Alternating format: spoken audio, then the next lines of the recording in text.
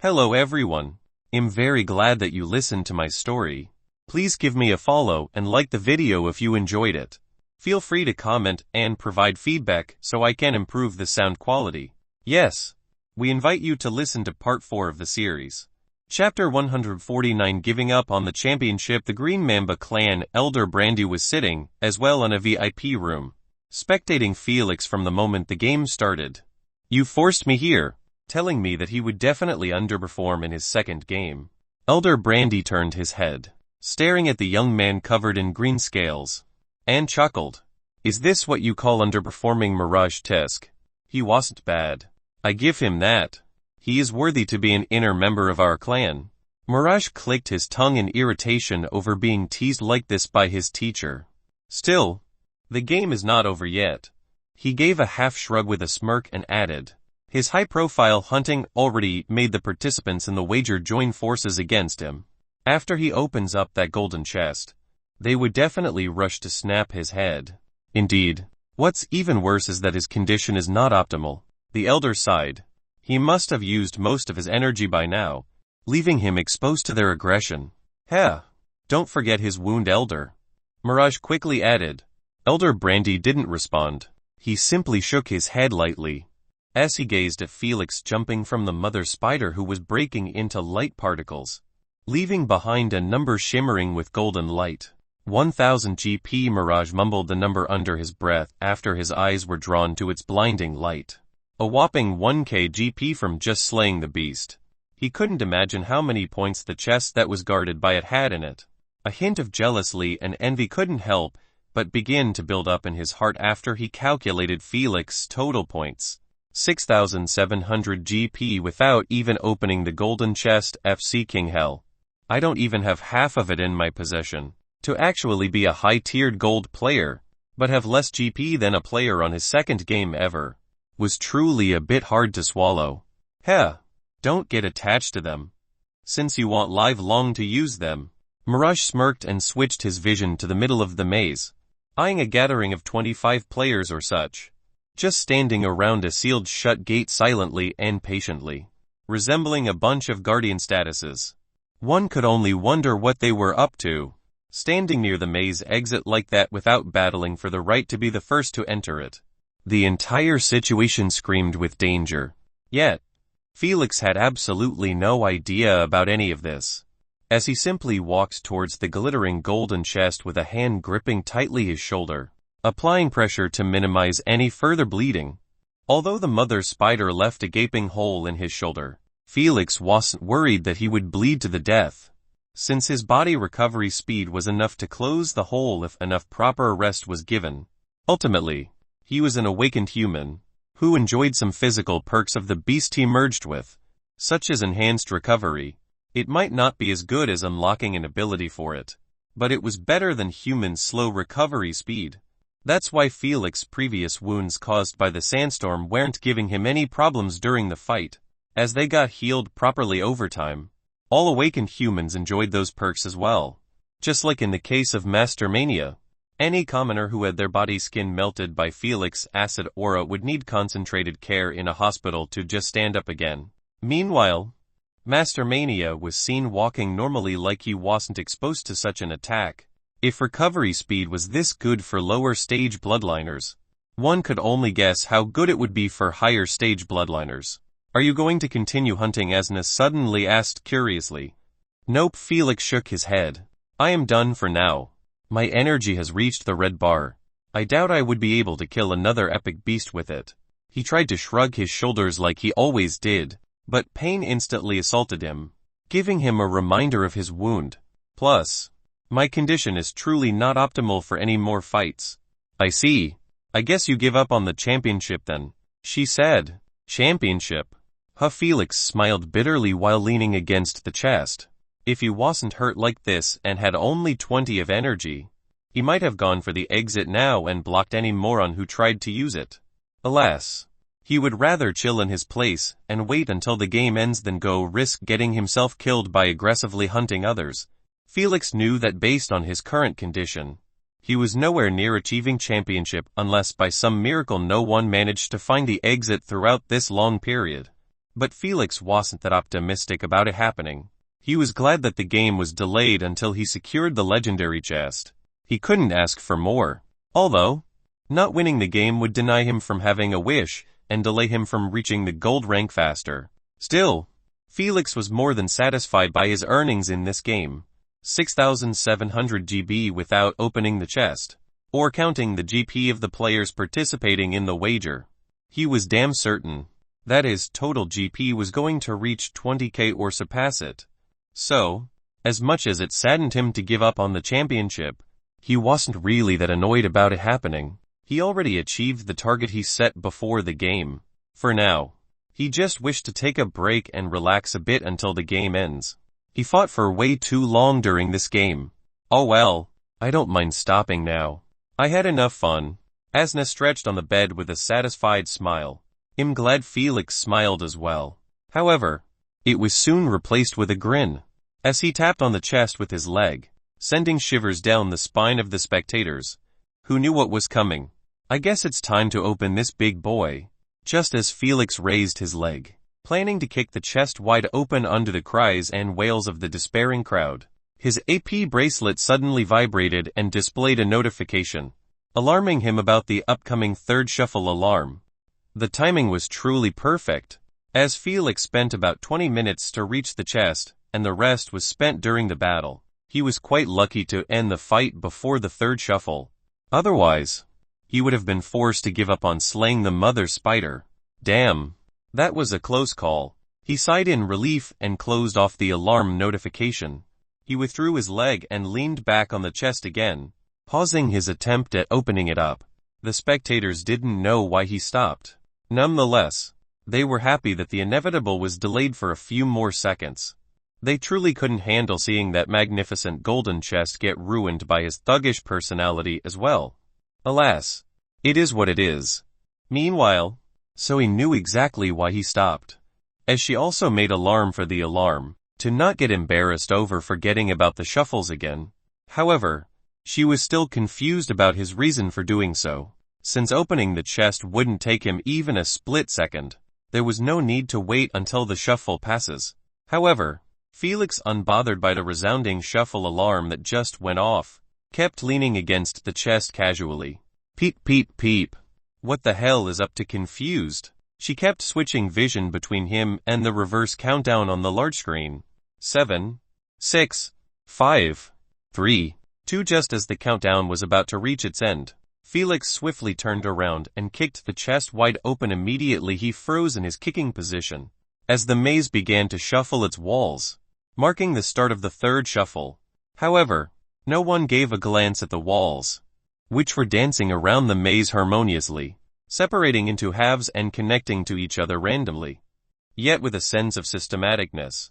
No one paid attention to them, as their focus was captured and entrapped by sudden golden fireworks exploding in the maze's sky. An explosion so big that its bright lights displayed the player's smallest hairskin. The entire maze was brightened up under those fireworks, adding extra beauty to the walls shuffling around continuously. The spectators were stunned speechless by the high-profile way of announcing Felix's successful feat of slaying a legendary beast. They knew that the fireworks were going to be a pleasant and quite admiring view. However, they never expected to be this astonishing. Not in the slightest. Meanwhile, the players were actually the ones who were dumbstruck the most by the sudden explosion. They were just preparing to take advantage of those free seconds of scouting that the shuffle was about to give them. Yet those fireworks exploding exactly before the last alarm peep removed any thought of scouting ahead, as their eyes couldn't help but get drawn to the bright light above them, resembling a sun. Shock, disbelief, confusion, dread, and fear, bone-chilling fear, sending goosebumps coursing through their skin. A tide of varied emotions washed over them immediately after seeing a sentence written boldly and artistically in golden characters, like heavens sending down a decree to mortals like them. Landlord has obtained 3,000 GP from a legendary chest. They couldn't believe what their eyes were feeding them, and they honestly didn't dare to. If Felix merely killed another epic beast, they honestly would have simply either respected his strength or envied him. However, when legendary was written boldly in caps, to further highlight the rank of the beast he slew. They had no thoughts of respect nor feelings of envy. The only thing they felt was fear. Fear of actually playing with such a humanoid creature without their realization, slaying a legendary beast solo, not in their wildest dreams. Would they have believed that one of them was capable of doing it? Heck, they weren't even confident in achieving that feat by allying together.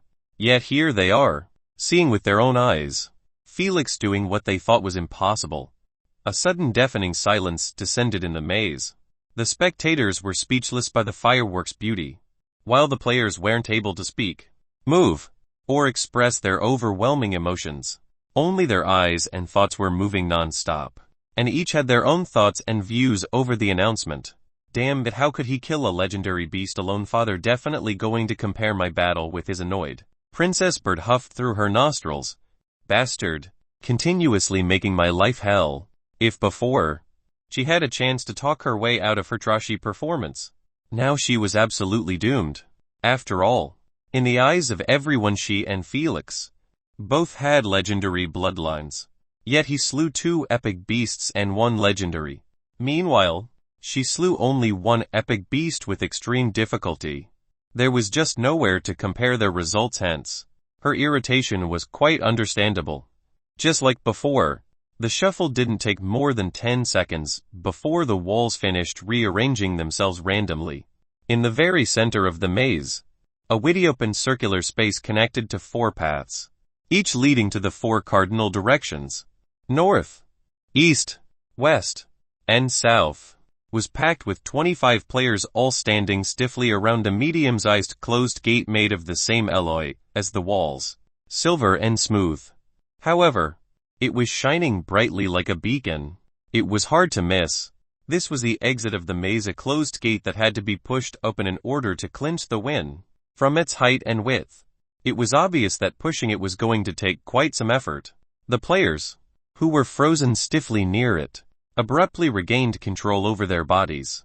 However, their eyes were still gazing at the announcement that was fading gradually. Chapter 150: Planning to kill Landlord. No matter how many beasts you kill, or how many points you collect, I will make sure that you never get to use them. Landlord. Solar Mist pushed his glasses upward and murmured with a hint of greed, as he stared at the drifting 3000 GP in the air. We need a change of plans. Calm and collected, he lowered his head, not bothering anymore with the announcement. His emotions were completely sealed behind his stoic expression.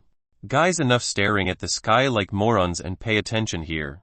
He clapped his hand twice, trying to break off the tense atmosphere that was caused by Felix's mind-boggling achievement. Who are you calling a moron? Pure Muscle lowered his head as well and stared right in Solar Mist's eyes. Know your place, Mr. Solar. We might have a contract forbidding us from acting against each other, but the next time you insult me, this will be your fate. Pure Muscle pointed his hand towards Solar Mist and gripped his fist tightly, making the air inside his fist explode. The players surrounding them gasped at such a pure demonstration of overwhelming physical strength.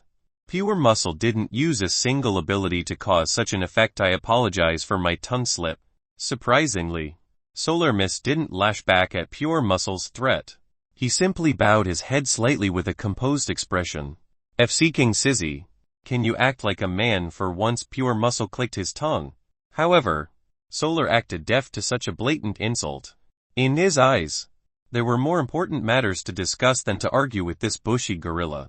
He ignored the hidden sneers and scoffs he was hearing from the players in front of him and said with a polite smile, Guys, as you have just seen, Landlord wasn't targeting the exit of the maze like we predicted he would after slaying the second epic beast. He sighed. Who would have expected that he would actually continue his hunting journey, and nevertheless target legendary beasts that we treated like a plague in the maze, avoiding them at all costs? The majority of the players who were standing around him all flinched or shivered at hearing Felix's achievement again.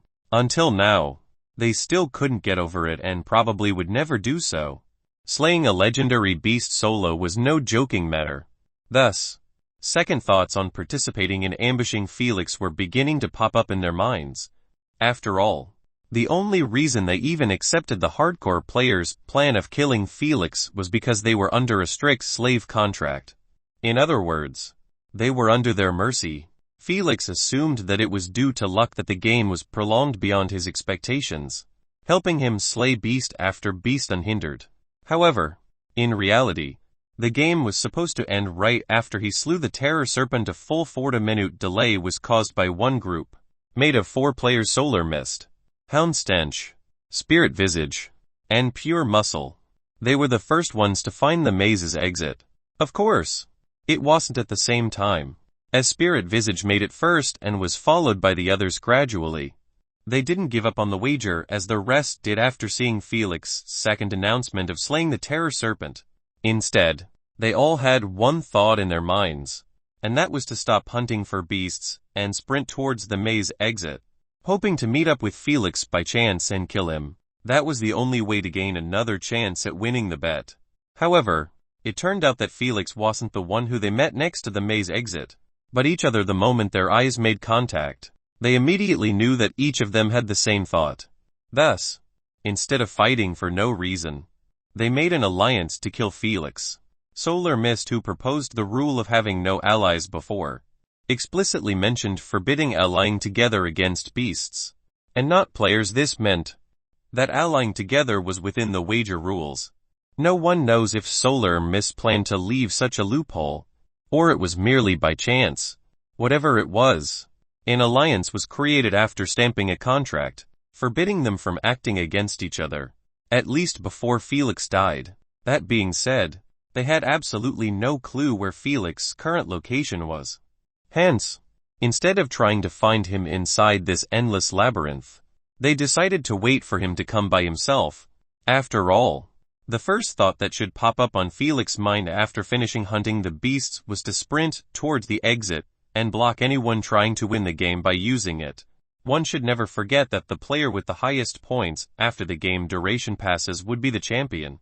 Felix, if he didn't have the golden scroll pointing at the legendary chest, would have done exactly what they have assumed. So, their plan might not be the best, but at least it had a quite high probability of succeeding. Too bad. They waited and waited. Yet the only ones who were showing up constantly were players who weren't part of the wager. Finally managing to find the exit, the first thought that came up to Pure Muscle's mind was to kill them. In order to protect the exit, the last thing they wanted was for a total trash player to end up winning the game, while they won absolutely nothing. However, before Pure Muscle made a move, Solar Mist proposed another idea. A wicked idea of capturing those players and forcing them to abide to their wishes. In other words, helping them ambush Felix when he shows up. Solar Mist wasn't a stupid proud player who thought that he would be able to kill Felix even after hearing that he slew 2 epic beasts solo. No, even if didn't hear those announcements, he would never underestimate an opponent.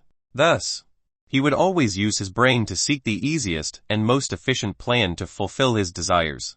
Using those players like slaves was but one way to demonstrate his way of thinking and acting. However, his thought process rubbed Pure Muscle in the wrong way, as he assumed that Solar Mist lacked confidence in their collected strength to kill even one player. However, the rest of the party didn't share the same view as Pure Muscle. In fact, they supported Solar Mist's Plan 100, as they believed that having more players around them would only turn beneficial. No one would say no to free help. Ultimately, Pure Muscle's disagreement over such a cowardly behavior was overruled based on their voting contract. So, they began their capturing plan by laying traps and ambushes around the maze's exit. Any player who got captured by their ways received only 2 choices from the party. 1. Sign a contract, entailing that inside the maze's life would be under their wishes and orders. The contract turned void either by death or after the game ends. Or, they could choose dying straight away with a bit of dignity. This was the version the spectators had knowledge of. The version they saw and heard with their own eyes. Of course, everyone chose to sign the contract, since even though it was a slave contract, Solar Mist promised them that killing Felix and defending the maze exit was all they wanted from them. Nothing more, nothing less. Though, he didn't add that in a contract. It was merely a verbal promise. Nevertheless, the players weren't stupid to get themselves killed just to protect a bit of their dignity. In their eyes, they had done things way worse in the previous games to mind their actions in public anymore. In the end, the party around the maze's exit kept getting bigger and bigger, as it grew by 2s and 3s each time a player or a party lucked out on the exit. This carried on for 30 minutes until the party had 25 players, all standing near the exit, doing nothing but waiting for Felix to appear. Alas, he never did. Only now did they understood why so. The Seeker was hunting a legendary beast. While they were standing like morons for no reason, he was never going to come and probably never planned on doing so. Solar Mist knew that time wasn't on their side to continue hoping that he magically shows up. Heck, after seeing that Felix slew a legendary beast, he was certain that Felix gave up on the championship. Thus, he wanted to change the plan as fast as possible, and figure something else with his party. Unfortunately, he didn't expect that the majority would quiver fearfully at him mentioning Felix. Don't you dare have second thoughts on bailing out. Solar Mist narrowed his eyes and threatened. If you don't want to end up getting humiliated right now and right here, you better behave yourselves. Disgruntled noises began to arise within the group at such a blatant threat. However, that was as much as they did to sound their displeasure. As for writing or crying out loud, they didn't want to get ordered to be stripped nude on a live stream as a punishment for disobeying their orders. It happened a few times already to not get the jest that Solar Mist and his crew meant business. Hence, they could only lower their heads and wish that Felix never shows up to ruin those bastards' plans. Do you guys have a plan to salvage this situation? Solar Mist said calmly to his main party, unbothered by their hateful glares. After a couple of minutes in utter silence, Houndstench's gruff voice resounded in the area. I have a way to find him.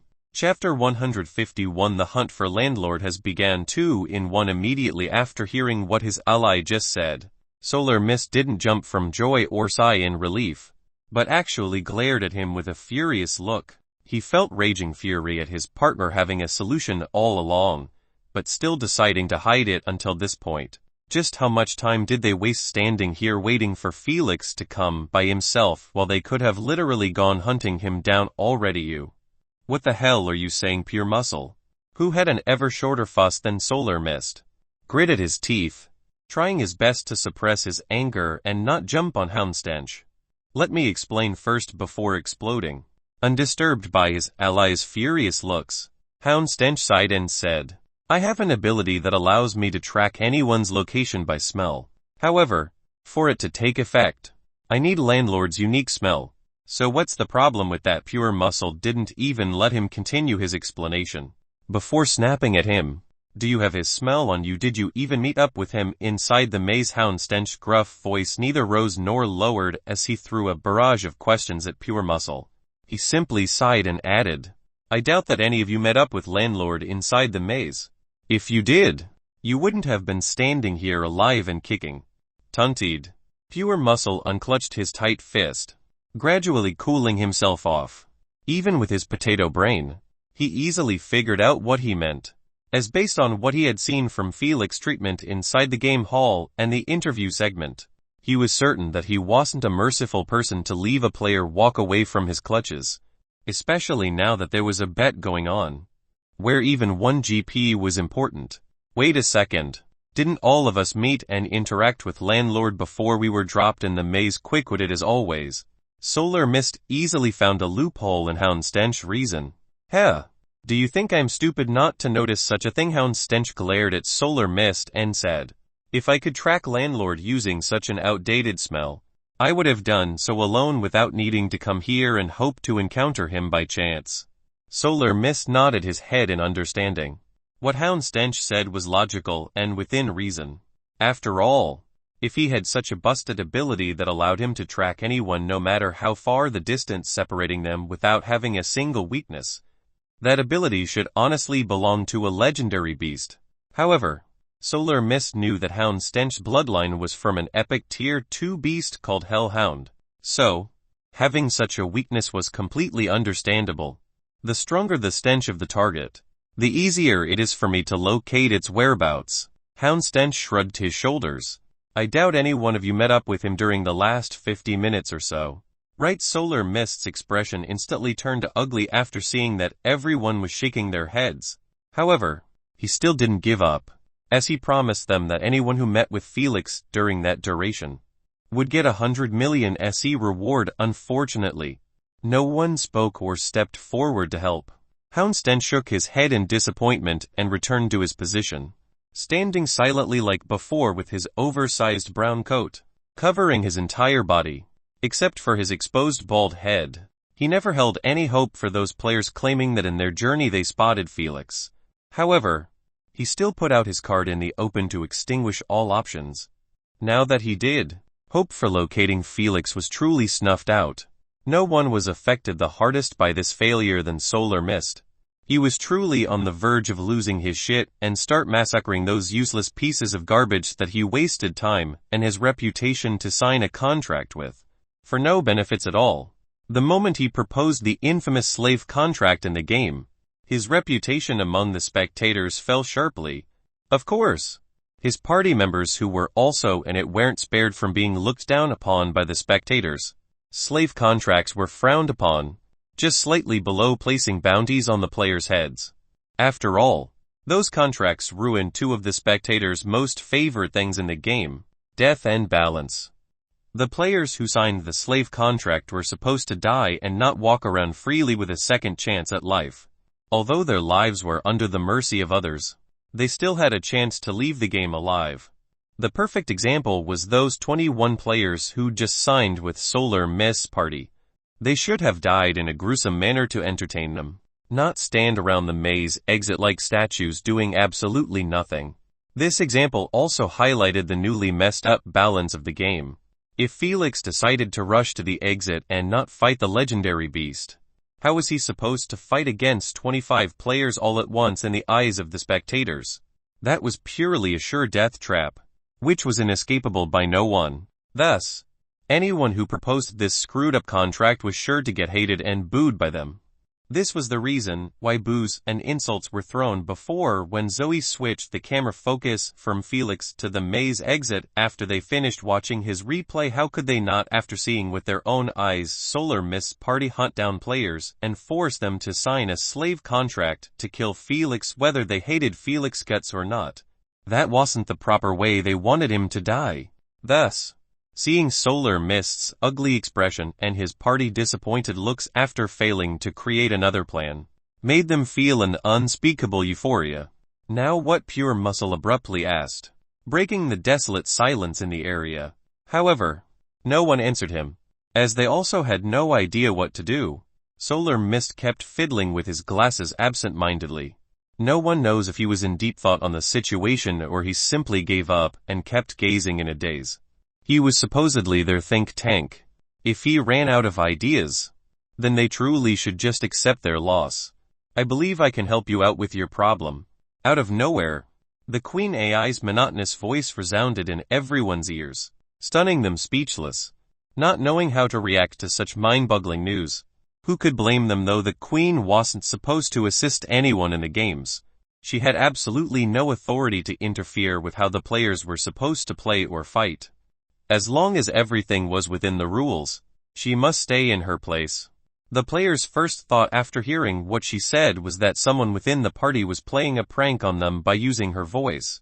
Thus, they turned left and right, trying to spot the bastard who was trying to anger those 4 hardcore players at this tense moment. They truly wanted to lay low-key like this until the game ends to regain their freedom.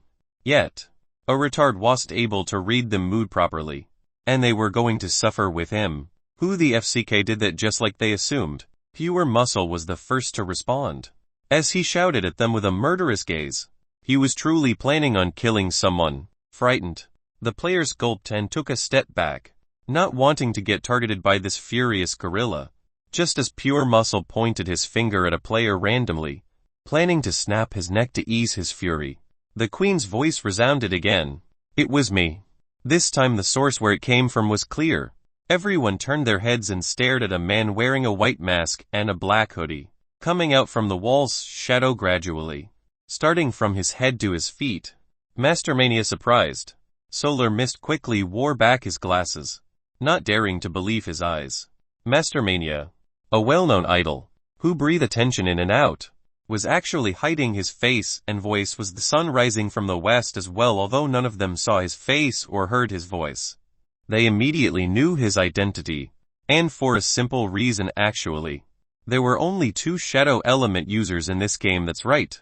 Mastermania, and another player with a rare bloodline were the only ones from the 100 or so players participating in this game that had the shadow element.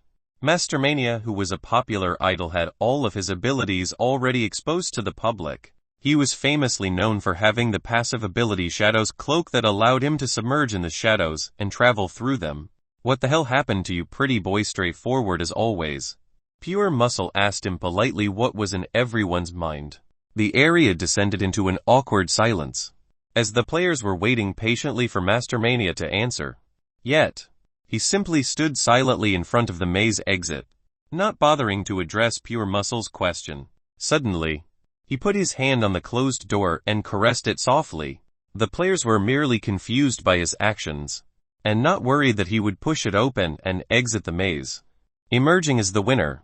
Ultimately, he was still part of the wager, and anyone participating in it was forbidden from winning the game by using it.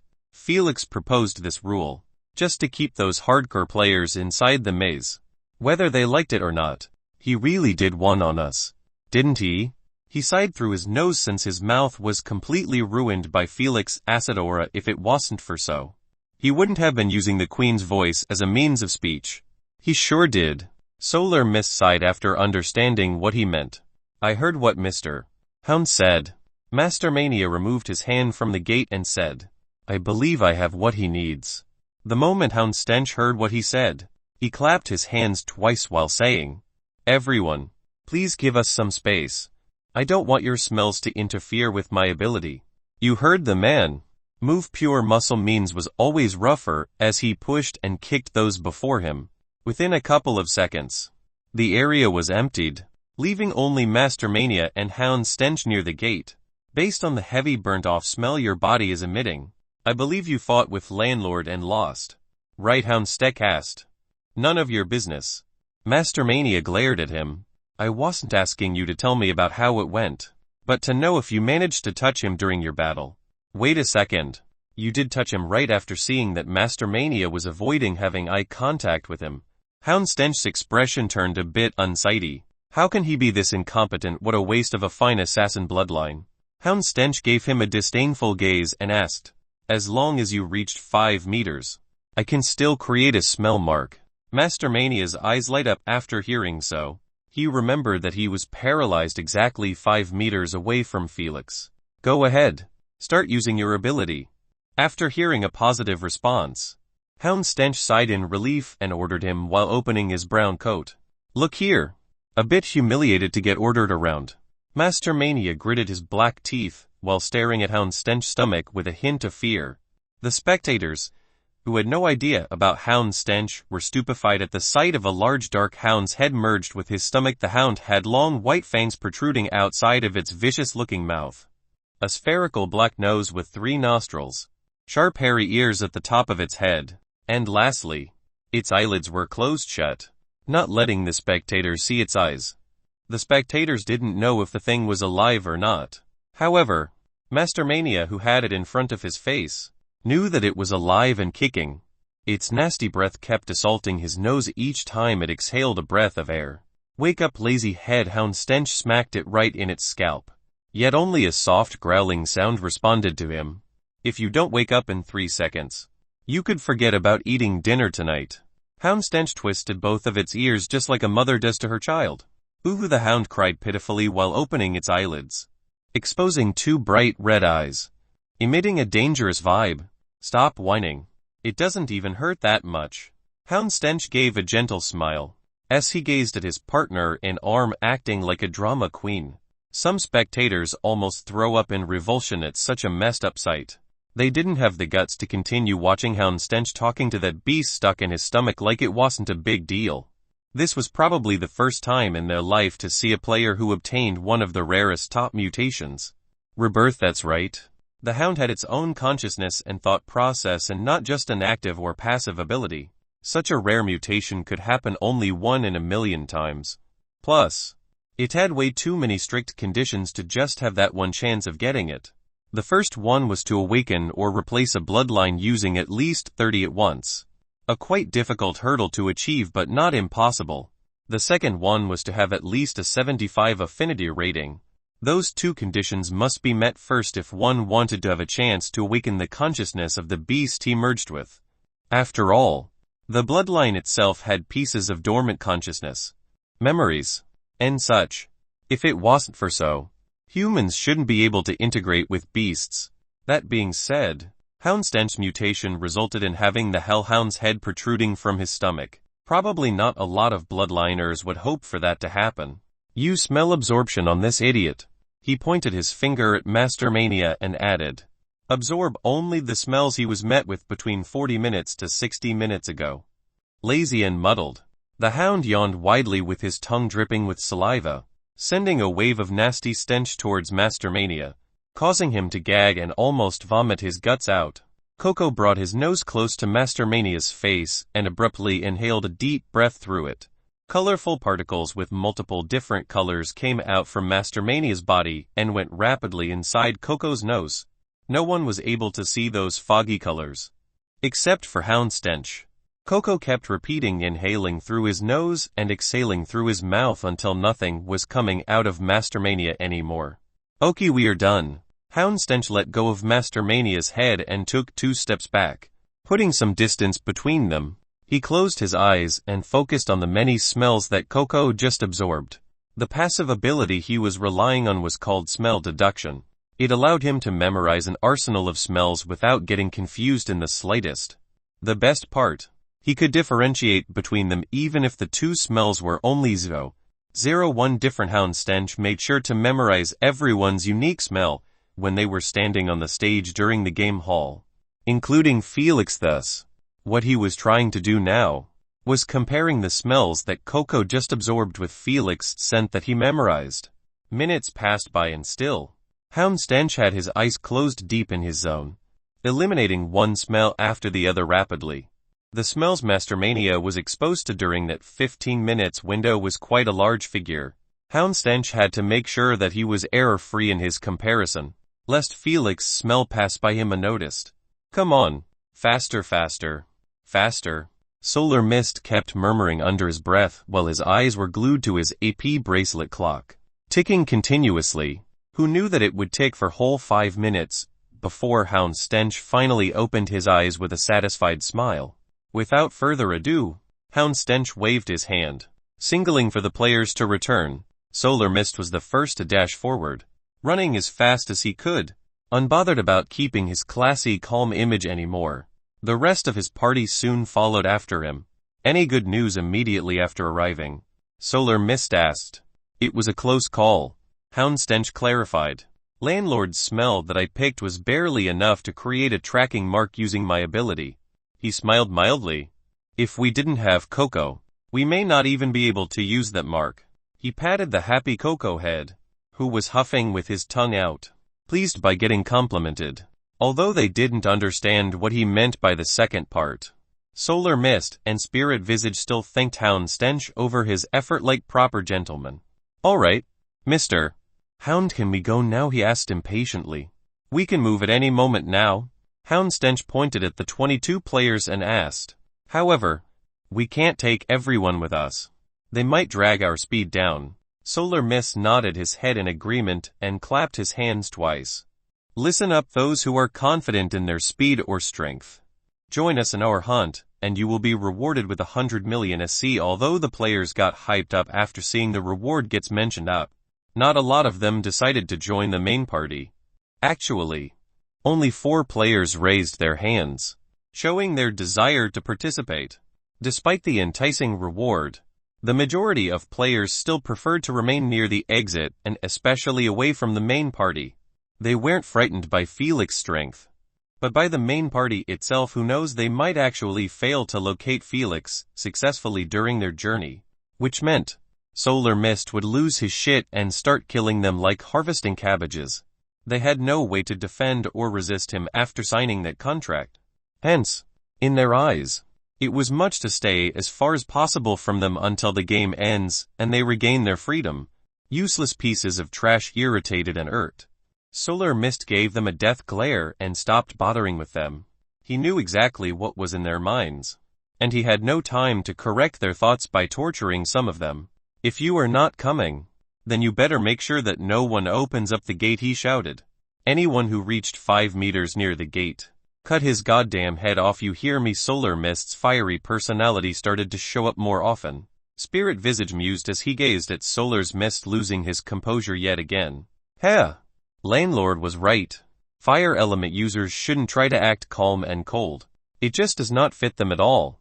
Without waiting to receive their response, Houndstench pointed at the northern path and sprinted with his coat flapping in the air, exposing his stomach, which had Coco with its tongue out. The rest of the party swiftly chased after him. Master Mania went to the nearest shadow in the wall and submerged himself in it, planning to chase after them while hidden. A whopping 15 minutes passed since the moment Felix's announcement had passed. This meant they only had 45 minutes to reach Felix and kill him. Plus, even if they did kill him before the game ends, how were they going to surpass Princess Bird, who was obviously above them in ranks? No one knows what was their end game. Was it to simply kill Felix and wish that Princess Bird had died somewhere, or they already had a plan to emerge as the winner after killing Felix? Chapter 152 Invisible Attack 15 minutes before the game ends. I can't believe she actually cheated on him. What a BTCH. Screw you, what do you know? He clearly wasn't treating her properly. It was only natural that she takes revenge somehow. PFFFF, I never saw a wife cheat on her husband because he refused to take her shopping 3 times a week. Felix laughed. I didn't think your taste in drama would be this shitty, Asna. Felix, stop bad-mouthing my dramas already, otherwise I will cut all ties with you, she yelled at him with flushed cheeks. Finally not able to handle his nitpicking, the bastard asked her to pick a drama to watch from the collection he downloaded before entering the game. He promised her that no matter what she picked, they would continue watching it together even after the game end. Yet now, he was trash-talking the plot during the very first episode. How could she continue enjoying her watch when he kept laying those negative remarks every goddamn minute? Yay, whatever. Utterly bored, Felix waved his hand dismissively while sitting on the top of the golden chest. It stopped glimmering brightly immediately after he opened it up 45 minutes ago. Felix stopped watching the drama for a second and glanced at the time in his AP bracelet with an odd look. This was already the 5th time he saw the time, and every time, he couldn't understand why the game was still carrying on. He knew that it was nigh impossible that no one actually managed to locate the exit even after 2 hours and 15 minutes. Even adding the 4th shuffle that happened 15 minutes earlier. Still, it didn't make sense to him. Those players who didn't participate in the wager with them might not be as good as the hardcore players, but Felix was confident that at least one of them should have lucked out on the exit by now. He wasn't really complaining or anything. In fact, he wanted nothing more but for the players to not find out the exit in the next 15 minutes to help him get the win as well. It just that he found it a bit odd, that's all. Did Goddess Luck finally notice me? He mused in a good mood. It was about time I get showered with some luck. Why wouldn't he be? His wound was completely closed by blood clotting. His total GP had already reached a whopping 9,200, without even calculating the points of the 9 players in the wager. Now, he even had a slight chance of winning the game. His mood was beyond terrific. This game was truly one of the best ones he had, even adding the tens of games he played in his previous life. I can finally join the Ivy League, dodged Felix subconsciously. Felix jerked himself backward, dropping from the chest in an unsightly manner. However, he didn't care about how his dodge turned out. He was just glad he dodged successfully. Wait, why did I have dodge? He thought to himself. Boom! The sound of the chest getting blasted answered his question. Yet, even after he heard the sound, Felix was still confused. Because he didn't see what caused such a loud noise, he might have been deep in his thoughts. But his guard was always raised to the limit. He never trusted this false sense of safety. This made things even weirder. His eyes actually failed to see the upcoming attack. If Asna didn't warn him on time, he would have probably got blasted instead of the chest. What the FCK is going on? He cursed under his breath, while peeking with one eye from behind the chest. The area ahead of him was still empty without any sight of the enemy. He activated his ultra-infrared vision, hoping to spot the F-Seeker who wanted to mess with him. Look and behold. His red shimmering eyes showed him 4 humanoid red auras standing 20 meters away from him, another one 40 meters to his left, and finally, 3 hazy auras at 60 meters, one lying on the ground while the other 2 were standing next to it, like bodyguards. Totally freaked out, he gulped a mouthful at this sudden assault. A freaking 8 players were so close to him, yet he didn't have a single clue if his mental energy wasn't on the verge of exhaustion. He could have afforded to activate his infrared vision once in a while and saw those players sneaking up on him like this. Too bad. He couldn't even keep active for a couple of seconds before his head started to ache. He immediately turned it off, making him narrow his eyes in dread at the empty area in front of him. He knew that his situation was dire. How was he supposed to fight invisible enemies? Who throw invisible attacks? Asna. Mind telling me what are you seeing? He requested. What do you mean there are clearly 5 players in front of you? Heck, the guy with the glasses from before was the one who attacked you, she asked in bewilderment. Can't you see any of this? No.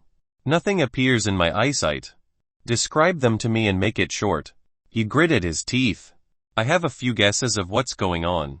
No wonder you didn't dodge. I thought you weren't paying attention. Asna stood up from her lying position on the bed with a serious expression. It wasn't the time to act playful. She knew that Felix wasn't in his optimal form to fight 2 players. Don't even mention a team made of 5. Thus, instead of describing the players as he asked her, she took a step further and straightaway read his memories. It didn't even take her a split second before figuring out their names.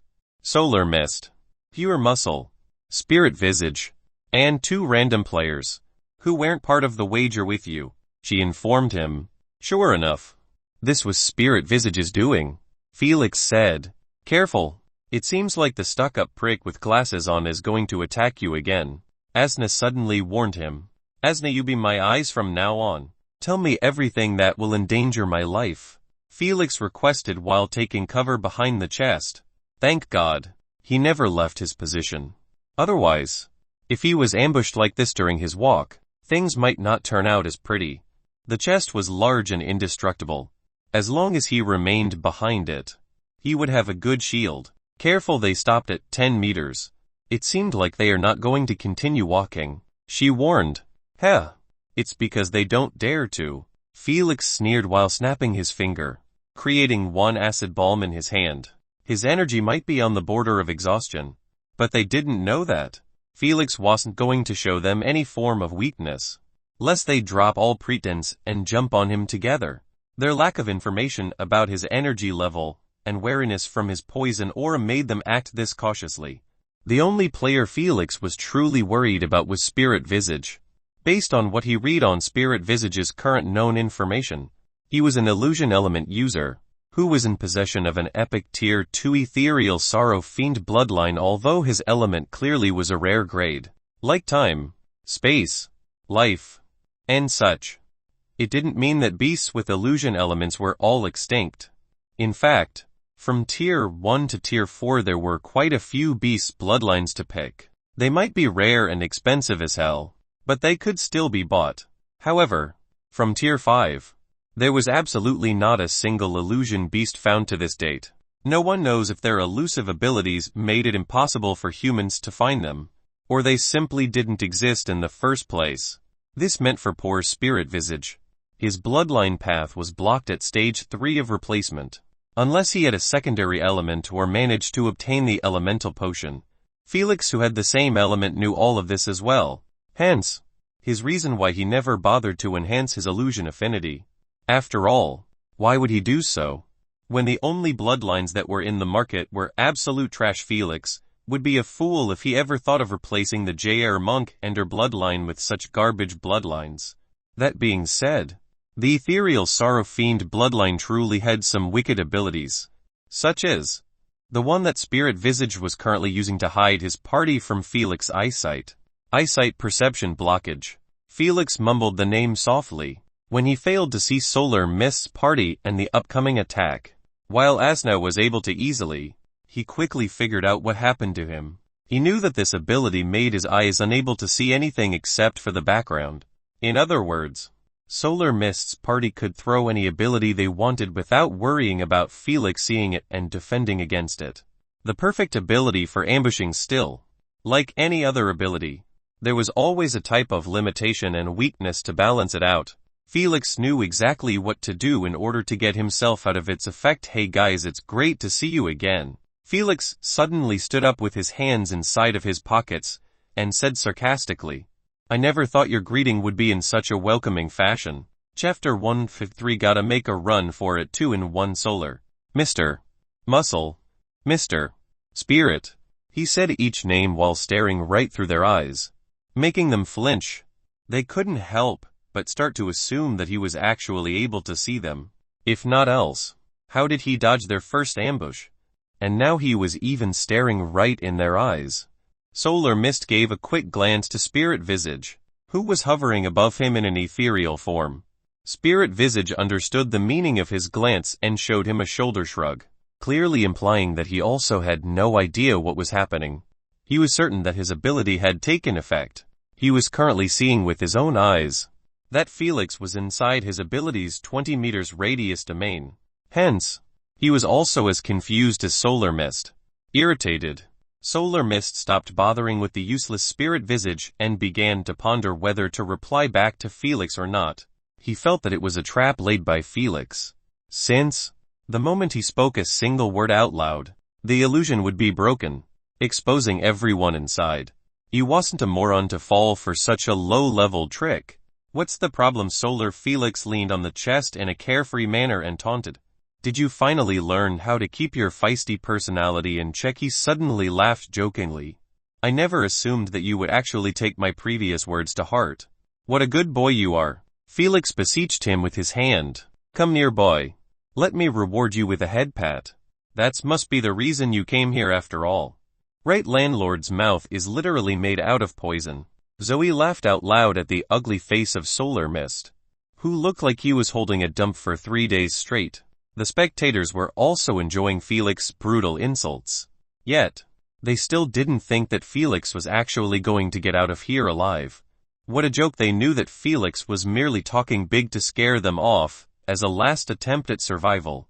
Unlike Solar Mist's party, who had no idea the amount of Felix's energy, they were pretty certain that Felix's energy tank wasn't even 10 filled, plus with his shoulder wound that would still hinder him during the fight. There was just no way that he could survive their onslaught. Breath. Breath. Breath. Solar Mist kept repeating this in his mind while taking a deep breath through his nose and exhaling through his mouth. He was trying his very best to calm himself down and not ruin his team's plans. He just needed to ignore Felix's taunts and his death would be stamped upon. I bet you will make great friends with Hound Stench's dog. Felix pointed at his crotch and asked, how you met him? He lives right here. He paused and pointed at his stomach this time. Oh wait, maybe it was here. He scratched his head and apologized. I'm sorry for the audience for having to see that. My memory always fails me. He sighed. If I drunk photographic memory potion as Mr. Solar did, I wouldn't have had such a problem. Too bad. Not all of us are as pretty as Solar Mist to have it gifted to us by a sugar mommy. He shrugged his shoulders and asked warmly, don't you agree, Mr. Sol? Landlord, I will FC King murder you. Before Felix could even finish his question, he heard Solar Mist's bestial roar coming from in front of him. He blinked his eyes once, and the sight before him was completely different. He saw exactly what Asna narrated before. The only difference was that Solar Mist's body and the area around him were set in flame, while Pure Muscle for some reason started to laugh his ass out while pointing his finger at Solar Mist. He was probably laughing at Solar Mist dropping the ball in such a critical moment. But who could blame Solar Mist's reaction? Felix's words crossed the line and went beyond it, especially when he called his dear wife a sugar mommy. Not a single decent man would have his wife being insulted under public eyes and remain calm. Felix did it before during the game hall, and now he repeated it again. This time, he truly went overboard. Felix didn't give jack shit about Solar Mist's feelings. Why would he? The Seeker brought an army with him to take him down. So, Felix wasn't going to mince his words in the slightest. He would say whatever needed to get him out of this death trap. Displeased, Spirit Visage looked at his illusion domain that was in the process of falling apart, exposing everyone that was within it. Even him, who was in an ethereal form. He didn't think that a few insults and barks were enough to turn Solar Mist into a man-made flame.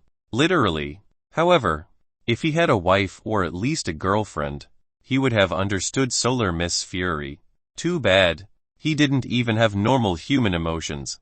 Don't even mention having a woman. Such a childish reaction. Spirit Visage shook his head while watching from above Solar Mist suddenly starting to wave his hand sideways, sending in each wave a golden crow made of fire. Whoosh whoosh, the sound of wind could be heard as Felix, narrowly dodging the salvo of crows that were thrown at him, his ears hearing nothing but his heart beating wildly. He never expected that Solar Mist's reaction would be so fast and brutal, not letting him even take cover behind the chest first. Before he could even sigh in relief, he suddenly saw Solar Mist give him a cold smile as he bent his index fingers in his direction. Whoosh whoosh, the flame crows that Felix had just dodged made an abrupt sharp turn, coming back to assault him, this time from behind. Felix didn't even need to see them, as the sound of their wings flapping was enough to let him know that his back was totally exposed. The eyes of the spectators widened in anticipation of how was Felix going to handle Solar Mist's way of controlling those crows like homing missiles. Thud boom boom. Unexpectedly, Felix didn't even turn his head before kicking the lid of the chest wide open, using it as an extra shield against the crows. His play worked just like a charm, as Solar Mist wasn't able to make them dodge the lid of the chest in time before colliding with it. Felix timed his kicks so well, some spectators began to wonder if he had eyes in the back of his head. Shit, I need to make run for it. Unbeknownst to them, Felix was about to shit himself from fright. He literally just kicked the lid of the chest out of reflex. He never expected it would work so well. However, he knew that it was just a one-time thing that couldn't be repeated anymore. The thought of using the chest as a cover was dashed from his mind immediately after realizing that Solar Mist's Crows of Flame was a controllable ability.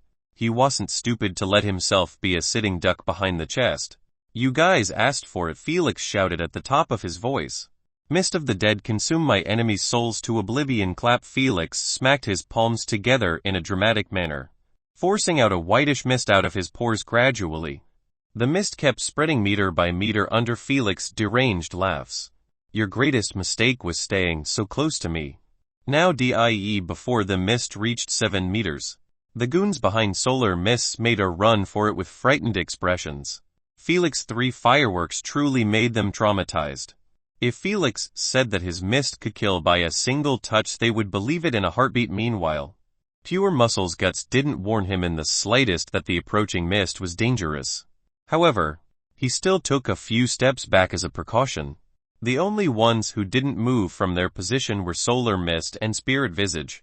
One believed that his fire was able to evaporate the mist, thus protecting him. The other was in an ethereal form. Not a single substance affected him in this form. Tisk. Felix clicked his tongue in irritation at the sight of those two not affected in the slightest by his aura. He wanted to scare them into retreating by his using their lack of information about his aura. But the bastards didn't move even an inch. Go kill them all. Felix's maddened shout resounded one last time before his aura finally reached the 8 meters mark. Pure Muscle didn't care anymore about his gut feeling. He fist bumped his palm while holding his breath. So he knew what he planned on doing, and honestly, she wanted nothing more but to laugh her ass out. Pure Muscle actually activated one of his famous defensive abilities, Derman Armor, because of Felix's hollow boast. Gray rocks started to materialize on his tan skin, covering every inch of his body. Even his face was completely hidden. If his eyes weren't still in the open, any stranger who saw him would believe that he was a statue made of rocks. His transformation didn't take even a second. However, that second was enough for Solar Mist and Spirit Visage to realize that the mist stopped spreading at 8 meters sharp to actually ambush me, while knowing that I slew a legendary beast solo. I don't know whether to applaud for your bravery or laugh at your stupidity. Felix said in an arrogant manner. Alas, if he wasn't escaping while saying so. His words might have sounded a bit dashing in the ears of the spectators. Yet now, they didn't know whether to laugh or cry at the sight of him bolting away while hidden inside the white mist. Spirit Visage was the first to notice from above that the spherical white mist that blocked their vision was actually retreating instead of advancing, as Felix claimed. He immediately knew that the prick was all barks, and no bait. Chase him down. He doesn't have enough energy to fight. Spirit Visage flew rapidly after Felix while continuously giving off orders. Just gang up on him. He does not pose a threat. Don't order me around. Don't order me around. Livid. Both Solar Mist and Pure Muscle yelled at the same time while running after Felix. They glared at each other for a couple of seconds and switched their focus on Felix, who was exposed in the open after he withdrew his aura. They knew that Spirit Visage was right. Felix was totally spent during his many fights before. He was easier to kill than a random player now. A bloodliner without energy was the same as a tiger without claws or fangs. Whoosh whoosh, Solar Mist kept firing those flaming crows at Felix's back. Yet, the moment they reached 20 meters away from him, they'd disappear. His ability had a limited range. And now it was giving him trouble. He bit his lower lip and increased his speed slightly, trying to lower the distance to 15 meters. That was the optimal distance to manipulate his crows to their best potential. However, Felix wasn't making it any easier for him. His elemental energy might have been spent, but his physical energy was at its peak form. After all, he took a 45 minutes long break, while Solar Mist's party was probably running from the maze exit non-stop to reach him as fast as possible. Seeing that Felix was actually putting more and more distance between them, his fans started to believe that he might actually escape. Make yourself useful and do something, Solar Mist said, glaring at Pure Muscle, who was behind him, struggling to catch up with his heavy transformation. FCK off. Too bad. The only response he received was a rocky middle finger. Tisk. Useless trash. Why did we even add you to our alliance? Solar Mist sneered and turned his head, not bothering himself with Pure Muscle. In his eyes, it was only him and Spirit Visage at this point. Even the slaves he brought with him turned out beyond useless. To actually escape the moment they got threatened by Felix, he honestly would have snapped their necks if he didn't have more important matters to handle. Watch closely how things get done so you won't drop the ball again. Pure Muscle narrowed his eyes while pointing his rocky finger at Felix's back. Dermal armor transfer technique, he called out loud. Suddenly, the rocky armor that was protecting him started to detach itself from his body.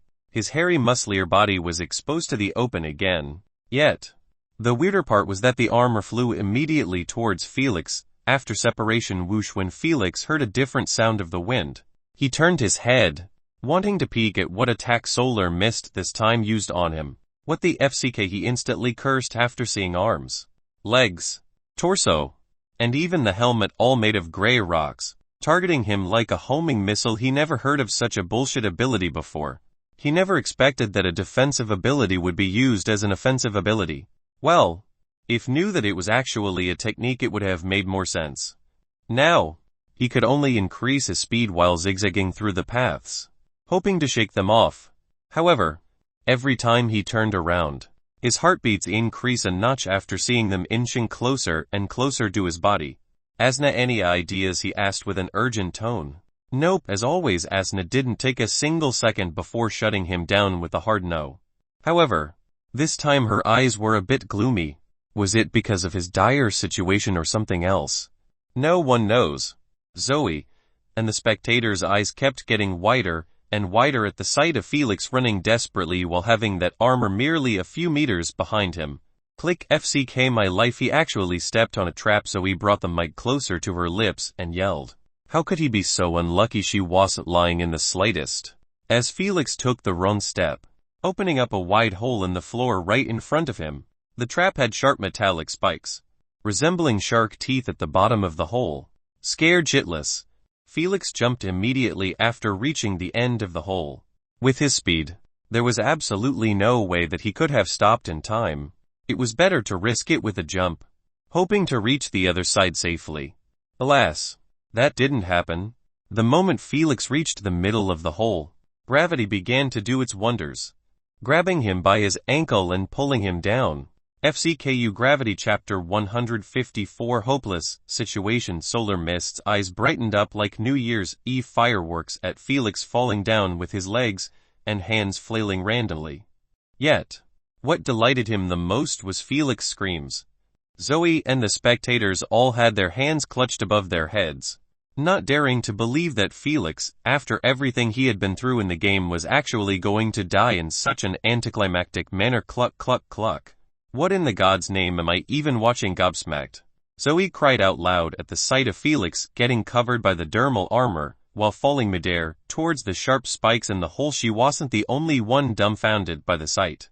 As the spectators, Solar Mist and especially Pure Muscle all had their mouths agape as well. Smash! Felix, who appeared like a giant statue made of rocks, slammed into the sharp spikes, sending metallic sparks all over the place.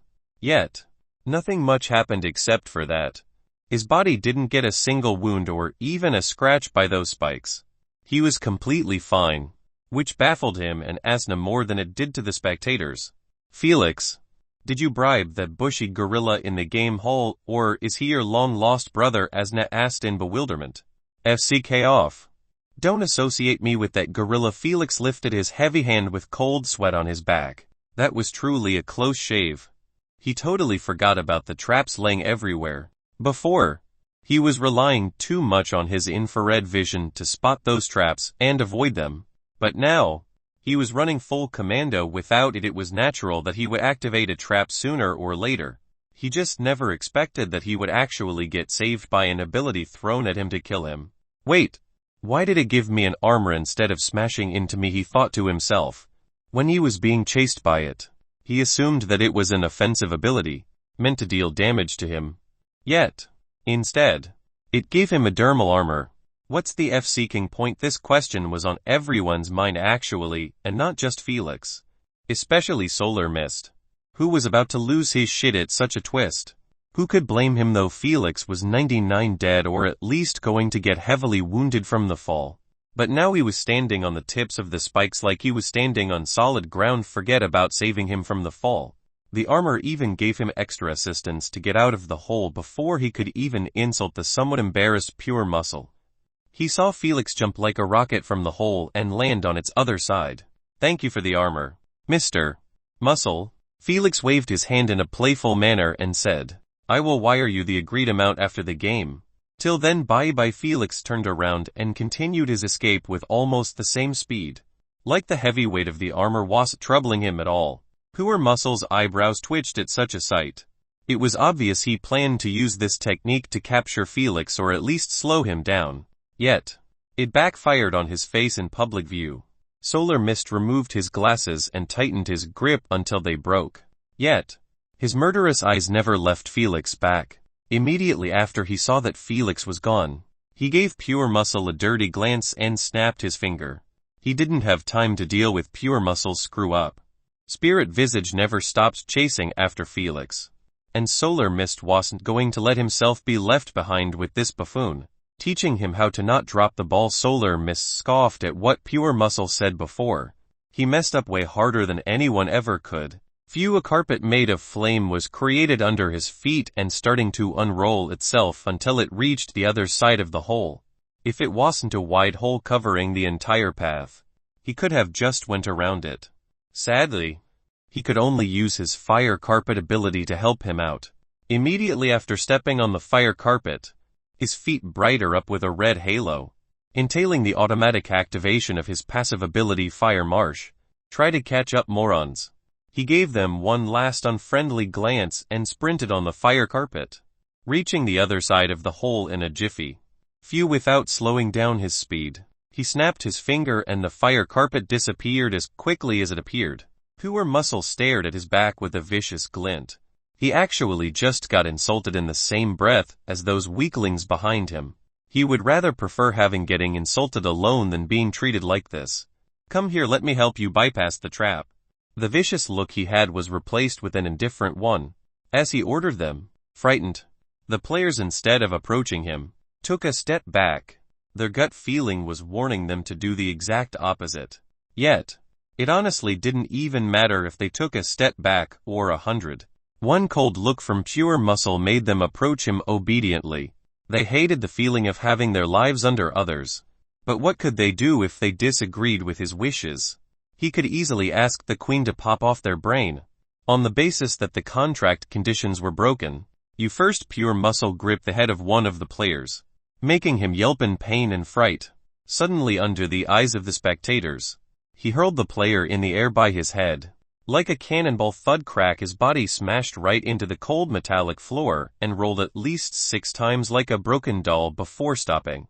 The sound of his bones breaking was still resounding in the ears of the mortified other player, before his head got clutched as well by pure muscle's steel grip. "Don't worry, mister. Bloodish eyes. Your landing won't be as nasty as him." Pure muscle showed him a sadistic grin and said, "After all, I just had practice. Put me down, you demo." Before Bloodish Eyes finished saying his piece, he got thrown in the air as well. Thought Pure Muscle wasn't lying to him, as he landed straight on the motionless body of the first player. That softened the landing a bit for him.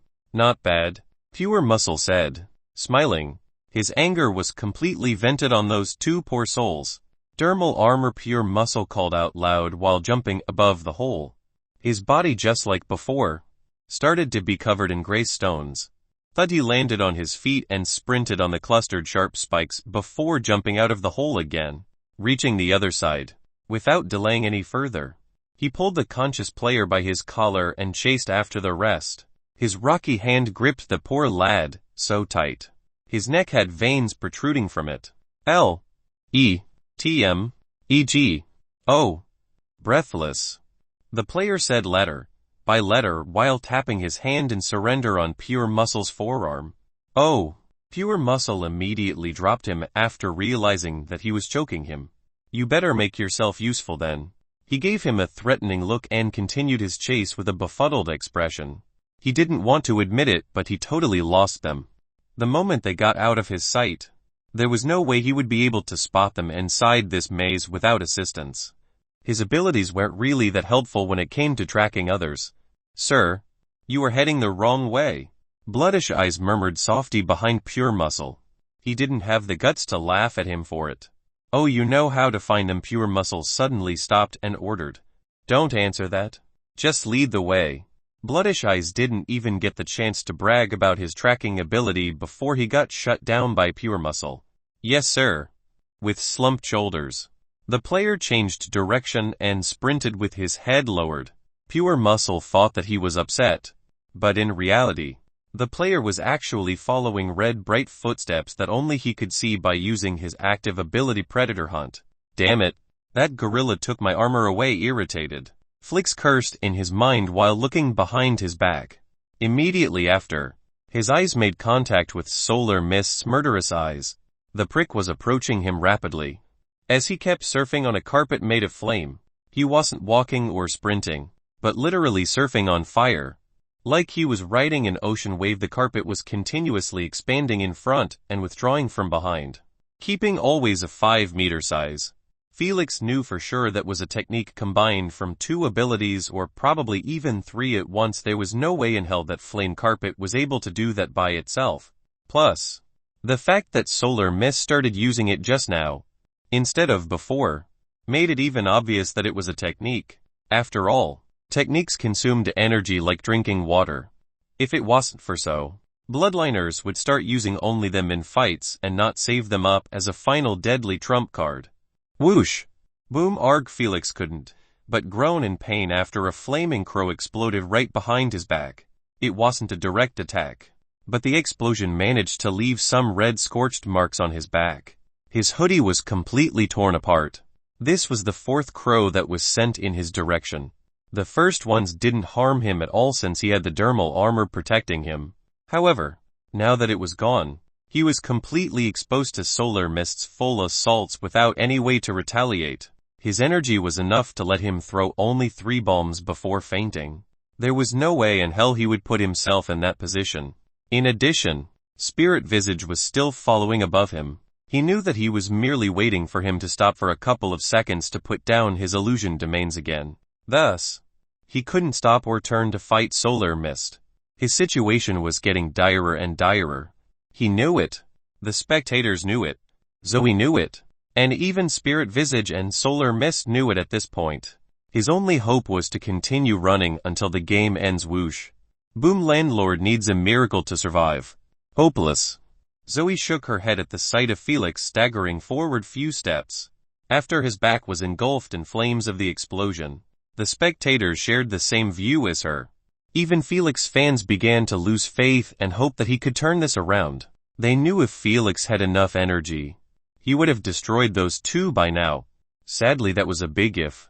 Felix thought of the time he spent a hefty amount of energy to deal with the Terror Serpent, and regret started to wash over him like a tide. If only he gave up on the Terror Serpent and aimed straight for the legendary chest, he wouldn't be in such a dire position. Alas, Felix wasn't a prophet. He had no idea that he would be found out by an alliance made of the strongest players in the game after him. He assumed before that at most he would end up meeting with one. If that actually happened, 5 energy or 1 energy, he was confident in fighting his way through by relying only on his super strength passive. If that didn't work, he still could escape successfully. Unfortunately, Spirit Visage and Solar Mist truly complemented their abilities well. One attacks and the other imposed everlasting pressure on him, not letting him even stop to catch his breath. Boom. The sound of the explosion was heard loud and clear in Felix's ears. As one crow exploded exactly 1 meter away from his head, his ears were ringing and bleeding, but his expression remained stoic. His burnt back was pricking him with waves of pain. Yet, Felix merely gritted his teeth and carried on running at his top speed. In his eyes, this pain compared to the torture he felt during his integrations phases wouldn't even serve an appetizer. If they wanted to kill him, they need to step up their game. What the hell is he made of? Already false. Solar Mist expression kept getting uglier and uglier. His energy was getting dried up rapidly. Yet his attacks, even with direct contacts, still weren't enough to finish the job. He just wanted to make him drop on his feet and Spirit Visage would carry on from there on. Mr. Luke, Spirit Visage said that you need to capture him in the next 500 meters. His ethereal form can't go beyond it. If you failed, he will be forced to return to his main body. The Queen's voice was suddenly heard in Solar Mist's mind. Without a hint of surprise, he glanced at Spirit Visage, who was giving him a forced mild smile. Chapter 155. Why can't I feel anything? He knew that his partner wasn't messing around with him. In his mind, it was normal that his ethereal form had an activity range. After all, in that form, he was untouched, unaffected by any elemental abilities, and still could activate his abilities freely. Such a good ability had to have some limitations. He just didn't know its limitation would start knocking so soon. Well, he believed that it was soon, but actually, they were running for about 6 minutes now. Heck, the distance between them and the golden chest already reached 2 kilometers. Felix sure brought them on a journey without their realization. FC King Hell. If even Spirit Visage left, how am I supposed to deal with this unkillable cockroach? Livid. Solar Mist bit his lips hard, almost causing it to bleed. Shit, I can only use that technique now. But is it really worth it? Solar Mist began to hesitate about his decision. Who could blame him? The technique he was planning on using was going to drain every drop of energy he had. He would be left naked in the open to anyone's aggression. He felt that Spirit Visage wouldn't hesitate for even a second to kill him after he finished slaying Felix. Ultimately, their alliance contract would be nullified the moment Felix dies. This meant his death would follow immediately after Felix. Solar Mist might be furious and humiliated by Felix's way of insulting his dear wife. Still, it didn't mean he would sacrifice his life to regain his face and her honor back. Queen, please deliver this mind message and contract to Spirit Visage. Solar Mist stopped his throwing his useless crows and focused on dealing with the aftermath of using his second technique. He might not want to bet his life on this chase, but still, if the solution that he was going to propose to Spirit Visage works, he wouldn't mind continuing the hunt. Mr. Spirit, I believe I have a way to make sure that Landlord either dies or gets heavily wounded. However, I need you to sign this protection contract. It entails that you must ensure my safety at all costs, whether landlord dies or not. I believe that pure muscle is still chasing after us. He wouldn't hesitate to kill me if he saw me in a weak state without the Alliance contract protection. You have 3 seconds to give me your approval. If you said no, I will give up on this chase. The Queen delivered the message word by word straight into the mind of Spirit Visage. In addition, she showed him the contract while saying the message. Everything was neat and efficient. Spirit Visage didn't read the contract since the massage itself was the contract. The only addition was that in case he failed to protect Solar Mist from dying, his consciousness would be destroyed by the Queen. Without further ado, he gave a faint smile in direction of Solar Mist and signed the contract. He wasn't dumb or anything to not realize that Solar Mist was actually afraid of him acting up and not that buffoon. Regardless, he still signed it. He was too committed in this chase to give up so easily.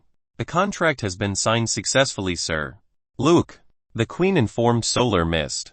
A bit excited, Solar Mist gave his thanks to the Queen while eyeing Felix scorched back, like an eagle eyeing a rabbit. I dare you to not fall after eating this. He grinned and snapped both of his fingers. Suddenly his body was engulfed in orange flames. Then, crows kept being formed constantly from every part of his body. Yet, instead of flying towards Felix like before, they kept flying around Solar Mist, waiting for his orders. The spectators stood up from their seats with expectations written all over their faces.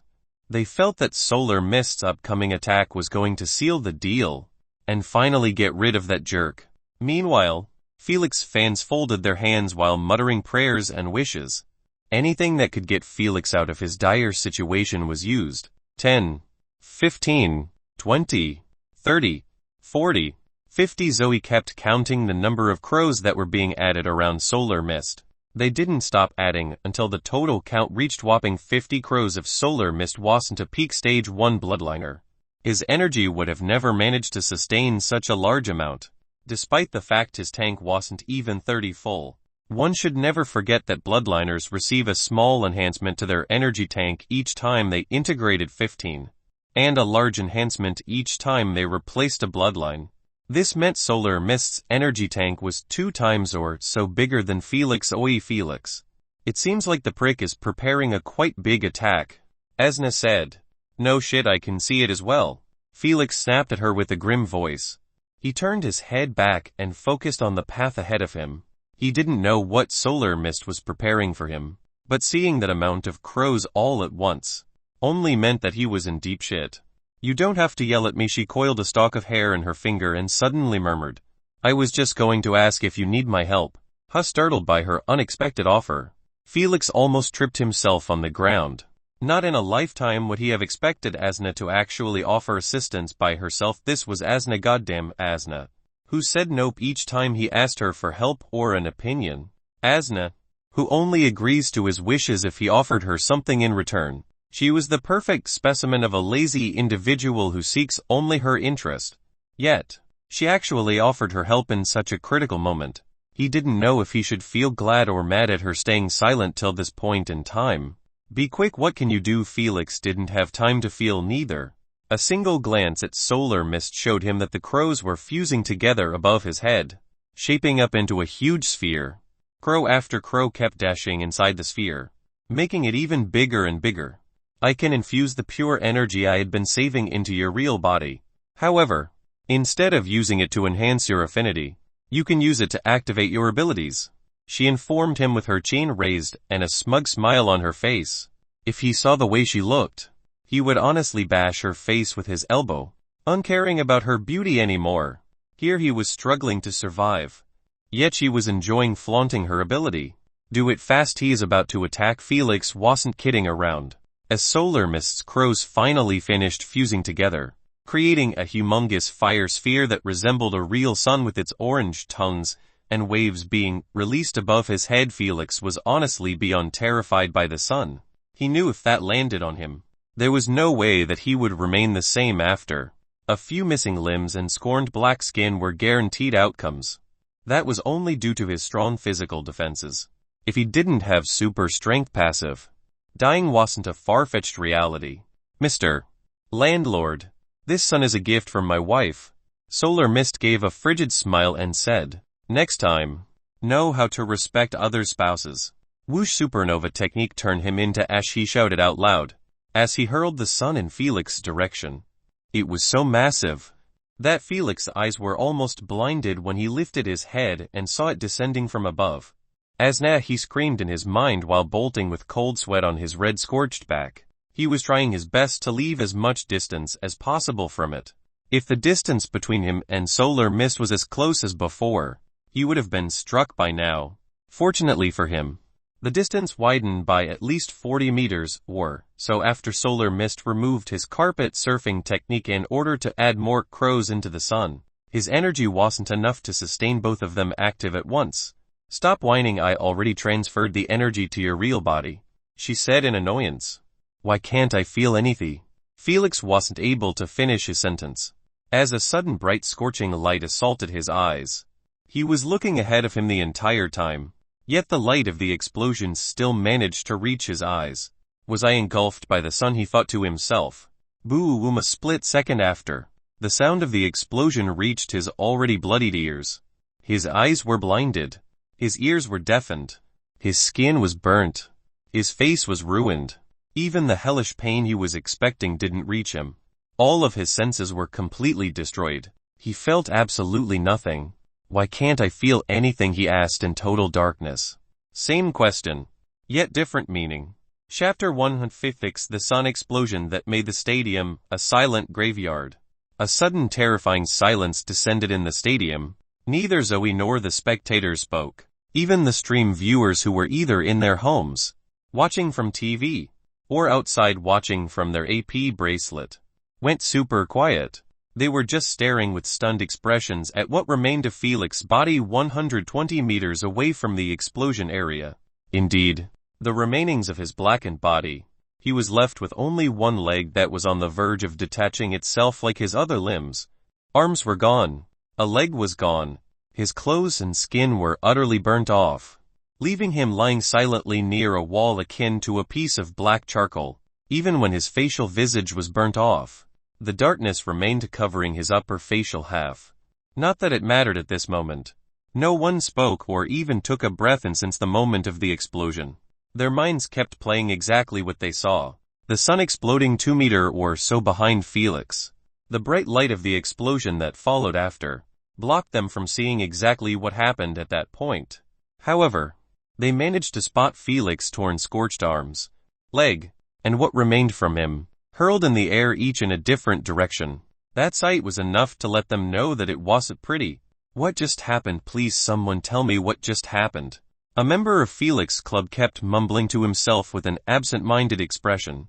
Unfortunately, no one responded or entertained his question. Till this point, they still didn't dare to believe that Felix, the player who dominated this game single-handedly by his overwhelming achievements, died eventually. The majority of the spectators wanted him dead badly. God knows how many times they wished for it to happen due to his jerk personality. But now, seeing his body in such a messed up shape, feelings of regret and discomfort started to arise within their hearts. They realized that he might have been too nonchalant to their wishes. But he still fought and risked his life solo in every damn battle he went through. He neither joined partnerships nor alliances. He was merciless, brutal, brave, and always going solo. When they compared him to the rest of the players, like Solar Mist, pure muscle, and even spirit visage, a sudden realization hit them. He never chickened out from a beast he met, as they did whether he was against an epic or a legendary beast.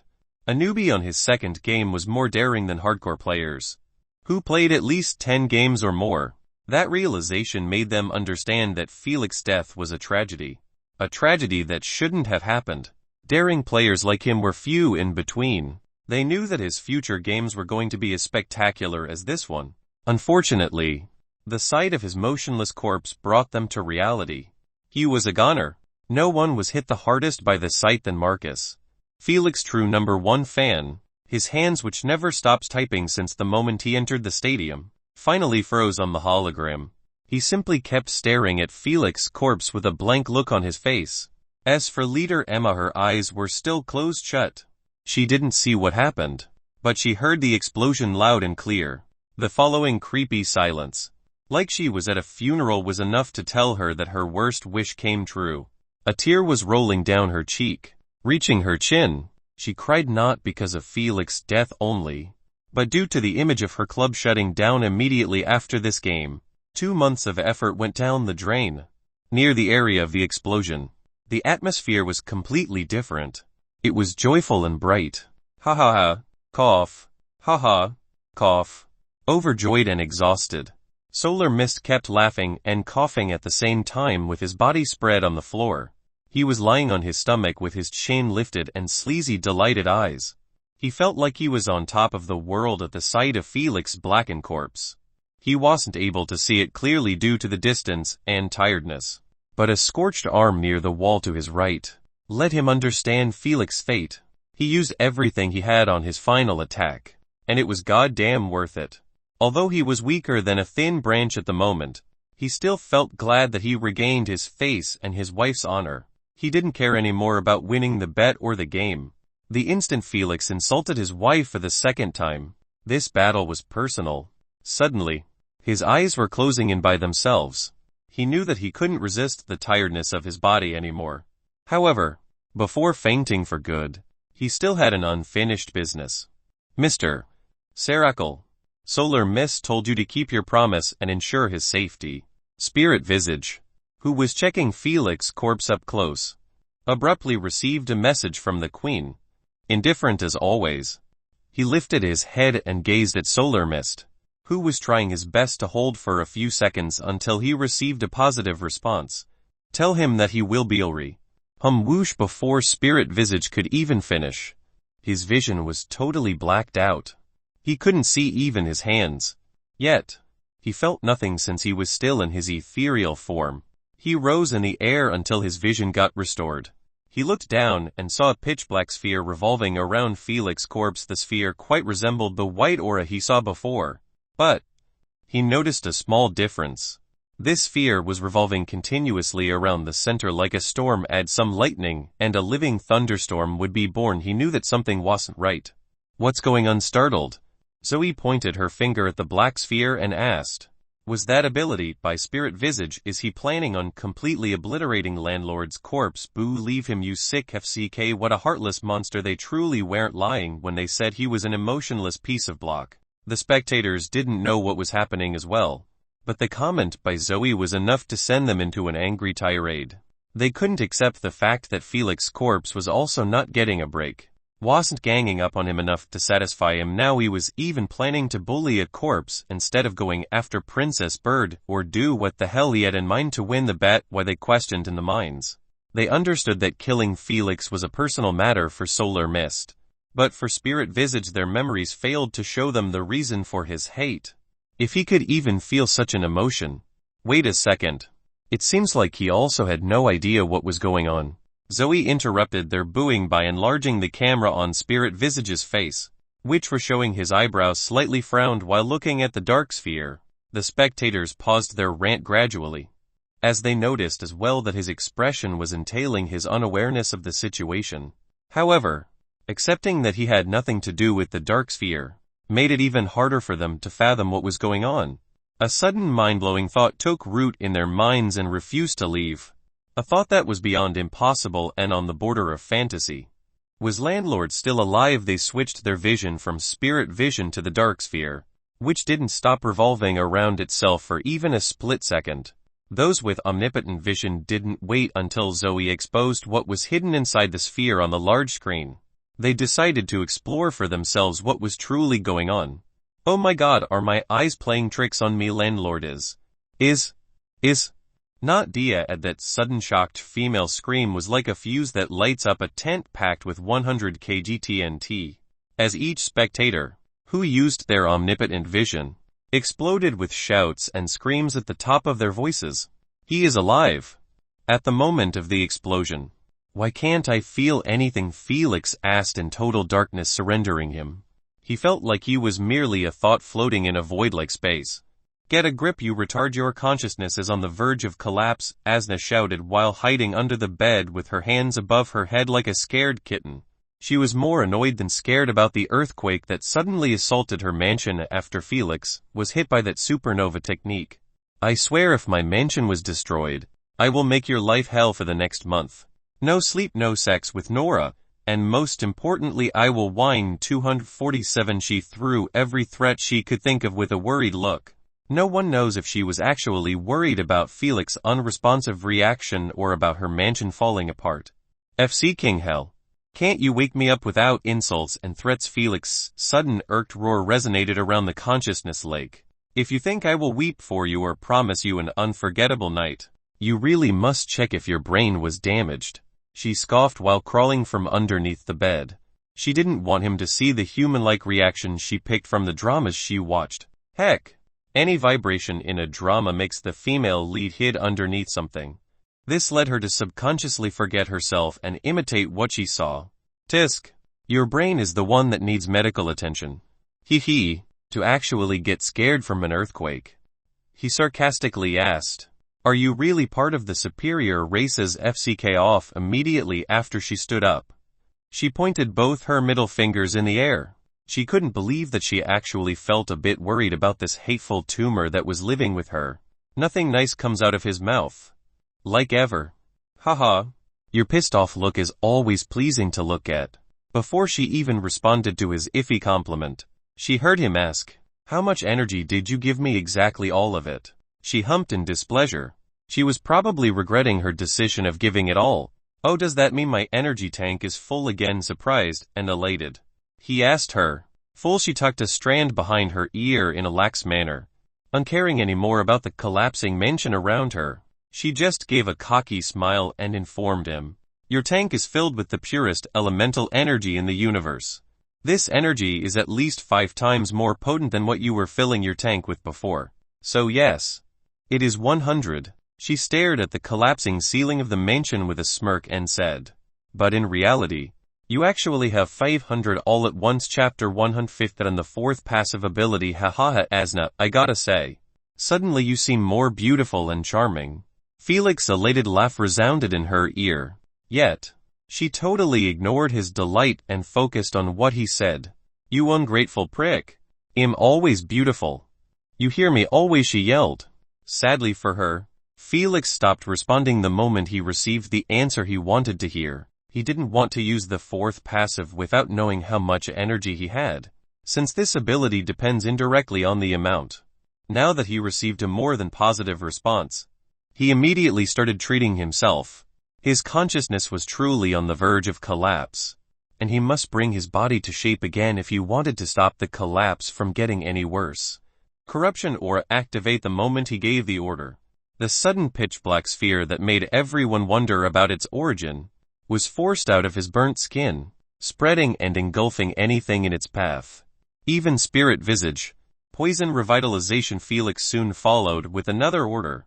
Activating this time the 4th passive he unlocked. This ability allowed him to revitalize his body based on the potency of the poison he absorbed.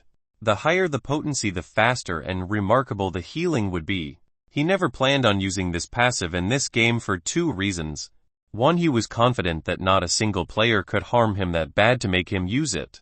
And good job. Gotta love a cocky MC get put in his place. 2. He already showed 3 passives to the public: super strength, poison immunity, and finally ultra-infrared vision. Him using 4 passives would raise some red flags in everyone's heads. However, Felix wasn't bothered about it anymore, as he had in mind a way to bypass their suspicion. For now, his only focus was to treat his body back in form. The pitch-black sphere started to rush inside Felix's body in a rotating manner. Felix kept releasing his aura at the same time that his body was absorbing the released poison. This made the sphere to keep revolving constantly. Ah, I am feeling again, I am feeling Agai. Ah, shit, I am feeling again, he screamed in his mind, feeling waves of pain assaulting every inch of his body. The slight itch he felt at the start transferred into full-blown torture.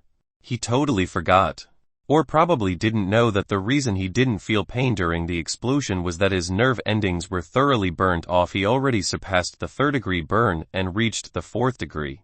After all layers of his skin, as well as his bones, muscles, and tendons were all affected. But now that his body was in the process of revitalizing, those nerve endings began to heal up earlier than his torn limbs and burnt flesh. The black mist kept entering his body and leaving yet again. Each time it happened, his black skin cracked, leaving long fissures on his body. Those fissures kept on growing longer and wider, spreading and connecting with each other until they no longer could crash suddenly. Pieces of the hardened black skin started to fall off one by one, exposing a smooth, unblemished pale skin underneath. Felix's face and chest were the first to be unveiled. His face was still in the process of reconstruction. On the other hand, his chest only had a few red scorched spots on it that were also getting removed rapidly. Throughout all of this, Felix's shrieks and Asna's long-lost sadistic laughs never stopped resounding for even a second. Only now did Felix realize how cat up Wally truly was to actually voluntarily expose himself to getting burnt like this for over 2 hours or so. If before he respected him, now his respect was increased tenfolds. Arg, not the limbs, yes the limbs, no yes arg, shut up nu. Asna kept making fun of him while laughing without a single ounce of sympathy.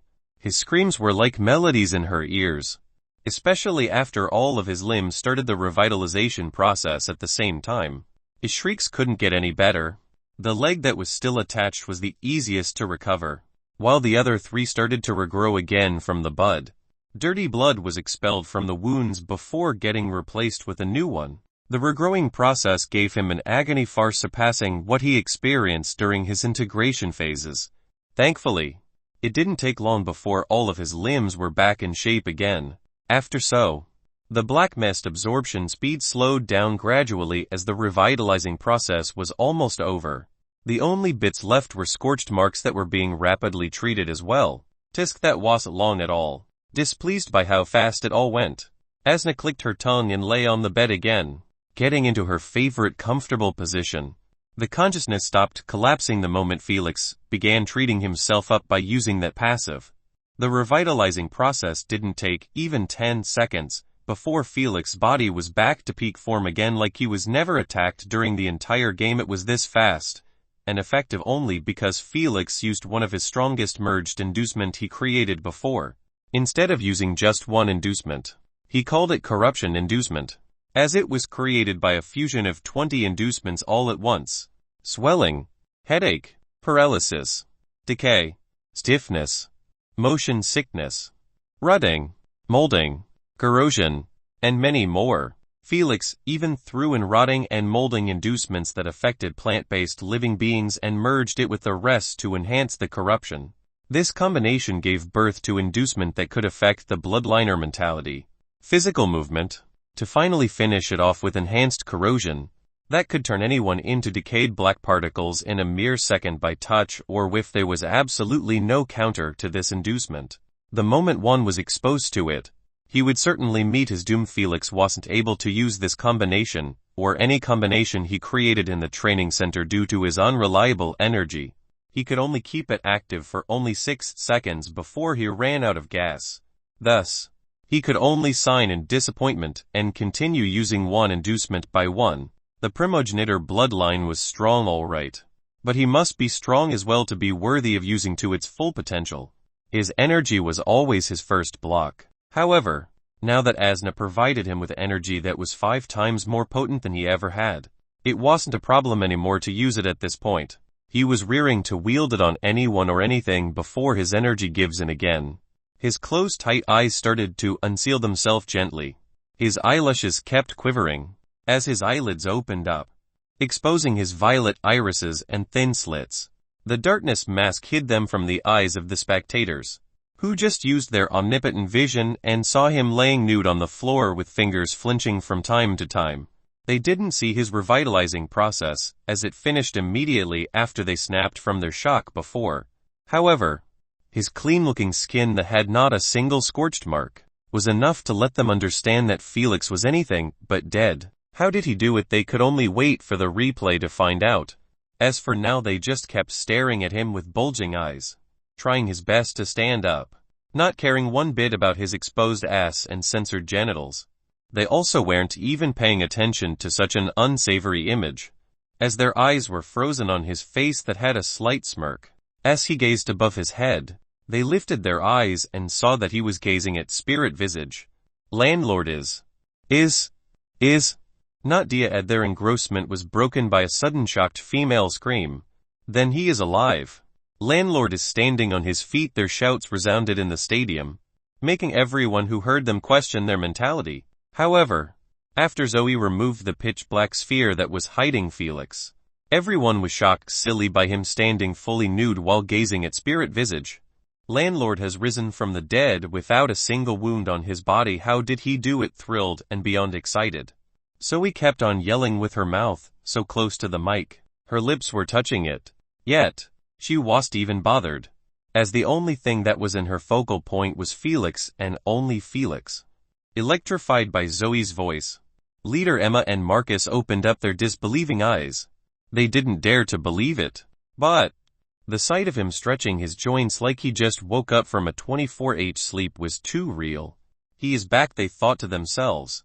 Marcus immediately pressed on his AP bracelet and projected his note hologram again. He carried on typing from where he left with never-seen fervor. He was not wasting documenting this glorious moment. Leader Emma made her move as well by sending messages in her club chatroom, ordering everyone in the stadium to make as much noise as possible. Her club was not dead yet, not now, and not in the near future. Chapter 158 Trapped inside 3 illusion domains. Stop flaunting your pale ass, you retard. Wear something for God's sake. Asna covered her eyes with her hand, feeling burnt out by his antics. Oh, crap. Felix quickly snapped his finger, covering himself with the same outfit he had on before, oversized black hoodie, sweatpants, and white sneakers. The moment he opened his eyes, the first thing he saw was Spirit Visage above his head, looking at him with the same expressionless face he always had. This made him absent-minded for a bit, as he was thinking about ways to deal with Spirit Visage's ethereal form in order to rip that indifferent expression from his face. Immediately after clothing himself, Felix withdrew his aura back, as it wasn't useful at this moment. He put one hand in his pocket while waving the other at Spirit Visage. Do you have anything else in your sleeves? He asked, smiling. I admit that whatever you used was totally unexpected. Spirit Visage smiled faintly and added, however, now I simply activated my ultimate ability. Felix interrupted him in a nonchalant manner. He was clearly taking advantage of his question to explain what he used in order to avoid any unnecessary questions later on. He planned on making his revitalization passive appear as his unused ultimate ability. This would balance things out. 3 passives and 3 active abilities. As for the abilities he unlocks in the future, he had plans for them as well. No wonder Landlord didn't use his ultimate ability even when he almost died. Zoe hit the commentary table with her palm and exclaimed out loud. It was a type of rejuvenation ability, but stronger and instantaneous to actually help him recover from a near-state death to peak form again in 10 seconds. There is no doubt that this ability is an ultimate one. Your bloodline is truly worthy of a legendary rank, Mr. Landlord. Spirit Visage complimented him with a polite smile. It seemed like he wasn't annoyed at being interrupted mid-sentence. I know. Felix cracked his knuckles while walking step by step back to the blast zone, where Solar Mist was lying unconscious. Leave my sight at this instant if you still value your life, he said with his back facing Spirit Visage. He honestly wanted to kill Spirit Visage as well, but he knew that as long as he was in that form, there was nothing he could do about it. He needed to find his real body and strike it if he wanted him dead. But how was he supposed to track him down, especially now that only a couple of minutes were left before the game ends? I am afraid that I can't do that. Spirit Visage shook his head and flew rapidly toward Solar Mist's body. He couldn't leave even if he wanted, as the moment he signed the contract, his life was bound to Solar Mist's safety. If he failed to fulfill the conditions of the contract, the Queen would take his life. It was obvious that Felix was planning on killing Solar Mist.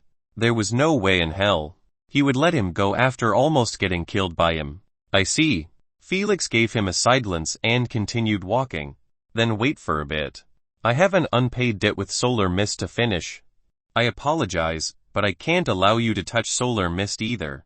Spirit Visage pointed his finger at Felix and said, If you manage to kill him inside my 3 domains, then all I have to say is well played. Felix neither understood what he meant nor his reason for protecting Solar Mist. He knew that none of them were really that close to protect each other like this. This made him believe that the unfamous protection contract was definitely signed between them.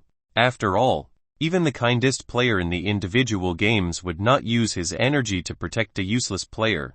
Solar Mist, who had absolutely no energy left, was beyond useless. His value in the alliance was already null.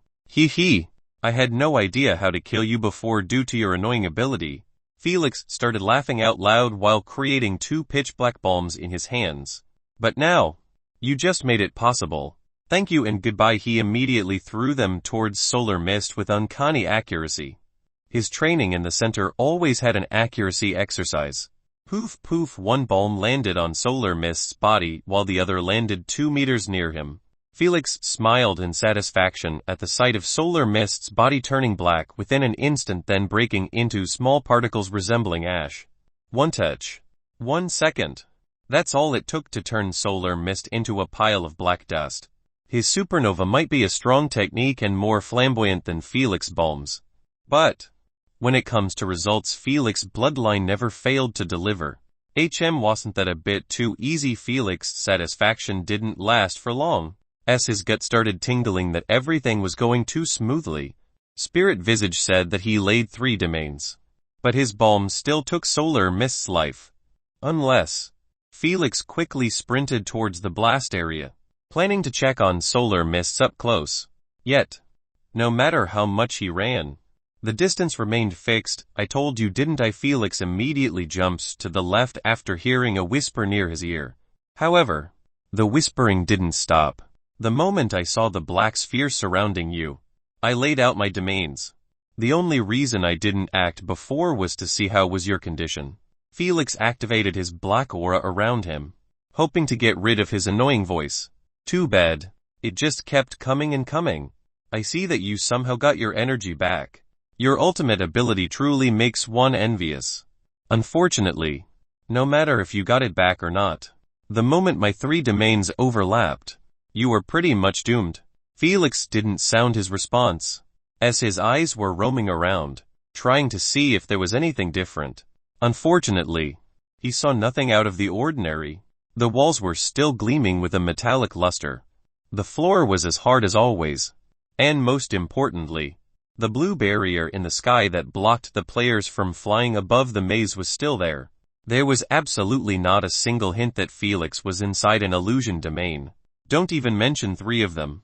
Asna, what do you see? He stopped bothering relying on his eyes and asked Asna, who he knew was 100% unaffected by any illusion. A lot of things are happening. She played with her nails while retelling everything that happened and was happening, while you were running in circles like a moron. The creep already woke up the prick and told him to leave. She suddenly exclaimed, "Oh, the gorilla. And that random player has just arrived. Haha, the prick path was blocked by the gorilla. He is not letting him escape. I see. Am I in any danger?" he asked, totally understanding who she was referring to each player. So far no. She shook her head and said, "The creep is conversing with the gorilla. He is telling him that the alliance contract is still active and he can't touch a single finger of the prick. So they are thoroughly ignoring my existence, right?" He smiled warmly, yet his eyebrows kept twitching. It was clear that he didn't like the treatment he was receiving. Did they think just because he didn't attack them for even once, he could be underestimated like this? He didn't know if Spirit Visage was that confident in his 3 illusions that he actually focused on other things instead of attacking him. But he knows one thing. Those FC curs were going to pay all of them for chasing him, almost getting him killed, and even ignoring him. He was going to show them the real Felix, who slew the Iron Titan, the Terror Serpent, and finally the Triple Mother Spider, the real Felix whose name resounded 3 times in the maze's sky. If they thought that he was the same as before when he lacked energy, then they would pay with their lives. Asna, please help me approach them as fast as possible without making it obvious, he requested. Okay, the current distance between you and them is about 130 meters or such. Turn left and walk forward. Felix did exactly as she told him while rolling a few times on the floor and throwing bombs randomly. He kept doing so over and over again, uncaring about how others would perceive him. Obviously, he appeared like a retard in the eyes of the spectators and his enemies. But still, their mocking expressions were proof that his tactic was working like a charm. Do I keep walking? Asna Felix suddenly paused as he saw that a wall was blocking his path. Yep. Ignore everything you see and carry on walking, she urged him. Increase your speed. It seems that the creep finished dealing with the gorilla. All right. Felix nodded his head and suddenly jumped forward with his eyes wide open, blindly trusting Asna's words that the wall before him was fake. Whoosh! The sound of the wind resounded in Felix's ears. As his body dove right through the wall unhindered, he immediately understood that the illusion was messing up with all of his perceptions, letting him see, hear, and even smell things that didn't exist or did exist, but was hidden behind the illusion domains. Spirit Visage wasn't bullshitting him. He was truly under an upgraded illusion domain way stronger than the one used on him before. Unfortunately for Spirit Visage, it didn't matter what he used. In front of Asna's all-seeing eyes, his illusions appeared even worse than party tricks. Hey guys, doesn't seem like landlord is approaching us a bit creeped out. Bloodish eyes pointed at Felix, who was rolling 5 steps forward then walking 2 steps back while throwing one bomb randomly. Chapter 159 Killing everyone 2 in 1. Bloodish eyes was quite scared to interrupt their argument. But for a while now, he was watching Felix advance towards them bit by bit. At the start, it wasn't obvious since Felix was far away from them, but as he got closer and closer, he started to realize that before long, Felix would truly be up to their noses. He was absolutely terrified of the mere idea of getting close to that monster. He was more scared of him than his allies. Exhausted and distraught, Solar Mist opened up his hazy eyes slowly and tried to focus on the approaching Felix. However, his eyes were only feeding him blurry images. He was exhausted to the point he was leaning on the wall as a support to fall over. Forget about seeing. He was having difficulty keeping his eyes open. No matter how many times he tried to see Felix, he failed. He was told by Spirit Visage that Felix survived his strongest technique and even recovered to his peak form again. He didn't dare to believe him until now. He still was on the fence. He wanted to see with his own eyes if he was lied to or not. However, his exhaustion robbed him of such a basic wish. Felix didn't want to use the remaining 5 energy no matter what. Just to no fall into this vulnerable state as he was. Falling in it was the same as a death sentence in the individual games. Tired from trying, Solar Mist closed his eyes again after continuing to see the same blurriness. He decided to focus on listening to the chatter of Spirit Visage and Pure Muscle. What's going on here? Didn't you tell us that your domain's overlap technique was impossible to break? After paying close attention, Pure Muscle also noticed the abnormal way Felix kept moving. He activated his dermal armor, preparing for a fight. He didn't even wait for Spirit Visage's response before doing so. No one can escape my technique. Unless they were an illusion element users. Spirit Visage gave a side glance to Pure Muscle and assured him, I am certain that Mr. Landlord isn't one. So what's your explanation on his movement? Pure Muscle asked in utter contempt. He knew that Spirit Visage wasn't going to answer him since it was clear that he was biased toward his own technique. Even if Felix walked towards them, he would still question what he was seeing before believing it. This was what blind confidence seemed like. Pure Muscle certainly wasn't going to entertain his overconfidence in his technique. Not again. He trusted in his words before they met Felix. He told them that he would lay an illusion domain first that would block Felix from seeing them. However, that turned out to be complete bullshit. Felix stared right through their eyes and even named them each. Wasn't that enough proof that either Felix had ways to counter Spirit Visage's illusions or in a more heartless manner? They weren't even affecting him in the first place. Pure Muscle was able to see this as clear as daylight. Not just him, but probably even the spectators knew so as well. The only one who wasn't seeing this, or probably didn't want to, was Spirit Visage himself. Who could blame him though if he dared entertain the idea for even a second? It would mean that his abilities were totally useless against Felix. In other words, his entire presence was useless at this moment when his life was tied to protecting Solar Mist. That was the last thing he wanted to think about.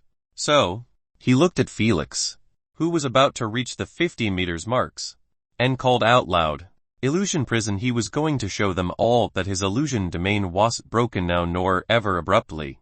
The invisible domain that was surrounding Felix began to shrink and shrink continuously until it was left with barely 10 meters radius from the previous 30 meters. Then, out of nowhere, invisible colorless swords, spears, arrows, and all kinds of weapons were created on the walls of the domain. Those weapons were pointing with their sharp tips at Felix, who never stopped rolling around akin to a monkey. Pure muscle and bloodish eyes were not able to see this attack. However, the same couldn't be said for the spectators, as Zoe made sure to spotlight this invisible technique, making it appear in plain sight for everyone. Strike indifference. Spirit Visage brought down his hand from above akin to a general commanding his soldiers to fire. Whoosh! Phew! Cluck! The sound of weapons splitting the air itself and clashing against each other echoed in everyone's ears, except the target himself. Felix. He kept on rolling forward, unbeknownst to him that an array of invisible weapons approaching him rapidly, just as Spirit Visage was going to give his trademark mild smile to Pure Muscle for doubting his words. He saw a bewildering sight. A sight that shook his core and made him question his eyes. It wasn't just him, but all the spectators who saw it felt their blood boil in fervor and excitement. Felix swerving and evading those weapons right and left with a blazing speed and reflexes inside his pitch-black aura that he activated the moment those weapons were launched, even when he wasn't able to dodge a weapon entirely. He made sure that his non-vital parts were the ones being hit. Bloodied wounds and scratches started to build upon his body, yet he didn't slow down for even a split second. He merely kept focusing on dodging while simultaneously advancing forward step by step, trying to exit the domain. Almost there. Keep moving. The spectators kept hallowing their cheers at the sight of him treading under the never-ending salvo of weapons. The confident smile that was always on his face made them feel like he could do anything.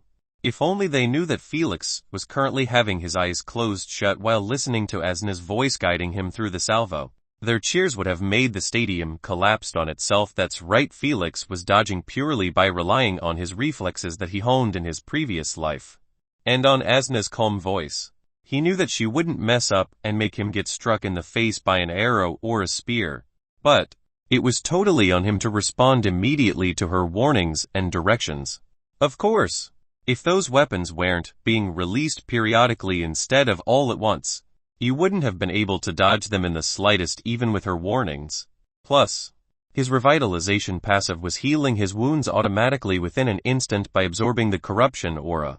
If it wasn't for it, he would have fallen by now. Impossible. Just impossible. Spirit Visage finally started to show a hint of emotions in his eyes. His belief that his illusion domain was unbreakable was shattered the instant Felix started dodging. He knew that only himself was able to see his ultimate ability. Illusion prison taking effect. It was the one and only offensive ability he had in his pocket, and it never failed to deliver before. Every time he activated it on his previous targets, they ended up in a bloody mess. Yet now, it was countered by mere eyesight and reflexes. One could only wonder what his reaction would be if he knew that Felix wasn't relying at all on his eyesight at all. I guess it's my turn. Although Pure Muscle neither was able to see the active illusion prison nor Felix due to his active black aura, he knew that the situation wasn't pretty from Spirit Visage's frozen expression in his eyes. For that creep whose expression always remained indifferent to appear as such, it only meant that it was on him to carry this battle forward. Exploding boulder, he shouted while spreading his arms to the limit. Out of nowhere, the empty area between his arms started to show pieces of gray particles gathering in a swirling manner. The amount and the size of the pieces kept increasing larger and larger, building a rough spherical rock. It was small at the start, having the same size as a soccer ball. However, the pieces of rocks kept attaching continuously to it until Pure Muscle's spread hands were able to grip it from both sides. Bam! He lifted it and put it on his shoulder. The sound of his dermal armor colliding with it sent cold shivers in bloodish eyes back. The sheer power needed to carry such a behemoth boulder was beyond him. He quickly moved to the side, giving Pure Muscle the space needed to make his move. Pure Muscle took deep a breath while his fingers were dug deeply into the boulder. kin to having his fingers inside a bowling ball. Dodge this, he sprinted forward to build momentum and yelled as he hurled the boulder in the air. Whoosh, the boulder flew swiftly in direction of Felix, who just exited the illusion domain with the same confident smile on his lips. Immediately after seeing his assailants watching with held breaths, he put his hands in his pockets. "What's up?" he asked in a cocky manner. Bloodish Eyes flinched at the way he was looking at him and subconsciously lifted his chin, watching the boulder falling like a meteor. "What is he looking at?" confused. Felix lifted his head as well. Dear God, scared shitless by the sight of the boulder that was about to smash his cocky attitude away. Felix jumped to his left in an awkward manner, narrowly getting out of the strike zone. Bam! The boulder exploded immediately on contact with the floor, hurling the pieces it was made from everywhere. Ouch, ouch, ouch, pained. Felix kept groaning each time a large piece struck his body. Although he was coiled around himself, protecting his head and other weaker areas, still the rocks hurt like hell. He expected that he would be welcomed with a shower of disbelieving looks after surviving that death trap. Yet it turned out the only shower he received was rugged rocks of all sizes hitting him mercilessly. Thankfully, the bashing didn't last for even a second before it stopped. Felix peeked with eyes first and saw that he was safe for now. He snapped his finger with difficulty and the same black aura surrounded him, helping him heal up those blue and purple bruises in his flesh. UFC curs are dead. Felix was truly royally pissed now. He never had a single break since the moment he was chased by them. He was getting tired and sick of their attempts at bringing him down. They kept attacking him to their heart content. Now it was his turn to return the favor with a livid expression. He created 2 pitch-black bombs in his hands. Then, he hurled one in Bloodish Eye's direction and the other towards Solar Mist, who started to squirm in his place the instant he heard Felix's damned voice. Whoosh whoosh, he tried to open his eyes at the sound of the bomb approaching him, but his eyelids felt as heavy as a mountain. Spirit Visage, save me, terrified, he yelled in his mind. The Queen made his begging heard loud and clean in Spirit Visage's mind. However, Spirit Visage still didn't move from his place. He knew that his abilities were useless against Felix's bombs, especially his ethereal form. He couldn't even use his body as a shield to protect Solar Mist. "Well played, landlord," he said while closing his eyes, preparing for his approaching death. Just like he told Felix before, if he managed to attack Solar Mist within his illusion domain, then he could only say that Felix went beyond his requirement and survived everything thrown at him. He was proud enough to accept his defeat like a man. As for Bloodish Eyes, the moment he saw the bomb approaching him, his feet stiffened, not allowing him to move a single inch. He just kept staring at the pitch-black bomb getting larger and larger in his plain sight. He only had one thought: I should have never raised my arm. This left only Pure Muscle with the ability to save Solar Mist. But who are we kidding? Pure Muscle's delightful grin was about to reach his ears at the sight of the prick finally getting what he deserved. Poof poof, everyone ignored Bloodish Eyes, who got smacked in the chest by the bomb, and focused on the bomb that exploded on top of Solar Mist's head, covering his entire body in the pitch-black mist. "No, save me, love." He didn't manage to scream for a split second before the mist penetrated every particle in his body, affecting him with 20 inducements all combined at once. What he felt during that split second was beyond anything he experienced in his entire life. He literally died in an instant without the ability to even breathe his last words if his body wasn't totally hidden inside the black mist. Pure Muscle wouldn't have been grinning foolishly, but escape as far as possible.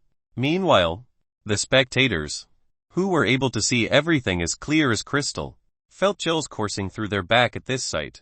Solar Mist's body breaking into tiny black particles. Some drifted in the air unnoticed by Pure Muscle while the majority piled up, creating a small pile of black ash. The pitch-black mist slowly faded away, exposing 2 piles of ash to Pure Muscle. Bloodish Eyes ended up with the same fate. As for Spirit Visage, he faded away silently the moment Solar Mist died. He neither screamed nor spoke. He just faded with closed eyes and his trademark faint smile. No one wept for him nor noticed him, as everyone's attention was entrapped by the effect of the corruption inducement. When the effective ability was more interesting than the death of a hardcore player, this should speak volumes on the worth of the player's lives in the eyes of the spectators. Though, Spirit Visage wasn't as liked as Felix due to using the slave contract. They never forgot. The moment Pure Muscle saw that pile of ash, his delighted grin stiffened on his face. His heartbeats started to rise gradually. He knew that his situation just took a sharp turn from what he envisioned. He assumed before that Felix's poison abilities had the least effect on him due to his dermal armor. The only inducement that was bothering him was corrosion inducement. But with his dermal armor, he had nothing to worry about. His body would be totally protected from the corrosion. As for other inducements, he planned on holding his breath. He was confident in his lung capacity to sustain him for even 10 minutes. This meant his survival was always guaranteed against Felix. Either win the fight or prolong it enough until the game ends. But now, at the sight of what remained of Solar Mist, he wasn't so sure anymore. You like playing with big balls, huh? A sudden sarcastic voice coming behind his back broke him out of his daze. He immediately held his breath while trying to roll away from the owner of that damned voice. However, his vision was completely blacked out, not allowing him to even see his armor. He knew what happened and he felt his heart sink at the thought of being inside that sinister inducement. Why is it not taking effect on you? Felix asked while scratching his chin in wonder as he kept observing Pure Muscle's gray armor get only slightly affected by corrosion. I was worrying for nothing, I guess. Pure Muscle mused as he heard his question. He wasn't a retard to open his mouth and answer him. Time to leave. This bastard is the toughest nut I have ever met. Pure Muscle quickly turned around, deciding to give up on continuing the fight. At this point, killing Felix or not wasn't even worth it in his eyes. Though he was quite hurt about losing his points to him, he knew that it was merely a bet. Sometimes you win and most of the time you lose. Unfortunately for him, Felix didn't share the same thought process as him. If Felix didn't kill anything the breaths before the game end, he wouldn't be deserving of having such a free potent energy. How about now? Brittle inducement, Felix said while snapping his finger, creating a gray balm and exploding it on Pure Muscle's chest. A bit worried by hearing the sound, Pure Muscle kept looking around him, trying to notice any difference. However, the area was still pitch black. Was he trying to scare him? What the hell is going on? Crack, agitated.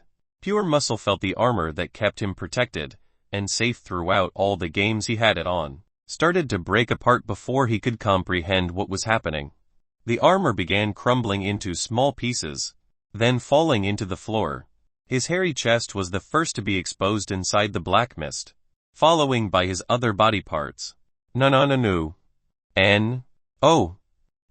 single particle of the black mist touching his chest was all it needed for the paralyzing inducement, motion sickness, senses disorientation, and the rest to do their wonders. Pure Muscle stood motionless without having a clear thought process. He felt woozy, lightheaded, and nauseous. Yet, that was the least of his concerns as he started to lose feelings of his body parts due to numbness and tinglings.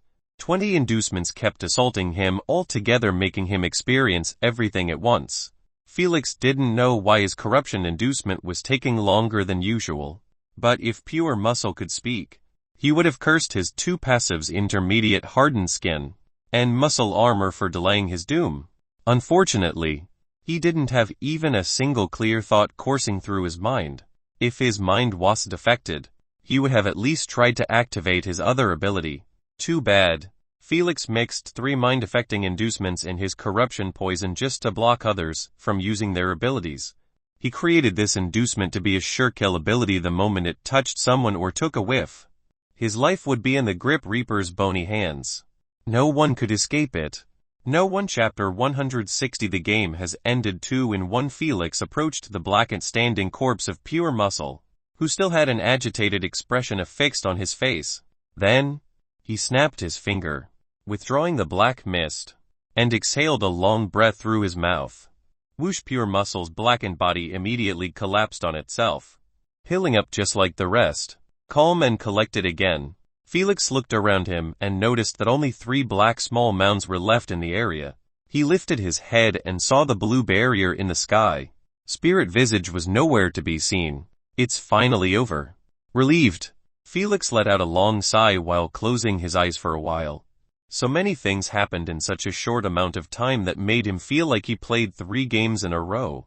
But it was finally over. He still had some unanswered questions. Like how did they find him in the first place, or who were the 4 players he spotted with his infrared vision at the time of the ambush. However, he soon stopped caring about them and just relaxed his tense shoulders. The game had only 3 minutes left in its lifespan, and he didn't want to spend it overthinking unnecessary problems. Plus, he already had plenty of unanswered questions concerning Asna's reason for not telling him about her hidden energy stash. But he would grill her after the game. Right now, he just walked to the wall and leaned against it, waiting for the final buzzer. If only he knew that above the wall he was leaning against, Master Mania was looking at him inside the shadow with eyes filled with raw emotions. He was scared, anxious, but hatred was still apparent in his eyes. He watched everything that happened since the moment Solar Mist's party started the ambush. Every time Felix was in a dire situation, the same weird laugh escaped through his rotten lips. Sadly, his laugh never lasted for even a few seconds. As Felix got out alive from every certain death situation, it got to the point that he started to believe that even his bounty hunt plan wasn't going to work against this cockroach. Especially after he saw that pitch black aura that appeared more like a fat Grim Reaper without a scythe. He doubted that anyone who saw that ability would actually dare approach Felix for a mere couple 100 million SC. Players weren't stupid. If the bounty's danger exceeded their expectations, they could only give up on it and focus on the game. Only desperate or ignorant fools would still attempt it. Why am I even thinking about killing him with a bounty? He narrowed his eyes at Felix, who seemed like he had his guard down, and thought, 1 shadow spikes and he will die. Just 1. He pointed his finger at Felix and then, nothing. He just froze after remembering what happened to him against Felix. He bypassed those hurtful memories of their fight and focused on the time he was spotted while still hidden in his shadow. Nervous, he withdrew his shaking finger and removed any thought he had about ambushing Felix. He recognized that Felix had knowledge about his position. The Seeker is waiting for me to strike, he thought to himself. He realized that inside his shadow, he was completely safe from Felix's poisons. However, if he wanted to use his shadow spikes, he needed to exit the wall's shadow first. It was a trap, a deadly trap in his mind. Felix didn't choose the wall randomly, but picked specifically to be close to him. The scene resembled exactly what happened during their first fight. Felix feigning weakness and ignorance to make him lower his guard and expose himself. He was waiting patiently for him to make a move. Master Mania felt like he was about to make the same mistake. Not this time, you crafty Seeker, he cursed Felix, and withdrew himself deeper into the shadows, not daring to remain above him anymore. However, a slight proud smirk suddenly emerged on his face. He honestly believed that he outwitted Felix. Too bad. He just outwitted himself. No one else. Felix truly had absolutely no idea that Master Mania was above him. His mental energy didn't recover with his elemental energy. They were 2 separate energies. Thus, his infrared vision was totally offline. If his revitalization passive needed mental energy to activate, he would have honestly died after that attack. Thankfully, it was always in active mode, just like his super strength. Though, it belonged to a completely different type. Felix just needed to give the order for his poison to be absorbed, and it would start doing its magic. It all depended on the potency of the poison. In other words, this passive was indirectly linked to his elemental energy. The more he had, the better this passive would perform. After seeing that Master Mania left, Felix fans sighed in relief. Then, their deafening chants uplifted the silent stadium from its graveyard. Landlord! Landlord! Landlord! When Felix was fighting using his corruption inducement, everyone was just watching silently how one ability changed the course of the battle. Whether they were commoners or VIP viewers, no one had a single idea of what was that damned inducement, and why was he saving it even when he almost died. Most importantly, how did he get his energy back? So many questions were eating them up, making them confused, uncomfortable, and especially curious. Yet, based on Felix's personality, they knew that he would probably escape the moment he obtained the victory. Landlord brought too many surprises in this game to just shrug them off. Zoe spoke with a crafty glint. If he dares to ditch the ceremonial trophy award or not give us a proper interview to clear our doubts about his ultimate ability, black inducement, and specifically his sudden energy upsurge, she brought the mic near her lips and yelled with her eyes closed shut, "We will boycott him, boycott. Boycott. Boycott." Suddenly everyone was screaming to boycott Felix at the top of their lungs. His fans' chants got easily drowned by the spectators' combined voices. Yet that wasn't even it. As even in the stream chat room, viewers were spamming boycott as well. Heck, even a couple of VIP viewers joined the excitement. Stupefied, leader Emma and her followers just kept watching their club chants get overwhelmed without a single ounce of resistance. She had no idea how things quickly derailed to this point. She was expecting the stadium to follow their cheers and chant with them as well. After all, Felix literally gave them a spectacular game that was hard to find another one as good as it for the next month. Yet, the bastards only thought of grilling him after he left the maze. She understood their curiosity as she also wanted to know everything about Felix. But still, it was too much to call for a boycott if he didn't please them. "You ungrateful bastards," she yelled with flushed cheeks, scaring the shit of those around her. In an area near the golden chest that Felix opened, next to a wall, two players were staring at a corpse lying on the ground. One of them had a hound's head stuck in his stomach, and the other was a tall macho man. Disappointed, Hound Stench shook his head at the sight of Spirit Visage's corpse disintegrating into light particles, marking 30 seconds after his death. In the SG, corpses remain 30 seconds max before getting removed from the game. When Spirit Visage failed to fulfill the contract, his consciousness was destroyed by the Queen, killing him for real. However, his corpse remained unmoving throughout the process. It was neat and painless. Yet, the Queen's neatness brought an issue for Hound Stench. He thought that Spirit Visage used an ability in his ethereal form that made his shallow breath stop for a while. But after seeing with his own eyes that his body disintegrated, he knew that their hunt must have ended unsuccessfully.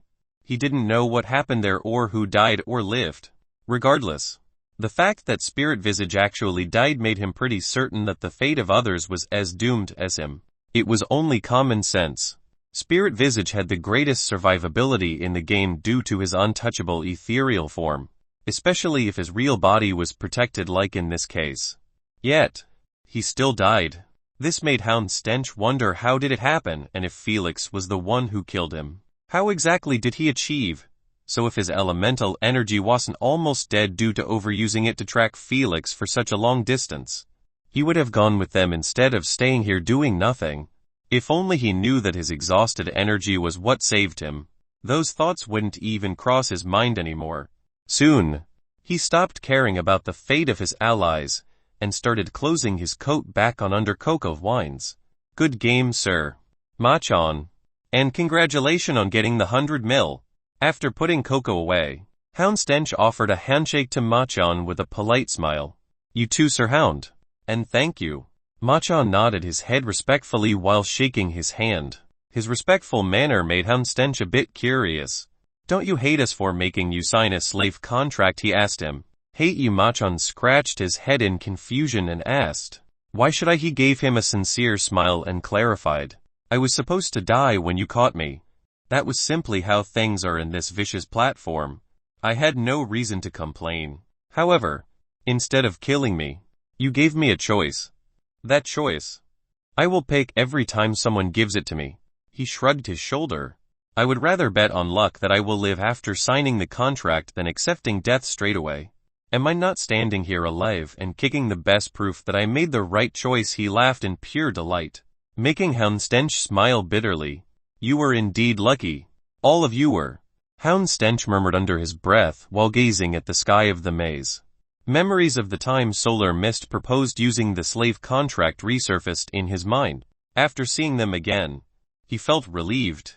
Relieved that their plan never reached the third stage. He was guilt-ridden the entire time, that if they managed to kill Felix successfully, he would have done something he realized late that he shouldn't have.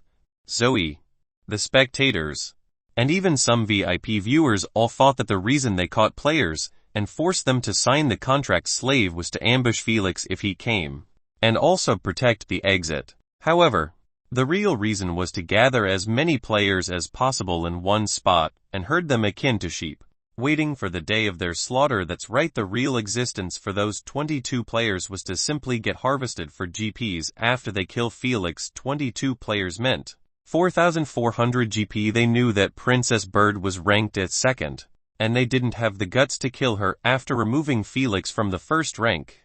However, they were certain that she wasn't ahead of them like Felix was. They could catch up to her if they somehow obtained 1,000 GP to 1,500 GP.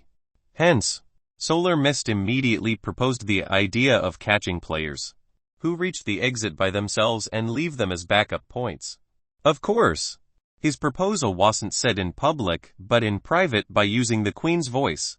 At that time, Pure Muscle snapped on him, not because he didn't want the idea of signing slave contracts with those players, but due to his party wanting to massacre them for points later on. His pride and dignity didn't let him accept such a heinous crime. He had no problems fighting or killing, but suggesting to give players a false hope of survival when they really were just a bunch of walking dead. He just couldn't. No matter what they said or promised him, he was uncompromising in his decision. Sadly, it didn't really matter as they were 3 and he was 1. Their alliance was all based on votes. Thus, their hidden plan was decided on. Houndstench was hesitating to vote yes at first, but after remembering the massive GP amount he needed to buy an expensive potion in the prize pool, he could only bury those guilty feelings deep within and vote yes. Unfortunately or fortunately for him, Felix didn't come to the gate as they expected, but remained far off, forcing them to change plans and hunt him down instead. What they didn't expect as well was for the bastard to be at the very edge of the northeast side of the maze, putting them in a long path. The journey itself took an entire half an hour of constant running to barely make it.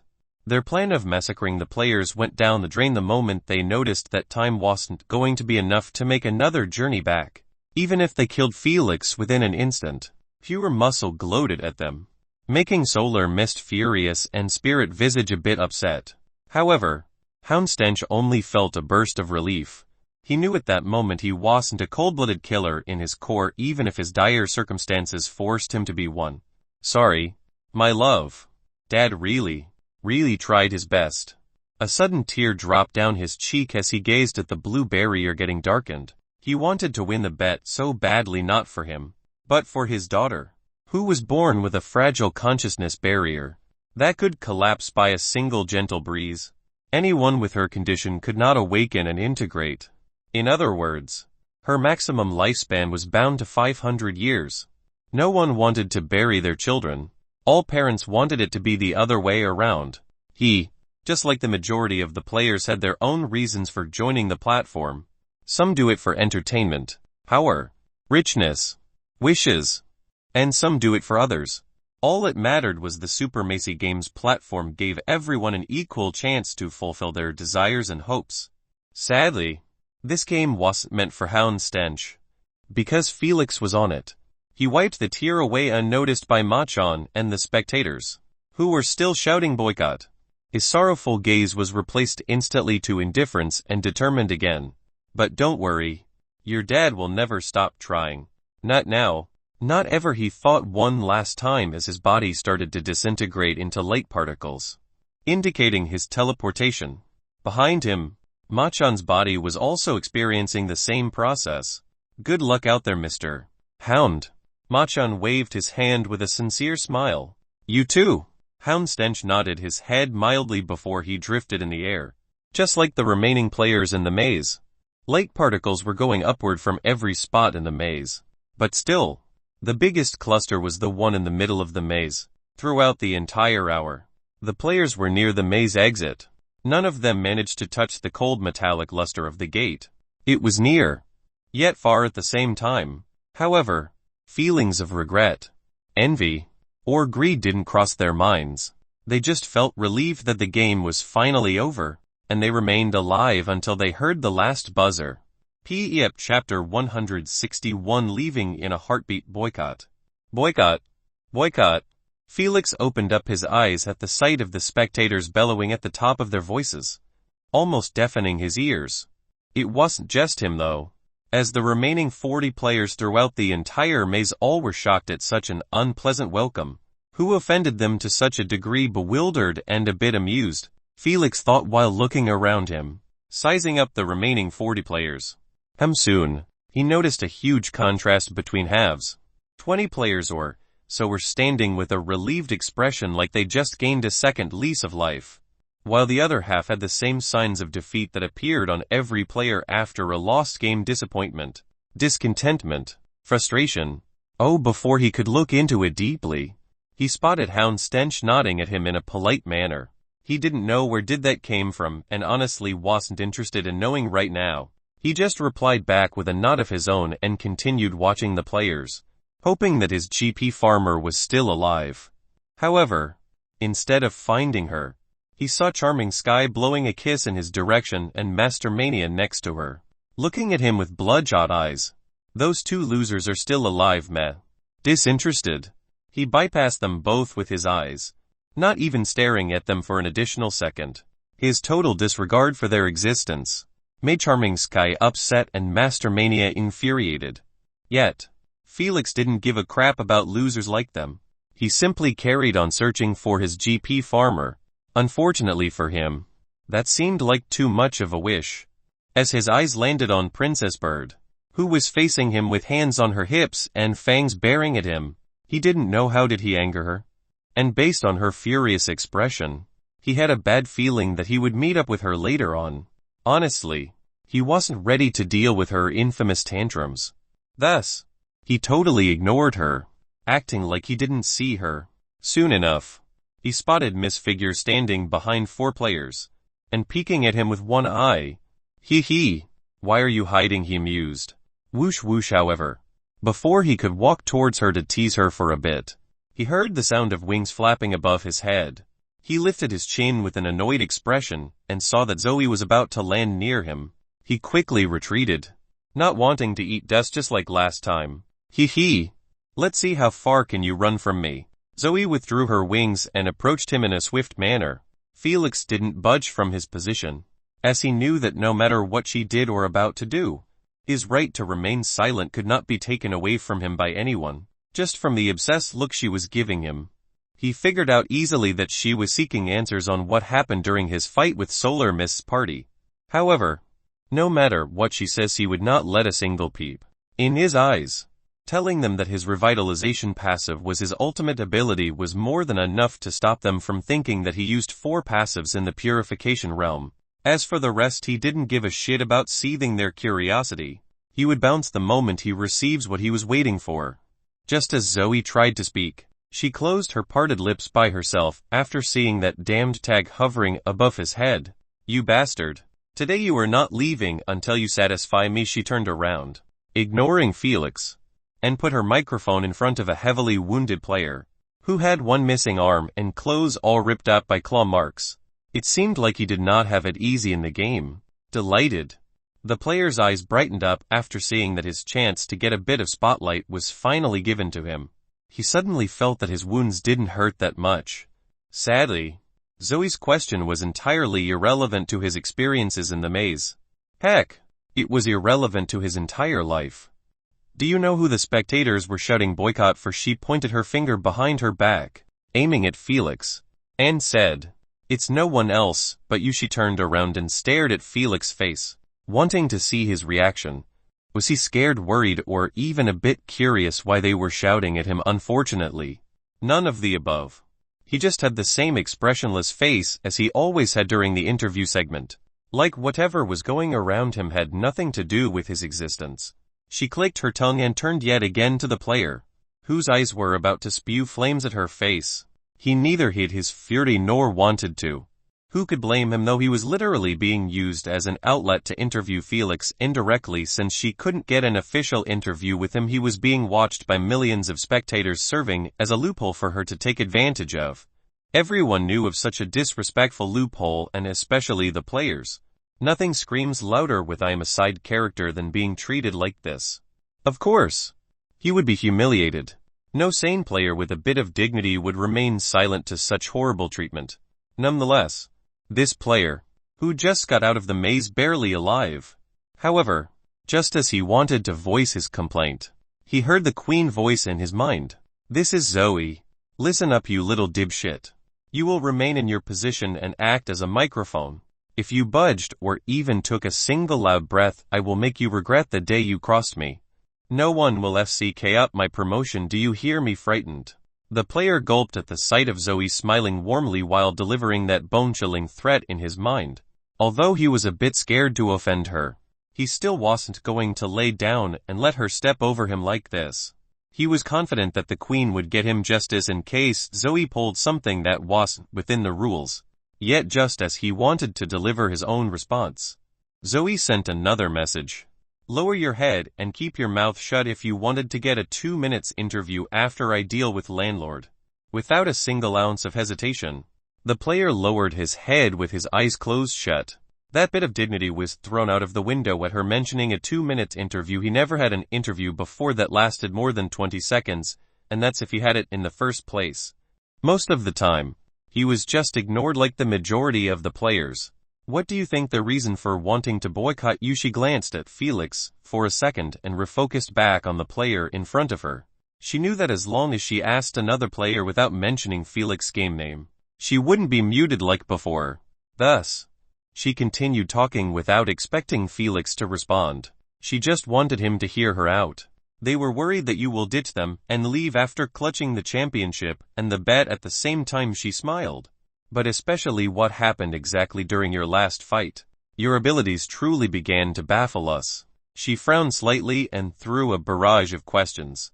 "What was that black inducement exactly? Why you never used it on the beasts you fought before? How did you regain that much energy back? That's just impossible, and also forbidden in the SDYD. Enough. You are bleeding my ears." She suddenly stopped speaking after hearing Felix's voice so close to her. She turned around and saw him standing 1 meter behind her with the same indifferent expression. She was too engrossed in her throwing all of her questions that bothered her and the spectators to pay attention behind her. "Give me the mic," he said, gesturing with his hand, uncaring about his cold tone. Zoe delightfully gave it to him and watched him silently putting it near his mouth. Felix waited until the spectators quietened down their ruckus. Then, he lifted his head and eyed the sea of people all peering at him with curious looks. He smiled and asked, "Was Zoe the one to incite your dissatisfaction about me?" "Yes, she did. Landlord, I love you. I am your fan for life." Not everyone answered his question, as the majority were screaming random stuff that was incomprehensible to Felix. Well, he literally asked millions of spectators all at once. Plus they were quite excited about having him speak to them for the first time, especially after watching his gameplay inside the maze. Still, he got what he wanted to hear. He turned his head and said to Zoe with an easygoing smile, "I was planning to remain regardless, in order to accept the unique title that I just won. However now," his smile was wiped out of his face as he said indifferently, "there is no point doing so anymore, especially when everyone is so riled up." He threw the mic to the dumbfounded Zoe, who caught it reflexively. Then, he waved his hand to his loyal fans while his body was in the process of disintegration. He didn't hesitate for even a second to leave the moment Princess Bird and Master Mania saw him leave. They also followed after him unnoticed by the spectators and the players. One was too proud to remain and the other was rushing to start his bounty plan. Chapter 162. I'm sorry. Felix was not lying when he said that he planned on staying to accept the unique title award ceremony, since it was his first time ever that he won a title. But after understanding that Zoe went to such a length to get her answers, even stirring up the spectators to turn against him, he had no plans on amusing her wishes anymore. The title, the collected GP from the bet, and even Miss Figure's points were all going to reach him by a simple request from the Queen. He didn't need Zoe to give him any of this. Those ceremonies were merely basic etiquette for the MCs to conclude their game on a good final note. That was all to it. Zoe literally just shot herself in the foot by provoking Felix like this. She completely forgot that he was a jerk who gave Zvo FCK to people's wishes and opinions. Threats and pressure never worked on people like him. They just make it worse. Alas, it was already too late for her to salvage her mistake. Felix was truly gone from the stadium, stunning the spectators in the middle of their cheers and the players, who still had no idea what were they talking about. But the one shocked the most was Zoe, as she didn't believe that he actually managed to reach 10K GP and obtain her unique title, the wealthiest of them all. Well, if she was paying attention to his game's points instead of bellowing boycott, she would have seen it coming. Sadly, that's a big if. 15 minutes later, that was one exhausting game. Tired, Felix stretched his arms behind his back after getting out of the shower. The moment he was teleported to his house, he immediately went for a shower. He neither spoke to Asna about her energy stash nor asked the queen to give him his rewards from the game. He just showered and now he was going for a nap. His rewards ain't going nowhere, so it was much better to take a break from such a stressful game. If he had to rate this game with all of the games he went through, it would honestly be in the top 10. 6 hours later, Felix opened his muddled eyes slowly in his bed. He scratched his head while looking around him with half-closed eyes. The room was dimly lighted, as the sun outside of his open window was nowhere to be seen. He looked at his AP bracelet and found that it was PvP. Well, it was only natural, as the game started at 10 p.m. and lasted the entire duration. Thus, by the time he woke up, it was already morning. He yawned while standing up, planning to brush his teeth and take care of his bowels. It was hard to change long-ingrained habits, thus it was better to just add them in the UVR. After a while, he turned all of the house lights and went to the kitchen to prepare breakfast. Honestly, it was more of a putting dishes on the table and choosing food from the VR menu, just like he was in a restaurant. Of course, since he was born and raised eating Earthlings food, he chose a scrambled egg, a glass of orange juice, toast, bacon, and finally pancakes. He was more comfortable eating this than other cultures' food. His tasting buds always had difficulty adjusting to their foreign taste. Though, he did eat a few meals here and there by them. It smells good. Asna's delightful voice popped up in his mind. I will make the same breakfast. She snapped her finger and a mist-made table full of dishes appeared before her bed. However, before she took a single bite, she heard Felix's calm voice. Asna, thank you for the help in such a critical moment before. She flinched and replayed with shifty eyes. Don't be stupid. If you died, I would die with you. So I was simply helping myself. Boom. That's true. Felix nodded his head faintly. Though, I believe if you told me a bit earlier about your energy, I wouldn't have exposed my fourth passive. But most importantly, he suddenly slammed the side of his fist on the table and yelled. Not get F-King blasted into 4 pieces. His anger was quite understandable, as Asna had ways to help him out yet always saying nope. He asked her 4 times during the game, and every time she was quick to shut him down, even when we almost on the brink of death. Felix knew that he shouldn't be asking for help from her, since it was him fighting in the game, not her. But in his eyes, they were partners, and partners were supposed to help each other when in need. He wasn't ashamed to ask for help when he made a mistake, didn't understand something, or simply was having difficulty making a valid plan. His pride never stopped him from asking Asna once, twice, and even thrice. He wasn't mad nor upset that she answered with nope. However, when his life and also hers were endangered yet she still refused to chip in, that's where things start to be a problem. Especially in such a tight-knitted relationship. For God's sake, they share the same soul.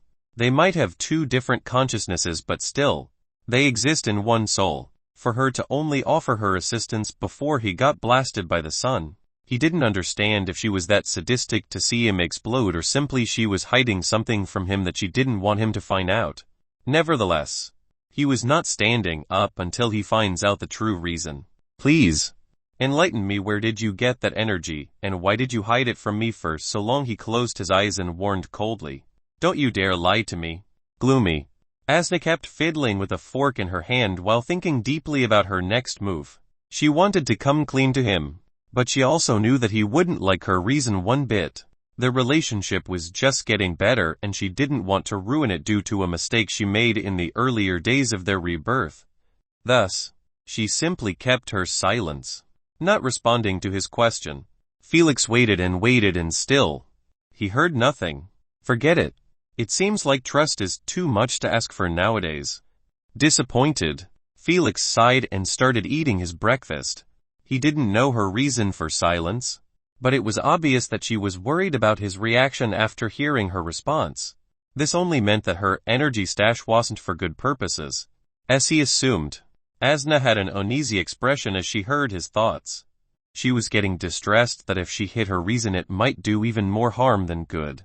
If she came clean, their relationship might recover later on. However, if she kept her silence there was no way in hell Felix would keep trusting or relying on her. Promise me that you won't snap, and I will tell you everything. She suddenly murmured softly. Heh, is it that bad? Felix sighed. I can't make promises, but I will try my best.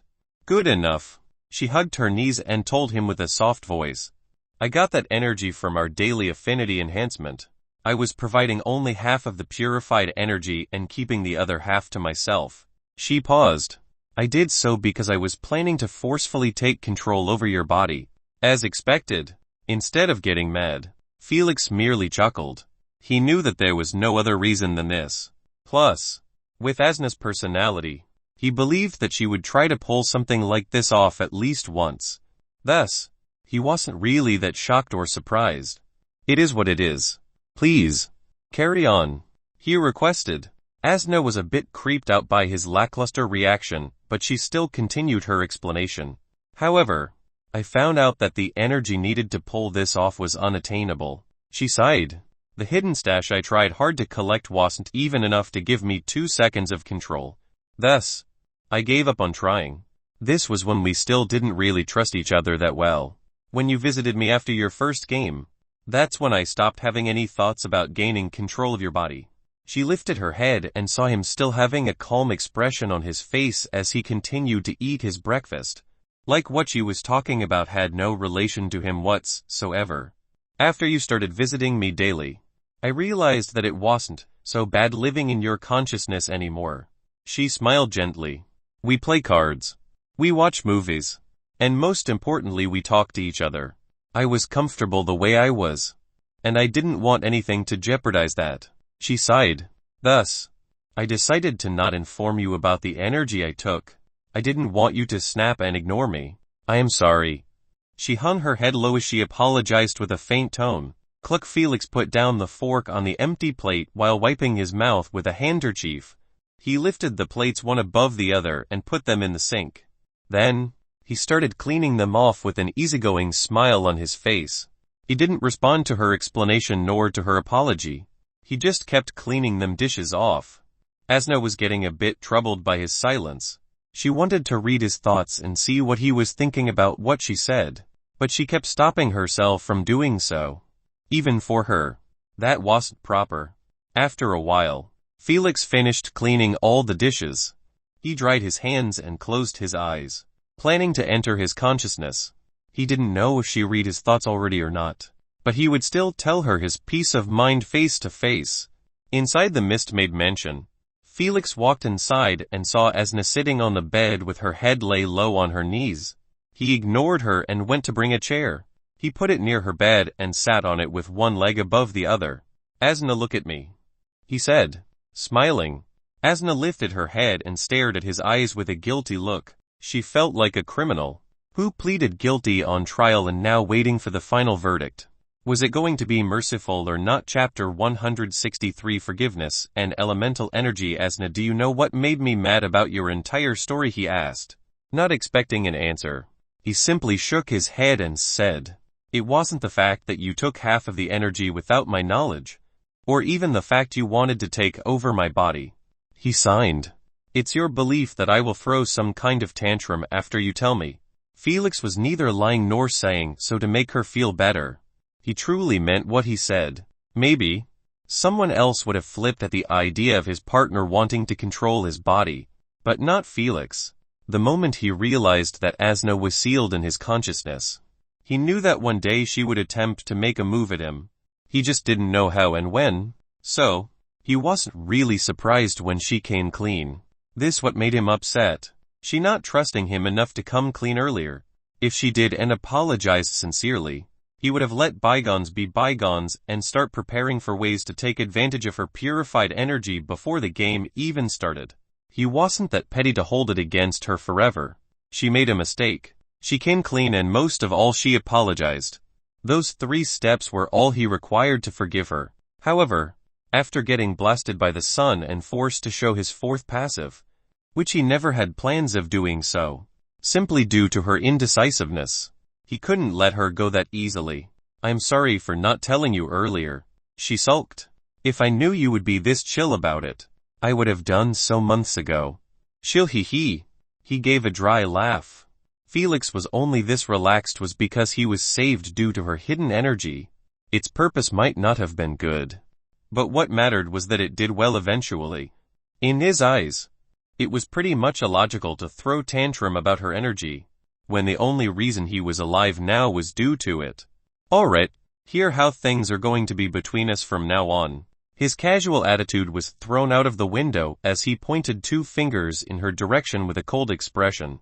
1. No more secrets between us. You can read my mind and my memories easily, so all of my secrets are open to you. I want you to do the same. At least with things related to me. Okay, I promise. She sighed in relief after hearing the last part. It was clear she still had no plans to talk about her origin. Felix wouldn't rush her for it. She could take all of her time until she was ready to speak about her background. However, for secrets related to him, he wanted to have full transparency between them. 2. When I ask for your help, at least make some effort instead of saying nope in a heartbeat. Cough. I will try. Embarrassed. She coughed while avoiding eye contacting with him. Felix's eyelids twitched at this sight, as he knew that with her laziness, this second condition was even harder than the first one. Good. Now, since we're still at it, why don't you explain to me exactly how you were going to control my body? Curious. He asked with a hand resting under his chin. The method and knowledge I was going to use had relation to peak energies and techniques. I don't think your mind is ready to hear such a peak-leveled terms. She shook her head and said with good intention, you might actually lose the motivation to tread in your garba. Cough. Human race bloodline path. Are you certain you still want to know? She asked. Dead serious. Yes. Felix answered, dead serious as well. Speechless. Asna kept staring at his solemn eyes, not knowing how to respond. She expected him to agree with her and ask her in 50 years later or something. Yet, his serious look made her certain that he wasn't leaving her alone until he gets his answer. Go away, I am not telling you. In the end, she just waved her hand, shooing him away forcefully. Felix's form disintegrated into the lake's mist, as he was thrown outside of his own consciousness without his approval. Slam, what the hell? Asna. Felix slammed his palm at the table as he shouted. What happened to the first condition we made? No more secrets related to me, trust me, Felix. You are not ready yet. She turned on the TV while saying cutely, you are my only chance to gaining freedom, and I don't want to ruin your cultivation pace. Just keep doing what you do, and when the time comes, I will tell you everything about it. What kind of bullcrap is this? Felix was truly on the verge of flipping the table. No matter what you say or do, I will not budge, she suggested. Ask me another thing unrelated to that question. Fine, you said that you were taking 50 of the purified energy. He reseated himself and asked in irritation. Does that mean I could have reached 100 affinity with only 5k high-grade stones, instead of the original 10k you told me? Cough. When you put it like that, it does sound bad. But trust me, She suddenly froze, totally out of excuses to use. You what? He snickered sarcastically. I will make it up for you, she promised him softly. No need. That energy was used by me eventually.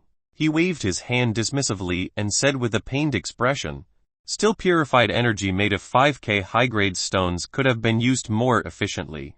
Why the hell did you give me all of it? I would have won the fight with just 30. He asked, pretty annoyed. You have no idea how long I wanted to get rid of that energy. She coughed. So the moment I made the decision to give it, I didn't want to leave a single particle with me. Why are you getting more and more useless? He scolded her while calculating the amount of SC Asna wasted by her irresponsible energy toss. Stop spending all of your time on TV. It's clear. Your low intelligence is getting even lower. Screw you, I am not the one who was cocky to waste all of his energy on beasts just to get ambushed later on without a single way to retaliate. She flipped him the finger without pausing the episode she was watching. 175 million. Felix felt faint at the result, almost passing out cold. For Felix, who needed every coin in his bloodline path, to waste 175 million in just 5 minutes was truly a bit hard for him to swallow. Although it was used to save his life, he still felt the sting of it. This was another reason he was upset at Asna. If she told him earlier, he could have avoided losing all of his purified energy in one fight. The sad part, he lost it as well in real life. Just because he was in the UVR, it didn't mean his real body's elemental energy wasn't being consumed. It was actually the opposite. Any ability that he used in the games, not the UVR, just the games, it would consume the same amount in real life. The SGA made it as such to keep the economy of energy stones balanced.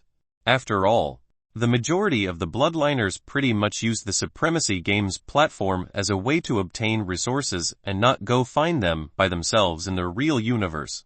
This meant the elemental stones needed to be spent in one way or another. Otherwise, a bloodliner just needed to buy enough stones to refill his real body once, and not bother with them anymore. The SGA of course didn't want that to happen. The elemental stones market was too big to simply give up on it. Thus, they added a clear rule within the SG contract that elemental energy used in the games would be spent in reality as well.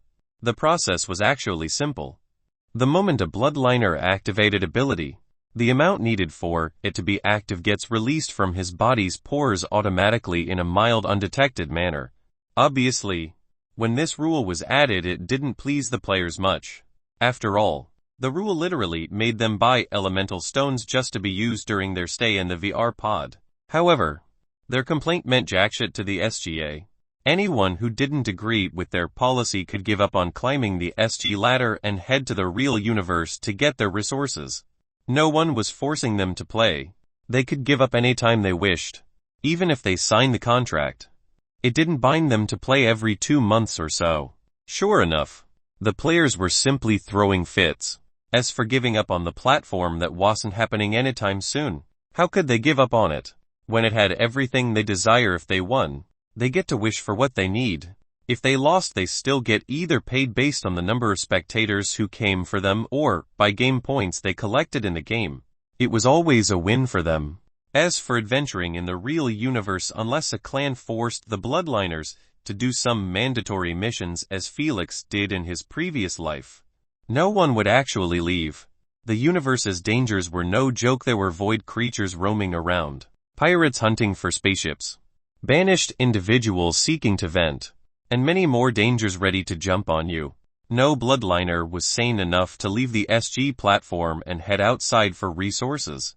If the UVR was the bright and sunny side of the universe, then the real universe was its dark and gloomy side. In conclusion, elemental energy could be used in the UVR as much as one wanted, either in training centers, measurement centers, and other platforms. However, in the case of the SG, it was dispensable. If a bloodliner lost all of it, he needed to use stones in the real world to recover it. This was the reason why Asna was able to pump purified energy into Felix's body. He was totally spent after he used all of his energy during the game. If it wasn't, his body would have exploded from the overflowing energy. Since they share the same soul, Asna pumping her own energy from the inside didn't trigger the Queen's detection. After all, there was a huge loophole left behind from the SGA decision, and that was the fact bloodliners could simply ask someone to put an elemental stone on their hand. The bloodliners could easily then absorb it by giving out the order to their body. Even though they were in the UVR, the SGA couldn't do anything to stop them from absorbing energy, but they could make the act itself forbidden. With Queen's existence, it was quite easy to spot abusers of this loophole and punish them. Felix and Asna were totally under the Queen's radar.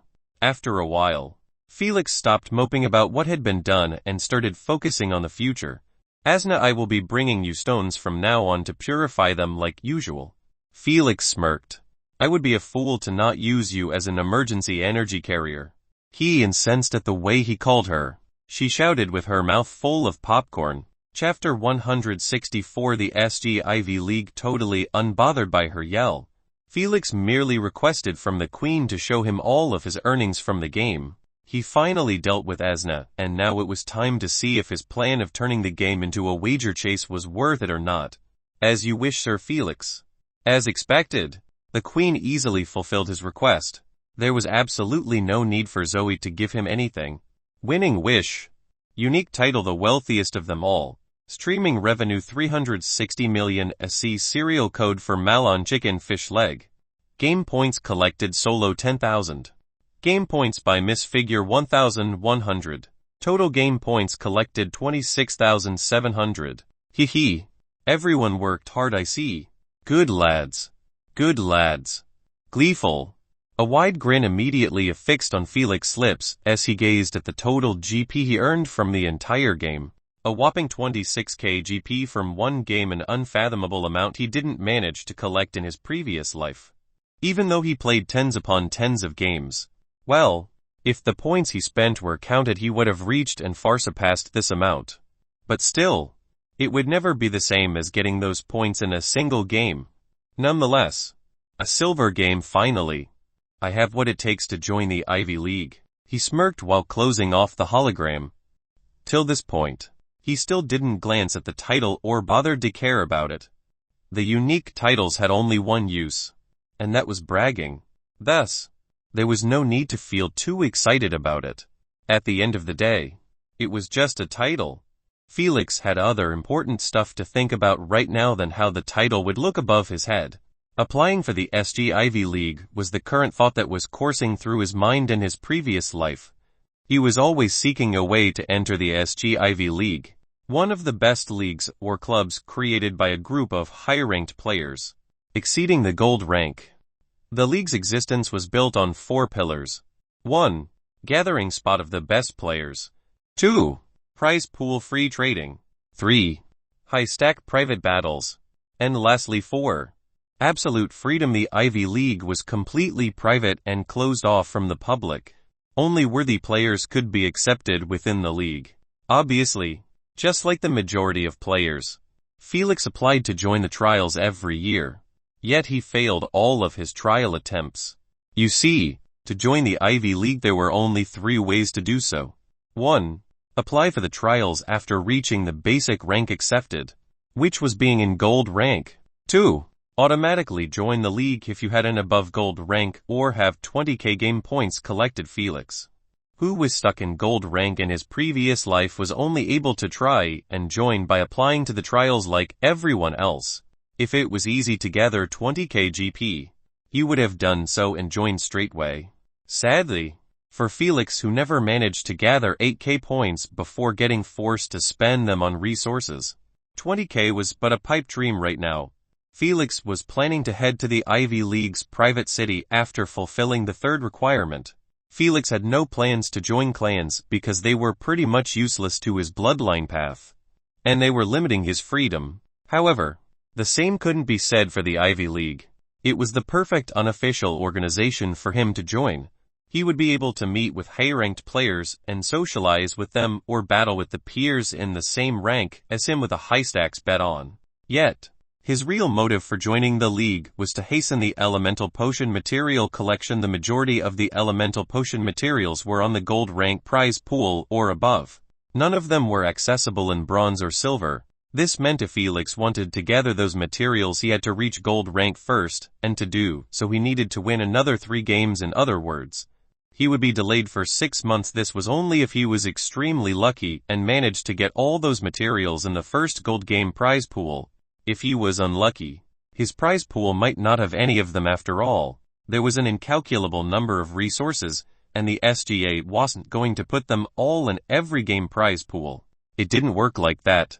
The SGA put in each game a random combination of 100 items in limited stock, except for the common materials like energy stones.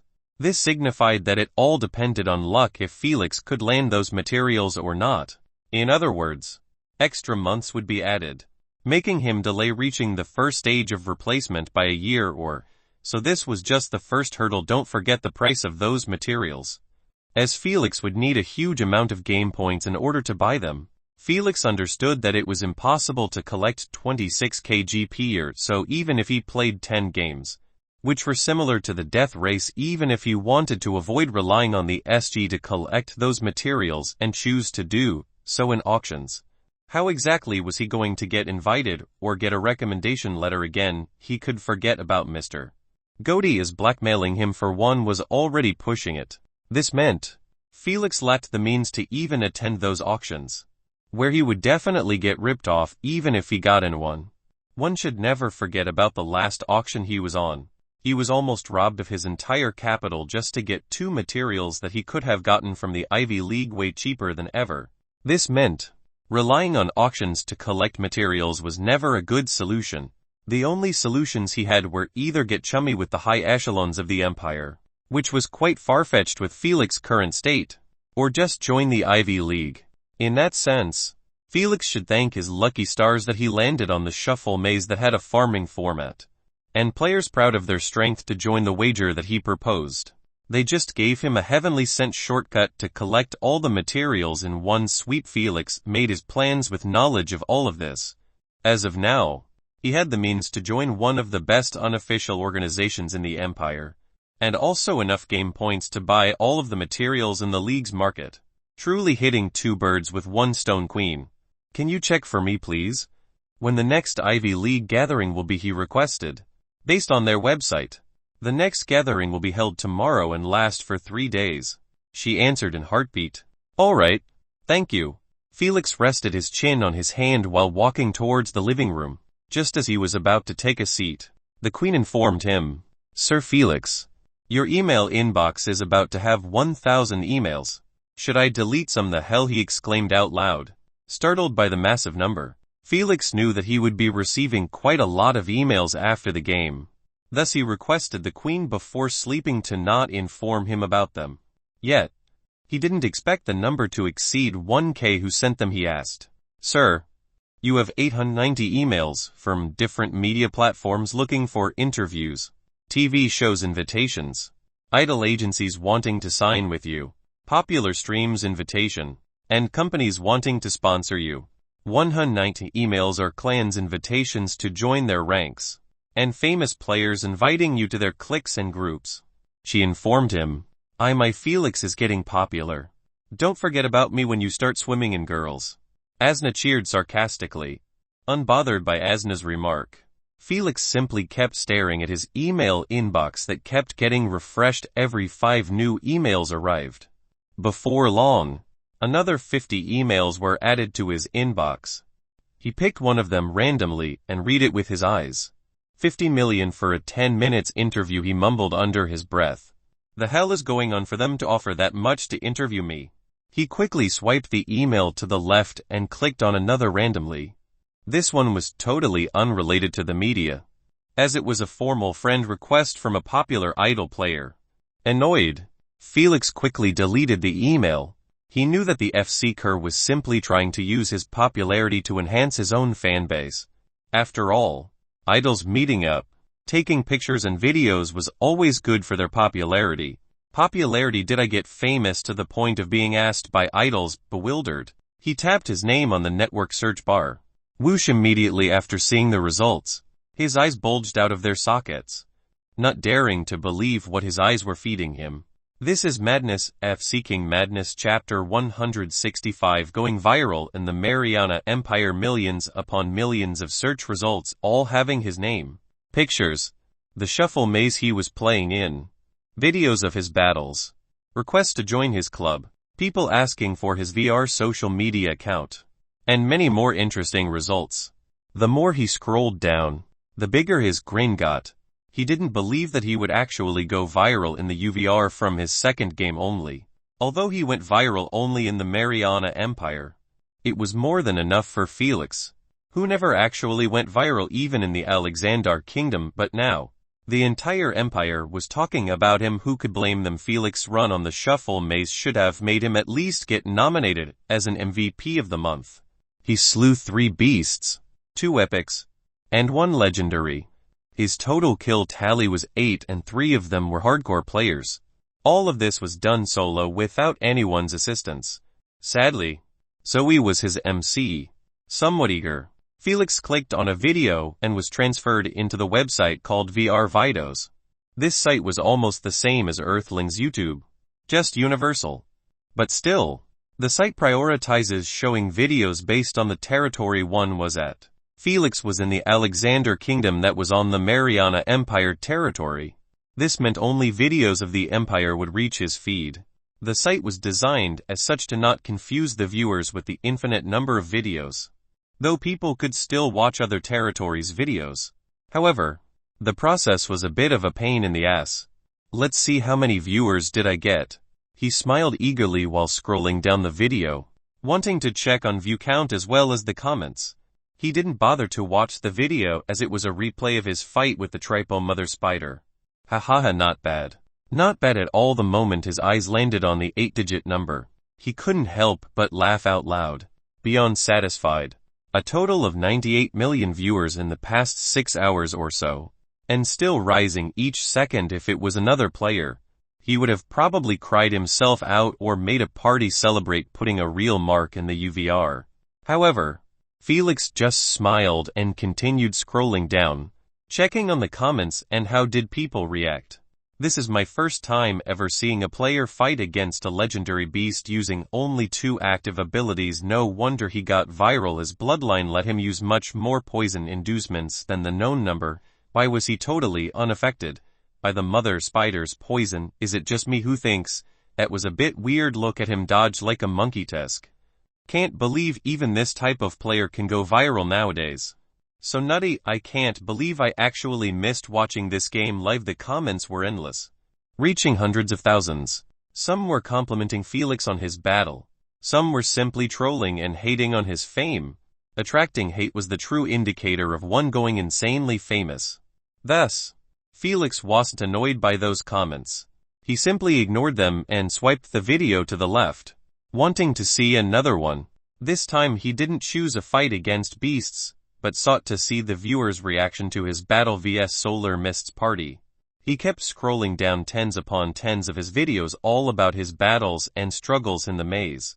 Some were about his fight with the Iron Titan, Terror Serpent, Lazy Rat, Charming Sky, and even Mastermania, while some videos were about him dodging the traps, entering the hidden compartment, showcasing fireworks, drama with Zoe, and such. Everything that had any relation to Felix was split into parts and uploaded on the website. My fans are truly working their ass off. He smiled. I should probably reward them later on. Felix didn't even need to guess to know that his club were the ones responsible for editing those videos and uploading them so fast. All of those videos took a good effort to be this well made. No one had that much free time to help Felix increase his popularity besides his loyal fans. Soon enough, Felix found what he was looking for. It was a video that was 15 minutes long and tilted Landlord Risen from the Dead. Felix chuckled at the title and clicked play. Surprised, he raised an eyebrow at what he was seeing.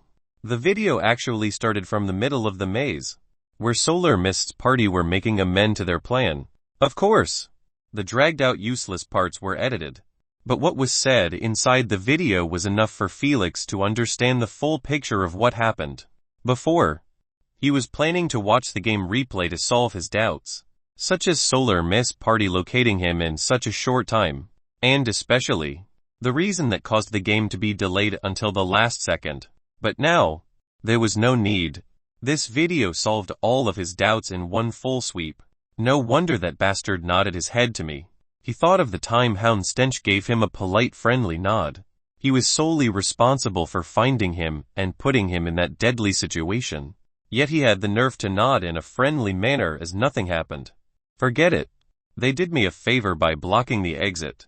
He mused at the sight of 25 players all standing around the maze's exit, protecting it as their lives depended on it. He never thought that his enemies were the ones who helped him get the championship in the end. Truly good deeds arrive from one least expected. After watching for only a couple of minutes, Felix stopped the video and scrolled down. Oh, the first thing he saw was the viewership that surpassed the 100 million barrier and was about to reach 150 million. The Shuffle Maze game was watched live by only 35 million spectators. Yet, Felix's video had 4 times that amount. Just one of those viewers deciding on a whim to follow Felix, and his fanbase would increase by triple. In other words, his streaming revenue would increase by triple as well. Soon, Felix began reading the comment section that had 1 million comments or so. He scrolled down while reading with his eyes the comments that interested him. To actually survive after getting hit by that sun, his ultimate ability was not a joke. Astonishing. Just astonishing. Does anyone knows what the hell was that pitch black inducement? I have never seen anything like it before. And I am a 3rd stage poison elementalist. I watched both of his games. And so far he used 5 more inducements on the original 5 he used in the first game. A veteran player here. I just want to know, how was he able to regain his energy back? Did he cheat, or was his ultimate ability doing? Felix clicked on this comment and saw that he had hundreds of replies on it, each with their own unique answer. It must be his ultimate ability. It's impossible to cheat under the eyes of the Queen. However, the majority still commented as such, believing that Felix's ultimate ability could heal him and also recover his energy. There were quite a few abilities that could do the same, so it wasn't really that hard to believe. Good. No one suspected anything. Felix was simply glad that everyone was duped by his passive ability. As long as no one starts asking questions about the number of abilities he was using, he was good with them talking about anything else. After a while, Felix got tired of watching his videos and reading comments. Although he liked what he was seeing, he knew that those videos weren't the cause that truly made him viral. Those videos exploding with viewership were only a result of something much bigger that happened in the UVR. Felix knew exactly where to look. He typed Supremacy Games News in the search bar, and a list of the latest trending news in the Mariana Empire was displayed before him. He clicked on the list, and a side hologram was manifested to his right. One shocking Heaven's Melody dropped down from Platinum rank to Gold rank. 2 Idol Enigma terminate his contract with the TNG agency. 3 Idol Sunfire finally proposes to Miss Lily. 4 Scandal Madam Zoe MC Jedge on the verge of promotion, getting demoted to Bronze. Games commentary instead. 5 Goranian team clinches their 4th win in a row. 6 Monaca Planet getting kicked out of the SGA after losing their first 5 games in a row. 19 Landlord, a total anonymous player, astonishes the Empire with his 2nd game. 50 Mr. Installock. Will he finally join the promotion game to Platinum rank? This list was called the SGN, and it was the most credible trending list in the entire UVR, as it was made by personnel of the SGA themselves. Any news that landed on this list would never get doubted or questioned about its truthfulness.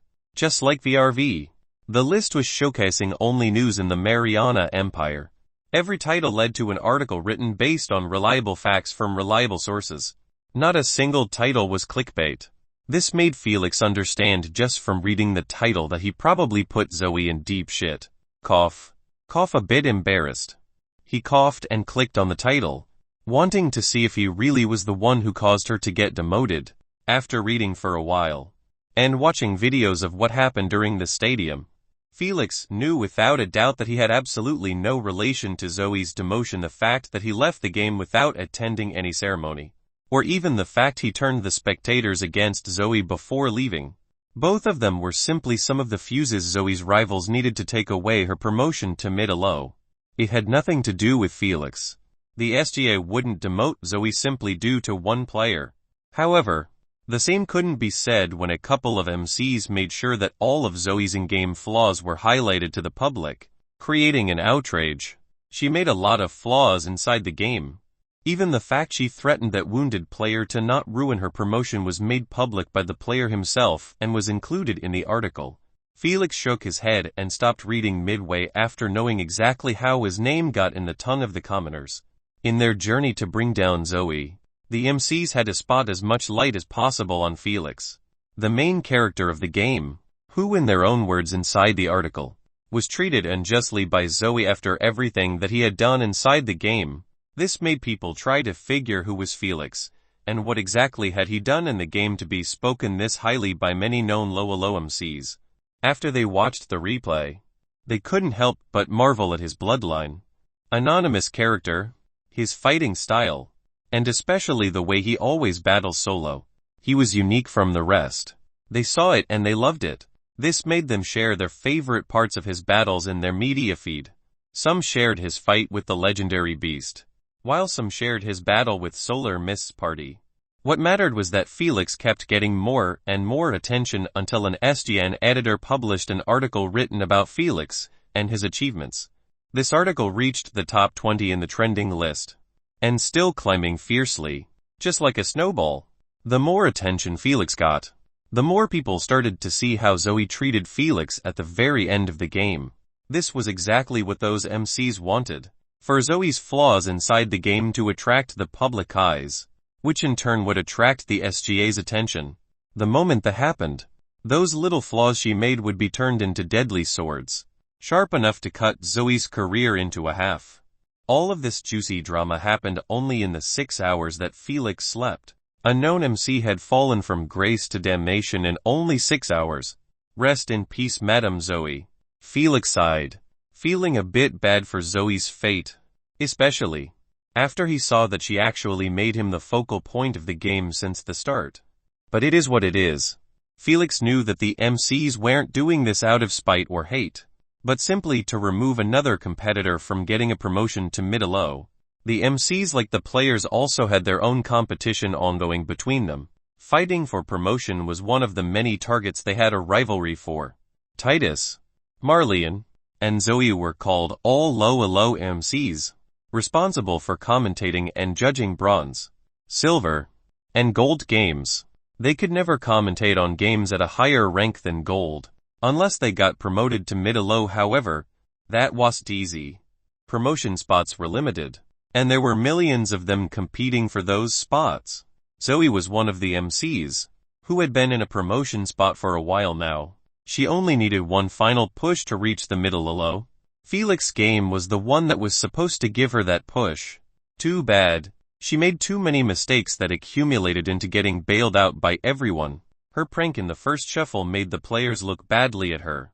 The fact she didn't announce that Felix got the unique title after he reached 10k GP. Most importantly, she tried to turn the spectators against Felix the champion. A foolish move she shouldn't have done. To top it off, threatening the wounded player. All of those mistakes were used properly by her rivals to destroy her chances of getting that promotion. Now, she could only weep while commentating only on bronze games with MC still in an internship. Who knows when she would climb back to her promotion spot. Maybe it would take 50 games and maybe 100. The only thing that Felix knew was that Zoe's MC career was doomed. Queen, please filter those emails. Show me only ones that were sent from higher-ranked players and top idol agencies. Chapter 166. The agency's threat. After seeing how he got viral, Felix closed off all of the holograms, leaving only his email inbox. That was about to surpass 1,200 email by now. The Queen quickly split the inbox into 2 parts. The emails, which she deemed important, were put at the top. As for the rest, they were left at the bottom. Satisfied, Felix thanked the Queen and clicked on the first one on the list. He wasn't stupid to delete everything before reading at least 5 or 10. Who knows? He might find something of value in them. After reading the first email for a while, he closed it off and deleted it. It was an invitation to a party hosted by a high-ranked player over getting promoted to mid-low. Felix wasn't interested in those kinds of parties, as he knew they were simply hosted to kiss ass and bootlick the player who made it safely to the other side. He attended more than enough in his previous life to understand that bootlicking those players brought 0 benefits. Next he clicked on the second email and found out that it was half-an-hour interview on a famous TV night show. He deleted it as well and moved on. He had no plans to be interviewed, especially when the majority of their questions would be about his bloodline. Next, unrejectable recruitment. A bit surprised by the title, Felix raised his eyebrows while clicking on it, wanting to see which agency was daring enough to send such an impolite email. Dear Mr. Landlord, it has come to our attention that you have ruined the face of one of our favorite idols, Mastermania. In other words, you ruined his market value. We don't know if you are not familiar with the unwritten rules of the SG or not, but destroying idols' faces instead of killing them is a taboo move every player tries to avoid.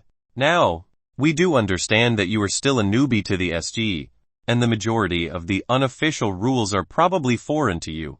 Thus, we came to a decision to let bygones be bygones under one condition. Join the BHE agency and sign an exclusive contract with us. We are one of the best agencies in the Mariana Empire. Hundreds of players from all ranks are being managed by our agents. We can make you reach the peak of popularity, whether you won the games or lost. We hope you understand that rejecting our recruitment will not bid well for you. Do consider deeply before sending your answer. Yours sincerely, Big Hit Entertainment. Ha ha ha ha ha. Instead of feeling the subtle threat that was on the email, Felix only felt like he just read one of the best jokes in both his lives. Unofficial rules taboo, just thinking about them sent him rolling on the couch, laughing his ass off. Cough. Cough. Holy shit, I am dying. He covered his mouth while coughing and laughing at the same time. At this moment, Felix wanted nothing more than to know if the one who wrote the email did it with a straight face or not. Weren't they afraid that he would publish their email for all to see, making them the butt joke of the year? Felix knew that the FC-kers wanted to scare him by using his lack of knowledge against him. In their eyes, Felix was merely a newbie on his second game. For players like those, they could easily get scanned by an agency if they weren't paying attention or too stupid to just search the facts by themselves. Unofficial rules have. Felix knew that the SG actually had those kinds of rules, but not damaging the face of an idol washed in them. Who the FCK think they are to say that all of the players were trying to avoid ruining their idols' faces? The players never gave a shit about those losers, and the agencies behind them. Good players all had their own private agencies responsible for managing their business. That's all to it. Managing their daily life and business opportunities. The player was still the one making decisions. However, the same couldn't be said about those public agencies. They were sharks who elude as many players as possible with fame and fortune. They train them on how to be an idol and throw them in the games every 2 months. Even after the game ends and they survive it somehow, they get paraded in the UVR, doing interviews, fans meeting ups, show and streams appearance, wearing constantly sponsored outfits, and more of such never-ending publicly. They try to milk everything of the player until he finally dies inside the game. By that time, they would have already earned hundreds of millions. That's just from one idol. Now imagine the same happening to hundreds of idols inside that agency. Imagine the number of coins they make yearly from this business. They were literally losing money only if a player turned to be a failed idol. As for other instances, they always get more than what they paid for. Go, FCK. Yourselves. Felix immediately typed this reply, word by word, and sent it to them. Not giving a shit about their so-called threat, he pretty much guessed that Master Mania tried to force them into putting a bounty on his head after what he had done to him. He saw it happen too many times in his previous life. It became the norm. However, instead of doing what Master Mania wanted, the agency first tried to recruit him. After all, Felix was currently one of the hottest topics in the Empire. The amount of value he had was unfathomable, and they would be fools not to take advantage of him. Too bad. Felix was a newborn baby, who had no idea about their thoughts and plans. I hope the bounty is large enough to force some fools into hunting me down, Felix said, chuckling. He wanted them to put a bounty on him and hoped that it would be big enough to move the majority of the players in his upcoming games. Why would he refuse such a free AoE taunt? Felix was confident in his own strength to brutalize any player that approaches him with ill intention. The only reason Solar Miss Party put him in a rough spot was that he wasted all of his energy on the beasts. However, he learned his lesson and he would never repeat that mistake again. Felix waved his hand to the left, swiping all of the holograms away from his face, except for the earning list that the Queen made. The agency's email made him lose his enthusiasm for reading more. He looked at his winning wish while scratching his chin, wondering whether it was worth to use it now or save it until he joined the Ivy League. Having a wish was the same as having a Walmart coupon card that lets you pick anything you want from the store. Better leave it for later, he said. Deciding to not use it for now, Felix wasn't in a rush to waste it on purity drops or other materials that could be found in the Ivy League. He wanted to use it after he finished buying the materials in the League. After all, he might actually reach a dead end on a material. He didn't worry that his wish would expire or such. He could use it anytime he wanted, even years from now. However, the wish would always have a limit. Since Felix got it in silver game, it meant his wish would also be limited to that rank. It was a known fact that silver rank wishes couldn't go above 1 billion SE worth. This limit increases based on the rank a player was on. The higher his rank, the more leeway he would have in his wish selection. One could also ask to receive that 1 billion SE at once. Queen, please contact Mr. Goody, Felix requested politely while pressing on his profile interface. Wanting to check his current statics after the game. Ranked Dear Bruns, play 2 more placement games to get your final rankings. Play to win, loss, win streak, loss streak, elimination, 1-4 after a quick glance. He closed it off and refocused on his call with Mr. Goody. Peep. Unfortunately, he waited and waited. Yet still, no one picked up his call. A bit annoyed, he called him again. The bracelet kept ringing on and on until the call made the peeping sound again. Felix this time didn't call him any further, as he had guessed that Mr. Goody was probably still asleep. After all, it wasn't even 6 playing. Never mind. I will call that creep later, he said, deciding to let Mr. Goody enjoy his sleep for now. Felix had no plans of continuously calling him until he wakes him up forcefully.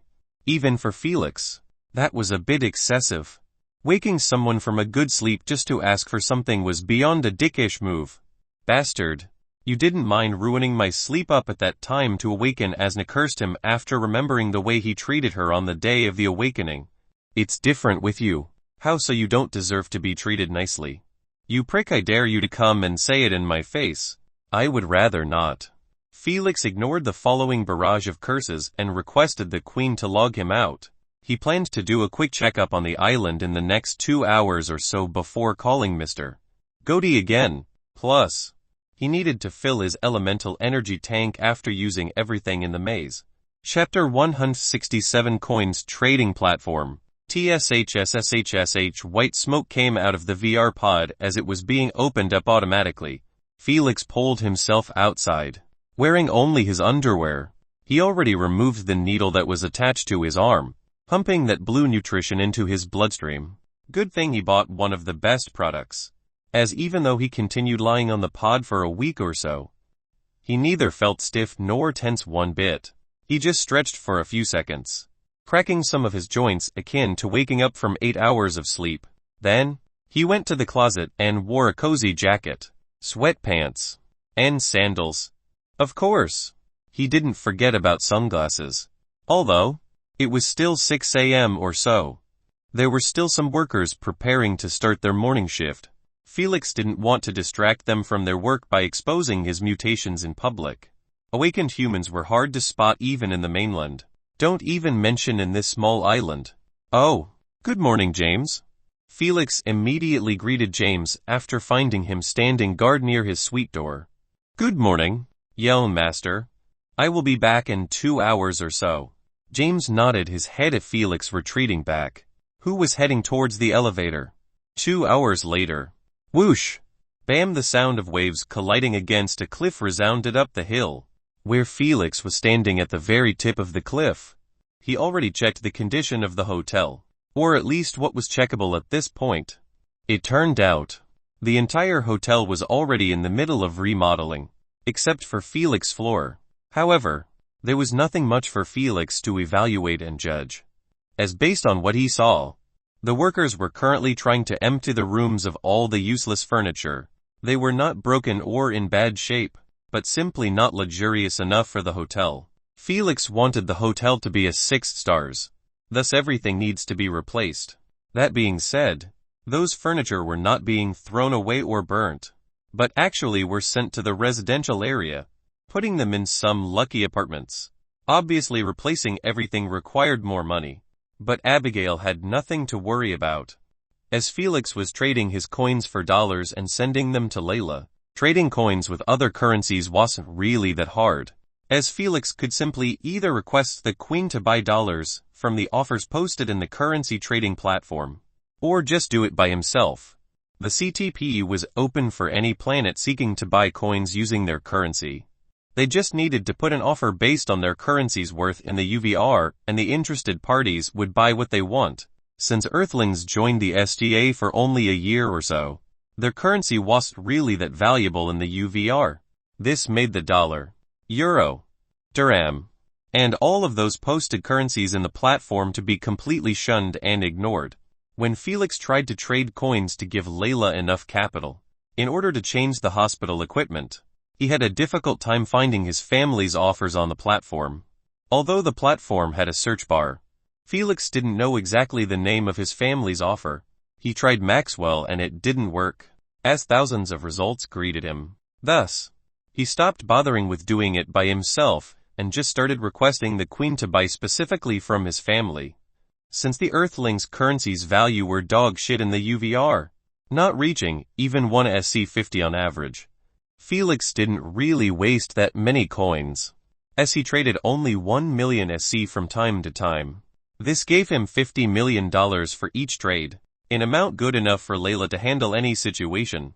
The good part about this was that Felix trading helped his family immensely. The elders had no idea that Felix was the one giving them free coins to continue helping the juniors and also enough capital to invest in the UVR.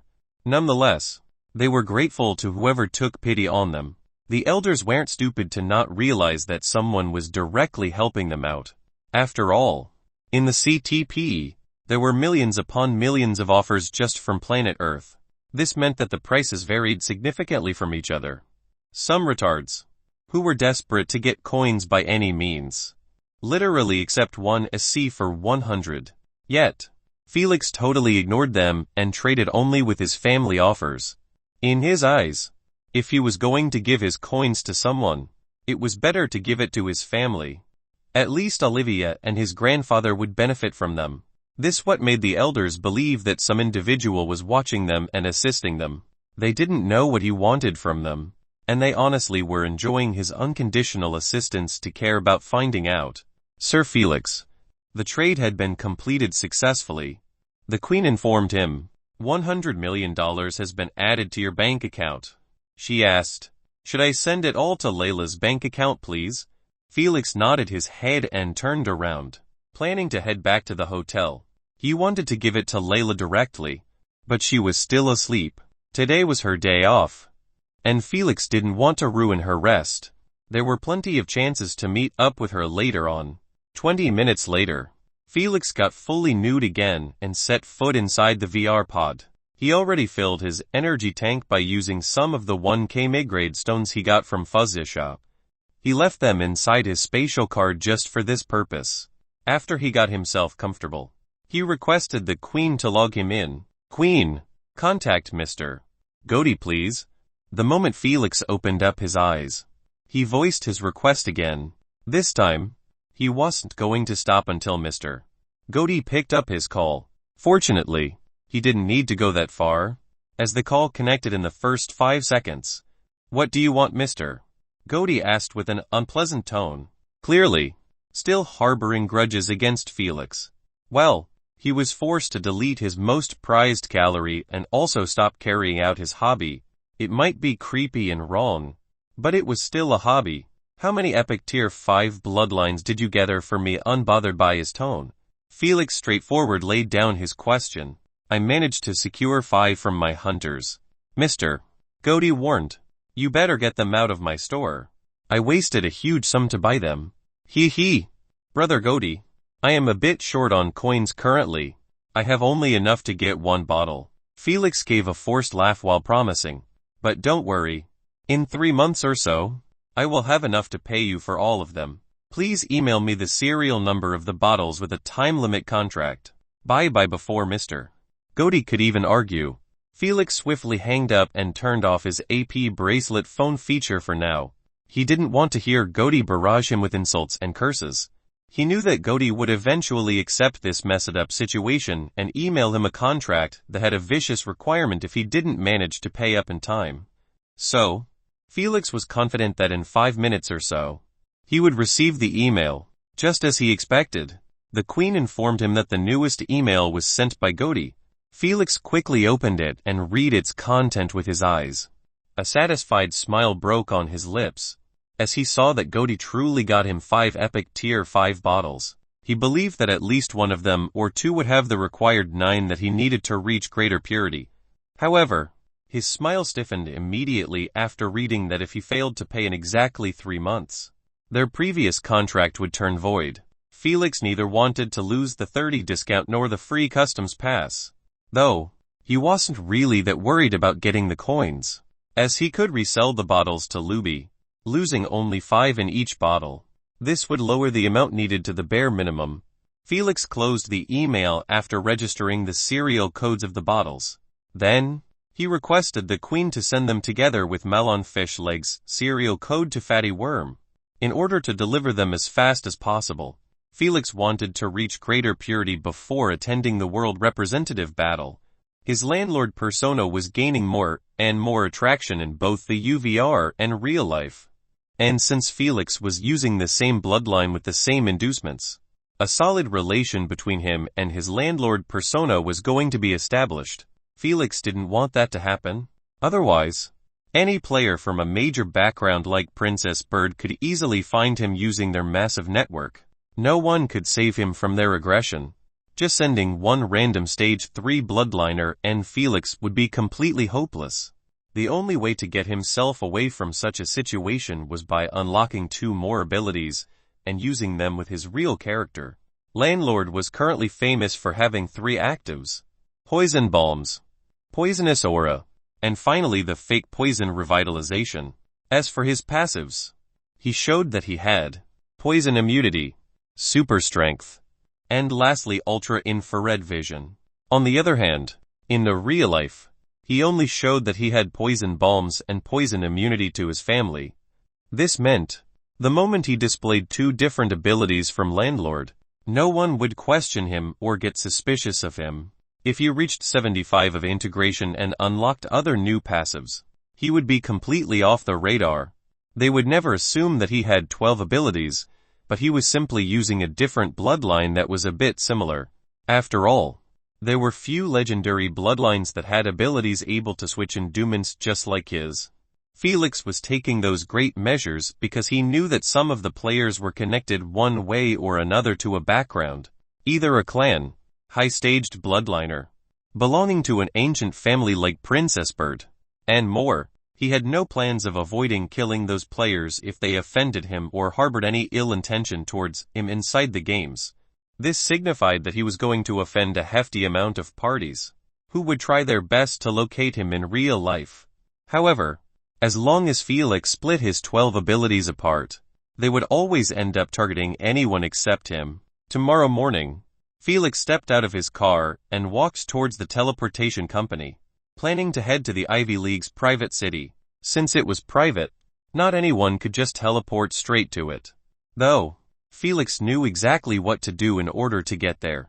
This time, instead of entering the base floor teleportation circles, Felix took the elevator and went for the 5th.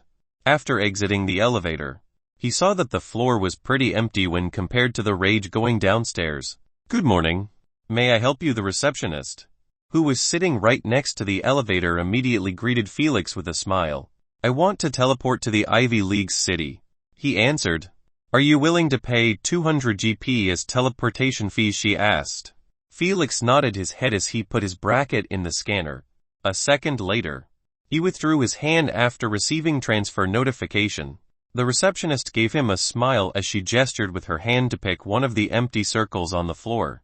Without further ado, Felix turned around and went for one of the empty circles. Unlike the base floor where people get teleported every second, those circles weren't that active. As Felix saw that only 5 people stepped out of them during the duration he entered the floor, it only made sense, as anyone who was taking the teleportation circles in the upper floors weren't like the broke commoners, who jumped from the circles the moment they got teleported. worrying about losing merely 200 SC. After entering the circle, Felix didn't need to do or click anything, as the moment he paid the receptionist his destination was already set. No matter which circle he used, he just closed his eyes and waited to get teleported. However, right before his body disintegrated into light particles, he changed his outfit, name, and tag. Now, he wasn't Felix, but landlord holder of the unique title, wealthiest of them all. Chapter 168. The Ivy League City. Are you going to participate in today's trials? Sigh. This is already my 5th attempt and probably my last. Good luck. The moment Felix's body reconstructed on the milky white circle, his ears began picking chatter of the people in front of him. In an unhurried manner, he opened his eyes and started sizing up everything before him. If he could describe the scene with 2 words, it would definitely be bustling and loud. He stepped outside of the circle while gazing beneath the darkness of his hoodie at the hundreds of people making tens lines that were leading to the exit of the teleportation company. Without delaying for a second, Felix chose the line nearest to him and lined up compliantly. If there was a mechanism that lets him skip lining up, he would have done so. Sadly, those lines were for checking up the identity of the newcomers, not to keep the crowd ordered. After all, this was a private city belonging to a league, not a kingdom or an empire. Every player with 200 GP could surely teleport, but no matter what he did, he could never bypass those checkup lines and go beyond the teleportation company. This meant those hundreds of people around Felix weren't just random individuals, but players belonging to gold rank or even a higher rank than it. Players who fulfilled one of the 3 requirements to be here. Felix was probably the only bronze player in the middle of those elites, who came from all around the empire and the hundreds of kingdoms, just to participate in the trials and join the Ivy League. This should speak volumes about the desire of everyone to join this elitist organization. Oh, landlord. Startled by the abrupt exclamation, Felix turned his head and saw a player he never knew before was pointing his finger at him with a tingle of shock in his voice. The rest of the players around them all shushed their chatter at the exclamation and focused on Felix, who was being pointed at. It's really him. Who is he? Don't you read the latest news? He is currently one of the hottest talked topics in the empire. He destroyed a silver game solo and everyone in it. I read that he caused goddess Zoe to get demoted to bronze. She deserves it. Sigh. If you guys watched his game, you will see that he was totally robbed from an MVP title. Tisk. At least he got the unique title. A red-tailed man pointed his finger at the top of Felix's head, and just like he said, the rest saw a golden title, glittering under the light, almost blinding them after they focused on it too much, since the unique title had only one purpose, and that was bragging. The SGA of course was going to make them appear as glamorous and flamboyant as possible. Felix wasn't planning to remain low-key and hid it after going through hell to collect that many points and obtain it. He wasn't that moronic or noble to not brag about his achievement when he had nothing to lose. Heck, he knew that the title was actually going to be beneficial in the market. Felix knew that by displaying his name and the title, he was going to receive a lot of attention in the city, especially after he just went viral in the empire. However, that was exactly what he wanted. To be as high-profiled as possible. The more known his name got in this place, the better for him. Why? For 2 reasons. He would have a solid reputation in the city, which would make him have a better appeal to the shoppers who wanted to buy items from his prize pool quicker. The second, and most important reason was that high-ranked players never deal business with unknown players. If he wanted to collect the materials without any hiccups, he needed to avoid Langlow and make his presence be seen as much as possible. Exposing his name and the title was only the start. I do wonder what he is doing here though. I don't think he fulfilled the requirements to join the trials. Trials? I doubt he needs them. What do you mean? Without bothering to answer him, the player pointed his finger at the checkpoint that was getting closer and closer. His meaning was clear. See it yourself. After a minute or so, Felix's turn finally arrived. The line was moving pretty quickly as the staff merely asked 2 straight-to-the-point questions.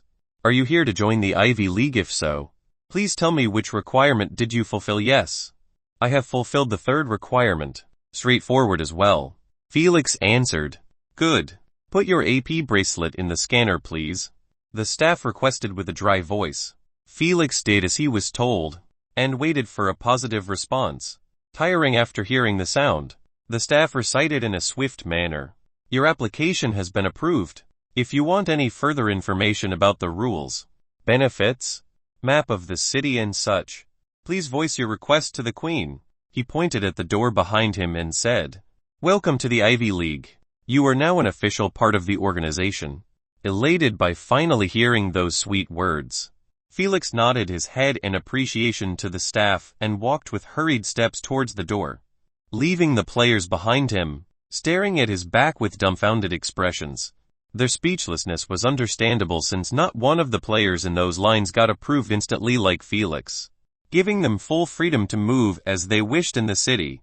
Instead, they either get thrown to the enforcers after being found that they didn't fulfill any of the 3 requirements or get sent to the venue where hellish trials were being held each day. 5 minutes later, Felix kept walking on the clean streets with a wide grin on his face. His eyes continued to roam around in absolute fascination. Unlike the Androxy capital and the Mariana capital, the Ivy League city wasn't massive to the point it stretched to infinity. In fact, it was built on a humble mountain chain that had all of its mountain summits smoothened up, and on each of those summits, there was either a unique towering building standing in the center or many smaller buildings clustered to each other in a circular shape, resembling a snail's shell. Currently, Felix was walking on the summit of the Teleportation Mountain. It was named as such since the main building of the teleportation company was based on the summit of this mountain. Since it was a known fact that the majority of people were always clustered around the teleportation companies, the entire summit of the mountain had nothing but the building and long streets, leading to many transportation means. Just like everyone else, Felix was heading for one of those means. He was a bit excited as in his previous life. Every time he stepped into this city, he always gets sent to the Arena Mountain, where the trials were being held on a daily basis. But now he was finally free to go wherever he wanted in this city after reaching the station. He was faced with a hologram that was highlighting all of the transportations currently available. He scrolled down the hover cars and chose a flying mount. Immediately after, a list packed with hundreds of flying mounts was displayed before him. Not wanting to get entangled in which one was better, Felix chose one randomly and paid for its services. Whoosh thud the instant the coins were wired. A golden griffin landed on an empty platform next to Felix. Satisfied, Felix smiled widely while jumping on the back of the griffin. Caca, it let out a high-pitched whistling while flapping its golden wings twice, lifting itself up from the platform. "Take me to the marketplace," Felix ordered while gripping its soft feathers tightly. Whoosh, the griffin lowered its head and started flapping its wings rapidly towards a mountain that had its summit completely bare. That's right. There wasn't a single building on the summit, but still, it was actually the most bustling place in the entire city due to Felix's current height. He was able to only see black dots clustered to each other akin to ants. However, as the griffin started to descend, those ants kept growing in his vision until he was able to see exactly what each one of them was doing. Thud, the griffin landed on an empty platform, making Felix sigh dejectedly at how short the flight was due to the close distance between the mountains. He jumped from the griffin and walked towards the noisy marketplace like it wasn't packed with elite players, but with haggling grannies. Yet, what was even stranger was that the sellers neither had shops nor stalls. They were just sitting on a comfy armchair while having a huge hologram displayed before them, and the items showcased on those holograms would give a heart attack to any commoner. "Finally, I am here," Felix murmured to himself, as he walked through the rows and rows of those sellers all spread out on the summit in tens of straight lines to make it easier for the shoppers to glance at their products. Chapter 169, Prize Pool Free Trading. After Felix toggled a good distance inside the market, he lifted his hand, which had the AP bracelet attached to, and called softly, "Queen, please scan for these materials: Fountain Purity Drop, Darkstar Fly Dust, Golem Brass, Voidling Scales, and lastly, Uncommon Elemental Flower." In a jiffy, the Queen used the AP bracelet scanning feature, making the bracelet emit invisible blue particles in 50 meters radius around Felix. "I need to upgrade the bracelet." Felix frowned his eyebrows at this limited range. He knew that the current new generation of bracelets could allow the queen to scan 500 meters or more. But for now, he focused on the materials. He just made a mental note to shop for another bracelet later on. The players near him weren't surprised by his weird pose, as a lot of players were doing the same in every part of the market. After all, in this market, there were thousands of sellers, yet no search bar to facilitate finding what one wanted. Soon, the queen finished her scanning and informed him, "I found 4 materials of the mentioned list in those marked sellers." Felix looked around and saw 4 sellers marked in red particles by the queen. He thanked her and moved towards the nearest one of them. After arriving near the seller, he saw that there was a small crowd of players that was surrounding him, though only one player was actually talking to the seller as the rest were gazing in focus at nothing.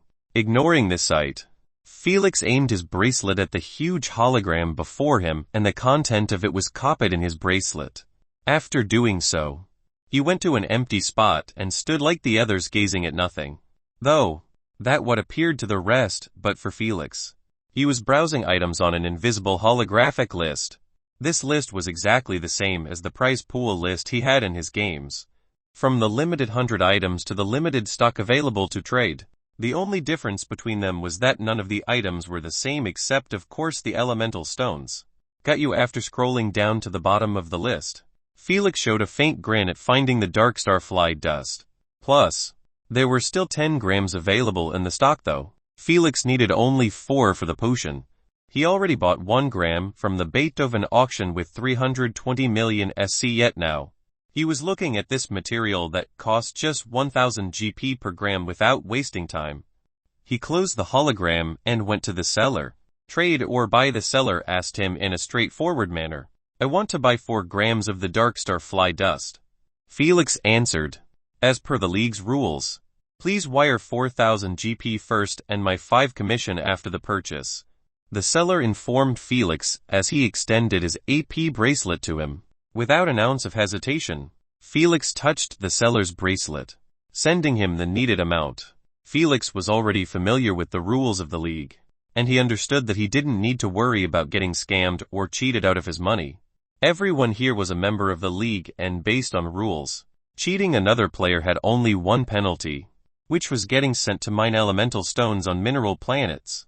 One should never forget that elemental stones get created in the most hellish environments, each based on the element. For example, fire stones could only be found on planets like Solaria planet, the one Felix played Death Race and thus, those sellers could be trusted to not escape with his game points. Tiring after hearing the sound of the notification, the seller withdrew his hand with a pleased smile on his face. He created a minimized version of the list and scrolled down until he located the material. He then clicked on buy 4 grams only and closed down the hologram. Contract or not? The seller asked. Contract please. Felix replied expressionlessly. Immediately after, the seller projected an invisible contract before Felix, entailing that Felix needed to pay him 5 of the total amount spent to buy the material. Reason his labor fees. That's right. His labor fees for reaching the gold rank and obtaining this randomized prize pool in his game. You see, all of those players in the market were selling none other than items from the prize pools they obtained in their games. Obviously, none of those items were actually belonging to them, but to the SGA they were simply displaying the latest prize pool list they got after playing a game to those interested in the items they lucked out on. This loophole was working only because players get 100 randomized items in the prize pool on each game. This meant there was a high chance for a player to get not a single item or resource that he wanted while getting an item that was desperately needed by another player. In other words, those two, if they met, could totally trade items or buy them for each other with a small labor commission for the troubles. This loophole was exiting for a long time now, and the SGA or the Queen never bothered to patch it up, since it was actually beneficial for the Alliance's economy. The players weren't doing anything wrong, as they simply used their own game points which they earned rightfully in their games to buy items from other lists. Their indirect approval made this new emerging industry explode in popularity to the point it got an official name: prize pool free trading. Free trading in the sense, every player in the platform, no matter his rank, was able to join as well. He just needed to play one game. That's all it took. Felix literally could right now find an empty spot in the summit and display his prize pool with the intention to sell. Though, he would rather not embarrass him like this as he was still in bronze rank, which meant those items were also below the interest of probably every player in the league. Thus, he only came here with the intention to buy the materials. Nothing more, nothing less. After finishing reading the contract that was filled with the usual known terms, Felix signed it and sent it back to the seller. Before getting told what to do, Felix touched the bracelet of the seller, wiring the 200 GP commission. The seller nodded his head in satisfaction after seeing what he earned. He literally did absolutely nothing but display a list that belonged to the SGA, and he earned 200 GP free. Though he did work his ass off to reach the gold rank, and that was something not any average Joe could do. Seeing his content expression, Felix smiled bitterly after remembering himself practicing this business on the Androxus public market. Instead of getting rich players interested in buying from his prize pool, he was only getting commoners asking about what he was selling, or even worse, enforcers trying to capture him due to selling without a permit. This was one of the reasons in his previous life that got him obsessed with joining the Ivy League. The fact those sellers before him could just sit here and chill, yet gain points, fill their accounts without dropping a sweat. He always wanted to do the same. Alas, the trials were too hard for him. I believe you received the serial code of the materials. Felix's absent-mindedness was broken by the seller's polite question. Felix nodded his head after he checked that indeed 4 serial codes were added to his AP bracelet. Glad to do business with you. The seller gave him a polite smile and gestured with his hand for the player waiting behind Felix patiently, not wanting to block his business. Felix turned around and left, heading to the next seller that the Queen was marking. Felix wasn't afraid about the fact that his serial codes were known to the seller, as the contract they signed forbade the seller from utilizing the code directly or indirectly. Nothing could fool the Queen's vision. 15 minutes later, Felix went through all of the marked sellers and obtained all the materials needed except for the last one, the uncommon elemental flower. He spent around 19,500 to buy 14 fountain purity drops, 1 golem breast, 4 darkstar fly dust, and 2 voidling scales.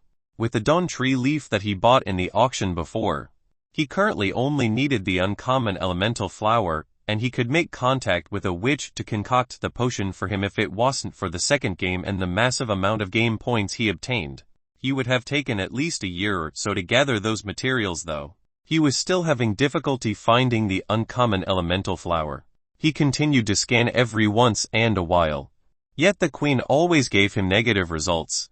Felix wasn't really surprised about the lack of this material, as he knew that it was extremely useful to any bloodliner alive. This put him in a pickle, as this material was a must-buy since it was the core of the potion. It was known for being split into 3 grades. Common element flower, which possessed a petal for each of the 7 known common elements. Uncommon elemental flower possessed a petal for those 7 common elements in addition to every uncommon element in the universe. Finally, the all-elemental flower, which had every single element whether it's known or not. Sadly, this flower already went extinct. This flower had many uses besides being a core material to the elemental potion. The most known use was actually ingesting it directly. Doing so helps to increase the affinity rating by 3, though. It was a must to have an element corresponding to a petal for that effect to take place. For Felix, who needed the uncommon flower to make an elemental potion that had all the elements except for the rare ones, this made it challenging for him to acquire one. Chapter 170: Contacting a Witch. After going around the market 2 times in a row, and still coming up with either don't have it or sold out, Felix decided to take a quick break and continue browsing. He was planning to camp in the market until he gets what he wanted. After all, the gathering was going to last for 3 days. This meant there would be new sellers tomorrow, replacing the ones who had all of their stock either bought by shoppers or players from the game they got. The prize pool. Felix knew that prize pools weren't monopolized by 1 player or 2, but by all the players participating in that said game. For example, Felix's current prize pool was being shared by all the surviving players from the Shuffle Maze. The stock was being shared as well. This meant the prize pools don't really last for long before getting all of the good items wiped out clean. This was the reason the Ivy League made 3 days gathering each month. They wanted to give the sellers and the buyers a specific period to do business before the prize pools get sapped out. Heck, the majority of the players in the league were playing games exactly 1 day before the gathering, so if they made it out alive, their stock would be still full and fresh. 2 days later at 6 Felix was standing in the middle of the market with his hand in the air. A few seconds later, the Queen's monotonous voice resounded in his mind with a sentence he heard about thousands of times now. The material has not been detected in this area. FCK my life. Felix massaged his weary bloodshot eyes in frustration. He was awake for straight 54 hours now, and even though he was in the UVR, his brain still needed rest from being active for such a long period of time. Just as he planned to lower his hand and move to another area, the Queens informed him, "The material has been spotted. The seller is being marked." Ecstatic, Felix opened his bloodshot eyes widely as he kept looking around, wanting to find the marked seller. Soon, he saw a female player, who had absolutely no one next to her. Immediately after seeing so, he understood that she had just sat in her position and was about to start selling her products. Without delaying for a split second, he dashed towards her and said softly, "I want to buy an uncommon elemental flower." "Why talk so soft? Am I not selling just an uncommon elemental flower?" she said while laughing out loud, making her voice reach the ears of the players near them. She understood that he didn't want others to hear about the flower, so he wouldn't have anyone contesting for it. But was she his sister to give him such a freebie uncommon elemental flower? Nice. "I got just enough for it. Finally been searching for it for a month now. Yes, I need just 3 to reach a 70 affinity rating." More and more players kept gathering around them as the news was being spread further and further in the market by the loud chatter. Suddenly, Felix, who was standing all by himself before, was now surrounded by desperate FCKs just like him, who needed this material at all cost. Haha. Amused, she chuckled as she looked at his twitching lips and clenched fists until his hands were turned paler. She knew that he was holding himself from cursing her mother to the grave. "All right, ladies and gentlemen." She stood up on her armchair and smiled. "We will do this the traditional way." She highlighted the flower on the humongous hologram and said, "The standard price to buy the flower is 4,000 GP. My 5 commission from it will be 200 GP. She grinned widely and announced, "Start the auction 300 GP, 400 GP, 600 GP, 750 GP. Each time Felix heard a newer bid, he felt like his heart got stabbed by a dagger. He understood that what the players were currently bidding for wasn't the flower, but the commission itself. This meant the higher bidder would need to pay the standard 4,000 GP for the flower plus the amount he bid: 1,500 GP, 1,520 GP, 1,550 GP, 2,050 GP. After seeing that the bids were finally slowing down, Felix decided to join by increasing 500 GP at once, hoping to scare everyone off. Well, he sure did, as everyone who heard him turned towards him, wanting to see who was that desperate to buy the flower with a whopping 6,050 GP, the wealthiest of them all. The hell is that title? The moment their eyes landed on the glittering gold title, their eyelids couldn't help but twitch. They didn't know what condition he fulfilled in the game to get that unique title, but they sure know now that it was related to game points. There was no way they were going to contest with such a person. They might be above Felix in rank, but the majority of them never had an above 10k GP collected in their account. If it was so easy to gather them, everyone would start joining the league by the 3rd requirement. "I am out. It's already above my budget." Sigh. I really wanted it. The gathered players started to spread, heading to other sellers. They might want to increase their affinity rating, but 6,050 GP was too much for just a 3 affinity increase. There were other worthy items to buy with that item. 2,050 GP going once, 2,050 GP going twice. The seller paused for a few seconds after her shout, trying to delay for a bit. She hoped that someone might change his mind. Unfortunately, everyone was leaving while shaking their heads. In the end, she just sighed and called, "Sold." Clap. Clap. The players who remained started applauding after the flower was auctioned. Habits were really hard to change. Felix nodded at them in appreciation while extending his AP bracelet towards the seller. She swiftly touched his bracelet, getting wired only the standard 4,000 GP for the flower. In a haste, she tapped purchase, worried that someone from her game was going to snatch it before her.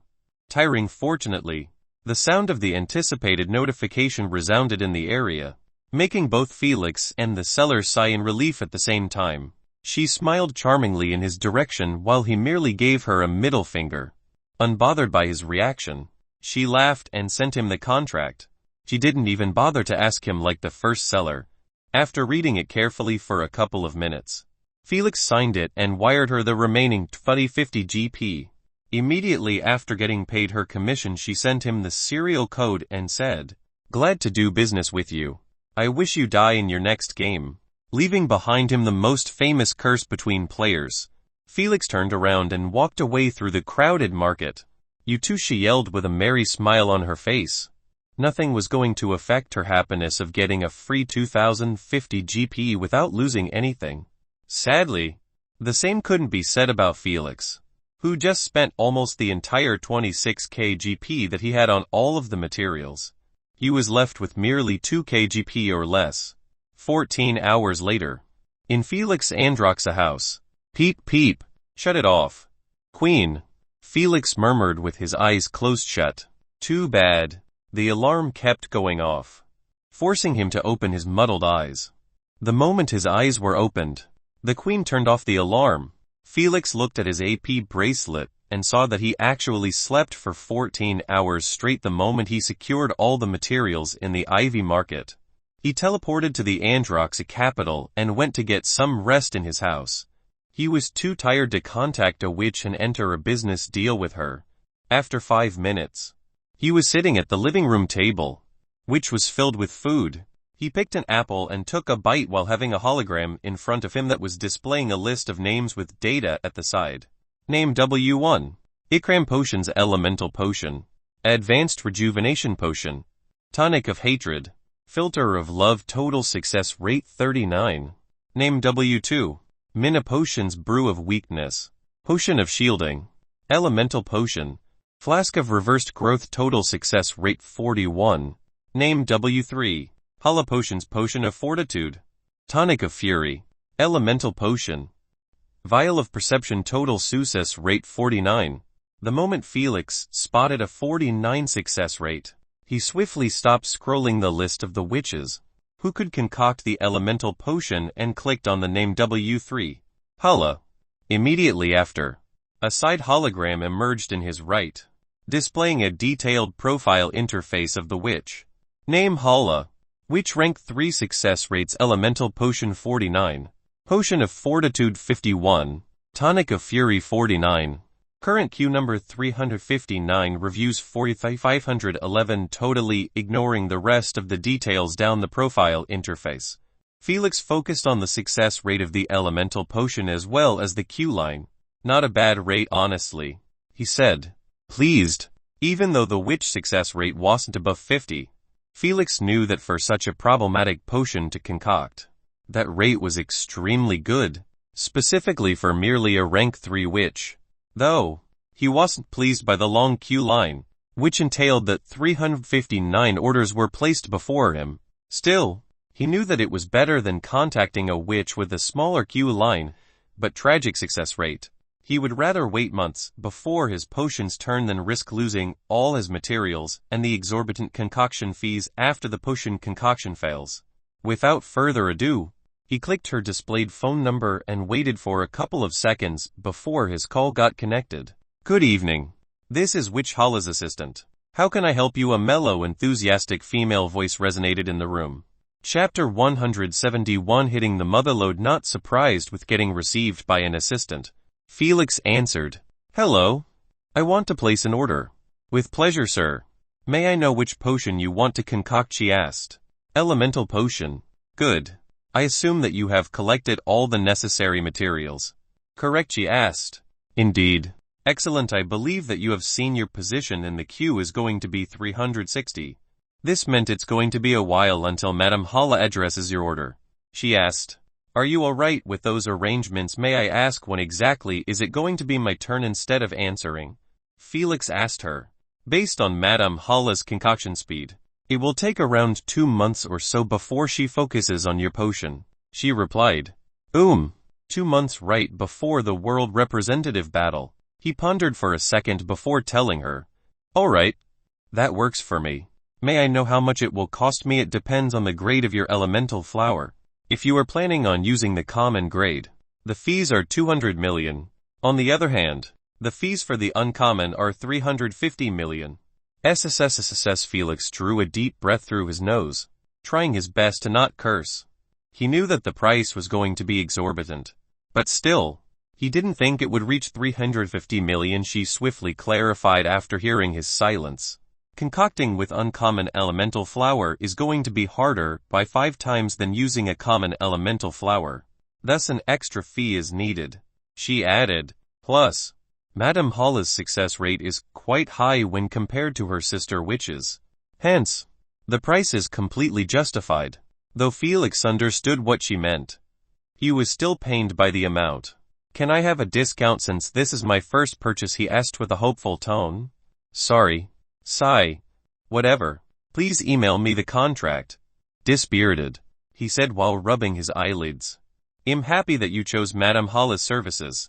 We hope we won't disappoint your expectation, she said with an uplift tone.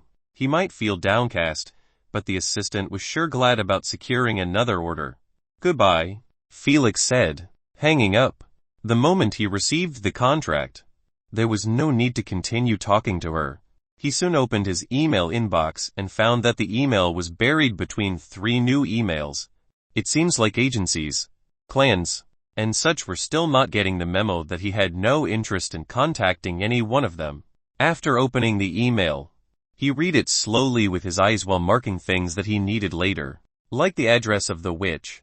After all, he needs to send those materials to her, and he knew that it was going to cost him a leg since the Forsythia Witch Empire was in a completely different galaxy. The only good news about this was that their galaxy was only 3.5 million light-years away from the Milky Way galaxy, which was going to facilitate the deliveries between them and also the shipping fees.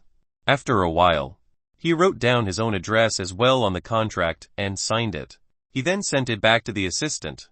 As for the payment, it was wired automatically after he signed, taking away the streaming revenue that he just got. Let's see when that fatty is going to arrive. After dealing with the potion situation, Felix murmured while checking on the time. Soon, he saw that only 1 hour was left before Badidi brings him his delivery to the island. After all, 3 days had gone since he gave Badidi the serial codes for the 5 bloodline bottles and melon fish leg. He didn't inform the queen before he slept to help him wake up for no reason. He was worried that he would oversleep and Badidi would find him still in the VR pod. Based on that bastard's personality, he would spit on the VR pod and throw the bottles on the floor then leave hastily. Felix didn't want that to happen as he still needed to talk to him and also give him the useless bottles to be sold to Luby. He was relying on Luby to pay the debt of Mr. Godi. This was kinda funny, as Felix literally would have to add only 5 of each bottle's original price then give the total amount to Mr. Godi. 1 hour later, in the real world, Wuxia medium-sized wormhole was opened in the middle of Felix's sweet living room. Felix grinned after seeing the blue-scaled fatty worm wiggle inside the room with a bit of difficulty. Though, in the end, he managed to push himself through. Thud, brother fatty. I see that you started relaxing on your diet, Felix said while leaning on the wall. I see that you are still being a prick. Fatty worm made an X shape with his receptors, giving Felix the worm race's special middle finger. Felix chuckled and asked him, did you get everything? Not replying, Fatty worm opened his tiny mouth widely and spat 5 sealed bottles and a small blue box. And with this, you have only 2 more free shipments. Badidi's receptors kept flailing around, expressing his joy at almost fulfilling his part of the contract and getting rid of Felix. Instead of feeling saddened by the news of almost finishing his 17 free shipments, Felix just grinned with a hidden glint while looking at the happy worm dancing in his own universe. However, Soon he changed his expression to a dejected one as he beamed the bottles and the box in his spatial card. Cough. Do you need me to deliver anything while I am here abashed? Bedidi asked while rubbing his receptors together akin to a greedy merchant rubbing his hands. Felix knew that the bastard was asking if he was going to give him any under-the-table delivery to get the bribe. Yes. Wait for me here, pleased by his confirmation. Bedidi immediately laid on the couch, making himself comfortable. He knew that Felix was going to take some time before giving him the items to deliver like before. Not wanting to waste time, Felix went to his bedroom and closed the door shut.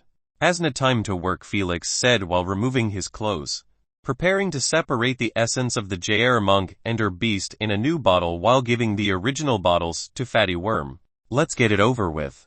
Lazy and bored, Asan yawned while watching him beam bottles. Potions. Injection needles on the bed. 25 minutes later, Felix exited the bedroom with a wide grin. Even the blind Bedidi was able to notice it. Though, he didn't ask him about it. Be quick. Give me the items, he said, rushing Felix. I already wired you the payment, Felix said while beaming the 5 bottles in front of Bedidi. If Bedidi was a human or cared about knowing in detail the human bloodline system, he would have realized that Felix was doing something weird to the bottles before giving them back to him. Fortunately, Fatty Worm already had too many things on his plate to give a rat shit about Felix matters. Wuxi swiftly sucked them on his stomach and created another wormhole, planning to bounce away. However, Felix wasn't finished with him yet as he said, Wait, I need you to pick up those materials and take them to the Forsythia Witch Empire.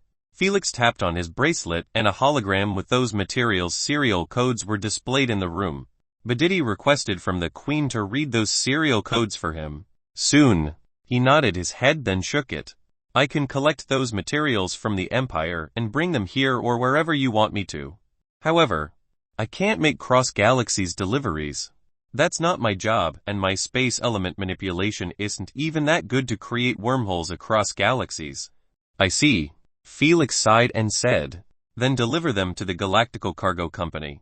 I will inform them about your arrival. All right.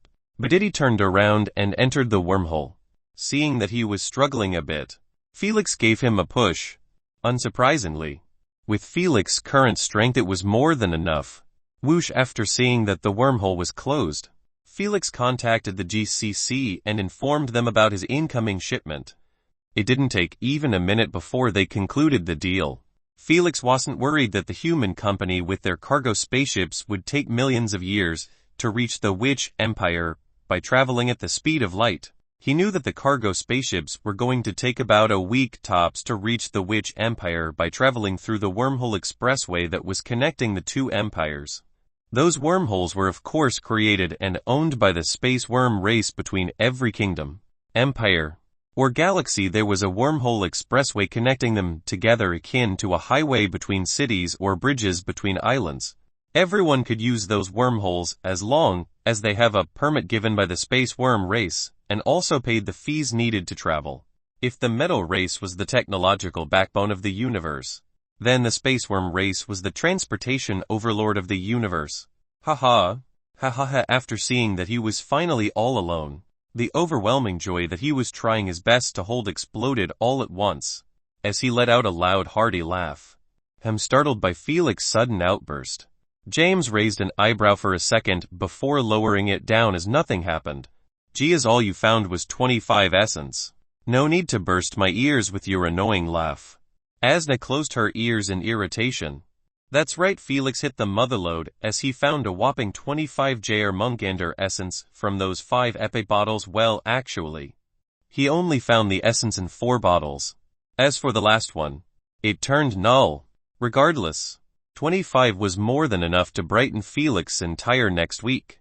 As with it, he could reach 76 in his integration at once, unlocking 2 active abilities in the greater purity and 2 passives in the minor step. Before the origin purity after the integration he pulled off the past 25 minutes.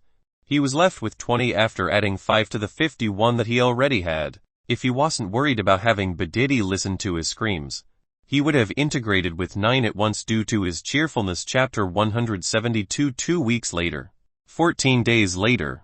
Inside the training room, Felix was standing right in the center of a wide arena. He snapped his finger and 20 bots surrounded him in a 20-meter radius. Just as he was about to give the order to start the training, his AP bracelet started ringing. Here it comes. After seeing who the caller was, Felix merely sighed and picked up, greeting in pure delight. "Grandpa, you finally called. I thought you forgot about me after regaining your vigor." "Heh. As much as I want to bicker with you, kid, I have other important matters to handle." Robert didn't waste a single second as he asked him with a stern voice. "Be quick. Are you coming today or tomorrow?" Cough. "Neither." Cough, Felix swiftly added after hearing his grandfather's heavy breathing. "The hotel just started the remodeling. I can't leave it yet. But I promise that I will arrive on the day of the final tournament." "Felix, are you trying to anger me to death?" Robert shouted. "Do you FC King think I don't know that you spend your entire time in the UVR?" Just as Felix braced himself for getting chided, he heard his grandfather calm sigh. "I don't care what you do inside the UVR, but from time to time do check on the real-world situation a bit." What does he mean? Felix wondered to himself. But in his situation, he never actually wondered alone, as Asna was always listening to him, waiting for such a beautiful mess-ups to belittle him. "Do you have the memory of a goldfish?" or what? She snickered. "Did you forget already what happened in the world during this month?" Numb to her belittling tone, Felix dug through his memories, trying to remember exactly what both of them meant. It didn't take him even a split second before those memories surfaced on his mind. They were always there. They just never crossed his mind. Now that they did, his eyes widened in stupefaction. "FCK me, how could I forget about that, Felix? You still there? You better come tomorrow if you want to catch a flight with us," Robert informed him sternly. "We will send a jet to bring you home. Can't you just send a jet to pick me up?" 15 days later during the final tournament, Felix asked with a ray of hope in his tone. "Why ask when you know my answer?" Robert laughed. "We all want to see you as soon as possible. Don't you miss us as well?" "I am going to hang up. I need to pack my stuff." Too annoyed to respond, Felix shooed Robert away and requested the Queen to log him out. Not even finishing his daily training, TSHSHS, Felix got out of the pod and went to his closet to dress up. He pulled his suitcase from under his bed and started packing up some clothes on it. He closed it and put it to the side. His necessary clothes were always in his spatial card. He called Layla and informed her that he was leaving tomorrow to attend the competition. Layla asked him if he wanted extra guards on his VR pod after he leaves, to which he told her that wouldn't be necessary. He wasn't a fool to leave the VR pod here all alone while he could just take it with him inside his spatial card. It was big enough to hold the pod. After all, it was Blackma, gifted to him by Fatty Worm. That's exactly what he did after he hung up. He pulled the pod's cable from the wall's outlet and beamed it in his spatial card.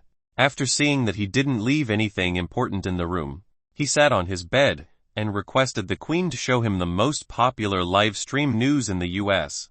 It had been a really long time since he checked on what was going on his own planet. The fact he was living on an island isolated from the public made it even easier to lose touch with the rest. As expected, Felix crossed his hands while watching a reporter interviewing a gray-bearded old man who was surrounded by a crowd of people near the airport. The crowd wasn't small one bit, as wherever Felix's eyes landed, he spotted a bunch of people clustered, pushing and pulling each other. It was clear that everyone was desperate to enter the airport. Hopeless. Felix sighed at that sight and refocused on the reporter, who appeared like he was about to be a victim of a stampede. "So your grandson had been chosen to attend the nation's qualifiers."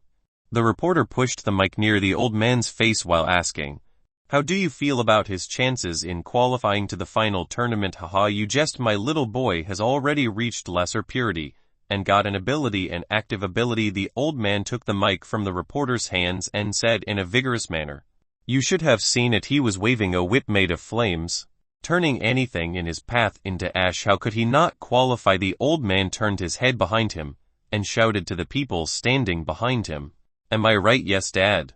We get it already." The old man's son, who pushed through the crowd, swiftly pulled his excited father away from the reporter. He couldn't believe that his father has just laid down his son's ability in public. He knew that for his son to have a slight chance of rising above the rest of the participants, he needed to have his abilities hidden as much as possible. Alas, his father already spilled the beans on live TV. Honestly, the father was being paranoid for no reason, as his son was merely one average participant from 1,000 of awakened commoners, who were nurtured in public government camps, sons of nouveau-rich families, recruits from companies, juniors nurtured by private organizations, and such. All of those juniors applied to have their affinity rating get tested in public assessment centers, which were being built like mushrooms all around the world. The ones who had a good affinity rating, reaching 50 or above, were able to join public camps built and funded by the governments around the world.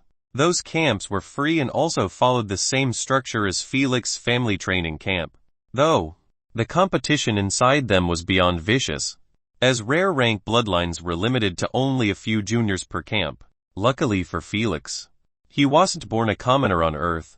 Otherwise, he would have needed to spend at least 2 months struggling in a camp to just secure a rare bloodline, and then 6 months of hell to secure a qualifier spot in the competition that was about to start tomorrow. After all, it was impossible for all the Awakeners to join the U.S. national team battle.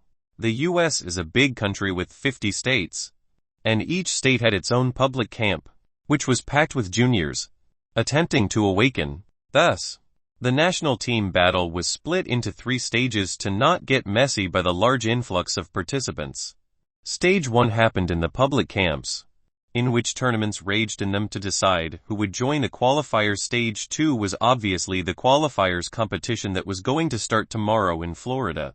Each camp sent 10 winners, making a full rooster team. Since there were 50 states, it meant the total sum of juniors reached a whopping 500. They would have to compete with each other for the next 15 days until only 50 of them were left. This leads us to the 3rd stage, which was the final tournament. The Maxwell family's team was going to join this tournament straight away, just like the rest of the business empire's families, or political families. The reason those families were given a free pass straight to the final was due to the fact they created their own camps and nurtured their own people with the best resources possible on Earth. This meant they relieved the government while also giving them a world representative potential candidates. It was only natural they get a free pass to the final tournament as compensation. But honestly, they would have got it either way. After all, there was no way those noble families would accept to send their heirs to tangle and get messy with the commoners. The qualifier competition was the reason the airport behind the reporter was packed to the brim with people carrying suitcases and wearing cheering outfits. Everyone was trying to fly to Florida, where the main venue of the competitions would be held. The hype for seeing Earthlings use superpowers and abilities for the very first time was about to cripple the entire country. Transportation services, train stations, highways, buses, and even seaports were all experiencing a flood of people trying to book a ticket to Florida City. This wasn't happening just in the US, but worldwide. It was only common sense that people would prefer watching Earthlings bloodliners compete with their abilities live. They already saw through the SD-free stream channels how other human races in the Milky Way galaxy used those abilities. Right now, they were dying to see their own people, born and raised on Earth, demonstrate that Earthlings were also capable of achieving everything other races were able to. Too bad their excessive excitement and eagerness made it almost impossible to catch single available transportation. And for Felix, who was planning to take a boat from the island to California, then a plane to Florida a month later, that would be impossible to do. Only after being reminded by his grandfather and Asna did he remember how the situation was like in this month. Thus, he had to pack up and join the family's flight, as he did in his previous life. After seeing that the reporter was having difficulty asking questions due to the bustling noise, Felix waved the hologram away from his face and went for a quick shower. Tomorrow morning, in the airport runaway, Felix was dragging his suitcase behind him. As he approached the parked jet that had just landed, no one accompanied him to send him away. As he drove all by himself without informing Layla and Jack, he knew that they were beyond busy with managing the island, and there was no need to steal their time just for a send-off. After he reached the jet, he gave his suitcase to the steward and climbed the stairs. entering swiftly. "Welcome, Mr. Felix." The pilot and the co-pilot both extended their hands towards Felix. The moment he stepped inside the plane. "Thank you." Felix shook both of their hands, and asked with a polite smile, "Are we heading straight to Florida? I apologize, but we need to meet up with family first in Boston before going to Florida." The pilot clarified, "The family planes are barely enough to send the members of the family to the venue. Thus, we received orders to pick you up and bring you back home instead of taking you to the venue." "All right, thank you for the ride." Felix nodded his head in appreciation and went to find his seat. The private jet was one of the big ones, which were able to carry at least 15 passengers. Yet, Felix had it all to himself. He quickly sat and put on the seatbelt. He closed his eyes and requested the Queen to lug him in. The flight was 7 to 8 hours long. Felix wanted to continue his training in this period. It was better than sitting doing nothing. Chapter 173 Meeting the Family. "Sir Felix, the plane is about to land." The Queen's monotonous voice resounded in Felix's mind, as he narrowly dodged a metal claw that was aiming at his neck, paused nonchalant by the frozen flames and icy rocks near his face. Felix requested the Queen to lug him out. 10 minutes later, Felix removed the seatbelt and stood up. He exited the private jet while stretching his arms behind his back. The moment he got outside, he saw many private jets all parked away from each other, while near each one 13 or so members of his family were standing and conversing together. All of them were dressed up neatly. Felix wasn't surprised by the sight, as he knew that every relative of his was going to the venue to spectate the competition and cheer for them. Elders, seniors, and juniors, not one of them were left behind. Even the elders, who always had busy a schedule, dropped everything on their subordinates and came with them. After gazing for a while, Felix finally spotted his grandfather, wearing a black business suit with a red tie, conversing with Elder Albert and Elder Charlotte. Felix almost couldn't recognize him, as his grandfather actually grew some hair, but Felix wasn't really that startled. He knew that was simply the longevity potion's long-term effect. The potion didn't just add longevity and remove diseases. In fact, it made the consumer appear a lot younger than his true age. Since Robert was in his 70s, the potion would slowly help him regress his age to look into appearing as a middle-aged man. Content with the way his grandfather looked, Felix smiled warmly while walking down the private jet stairs. Heading towards him, Felix, however, just as his feet landed on the runaway asphalt, an elated feminine yell resounded in the area. Without needing to guess, Felix immediately knew who called for him. Vexed and a bit amused, he saw Olivia running towards him with an excited expression. The yellow lily flower on her head kept flailing left and right, matching the speed of her little legs. Good thing she was wearing a t-shirt, jeans, and sports sneakers instead of a dress. Otherwise, she would have tripped already. Olivia's loud yell managed to draw everyone's attention to her. Soon, they also noticed Felix standing before the staircase, wearing his usual sunglasses. That rascal finally arrived, Robert grumbled while looking at Felix, who was being hugged by Olivia. He quickly approached them with the elders following behind him. "Oli, when did you turn this clingy?" Though Felix was saying so, he was hugging her back with a faint smile. "I just missed you." She removed herself from the hug and pouted. "You never called or bothered to receive my calls. How would I dare accept your calls after that one time?" His eyelids twitched as he said, "You detained me for 2 hours straight in one call." "Oh, Grandpa, Robert is here." Embarrassed after remembering that day, Olivia swiftly changed the subject by mentioning Robert and the rest of the elders, who were walking towards them. Amused, Felix chuckled while touching the lily flower on her head. It seemed like it was growing in a steady manner, as it was a lot bigger than the last time he saw it. Her bloodline might be rare rank, but it had its own perks as well. And this lily flower was essential to Olivia's abilities. It wasn't just for decoration like Felix's mutations. "So you hug only girls or what?" The moment Robert reached next to Felix, his sarcastic attitude took over. "I see that you finally grew some hair." Felix wasn't the one to back down either, as he continued while sizing up his grandfather. "Aren't you dressed too well? You even groomed your beard." Are you going to root for us or for a date? Robert is currently in high demand. Albert interjected himself in the middle of their conversation by saying enviously, "The women in the bar always offer some free drinks." Somehow, Felix truly believed him, as his grandfather's face started to regain some youthfulness. His skin wasn't as wrinkled or gray as before. Plus, his muddy eyes had a tingle of luster on them, seen only on youthful men. Hee. Isn't this because of my grandson?" Robert gave a smug smile to Albert, as he hugged Felix as well. "Alright, enough Loki bragging." Abraham looked at his AP bracelet and said, "Let's carry our conversation in the jet. We need to leave now." Immediately after saying so, Abraham sent a message to all of the seniors, telling them to board the private jets. The juniors soon followed them inside. Dejected, Felix climbed up the stairs, re-entering the jet. He didn't even walk for 2 steps on the ground before getting back inside. Though, this time he wasn't alone, as the 5 elders all joined him in the plane, as well as Olivia, Sarah, Noah, Kenny, and the rest of the team. The elders arranged for them to be all together in one jet. In order to catch up with Felix, they had a lot of questions to ask and a lot of things to inform him about. "Oli, come sit next to me." Felix patted the leather seat next to him, as he offered. Obviously, Olivia didn't reject him. "Tisk, little bastard, preferring little Oli over me." Robert clicked his tongue in criticism after seeing the seat he was planning to take got offered to Olivia. He wanted to catch up to his grandson on the plane, but now he could only sit next to the cheapsteak Albert with an annoyed expression.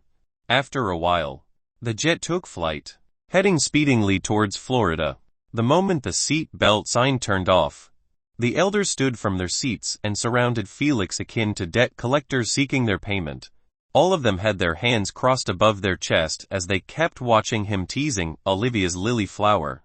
After sensing 10 eyes boring into him, Felix lifted his head and saw the 5 elders all looking at him with a wide grin. Except for Charlotte, as her cold face remained the same as always. "What's up?" Felix asked in confusion. Hee, nothing much. Abraham grinned as he said, "We just wanted to know what you have been doing the past months." Immediately after hearing such an expected question, Felix automatically entered his bullshit mode and began telling them that he spent those 2 months either watching games and analyzing them or selling and buying in public markets. "Oh, so you have a stall?" Charlotte asked. "Yes. It doesn't require a permit or license." He sighed dejectedly. "Though, I have to always be prepared for a run, to not get caught by the patrolling enforcers." "I see. Just be careful. And if you needed any help with coins, just tell me so," Robert said, smiling. "Will do." Felix's eyelids twitched as he said so. If only they knew that the coins he was offering were his in the first place. Now to important matters. Abraham looked at him with a stern expression and asked, "What's your current integration in a heartbeat?" Felix answered that he was already on greater purity. The elders sighed in relief after hearing so. They honestly thought that he would be still on 45 or even lower, based on the fact he didn't reach lesser purity in 4 months. "That's good. Very good." Abraham smiled gleefully while looking at Felix, Olivia, and Noah, the 3 juniors, who reached greater purity. Though Noah was actually about to reach the origin purity, the elders felt more than pleased by those 3, as Charlotte Intel brought her information that the majority of the families had only 1 greater purity bloodliner in their ranks. As for their true rivals, they had at most 2. With Felix's addition, they had a pretty much higher chance to make their team represent the US against the world. "So what abilities did you unlock exactly?" Albert crossed his forearms on the top of Felix's seat while asking. "Both your new passive and acti." Ring. Before he continued his sentence, his AP bracelet interrupted him by ringing continuously. If Albert's bracelet was the only one ringing, he might have ignored the call. However, the elders' bracelets soon followed by ringing as well. After seeing who was calling them, they exchanged wary glances and went back to their seats at the front of the jet. Curious, Felix and Olivia both removed the seat belt and peeked at the elders, who were listening to Abraham's call that was on speaker. A couple of seconds later, Abraham's raging voice resounded in the jet. "This is bullshit, and you know it." The rest of the elders were also not pleased by what they heard, as even Charlotte's composure broke at the bad news they just received. Interesting, since the call was on speaker, Felix and Olivia managed to pick up their conversation a bit clearer than the rest, as they were the closest to the elders. What Felix heard made him realize that his actions finally started affecting the known timeline in other places. Chapter 174, The Hilton's Family's Scheme. It turned out the call was from the Earthlings Supremacy Games Organization US branch, or in short, ESCO US branch. This organization was created to handle any matter related to the SG or UVR. For example, the current government public camps, the assessment centers, the national team battles, and also the world representative battles. All were under their jurisdiction. It was an international neutral organization that belonged to the World Council. Each country was required to have a branch of this organization on its soil to facilitate handling those matters. Right now, they just called the elders, informing them that the national team battle had changed its rules. Obviously, the elders weren't pleased one bit by those changes, as it affected their team the hardest. Based on what Felix heard, the rules changes affected the number of bloodliners each family could bring. Before the changes, each family was allowed to bring at most 10 awakened juniors. However, now, the number was limited to only 6 for the Maxwell family, which had 9 bloodliners in their ranks. That was a fatal blow to them.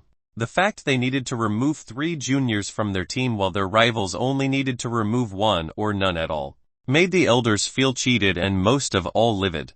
Felix knew that such a sudden rules change never occurred in his previous life.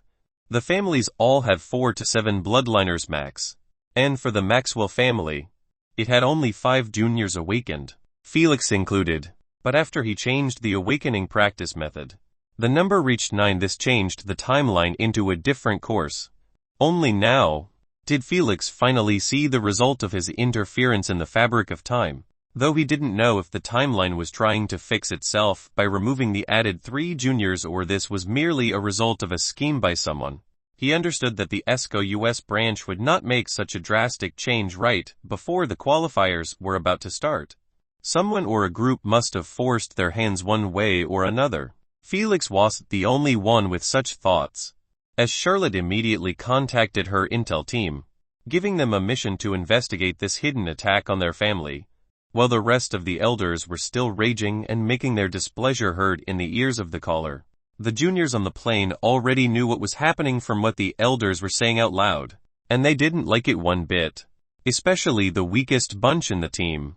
"Are we gonna get kicked out of the team?" Sarah suddenly asked Johnson, the fog element user who took her seat after Olivia ditched her.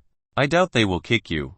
Johnson gave a side glance at 3 juniors behind him, who were conversing with worried expressions, and clarified, "The ones in danger are them, not us." Sarah understood what he meant instantly, as only those 3 were the ones who still didn't reach 45 in their integration.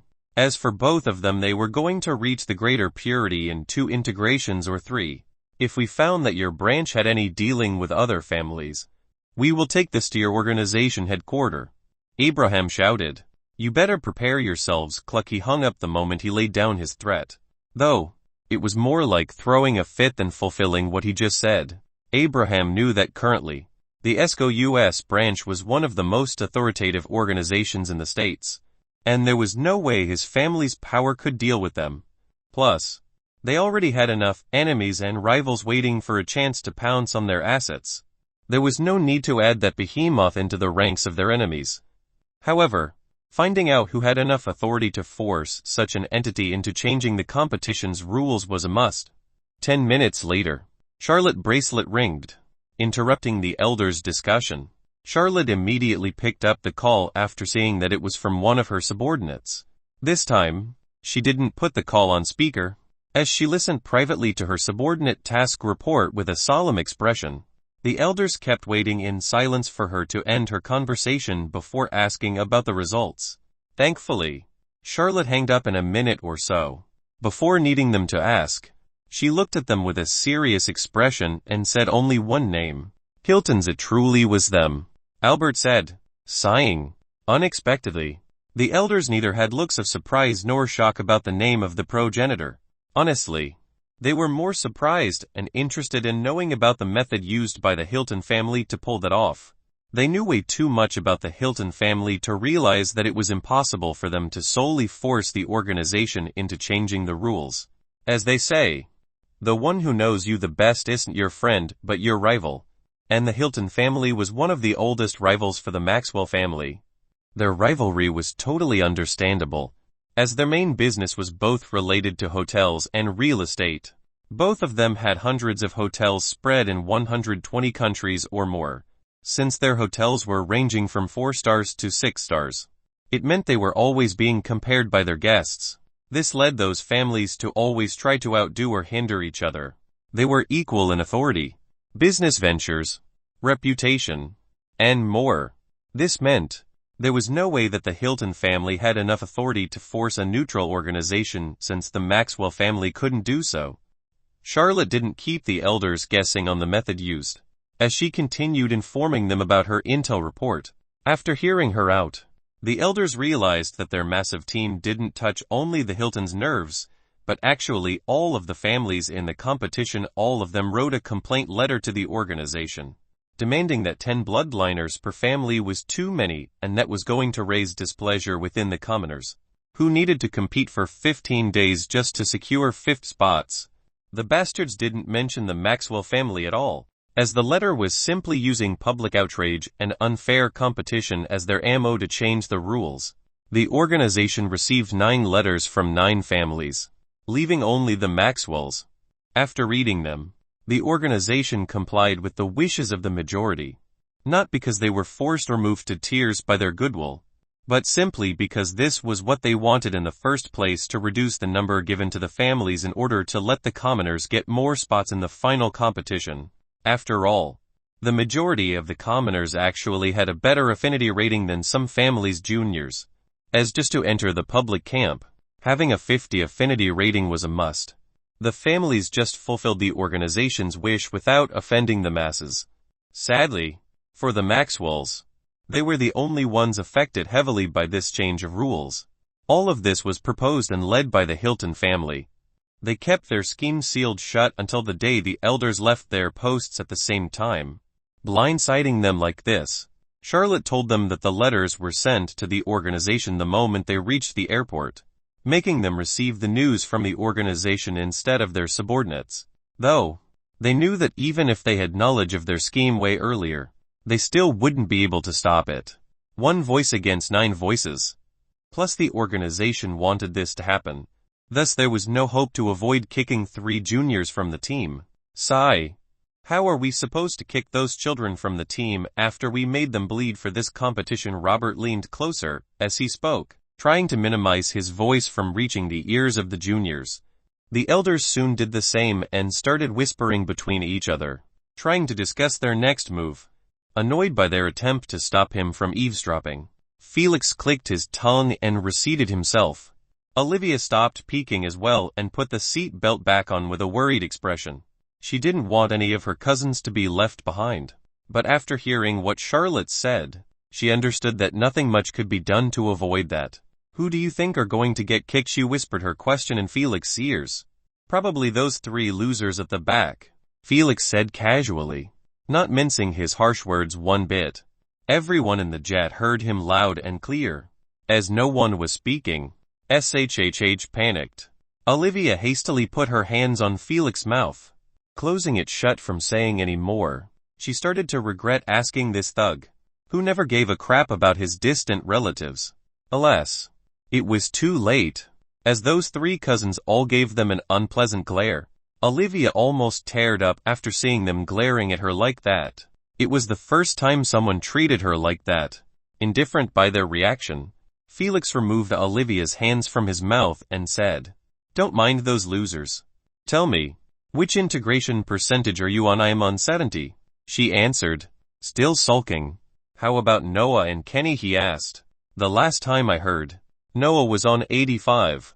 As for Kenny, he still needed 1 more integration to reach greater purity," she replied. "Not bad. I might not even need to make a move during the battles." He smiled in a pleased manner. Honestly, Felix just wanted to chill during this period of the battles, away from games and business.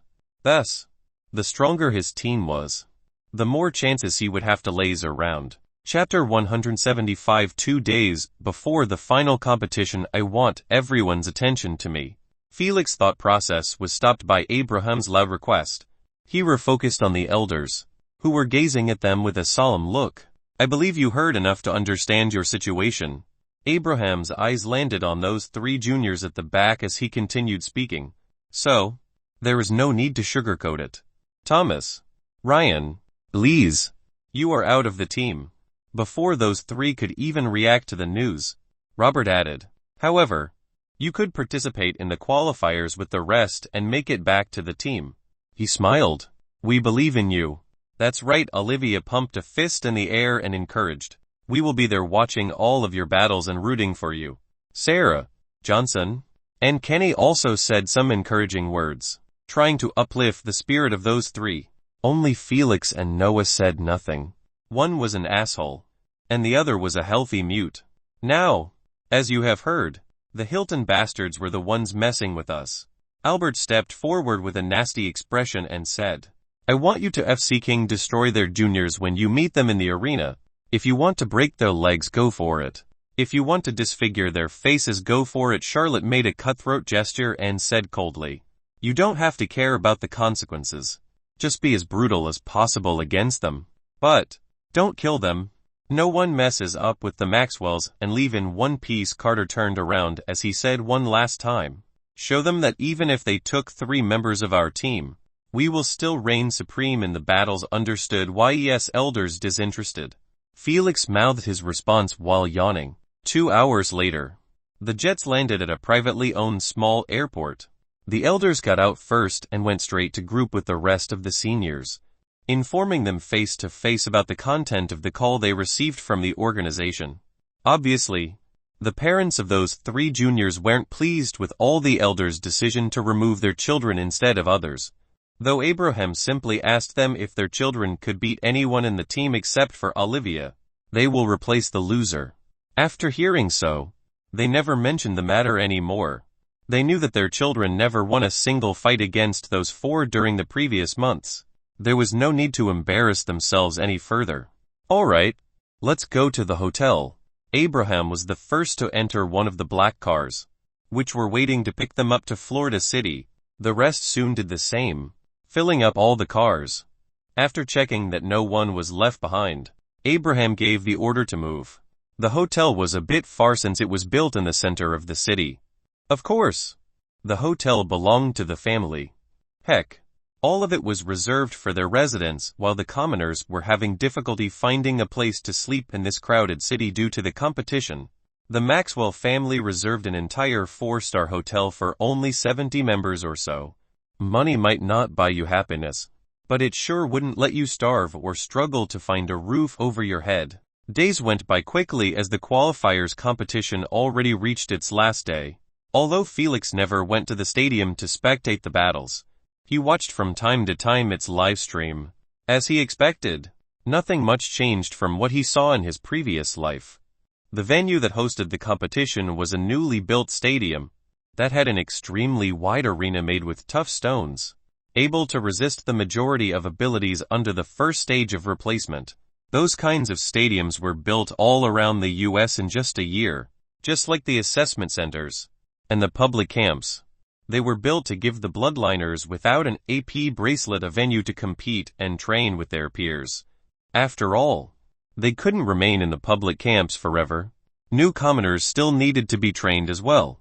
Plus, the spectators were going to pay for tickets to watch them train and fight. This meant the stadiums were always going to bring profit for the government and the organization.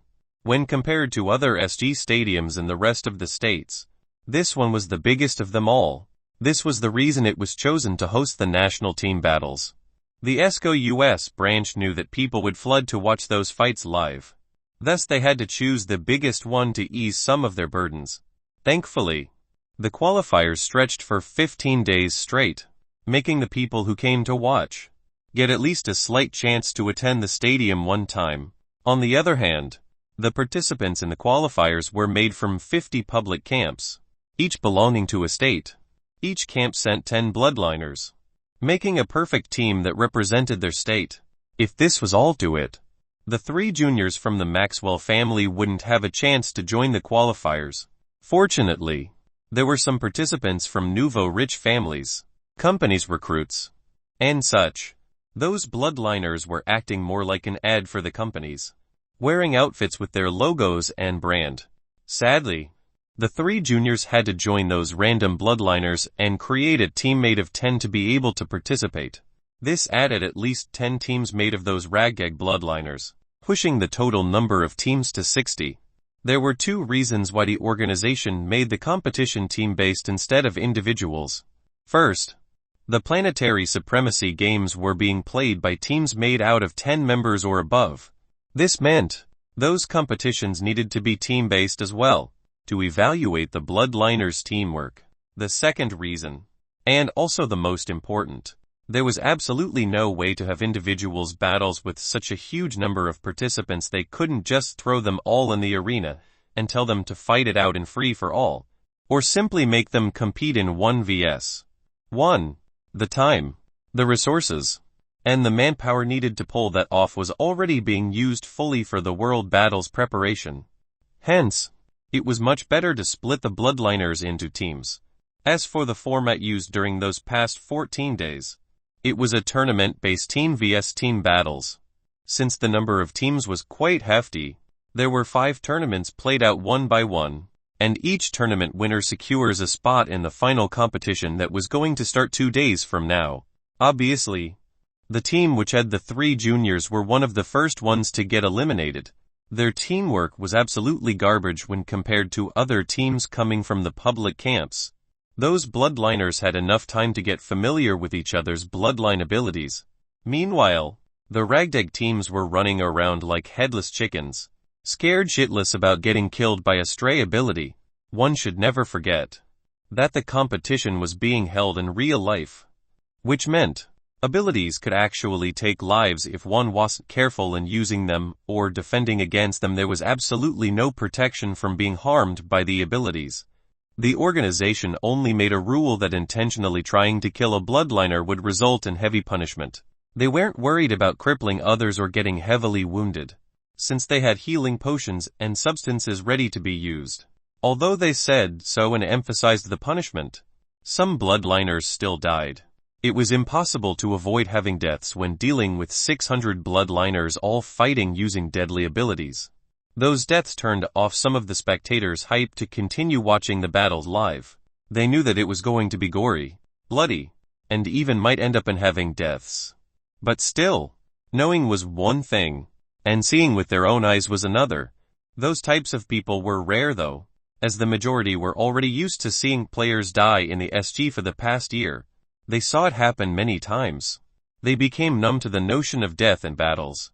Thankfully for the Maxwell family, those 3 juniors didn't die but merely were injured heavily. The elders used their own potions to heal them back in shape. They might have lost, but they did get some experience battling other juniors outside of their family. That's how the qualifiers ended. Some deaths pleased spectators, and 5 teams each made of 10 bloodliners going to the next stage, joining the final competition with those business and political families. Alright, that's enough for today. Robert clapped his hands twice, stopping the juniors from practicing. They were inside his UVR room, which was modified to resemble the same arena in the stadium. The elders allocated 3 hours each day during the past 2 weeks to practice together. They did so because of Felix, who never trained with them before.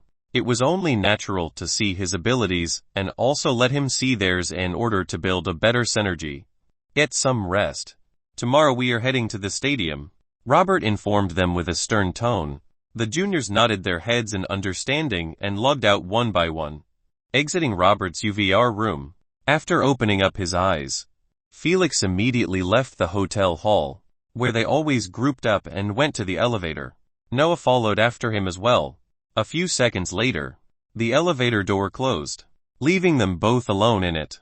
Felix tapped on the 5th floor button, where the males juniors' rooms were located.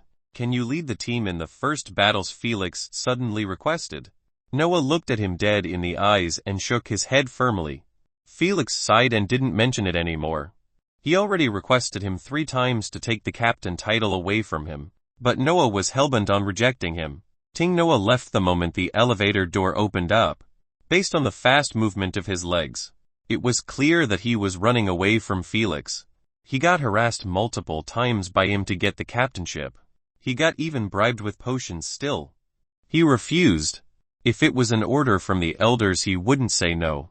But since it was from Felix, there was no way he would let himself get such a bothersome rule that required speaking. Chapter 176, Blatant Favoritism. Tomorrow morning. Felix was standing before a mirror looking at his reflection. He was checking the uniform sports outfit that the elders gave the team to wear. It was a combination of a jacket and tight-fitting sweatpants. Both of them were black with red stripes on the shoulders and sides of the pants. Of course, the family brand logo was planted boldly on the right chest. The outfit was the same one he wore in his previous life. He liked it before, but now, not very much, as the red stripes were conflicting with the green color of his hair. Though, it's still better than the majority of the outfits he saw during the live stream of the qualifiers. Knock. Not coming, Felix yelled after hearing his room's door being knocked for the 3rd time. He splashed some water on his face and left the bathroom, heading towards the door. "We are about to depart." Felix, faster, faster. Olivia kept on knocking with the side of her fist while yelling, "I am coming. Damn it." 30 minutes later, the family's cars entered the stadium through the parking lot. They had to if they wanted to avoid the sea of people standing before the stadium entrance, waiting to welcome the participants.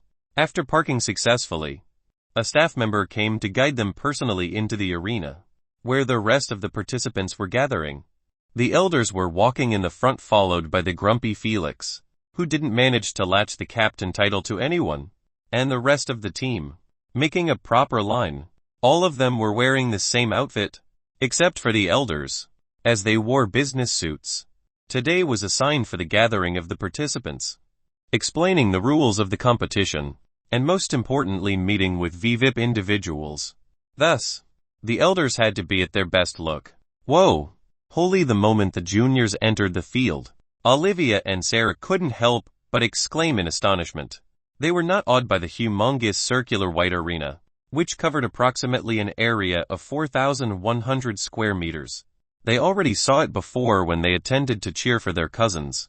What awed them was the number of people standing on it, as at least 100 or so were all lining up properly, facing a red and blue wooden-built stage that was decorated with many U.S. flags, flattering by the wind ceaselessly. On that stage stood about 10 men and women, all wearing formal outfits. The elders wanted to check if that man was on the stage or not, but the distance between them was too far to have a clear vision. Thus, they stopped bothering and continued following the guide, who was taking them to their assigned spot to line up like the rest of the teams. That's right. Each line represented a team after the Maxwell Team Edition. There were currently 15 teams, all wearing a different colored outfit with different logos and brands.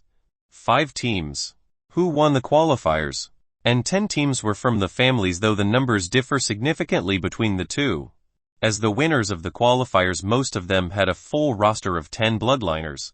Meanwhile, the family teams, some had 6 bloodliners like Felix's team, while some had a pitiful 3 or even 2 bloodliners, yet they were still lining up proudly like they were not missing 80 to make a complete team. Immediately after lining up, Abraham squinted his eyes at the stage, sizing up the 10 individuals on it. He wasn't shocked at all by the heavy weight of those people's authoritative ranks. He expected as much to arrive today.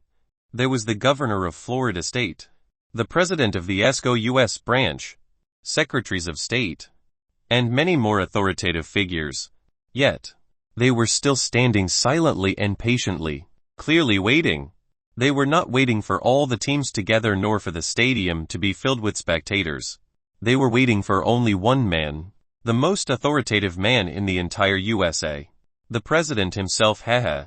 Amused by their solemn expressions, Felix chuckled softly. He knew that they were waiting for nothing as the president wasn't going to arrive today. He didn't know why so exactly, but in his previous life, the president showed up only tomorrow, on the day of the battles. There might be a slight chance that timeline changed and the president would show up today, but that was a long shot. As expected, after 10 minutes of meaningless waiting under the sun, the governor of the state announced on the podium microphone that he just received a call, informing him that the president wasn't going to make it due to a change in schedule. He hastily added after hearing grumbling noises and chatter, "Don't worry, he will be here tomorrow for the opening ceremonial." He made a swirling gesture with his finger and requested from the reporters, broadcasters, and live streamers to roll the camera in 2 minutes. Everyone already made it, as the Maxwell team was the last to arrive due to Felix's tardiness. The only reason they didn't start the gathering was because of the president. Too bad. He bailed on them. The governor soon retreated to the back and let the president of the ASCO U.S. branch, Mr. Jones, to take the lead. He was an old man with a few white hair strands still attached to his head. He had a kind elderly smile as he looked at the juniors beneath him. The moment he saw that the cameraman gave him the go signal, he greeted warmly, "Good morning, everyone." Not expecting a replay, he continued, "As you could see, we have 15 teams standing before us, some coming from public camps and some from private camps." He paused. "As much as I want to keep all teams intact, I am afraid that wouldn't be possible." While those near Felix were freaking out about what he meant, Felix already knew what was about to be said next. Everything so far was going exactly the same as in his previous life. As he expected, the branch president continued his speech, informing them that the commoners' teams were going to be removed, leaving only the 10 families' teams, ignoring the chaos that rose after. He quickly clarified that the commoners' teams were going to be merged with the families' teams to make them reach 10 members. For example, the Maxwell team needed 4 more to reach a full roster. Yet, their situation was actually one of the best, as some families had only 2 bloodliners, which meant they would need 8 bloodliners to complete them. This biased arrangement was what made those commoner juniors livid and feel wronged. Not only them but even the spectators, who were watching the stream live in their homes or those outside of the stadium. They could begrudgingly bat one eye at the fact their qualifiers champions were getting merged with those rich teams. However, to actually rather leave a family team that had only 2 lousy members, while destroying a champion team that showcased their grit and blood in the qualifiers, they could never let such blatant favoritism to the rich bypass them in their eyes. Those 2 members or 3 members from the families should be the ones joining the commoners' team. Or were they too superior to do that? The cameraman's professional reflexes made the situation even worse, as he focused the camera on the faces of some juniors from those stuck-up families. And what was shown to the public were disdainful and contemptuous looks targeting those commoners' juniors. Some even were curling their lips in disgust. "You rich motherfuckers dare look down on me, break into the stadium." Those looks and expressions set the commoners on fire. Both the juniors and the spectators. The juniors in the arena got easily controlled by their public camps instructors. However, the same couldn't be said to the spectators right outside the stadium, who were watching the live stream from the large screen implanted on the stadium wall. Curses, insults, and cheering gadgets were all thrown at the entrance staff. From the rioting crowd, the security teams were starting to have difficulty containing the chaos, as the crowd kept pushing and batting the metal gate with their fists, threatening to break into the stadium. Soon a staff member relied on the news to the inside. Using a radio, the news quickly reached the ears of Mr. Jones and the authoritative figures behind him. Their expression couldn't help but change for the worst, as the last thing they needed right now was for the people outside to storm the arena. Mr. Jones moved away from the podium, wanting to discuss solutions with the governor to appease the public. The moment the elders of those families with 2 or 3 bloodliners saw them react like that, they knew that whatever was about to be announced wouldn't please them one bit, as they assumed. The first sentence that came out of Mr. Jonas' lips made them displeased, as he said, "There will be changes on the teams merging." Felix just kept watching all of this happen, feeling like déjà vu. Everything that happened in this tournament in his previous life was gradually coming back to his memory. Chapter 177 Brackets Drawing. Just like a spell was being cast, the raging public was all silenced, waiting to see how were those changes going to affect the commoner teams. Thankfully, they were exactly what they wanted, as Mr. Jones said that only family teams with 4 bloodliners would remain intact. As for the rest, they will all drop their ego and join the commoners' teams. Obviously, the news didn't please the families which failed to fulfill the requirement, but it is what it is. They couldn't sound their complaint while being streamed on national TV and make themselves public enemies.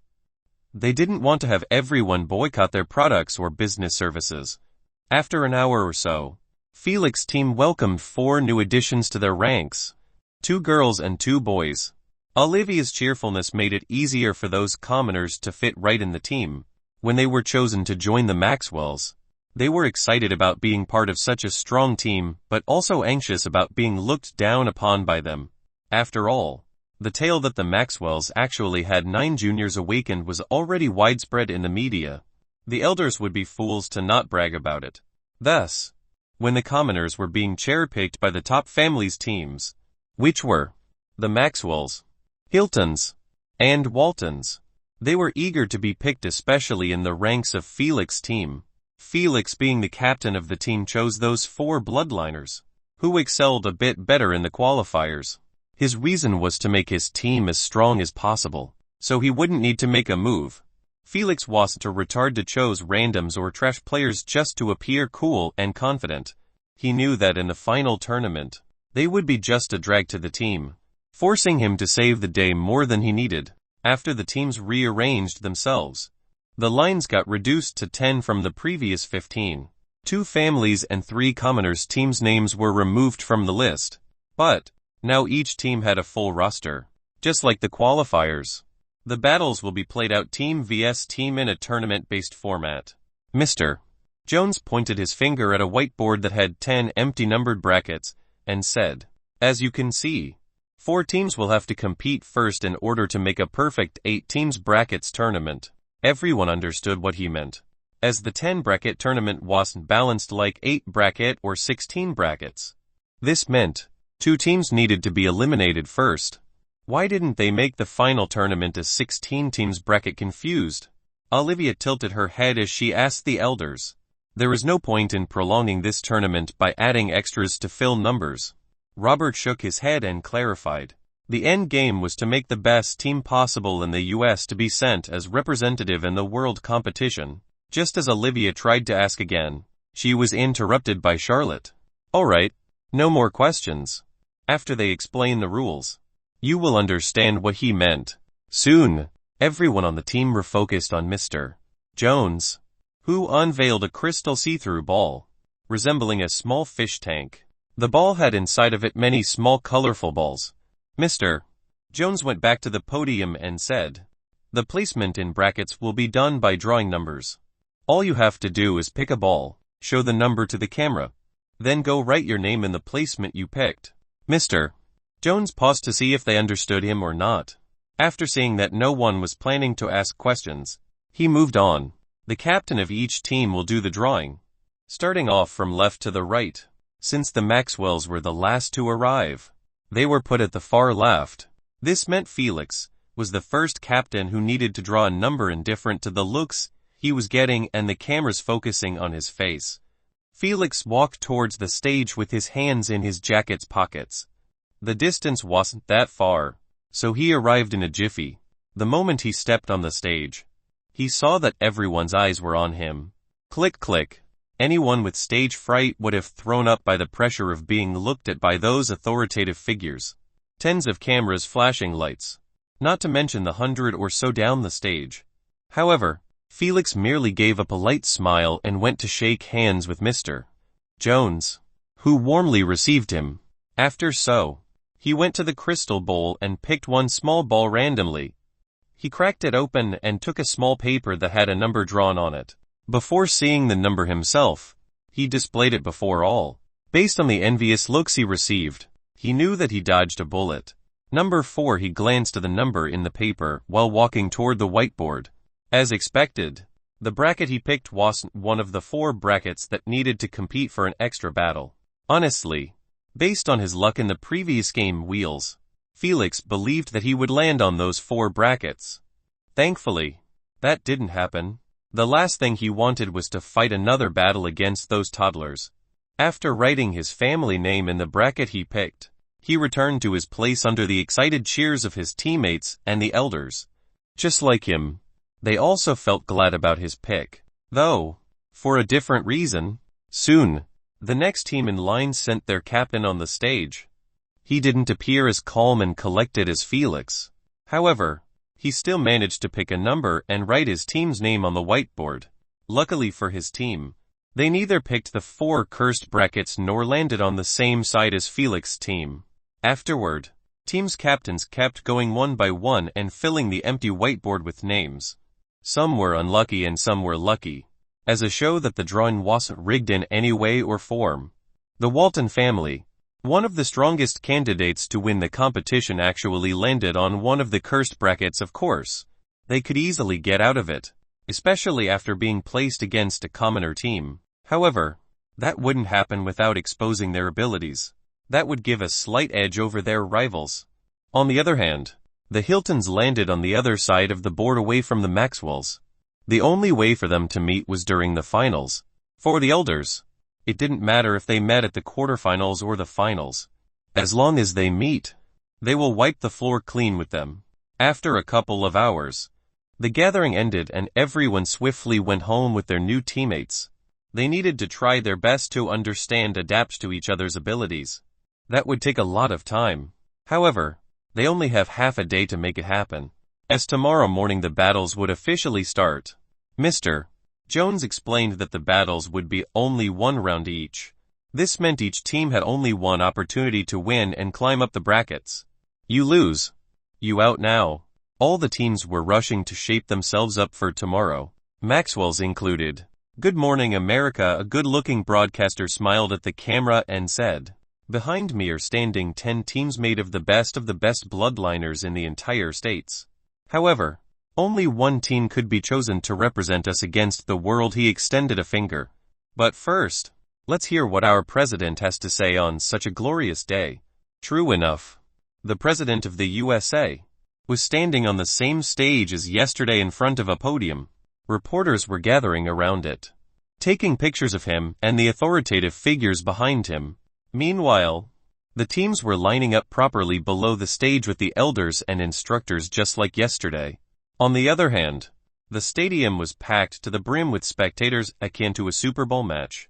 Everyone was cheering and screaming at the top of their voices. Pete Pep, however, they soon quieted down gradually after seeing the president hitting the microphone lightly with his finger, expressing his desire to speak. Good morning, my fellow Americans. The president smiled and said, "Today is going to be etched in our memory and history books for eternity. We should all be grateful to be a part of it." He looked at the camera and continued, "This tournament will hopefully give us the first USA Bloodliners team that would dominate the rest of the world, and also the civilizations outside of our solar system. Let's be real for a second." He paused.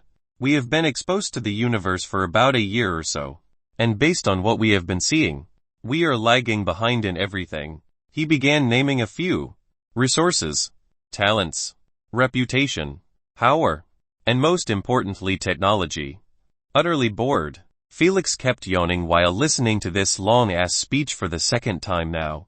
He knew that the president would keep going on and on for about half an hour until their heads start to puff out smoke, but he could only whine inside while waiting until he finished. Just like he thought, the speech ended half an hour later only after the president started receiving signals to wrap it up. "Thank you for your time and God bless America." The president waved his hands in the air, responding to the loud cheers by the audience. He soon left the stage while being accompanied by his people. No one knows if he was going to watch the tournament in the VIP rooms, or he was leaving the stadium for other matters. Please give one last round of applause to the president. Mr. Jones said with a merry smile while clapping his hands. Everyone clapped their hands and whistled as a send-off. After a while, the excitement died down, returning the stadium to normal. Mr. Jones gestured with his hand to a staff member, who immediately spoke in his radio after seeing the signal. "Before we begin the battles, We first need to motivate those juniors into putting their very best in this competition. Mr. Jones smiled mysteriously and said, "That's why we have put a reward to the champion team." Elated, the juniors all had their eyes focused on 10 staff members carrying small black boxes on red pillows while climbing the stairs of the stage. After they took their positions next to Mr. Jones, he requested, "Open them up, please." Whoa, shocked and excited, the majority of the juniors all exclaimed out loud at the sight of 10 AP bracelets, glittering with a silver luster.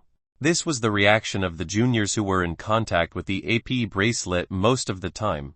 Don't even mention the commoners, who never saw it outside of screens before. The stadium rumbled, as the spectators all had eyes glowing with greed and envy like those bracelets were elixirs of immortality. After seeing such an intense reaction by the crowd, Mr. Jones quickly ordered the staff to close the boxes off and take them away. God knows if everyone will start jumping from the seatings, storming the arena to steal them. Teasing those commoners who would probably not touch the AP bracelet until 10 years or so was a quite stupid move. Let the battles begin in an attempt to change the situation for the better. Mr. Jones rashly started the tournament. The juniors followed their elders and instructors outside of the arena, going to their own team resting area. Soon, the staff members came and took down the wooden stage, cleaning the arena from any obstacles. Chapter 178 Ability Synergies. 15 minutes later, Felix was currently sitting on a bench, watching two teams, each standing at the far end of the arena. His memories were quite fuzzy on the bloodliners' names in this tournament, except for one, who left a long-lasting impression in his previous life. The rest were absolutely strangers in his eyes, though he still remembered which teams won and lost, and who made it to the finals. Just like he remembered, the first teams to fight were the Waltons vs. Alabama team. The tournament placement on this one remained the same even in this timeline. As for the rest, they were completely different. The juniors standing in the arena, wearing white and blue uniform outfits, were the Alabama team. They won the third qualifiers tournament while losing 2 members in the process. One was badly hurt, not physically but mentally, by an ability, forcing him into an indefinite coma, while the other straight out died. This left 2 empty spots, which were given to a family that only had 2 bloodliners. Meanwhile, the Walton team was standing at the opposite side, wearing an outfit mixed with medium blue and yellow, the same colors Walmart stores were known for. That's right, the famously Walmart chain belonged to them. They were one of the richest families in the world, their wealth far surpassing both the Maxwells and the Hiltons combined, though. Having a good affinity and awakening had nothing to do with wealth. Them having only 6 bloodliners further highlighted this point. "Felix, who do you think will win?" Olivia sat next to Felix and said, "I watched the Alabama team before, and their captain element is the same as yours. Find out by yourself. They are about to start," he replied while staring at the host of this tournament. Leaving the arena after giving an introduction about the 2 teams, Olivia stopped bothering him after seeing so as well. "Captain Oliver, are we going to use synergy or be a teenager with a mohawk haircut?" asked a red-bearded man, appearing to be in his middle 20s. "Let's go for B." Oliver smiled confidently at Mitchell, the vice-captain, and said, "We will save the best for the best." "You heard him." Mitchell clapped his hands twice and said, "Get in your positions. And don't you dare screw it up. We need to win under 2 minutes and show our dominance." "Yes, Vice-Captain." After shouting their response, everyone spread out in the arena, standing apart from each other and circling the captain and the vice-captain of the Walton family. The Alabama team also stood in a unique formation. 4 were in front, 2 in the middle, and 4 at the back. After seeing that the countdown on the screen was about to hit go, the host shouted through his microphone, "Battle!" The moment the go signal was given, Oliver clapped his hand once, and a small wind whirl was manifested under his feet, lifting him up 20 meters midair. He appeared like he was standing on an active tornado. On the other hand, Mitchell pointed his finger at the back of Oliver. Suddenly, a gray thin wire manifested from the tip of his finger and linked itself with Oliver's leather belt that he was wearing on his waist. The wire was thin to the point it was almost invisible. Next, The rest of the team all used whatever supportive abilities they had to buff Oliver. One provided him with a transparent shield, protecting his body from projectiles, while another made his head glow in red color, enforcing his mind against mental-type abilities. There were a total of 3 buffs on him. Those without supportive abilities took a defensive stance and protected the buffers. The entire formation creation didn't take even 2 seconds before Oliver was turned into a one-man army. The Alabama team was a bit shocked by the strategy used by their opponents. However, they were still confident that their formation was better, as it relied on a full team moving as one, instead of just one attacker and others supporting.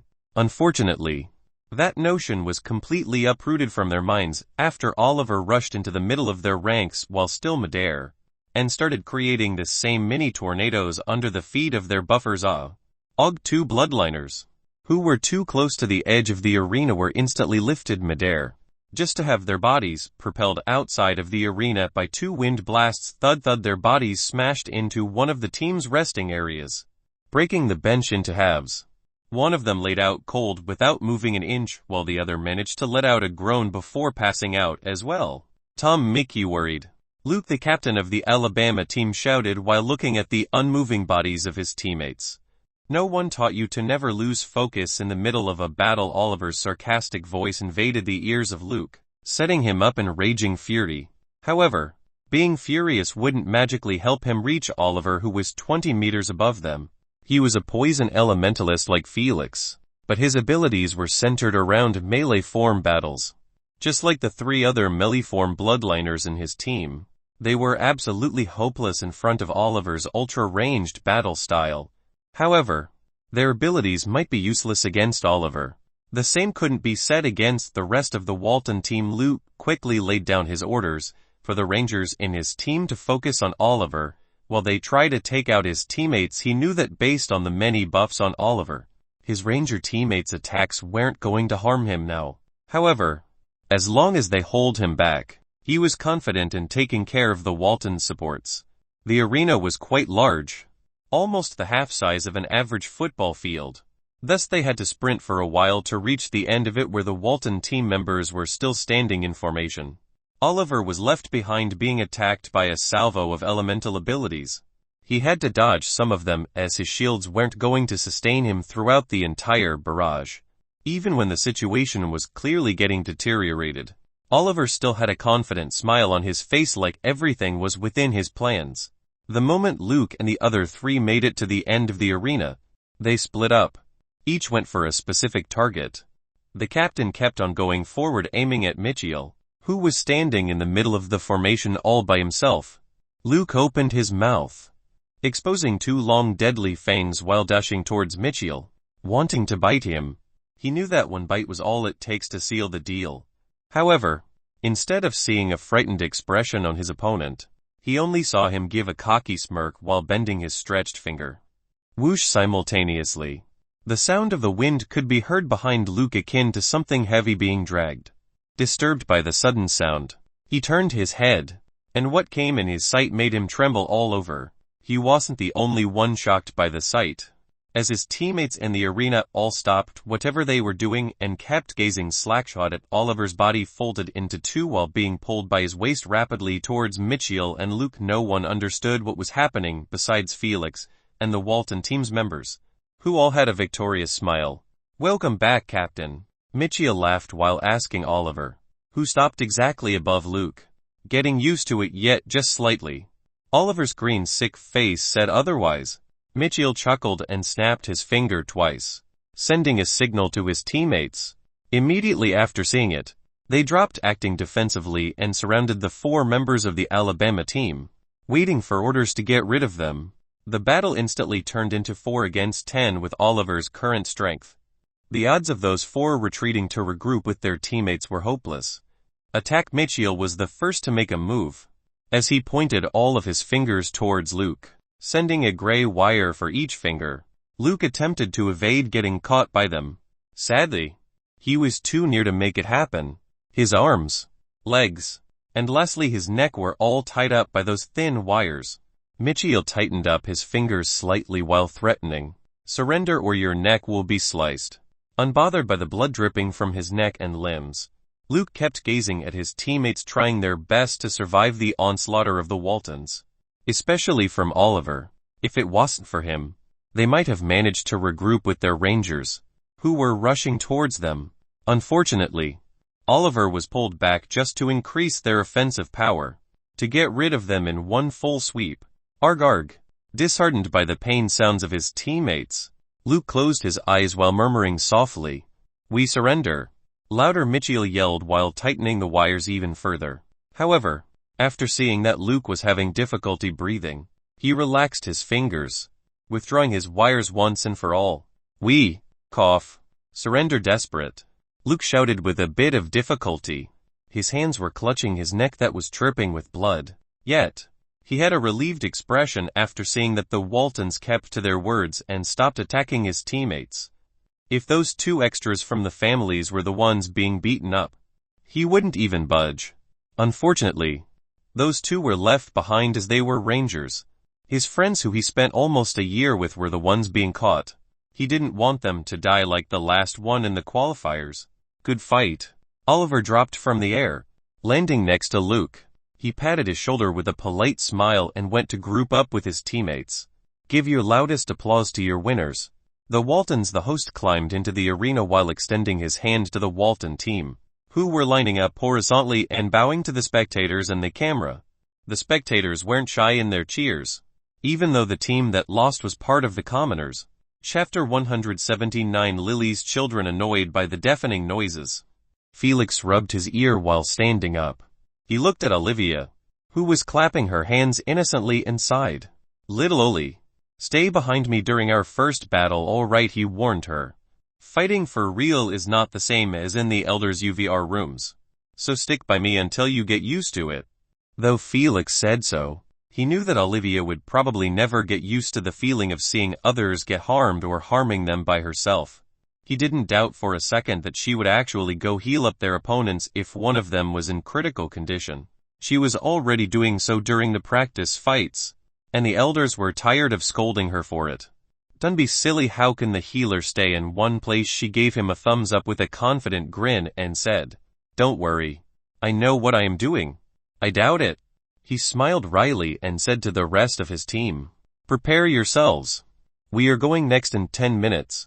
Felix didn't need to remind them, as they were already doing their parts to relax their nerves over the upcoming battle. Sarah and Johnson were meditating, taking deep breaths in and out, while Noah was merely staring at the sky absent-mindedly.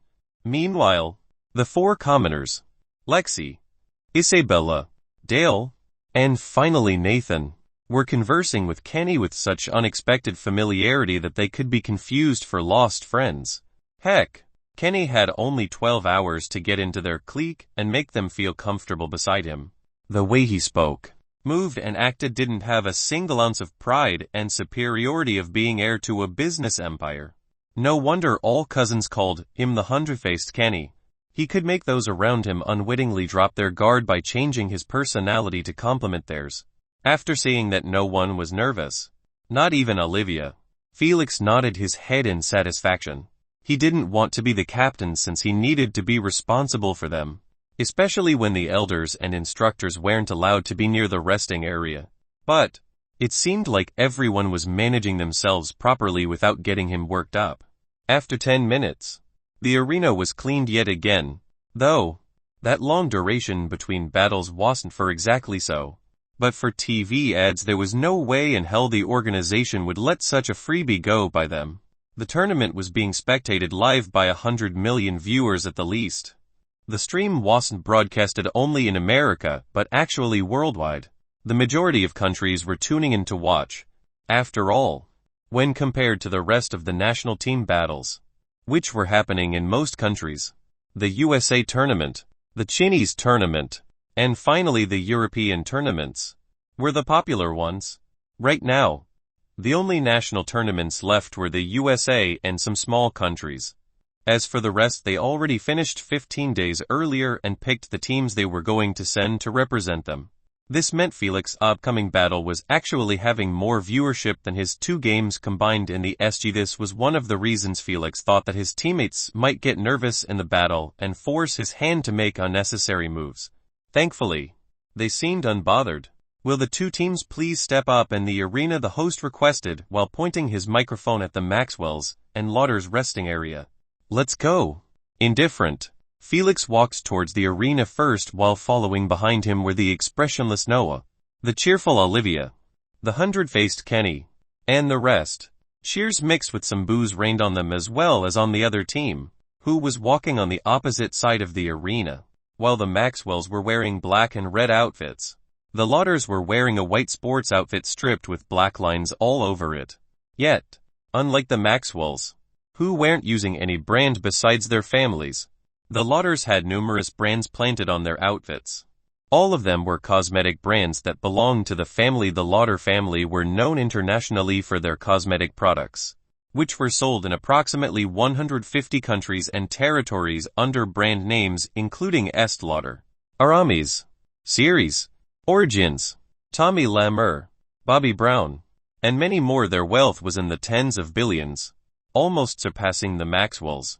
However, when it come to the Bloodliners, they only had a pitiful 4 awakened juniors.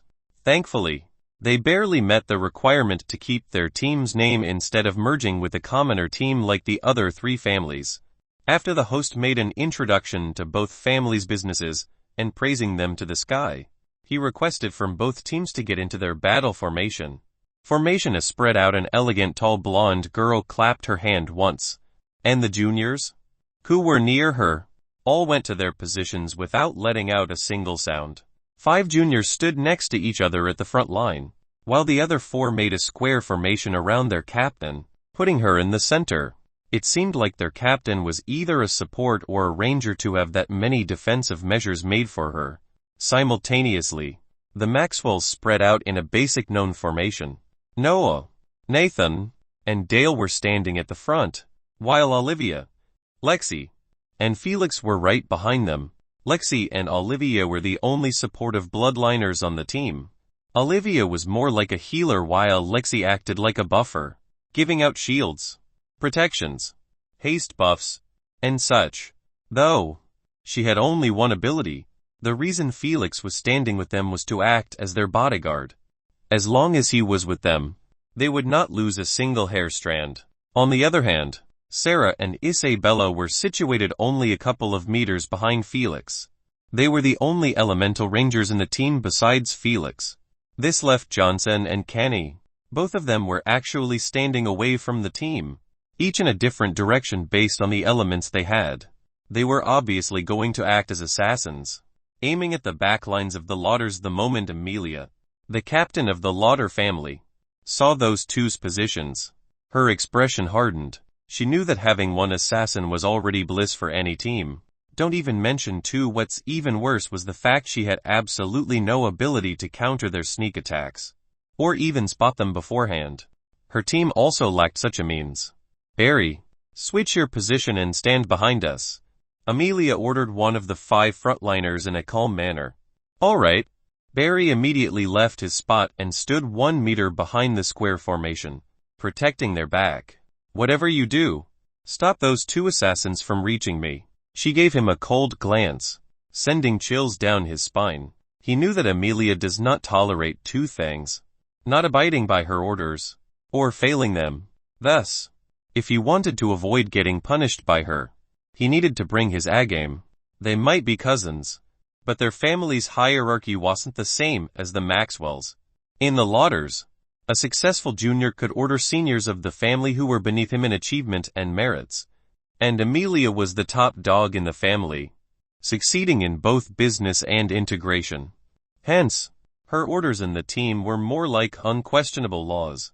Unlike Amelia's serious expression, Felix was standing between Olivia and Lexi with his hands in his jacket's pockets, totally disinterested in reading too much in his opponent's formation. "Just like we practiced." Felix yawned as he said, "I will back you up whenever you land in trouble. So don't worry about getting heavily wounded or dying. So, just go all out." Everyone nodded their heads at his proclamation. From what they saw in their daily practice, Felix was without a doubt one of the strongest bloodliners in the competition. Thus, they knew he wasn't talking air, but meant every word. You can start planting, little Oli. Felix looked at the countdown on the large screen and saw that only 20 seconds were left before the host give them the go signal. Okay, the moment Olivia received his permission, she went to Noah and the other two frontliners.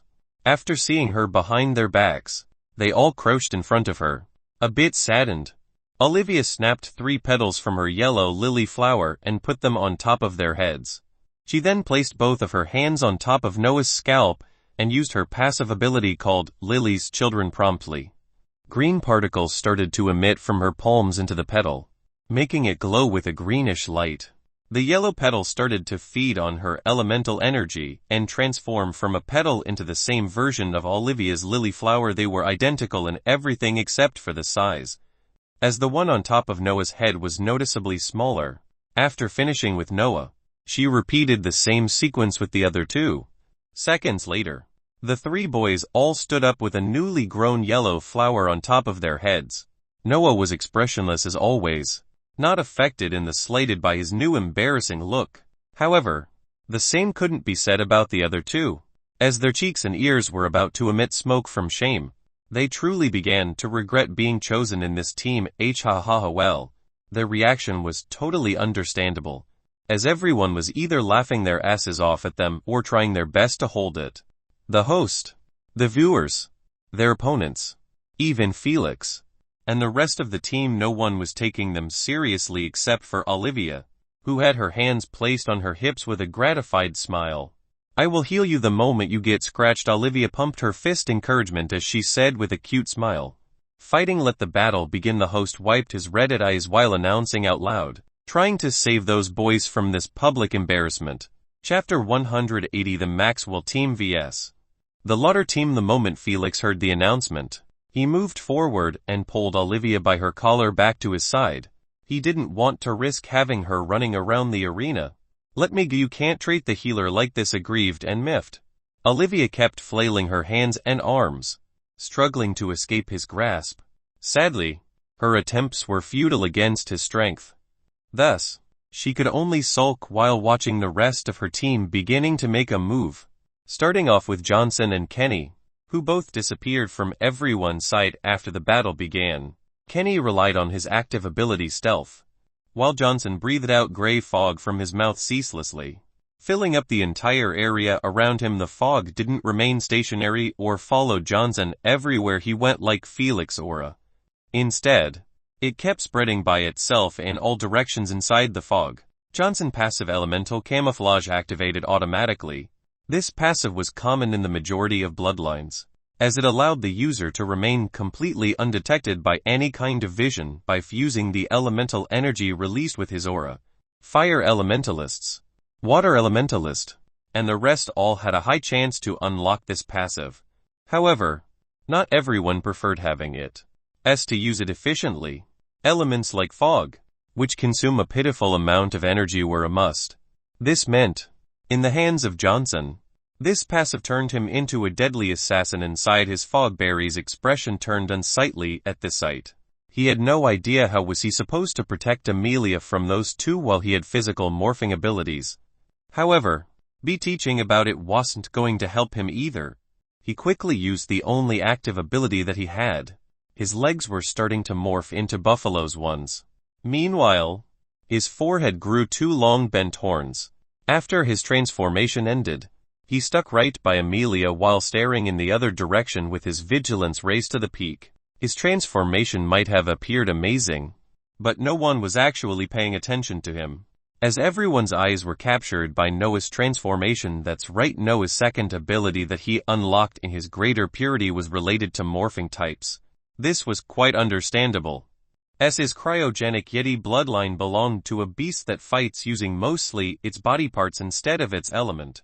With an expressionless cold face, Noah's extended thin arms were slowly enlarging, akin to being puffed out by air. His jacket sleeves ripped apart, exposing his morphed arms in the open. The spectators drew a deep breath at the sight of his arms, which became massive to the point he could slap one of them to paste.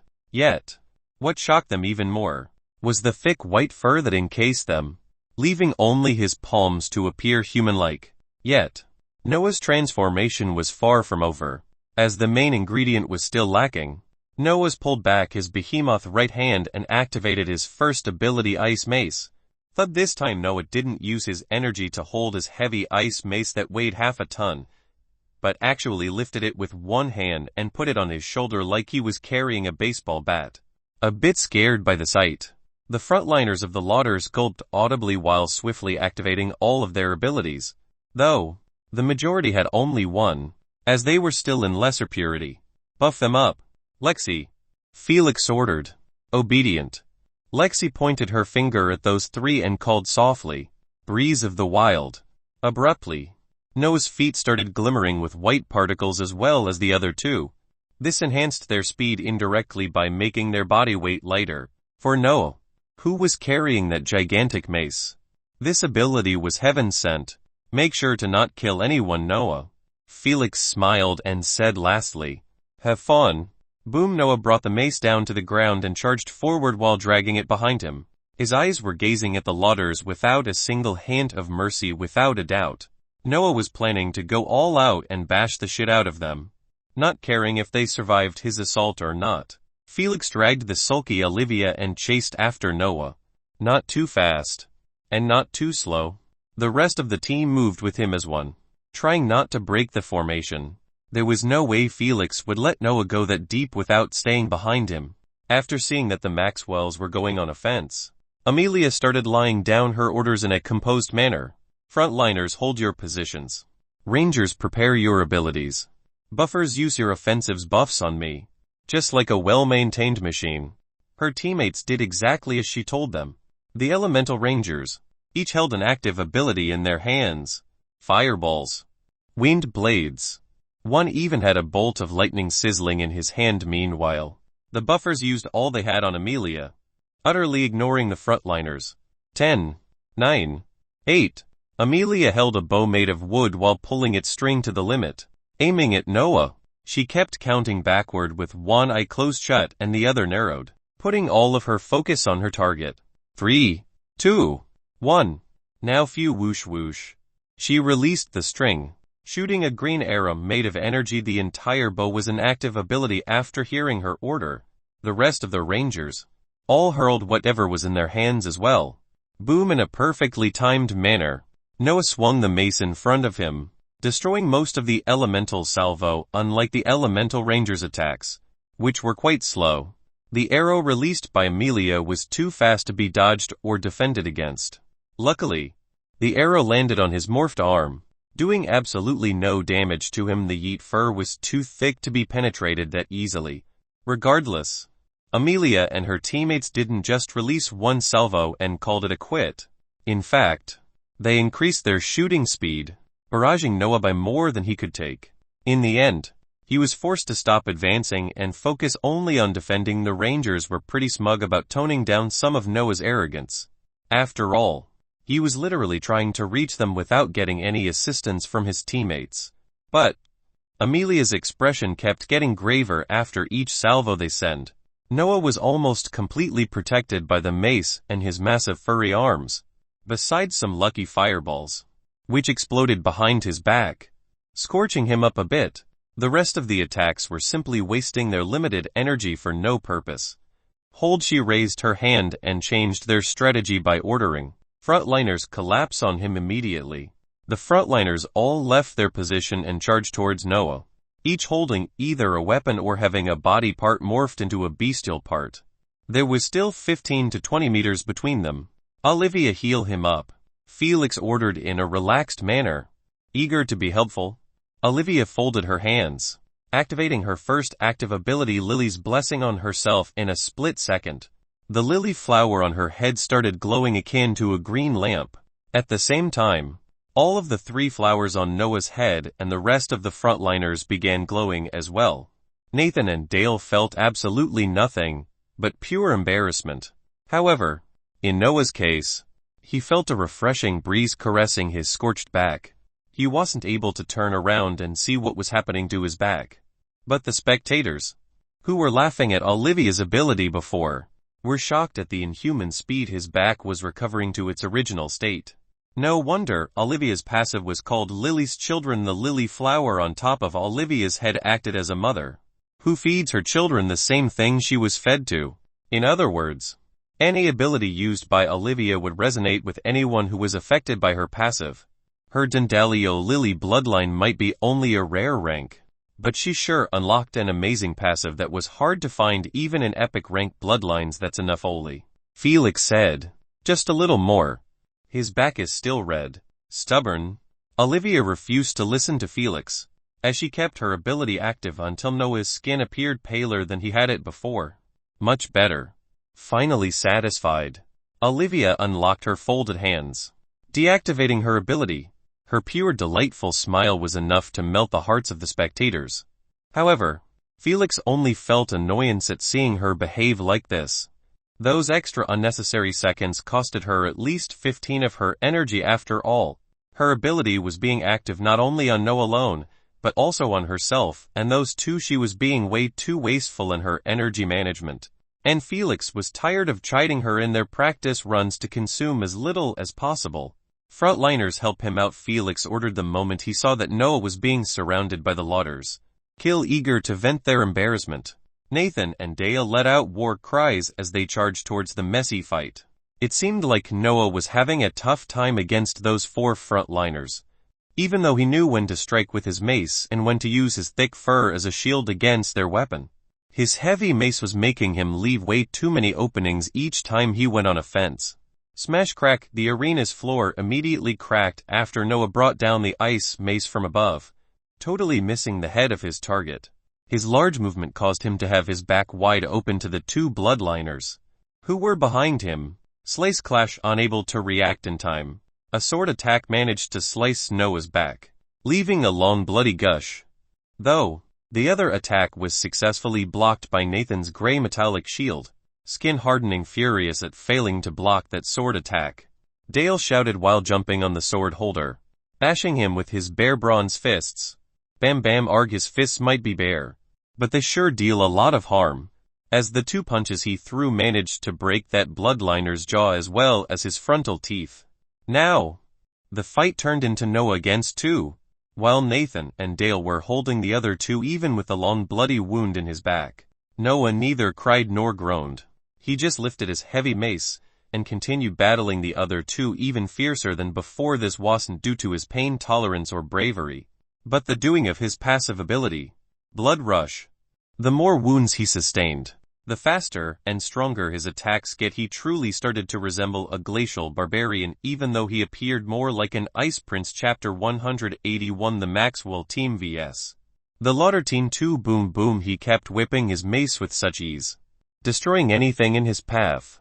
The arena's hard material that was bragged about by the organization was getting cracked and fractured each time Noah missed his target. Whoosh, terrified by the sound of the wind produced by the mace, the Lauder before Noah pulled back his head, narrowly dodging the strike by a hair strand. Boom, his heart almost leaped out of his chest as he heard the loud sound of the mace smashing behind him. He knew that one hit by Noah's mace was going to send him straight to the hospital. Thus, he didn't dare to go on offense but merely focus on defending and evading. His teammate though was a bit bolder, fishing some claws attacks every slight opening he saw. However, with Olivia as Noah's healer, it was impossible to let him enjoy such a strong boost from his masochistic passive for too long. Without waiting for Felix's order, she folded her hands again, healing those three from their current wounds. The long gush on Noah's back stopped bleeding after merely a few seconds, making him lose his passive buff.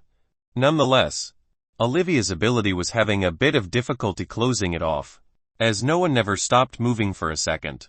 Though, stopping the bleeding was quite sufficient. Enough. Stop wasting your energy. Just like earlier, Felix's order was utterly ignored by Olivia. He gave her a stern glance while threatening, "Olivia, stop or I will kick you from the team." Felix meant it literally. He wasn't annoyed at her ignoring his orders, but the fact she didn't want to learn to conserve her energy properly. For Olivia, who was planning on joining the Earthlings team, They would definitely reject her after seeing her wastrel use of her energy. Felix wanted Olivia to accompany him in the PSG, but first, she needs to change those bad habits that were going to cost her a spot in the Earthlings team. If treating her nicely wasn't doing the trick, then he didn't mind being an ass. Crestfallen, Olivia unfolded her hands while sulking. She knew that Felix wasn't messing around by his threat. The girls near them giggled at their sibling-like interaction. Stop laughing. Kenny and Johnson are in their position. Felix's eyes shimmered with red light for a split second before returning to normal. It's our turn. He snapped his finger and a light yellow bulb manifested on top of his palm. Kenny, Johnson, Noah, and the rest who saw the bulb understood it as a signal for starting the second part of their formation. Suddenly, Noah's aggressiveness was increased 2 folds, as he kept swinging his mace around, forcing his opponents to keep retreating away from both teams. Nathan and Dale did exactly the same, splitting up and taking with them their opponents. This left the area before Felix and Amelia completely empty without any frontliners to protect them. Even better, Amelia smiled at this sight, not worried in the slightest about the current situation. She knew that in terms of range power, her team outclassed Felix. After all, her team had 3 rangers plus her as the 4th, and she was certain about herself being the number 1 ranger in the entire tournament. On the other hand, Felix's team had only him as ranger plus Sarah and Isabella. Unfortunately, those thoughts were extinguished from her mind the moment she saw a humongous cloud of fog approaching her team from the left side, and also behind it. Turned out, Johnson wasn't puffing the fog in her team's direction, but using it as a way to limit their retreat option. Solemn. She frowned her eyebrows while ordering her team to move forward. She knew that the right side of the arena was going to be filled next by Johnson. Thus it was better to move forward and try to end this battle before he succeeded in engulfing the entire side of their arena. She clearly didn't want to be engulfed within it. If that happened, their eyesight would be blocked from spotting Felix and the rest. At that point, forget about hitting them with their abilities. They would have a hard time seeing and evading the abilities thrown at them. But what chilled her the most was the assassination attempts she would be exposed to in the fog. Girls, prepare your abilities, Felix ordered with a confident smile, unbothered about the approaching Amelia and her team. If he wanted to end this battle as fast as possible, he would have used one of his newly unlocked abilities or went full ham with his bombs. However, Felix wanted to use this tournament as a platform for his team to have some practice before going against the world. He didn't want to be carrying them over his shoulders the entire time. Hence, it was better to act as a spectator in those fights, acting only when necessary. Just like in this case. As the moment the Lauder team reached the 20-meter mark, the perfect distance for rangers, Felix pitched the paralyzed bomb with all of his strength. Phew poof, the bomb traveled so fast. Amelia only heard the sound of the explosion after the bomb smacked the face of the buffer in her team, before she could even react to what had just happened. The poisonous light yellow mist spread a few meters around the buffer. Hold your breath, she instantly yelled while putting an ever wider distance between her and the buffer. Thankfully, their square formation wasn't that tight, but actually had a couple of meters between each other.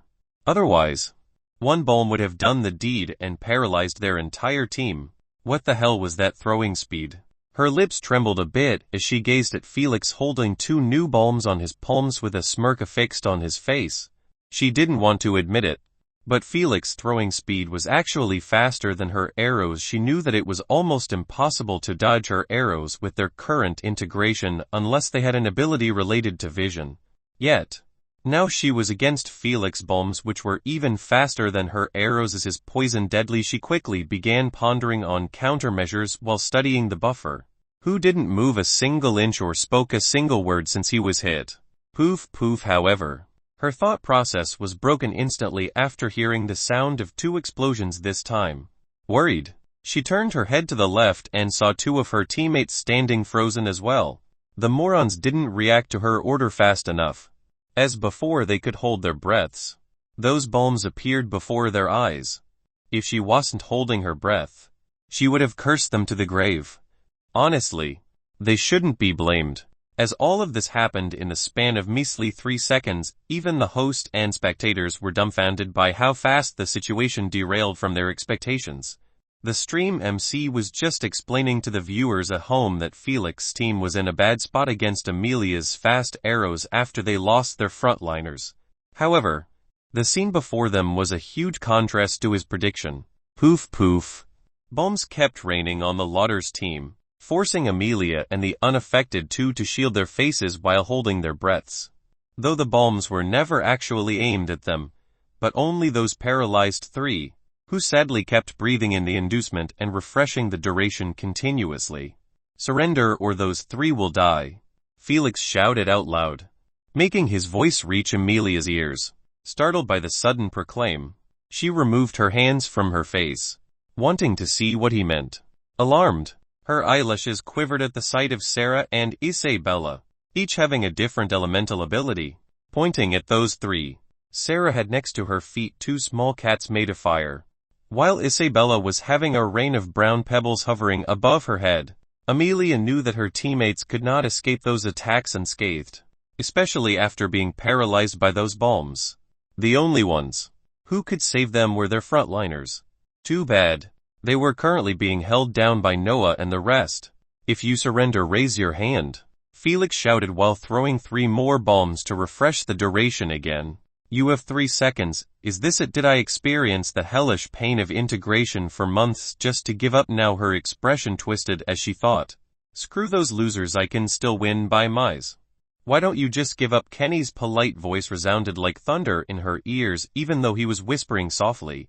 A sudden chill coursed through her spine, as she felt a cold sensation of a metallic object resting on her neck.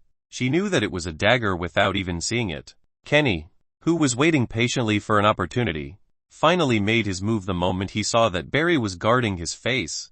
Not able to see anything, he decided to strike Amelia. He was acting as a backup plan in case the situation derailed from what they wanted. And from the twisted expression he saw on Amelia, he knew that she wasn't going to surrender peacefully, which would force Felix to give the order to kill those poor three. This clearly highlighted that blood sometimes wasn't thicker than water. As in the previous battle, Luke surrendered because he couldn't handle seeing his friends getting beaten up, while Amelia was willing to let her cousins get killed in such a detached manner. Kenny didn't want to see that happen on his watch. If threatening her cousins' lives meant nothing to her, he had no problem using her life instead. Chapter 182 UVR 100 Realism. Is it good or bad? Woe shocked by Kenny's sudden exposure, the spectators exclaimed out loud. It turned out, Kenny's stealth deactivated automatically after he whispered, exposing him to everyone. Amelia's teammates froze by the sight of him holding a dagger against her neck. They didn't dare to assault him as by the time they made a move, Amelia's corpse would have already turned cold. Felix never threw his bombs in Amelia's direction, because he already knew that Kenny could make a move on her in case Amelia showed signs of not surrendering after taking her teammates as hostages. Since she was the captain, it meant that only she had the ability to accept surrendering. The others could only do so if she died or passed out first. Felix wasn't feeling merciful or anything. He just didn't want anyone's blood in his hands without a reason or benefits. Say the words. Kenny pressed the dagger a bit harder on her neck, making her bleed a few drops. We surrender, she said while gritting her teeth. When her life was the one on the line, Amelia didn't hesitate anymore to give up on the tournament. Though she felt regretful about not making it to the national team, she knew that there were still many opportunities to do so in the future. Good fight.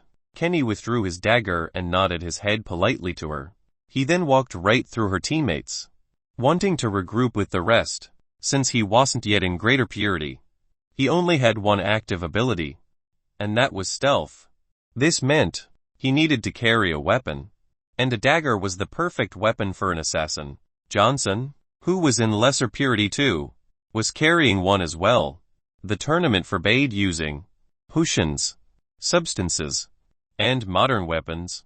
As for bows, swords, shields, and others, one could carry whatever he wants. Ladies and gentlemen, please give a round of applause to this battle winner. The Maxwells clap. Clap. Heartful applause rained on the Maxwells before the host even finished to shout. This battle might have taken only a couple of minutes. But the sophistication and the team play shown by the Maxwells were beyond satisfactory.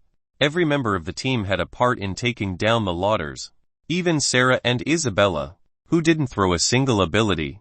The best part about all of this was the fact Felix wasn't required to show more than needed. Good work, everyone. Felix clapped his hands slowly while smiling at the ecstatic girls near him. Thank you, Captain. Lexi said, smiling. You too, Captain. Isabella said shyly while burying her head in her chest. Not daring to meet his violet serpent-like eyes. All right, let's group up and bow to the audience. Uncaring by Isabella's reaction, Felix went to the middle of the arena where Noah, Kenny, and the rest were already lining up there, waiting for them. The girls followed after him and soon lined up as well, belonging to a rich family or political family. Showing the public a good image was always beneficial for the family. Thus, they were required to bow their heads respectfully before exiting the arena. Even the losers had to do it. After doing so, they went back to their resting area. They didn't have any more battles, as today was for the first round of the tournament only. This meant all the teams were going to fight once to decide who goes up to the next round. The semi-finals, though the 4 cursed brackets didn't have such a luxury, as they needed to fight an extra battle than others to reach the semi-finals. The Waltons already moved out of those brackets, and now they were waiting for the winner of the other 2 cursed brackets, so they could compete against each other for a semi-final spot. The organization made the placement as such, so it wouldn't get messy or confusing. Right now, the 2 teams from those 2 cursed brackets were going up next after the usual 10 minutes ads pass. The teams were both from business families, who had only 4 bloodliners in their ranks. The Murdoch family and the Tish family. The spectators believed that this battle was going to be an intense one filled with blood, gore, and even death. Unlike the battles before, which ended pretty quickly, their belief was based on the fact those 2 had an explosive word feud yesterday during picking the commoners.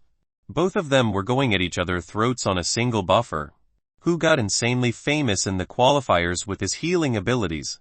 Too bad for them. Mr. Jones sent that buffer to the Hilton team after seeing the farce they created on national TV. Of course, he didn't forget to berate the elders for not managing their juniors properly.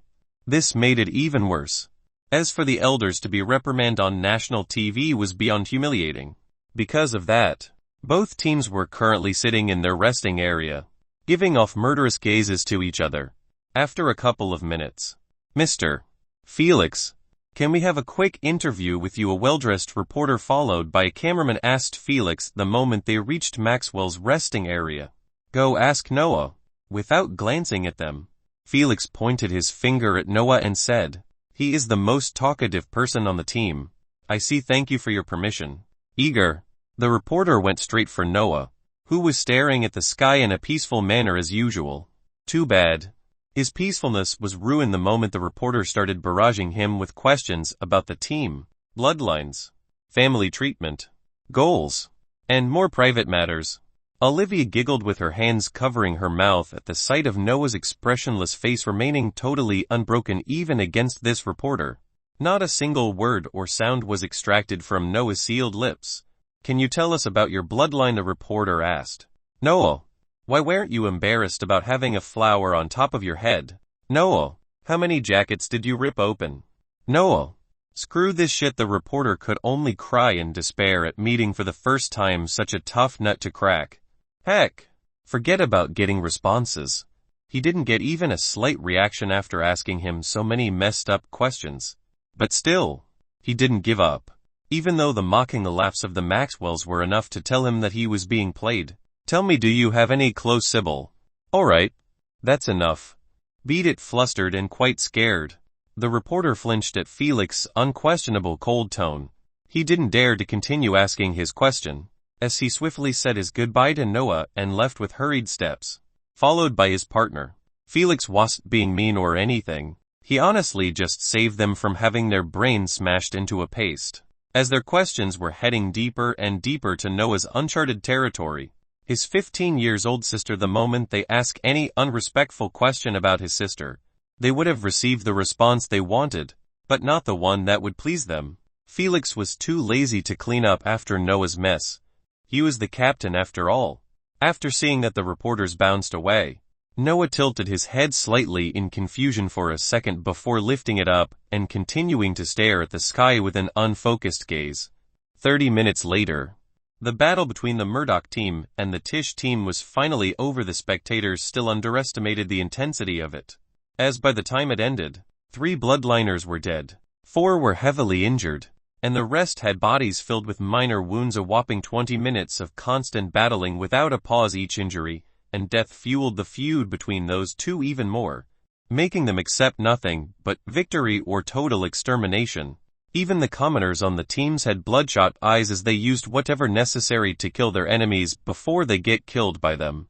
No one asked for surrender or bothered to force one. As the previous battles went, every time a bloodliner gets caught in a difficult position or ambushed, he had only 2 options: die or barely survive with heavy injuries. This hateful way of fighting made some spectators leave the stadium mid-battle, not able to continue watching such inhuman bloodshed. Meanwhile, the rest of the teams only felt entertained by their battle. None of them cried out loud to stop the carnage. They were already used to such a sight, as in their instructors' or elders' UVR's rooms. Those battles were happening on a daily basis. In those rooms, no one stops fighting until one of them drops dead. However, since they were in the UVR private rooms, deaths weren't punished by the UVR laws, which was waiting for 24H and paying a heavy fine. They could die and revive instantly, then jump right back in the fight, without a single scratch on. Since the UVR had 100 realism, this meant everything about death was real, from the feeling of stabbing, cleaving, and burning someone to actually experiencing them as well. Though some teams do not use 100 pain intensity, the majority keep everything exactly as reality. This helped the juniors overcome the nauseating feeling of murdering others in cold blood. How could they not, when every day they fight and kill each other at least a couple of times before ending their daily practice? The outcome of such realistic practice was the current result that was shown before the spectators and the bloodliners. A barbaric fight not lacking a single hint of mercy or hesitation. This was only due to a mild feud between them that made them a bit humiliated on national TV. One could only wonder what those bloodliners would do to each other if they had a real enmity between them. The UVR's 100 realism was certainly an astonishing and amazing invention by the metal race. However, it was created first for them, an intellectual race, who was void of any messy or negative emotions, not for the rest of the races in the universe. This bid an important question: were humans, a species, who were controlled most of the time by their negative emotions, even ready to handle such an explicit sense of realism and freedom based on the butchered, burnt, and cleaved corpses spread out on the floor, painting a bloody sight? The answer to that question wasn't pleasing to the ears in the slightest. At least the Earthlings clearly showed that they were still unready for it, especially those hot-blooded juniors. Chapter 183: Family's Wealth Relation to Resources. 15 minutes later, the arena was cleared from the corpses and the blood, which was painting its milky white material bright red. As for the heavily wounded, they were taken on stretches to get healed as fast as possible. Thankfully, the organization wasn't cheap on their healing substances and potions. The only sad news about this battle was the fact there was no clear winner. The battle ended the moment the last standing 2 used whatever energy they had to throw their final attacks, which by the way completely missed each other. As mentioned before, sapping one's entire energy tank led to only one situation, and that was passing out cold in exhaustion. The fact those 2 teams went all out on each other, but still ending up in a draw, was too painful to see for everyone, except for the Waltons of course, who were celebrating moving up straight to the semifinals without dropping a sweat. This meant the Maxwells were going against the Waltons in the semifinals, concluding the right half of the tournament brackets. This left the other half still with 2 more semi-final spots for those 4 teams to contest for. I am heading back to the hotel. If the elders asked, tell them I was feeling unwell, utterly bored. Felix jumped from the bench and swiftly walked away from the resting area. Olivia and the rest merely gazed at his back for a couple of seconds before returning to their chatter as nothing happened. They knew that Felix staying to watch the third battle was already an achievement on its own. After a couple of minutes, Felix could be seen walking outside of the stadium. He wasn't interested in watching the rest of the battles as he already knew the result beforehand. In the next battle between the Hilton team and the New York team, the Hiltons were going to steamroll their opponents in the first couple of minutes, just like how his battle went. He remembered that the Hilton captain was actually a holder of an epic rank tier 1 bloodline. He didn't know how the family got it, and honestly wasn't bothered to look into it. In his eyes, epic rank or legendary rank were all meaningless and quite garbage before his primogenitor bloodline. However, the same couldn't be said to the New York team, who were against that bloodline.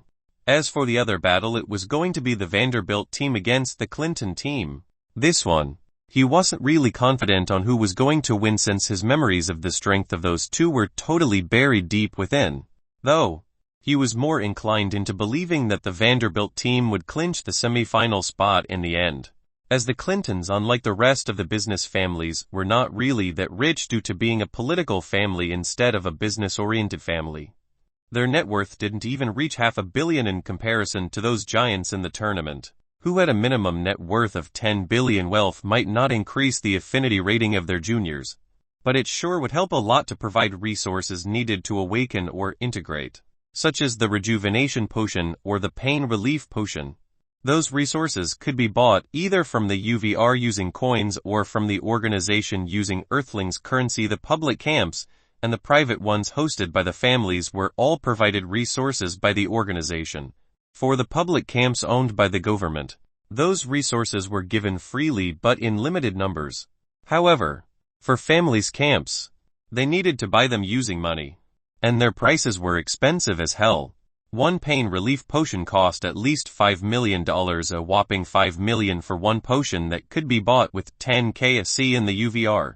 Or in other words, for $500,000 if the current rate of 1 SC50 was used to convert the price. This pricing was without adding the 1-year 20 discount that was given to the council by the SGA. This was just one potion. One item, don't even mention the rest. The families knew that they were being royally ripped off. Yet, they were still throwing all of their money to get as much as possible since the stock that was being sold wasn't enough to sustain everyone. This makes one wonder, why was a newly established organization was loaded with so many coins? Well, it's simple actually. The World Council, which the organization follows, obtained a quite lucrative deal after selling their planet data to the Queen, ranging from hundreds of millions to billions. See, the exact amount wasn't known to the public, as even Felix had no idea how much they got. The most up-to-date novels are published on Light Novel World. However, it was obvious that the deal was up to the mark after seeing that the organization branches all over the world had enough coins to buy resources for public camps, and even sell some to the rich families. The families never said no to those resources, as it was only natural to buy from the organization using Earthlings currency while leaving coins for more important matters, such as investing or starting a business in the UVR. However, most of the time, the families were forced to use their coins as well for extra resources after ending up not buying a good portion. The Maxwell's elders also did this in the training camp, but the moment Felix started sending them a low-key allowance of millions of SC from time to time, they stopped relying on the organization. There was nowhere in hell for those proud elders to let themselves continue getting ripped off by them, especially Robert. For a business prodigy like him, his pride and dignity didn't allow him to get ripped off by anyone. He tolerated them before because he desperately needed their resources for the juniors. But after getting those millions SC from Felix, he started working his long-lost business talent and his new vigor to invest in profitable businesses in the UVR. The revenue he was getting might be peanut compared to Felix's capital, but still, he was working on his own to put his own mark in the UVR. Felix never had the thought of giving his grandfather a handout or buying a company and letting him manage it. He would never disrespect his grandfather like that. He knew that a longevity potion and some capital was more than enough for his grandfather to create miracles in the business industry in the UVR. If he could single-handedly make the Maxwell family a business empire on planet Earth, why couldn't he repeat the same fate in the UVR? Tomorrow morning at the stadium, The 4 semi-finalist teams were lining up on the arena, listening to Mr. Jones making a stern speech about yesterday's third battle's carnage. This was his second speech on it. As yesterday after the battles finished, he grouped everyone and started berating those 2 teams' actions and their elders again. He was extremely livid about their blatant ignorance of the rules. He made sure to let those juniors and elders know that a heavy punishment by the organization was waiting for them. Injured or not, he didn't give a shit, as he was hell-bent on giving them the heaviest punishment to scare the rest into obeying the rules. The punishments which were given sure mortified everyone, as he banned the juniors of both families from attending any future similar tournaments. Yet, the worst one was actually forbidding them from buying any resources from the organization. Those 2 punishments were enough to let the rest of the teams know that Mr. Jones might look like a kind elderly, but he was unforgiving to those who crossed him. The most up-to-date novels are published on Light Novel World. Calm right now. He was reminding everyone of his yesterday's speech and advising the juniors to act mercifully in their battles by trying to force a surrender first at all means. Disinterested in hearing Mr. Jonas' continuous blabber, Felix's eyes kept roaming in the arena, looking at the expressions of those teams near him. As he expected, the 2 teams who clinched the last semi-final spots were the Hiltons and the Vanderbilts. Soon his eyes landed on a junior, who had a full Western visage package, blonde hair, pale face, and surprisingly his eyes were ruby red instead of blue. Felix gazed at him with a nostalgic expression. This was the only person he remembered quite vividly in this tournament. Adam Hilton. His memories of him were still fresh due to 3 reasons. 1. Adam was the captain of the Hilton team, who single-handedly made his team this tournament's champion. 2.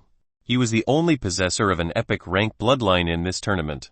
And the most important reason, Felix always envied his strength, bloodline, and the massive popularity that he possessed on the internet. In Felix's previous life, he neither performed well in the tournament nor his family in general. They were sadly eliminated in the very first round, and in a quite tragic fashion. Felix at that time had awakened with the uncommon heavy anaconda bloodline, plus he still had his 59 affinity rating. This made him on the border of reaching greater purity before participating in the tournament, which meant he only had 1 active ability in his arsenal and it was beyond garbage. In comparison, Adam had an epic rank bloodline while on the verge of reaching origin purity like Noah. It was only natural for young Felix to envy what he got. After sensing that someone was gazing at him, Adam turned his head to the right and saw Felix giving him a nostalgic look and smile. Bewildered and honestly quite creeped out, Adam coughed and turned around to his teammates. Don't make it obvious. But is it just me or the captain of the Maxwells is giving me a weird look? He asked them softly. Unfortunately, everyone who heard him turned instantly at the same time and started staring at Felix dead in his face, blowing Adam's cover. Vexed, Adam could only facepalm while looking in the other direction, not wanting to associate with them. Chapter 184. The Flower Band. Boys, he seems pretty normal. Yeah. He isn't even looking in our direction. Surprised at the negative responses he got, Adam swiftly turned his head and saw that truly, Felix wasn't paying him any attention anymore. Instead, he was clicking with his finger rapidly in the air like a moron. Was he looking at an invisible hologram before as well? He pondered to himself. As the captain of the Hilton's team, he also possessed an AP bracelet. Thus, he knew that Felix was either currently playing a game on a hologram or chatting with someone. This made him assume that Felix's earlier look wasn't sent to him, but to the person he was chatting with. After a grilling 10 minutes of listening to Mr. Jones' speech, the teams and the spectators were finally spared. As soon as Mr. Jones left the arena, heading to the VIP rooms which were packed with authoritative figures and the elders of the families, the host took the stage and announced the schedule of today's battle. Without any surprises, the Maxwells were going first against the Waltons since those 2 were the first to fight yesterday. Meanwhile, in the Maxwells' resting area, Captain Felix. Are you sure this plan is going to work? Nathan asked Felix with a worried expression. If Kenny is not complaining, why are you jumping around? Felix gave him a side glance and asked, do you want to take his spot? The weather sure is nice. Nathan immediately sat next to Noah and stared at the sky with him, totally ignoring Felix's question. "Thank you for your concern, brother Nathan." Kenny looked at him with a hopeless smile and said, "Felix's plan might be the only one we have to win this battle without too many casualties." "Haha. You so bad to force him into this plan." Asna giggled at Kenny's expression. "For his traitorous action in my previous life. This is nothing." Felix narrowed his eyes, unnoticed by Kenny, and said, "I will make sure to play with him until that day comes again. Will the two teams please step in the arena?" Felix's conversation with Asna was interrupted by the host's loud announcement. He cracked his neck and was the first to walk to the arena. The rest swiftly chased after him. They were already prepared and waiting only for the announcement. At the same time, the Walton stepped into the arena in a straight line, headed by the red-bearded Captain Oliver and the teenager Mitchell. After everyone got on the arena, they immediately started forming a battle formation. Felix's team surprisingly used the same formation as their last battle: 3 front lines, 2 supports in the middle with Felix, 2 rangers behind them, Kenny and Johnson at the far left and right ends of the arena. Oliver, who was in the process of laying out orders to take the formation, stopped speaking at this sight. Not in his wildest dreams would he have thought that the Maxwells would actually repeat the same formation. Didn't they think for a second that his team had already familiarized themselves with it? This thought coursed in his mind. Regardless, he still didn't drop his guard down, as he knew that battle formations could be repeated, but abilities, synergies, or offensive plans used would be totally different. You see, battle formations were merely the positions in which a team decided to take against their opponents. It heavily depended on the type of bloodliner. If a team had more frontliners than their rangers or supports, the formation used would need to facilitate the frontliners into approaching their opponents. On the other hand, if the formation depended on rangers, the total opposite would be required, which was helping the rangers to attack without getting threatened by assassins or frontliners. After a proper formation was chosen, ability synergies would be created in that said formation. For example, the Walton team yesterday used their captain as bait to force the Alabama team's frontliners into thinking that only by removing the buffers would they have a chance to win the battle. The moment they left their formation, the battle was already over for them. "Captain, what now?" Mitchell, who was standing right next to his shoulder, asked. "Should we continue with our main synergy?" Gleeful. Oliver nodded his head and said, "Let's show them the price of being lazy." After getting his approval, Mitchell grinned and pointed each finger at his teammates' directions, who were spread on their side of the arena away from each other. They were standing exactly like yesterday in a wide circle around Mitchell. On the tip of Mitchell's fingers, the same gray wires came out and whizzed each to its target. No one was spared from having their waist connected with that wire. It was clear that everyone knew beforehand about this, as all of them were wearing the same tough-looking leather belt that Oliver had on. On the other side of the arena, Lexi was the first to buff the frontliners with her ability, though this time she buffed Kenny and Felix as well. After she finished, Olivia took over and started planting on the heads of Noah, Nathan, and Dale. However, this time she actually planted one on Kenny's head as well. The sight rang some alarm bells on Oliver's mind.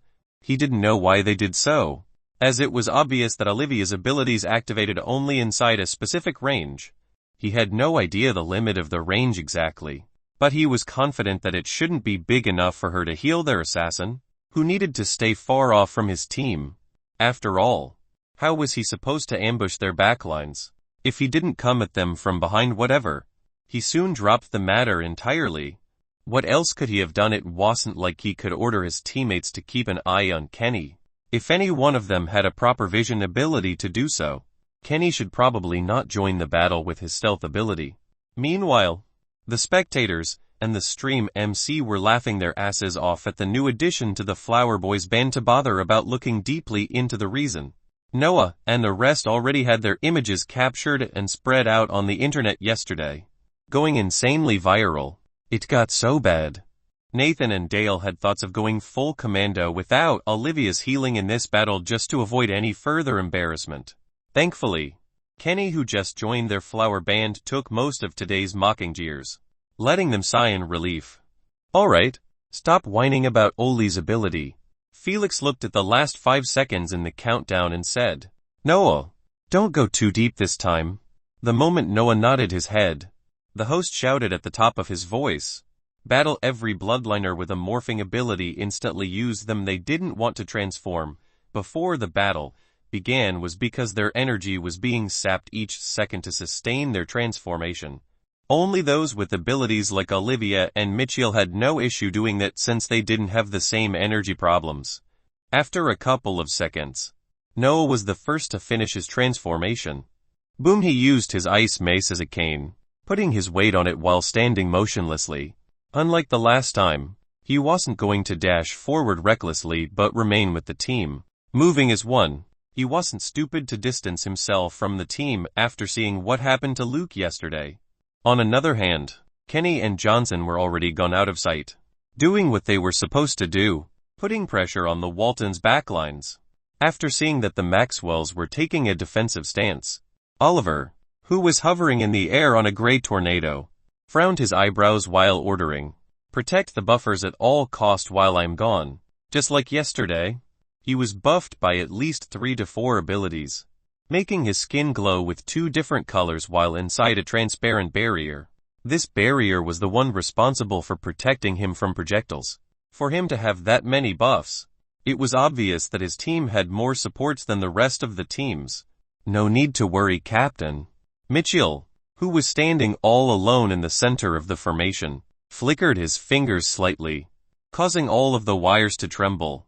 "I doubt anyone could ambush those linked with me." He snickered in a cocky manner.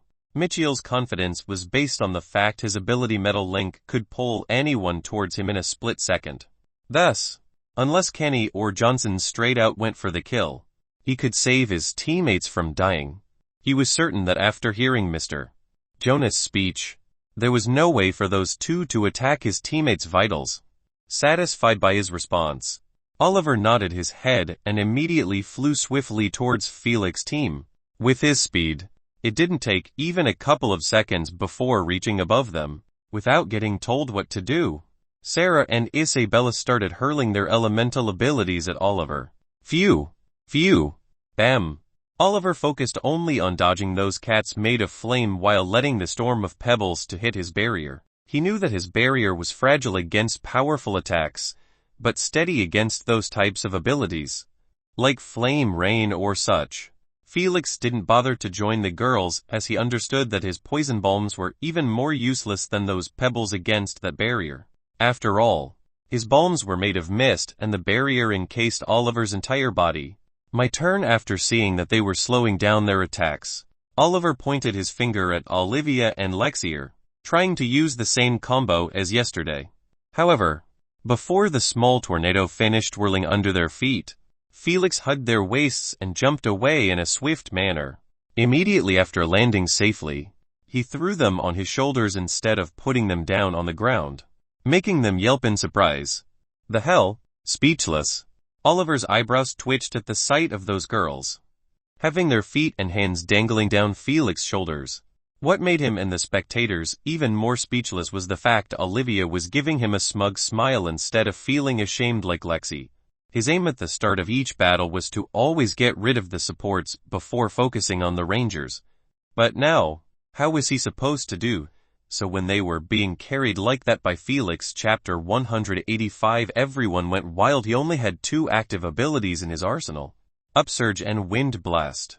It seemed to him that Felix wasn't an easy target for his combo to land on, especially when it took a full second for the tornado to manifest completely.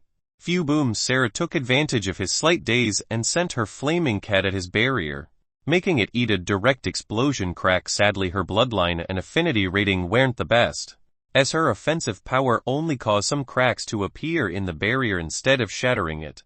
Nice work, Sarah. Delighted, Olivia gave Sarah double thumbs up while still dangling on Felix's shoulder. However, her delight soon turned into confusion after seeing the cracks on the barrier were getting glowed on by a blue shimmer that was coming from Oliver's body. A moment later, the blue shimmer retracted, leaving the barrier to appear steadier than ever, though Oliver's body, which was glowing brightly before, dimmed a bit after. So Felix recognized what had just happened. as he had knowledge of abilities that were able to affect other abilities instead of living beings based on what he saw. This ability was exclusively for recovering barriers. He had to admit that the owner of this buff was pretty lucky to unlock it from the active abilities pool even though he had only a rare bloodline. Don't lose focus. It's nothing serious. Felix tried to warn Sarah, who seemed like she was the most affected by the sight since she kept standing in her place with a stunned expression. Whoosh, alas. His warning was a tad too late, as the same tornado manifested under her feet, lifting her up in the air. He wanted to help her, but his hands were full with those too. Just like Sarah took advantage of his days, Oliver didn't hesitate to do the same the moment she reached his height in the air. He extended his palm in her direction and called out loud. Wind blast, boom thud. A mini wind explosion happened right next to her stomach, propelling her rapidly in the air with a drop of blood coming out of her lip. Her ears were hearing the sound of the wind while her heart was beating out of her chest. The notion of smashing into the ground scared her to the point she fainted midair. The spectators knew that the fall was going to be nasty as Oliver sent her at least 30 meters above the arena. Sarah. Ouch! I.e. just as Olivia wanted to yell and worry, she was dropped together with Lexi into the floor by Felix. She spat dust from her mouth while looking at Felix, who was sprinting at his top speed with a calm expression toward Sarah.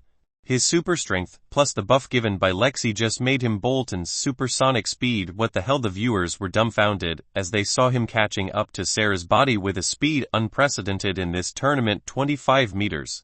20 m. 14 m. Sarah's body was getting closer and closer to the ground. She was falling on her back with her eyes closed shut and limbs flailing everywhere.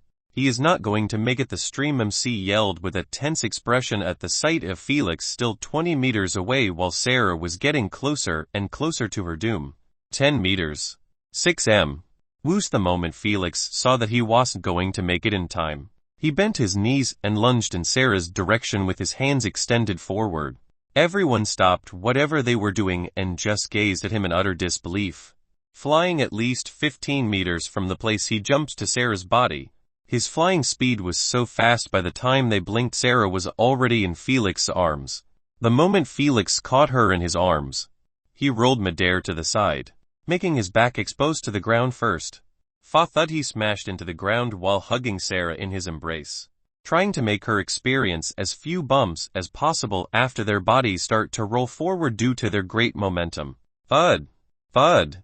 Awestruck, the spectators had their hands on top of their heads at the sight of Felix and Sarah rolling over and over again until they finally stopped 2 meters next to the edge of the arena. The moment Felix opened his arms, the spectators saw that Sarah had only a few scratches on her body while she was lying peacefully in his embrace. Meanwhile, Felix's clothes were entirely ripped open, exposing his undamaged pale skin in plain sight. He wasn't even scratched. A sudden silence descended in the stadium, lasting for merely a second before everyone jumped in the air screaming at the top of their voices. Whoa, he actually did it! Thrilled and stirred, the stream MC banged the commentary table with his fists as he shouted. The viewers at homes, bars, on the streets, the spectators in the stadium, the Maxwell elders, and even some young authoritative figures, all were sharing the same excitement as him, as they were either cheering, shouting, or clapping their hands until they reddened. That's what I want to see. Feverish. Mr. Jones, who was sitting in a VIP room with the governor, clapped his wrinkled hands until they started to sting him. Meanwhile, the governor of Florida next to him was simply applauding slowly with a pleased smile. He might be moved, but as a politician, his emotions were always in check. If only those little bastards valued their teammates like him, I wouldn't have gotten so riled up. Mr. Jones sighed and reseated himself.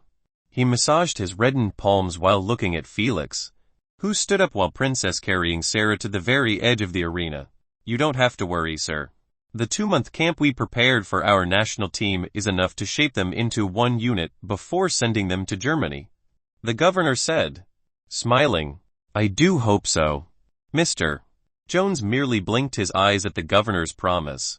Back in the arena, Felix was gesturing with his head at a staff member underneath the arena. However, before the staff reached him, he sensed a slight tremble in his arms. He looked down and saw that Sarah was opening her muddled eyes slowly. It seemed like that noise was deafening to the point it made her regain her consciousness.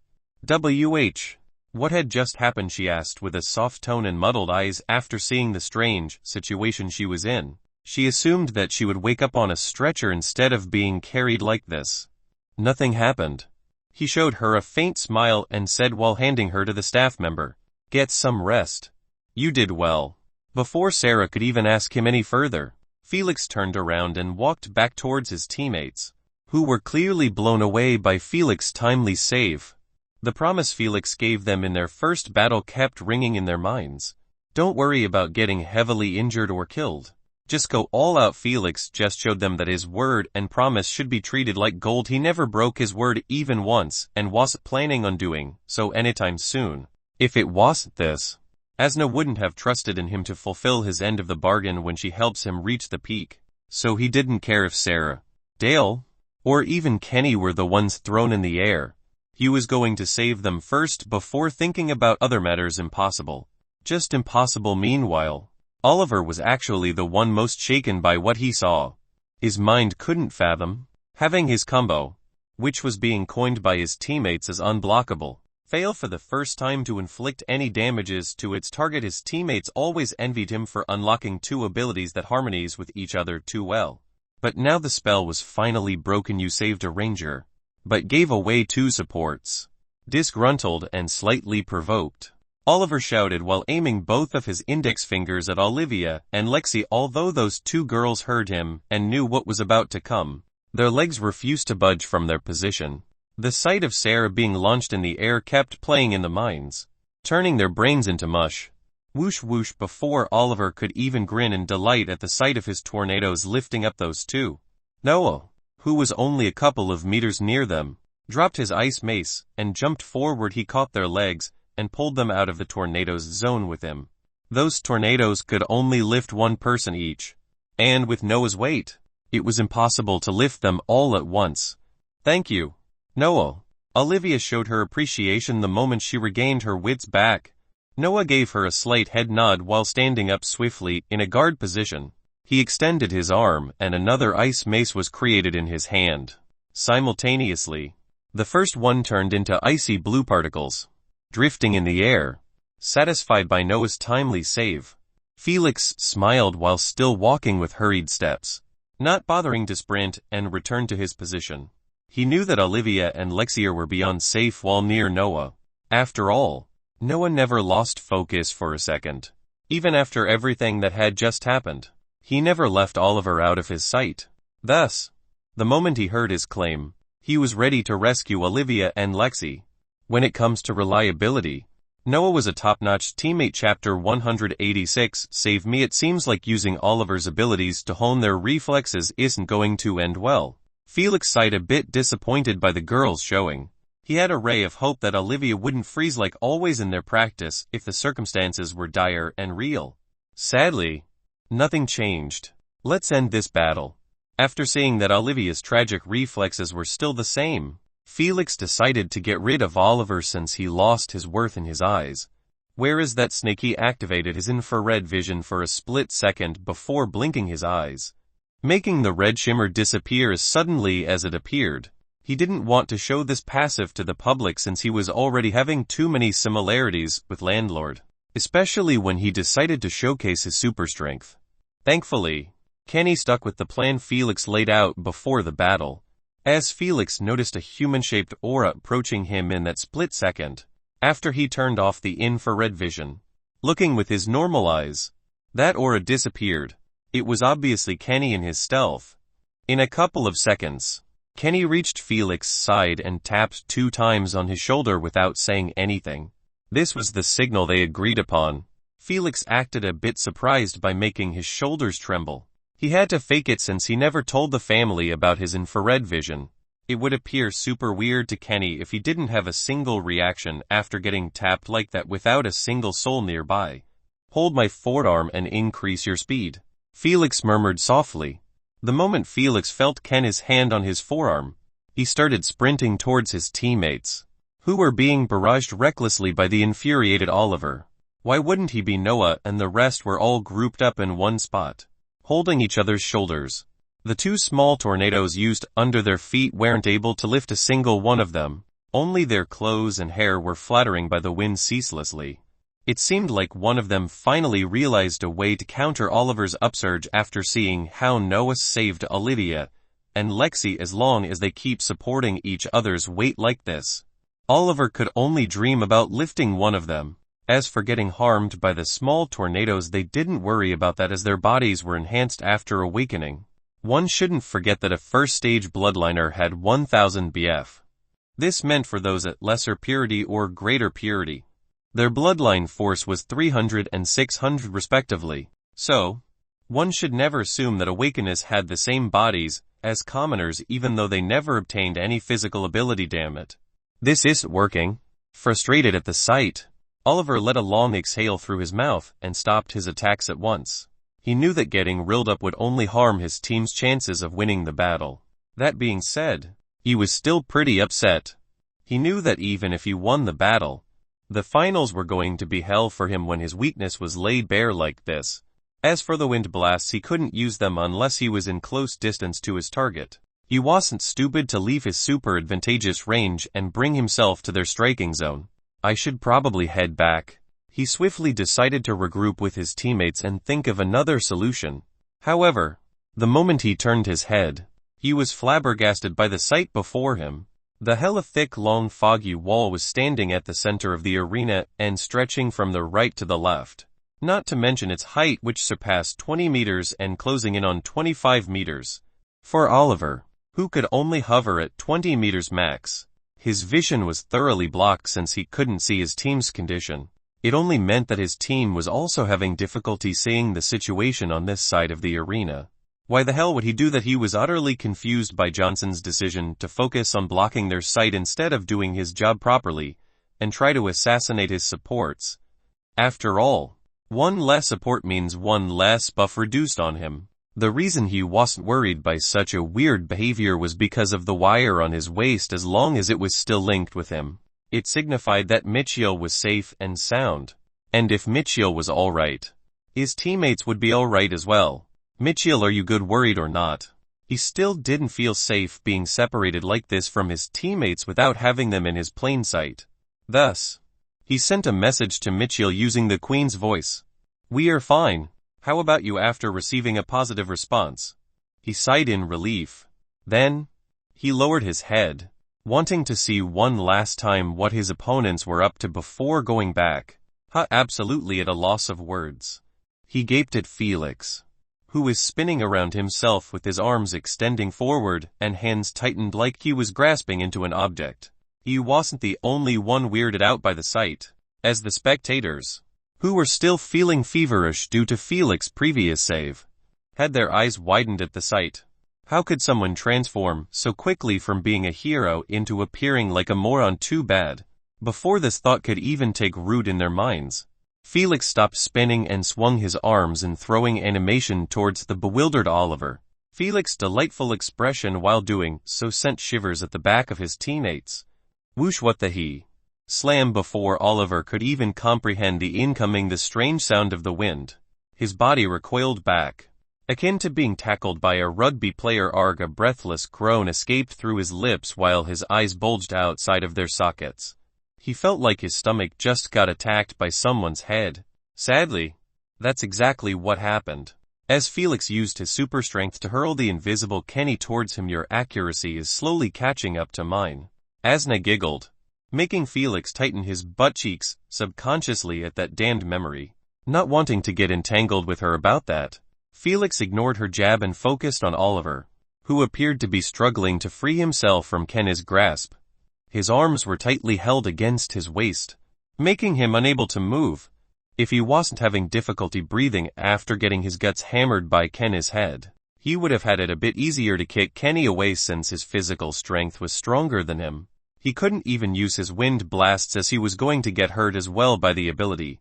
Meanwhile, the spectators had no idea what was going on, as they didn't have omnipotent sight or vision enhancement. They were merely commoners, using their commoners' eyes to spectate the battle. Even the stream MC had no clue on what to commentate. They just kept murmuring to each other while watching Oliver slowly dropping to the ground with a twisted expression. They switched their vision to the tornado that was lifting him, and they saw that its whirling speed was getting weaker and weaker. If the stream MC knew about Kenny, he would have explained that the small tornado was having difficulty supporting the weight of those two. Prepare to receive them, Felix ordered while standing exactly next to the whirling tornado that was responsible for lifting Oliver. After seeing his teammates surround the tornado with him, Felix unexpectedly stepped inside of it. His green hair kept flailing everywhere while his ripped open jacket was getting torn even further by the raging wind, exposing his t-shirt. Thankfully, his t-shirt was spared as the tornado lost all of its momentum when a third person stepped on it too. Well, even if Felix was the only one affected by it, he wouldn't be lifted in the air like the others. Poof! Ultimately, the tornado gave in and exploded into gray particles, forcing those two to drop from 15 meters to the ground. Whoosh! Even during the fall, Kenny didn't let go of Oliver. He actually tightened his grip even further. Shit, not bothering with Kenny. Oliver swiftly activated Upsurge again with a horrified expression. He was hoping to save himself from the fall.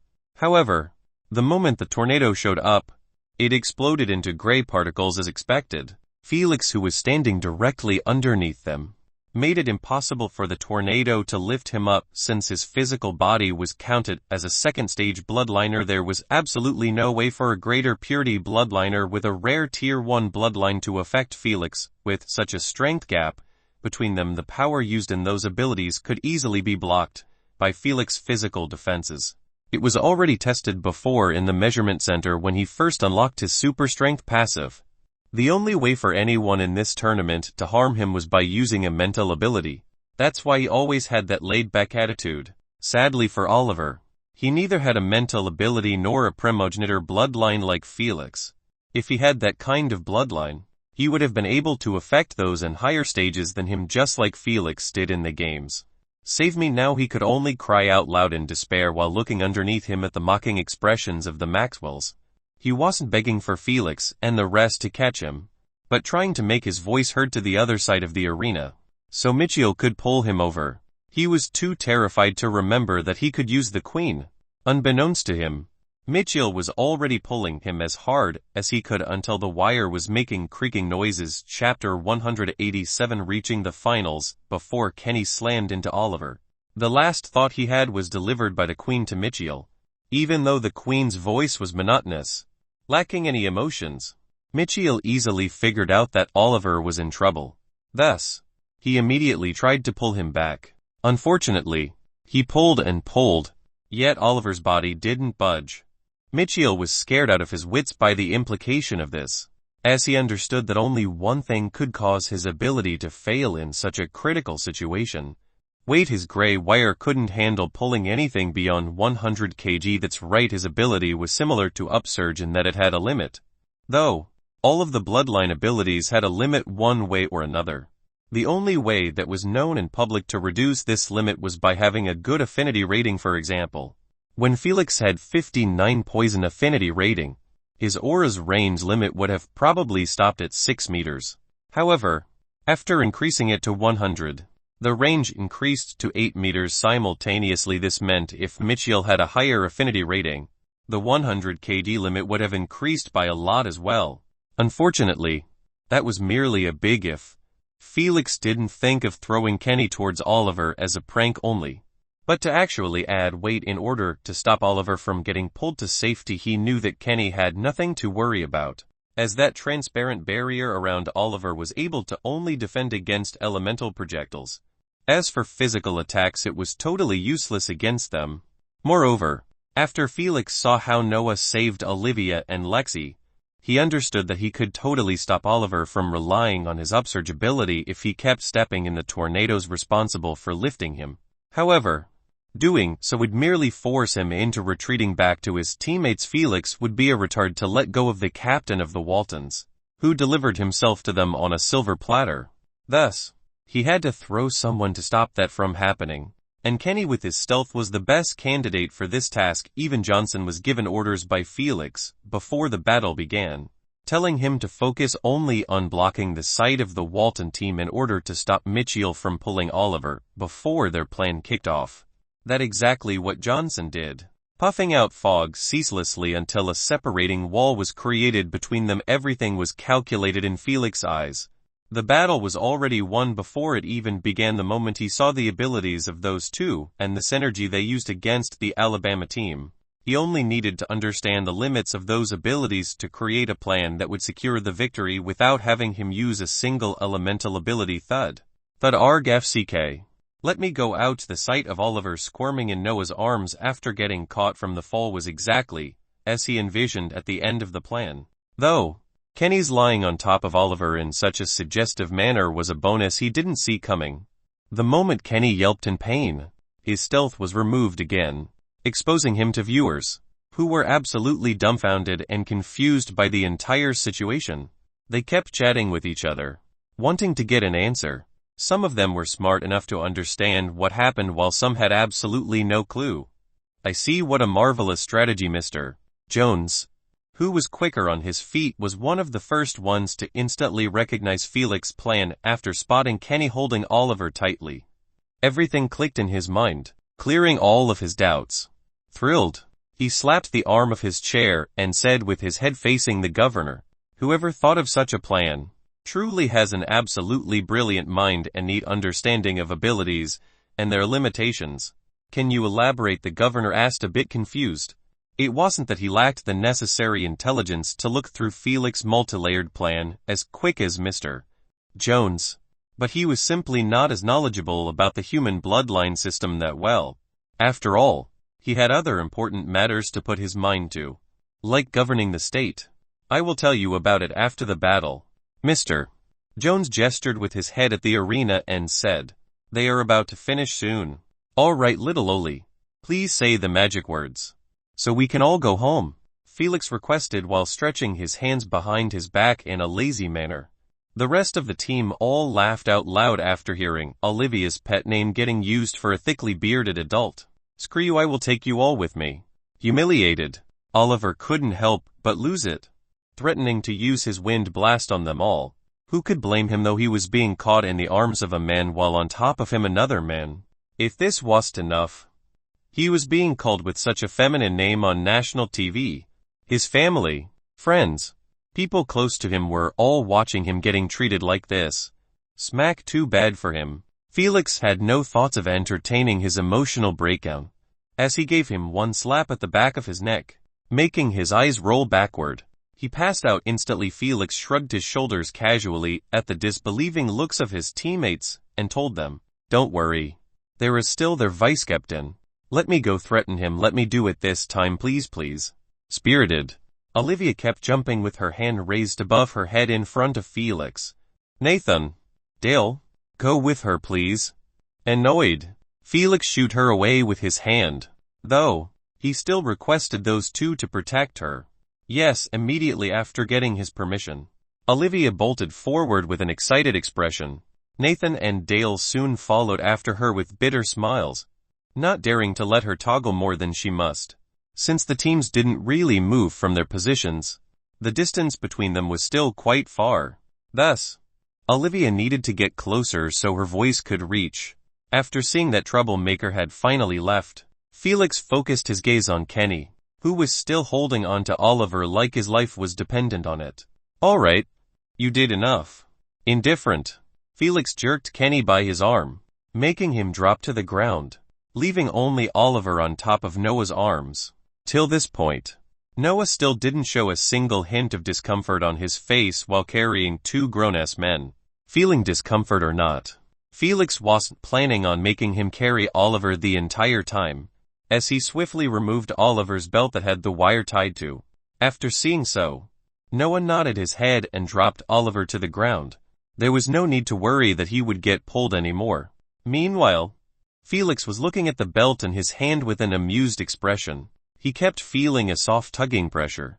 It seemed like Mitchell never stopped trying to save his captain. "Trying to pull me," Felix mused while touching the stretched thin wire. That seemed like it was about to snap at any moment. With Felix's strength, It was impossible to be harmed or pulled by this wire since his weight far surpassed 100 kg by a mile. It was only common sense that Felix weighted more than he appeared. After all, it was impossible to have that kind of strength while being an 80 kg average human. This meant Felix could hold into the belt unworried about being pulled. Heck, he could even be the one dragging Mitchell though. He decided not to, since that would create too many issues that he had no time or energy to deal with. It was better to keep hold of the belt for now until Olivia informs Mitchell about the situation of his captain. Thankfully, that didn't take long as the moment Olivia reached the wall of fog, she put her hands near her lips and yelled with a solemn expression, "You better surrender, we are holding your captain as a hostage." In her eyes, she sounded tough and mean, but honestly, everyone who heard her was on the verge of melting by how cute she appeared when she tries to act serious. Her short height, an oval face, and that yellow flower on top of her head made it almost impossible for her to be taken seriously. Fortunately for Olivia, the fog wall was blocking Mitchell's vision from seeing her. Thus he took her words very seriously. However, he still didn't believe what she said as he shouted, "Bullshit, no one could touch the cap." Whoosh smack before he could even finish his sentence. His chest was hit by a belt. Ignoring the pain, Mitchell stared with a dumbstruck expression at the belt in his hands. He didn't want to believe it, but the evidence was lying right before him. Felix let go of the belt at the best possible timing, right when Olivia sounded her adorable threat. He knew that the moment Mitchell see that he only pulled a belt, he would recognize that he wasn't being played. Oliver was truly caught just as Felix assumed. Every member of the Waltons reached this conclusion in a heartbeat after seeing the belt. How the hell did they do it? Confused and a bit shocked, Mitchell wondered out loud. Sadly, the only response he received was Olivia's cute loud voice. "You have 3 seconds or else." Dejected, he massaged his temples for a second before calling out loud, "We give up." The host, who was waiting patiently for this to happen, immediately brought the mic to his mouth and shouted loudly, "Make some noise for the first team to reach the finals." He drew a deep breath and yelled fervently. The max wheels the stadium rumbled and shook as everyone was cheering with an exhilarated expression. This battle was played on a completely different level than what they have expected. Who would have expected that the moment Oliver went to test the waters, he never came back again? That was all it took for the battle to be over. The Waltons were confident in their one-man army synergy as it never failed them before. Sadly, they met Felix, who broke through it without showing a single elemental ability. Chapter 188 Parking Lot Meetup. Nicely done, Johnson. After reaching their resting area, Felix patted Johnson's shoulder with a satisfied smile. "Thank you, Captain." Johnson gave Felix a polite smile as he sat on the bench sweating all over. His jacket could be seen wet and sticking to his skin.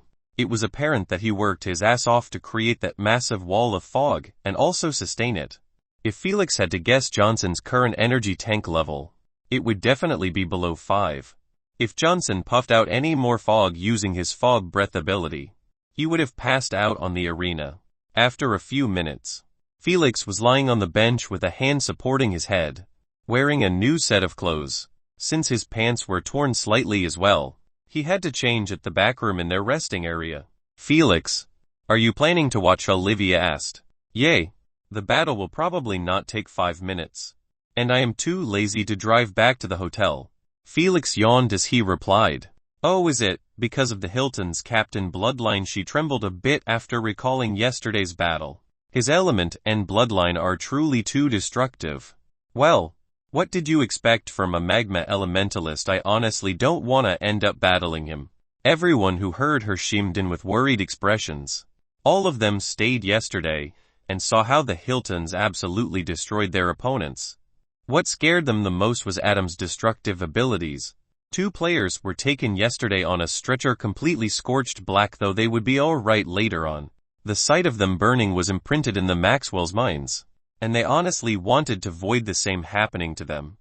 As long as we have Felix, I doubt we will get a single strand burned off. Suddenly everyone quietened down as they heard Sarah's voice coming behind them. They turned their heads and saw her looking at Felix with a gentle smile. "Sarah, where did they take you?" Delighted, Olivia immediately jumped from the bench and hugged Sarah. "Nothing serious. Just for a quick checkup." Sarah answered as she hugged Olivia back. You really missed a lot after you left. Olivia giggled and said while pointing her finger at Kenny. Felix went for it and threw Kenny at that prick, forcing him to fall down as well. He did. I need to catch the replay later. Sarah's eyes brightened up after hearing so. She was really holding a grudge after getting thrown in the air like that.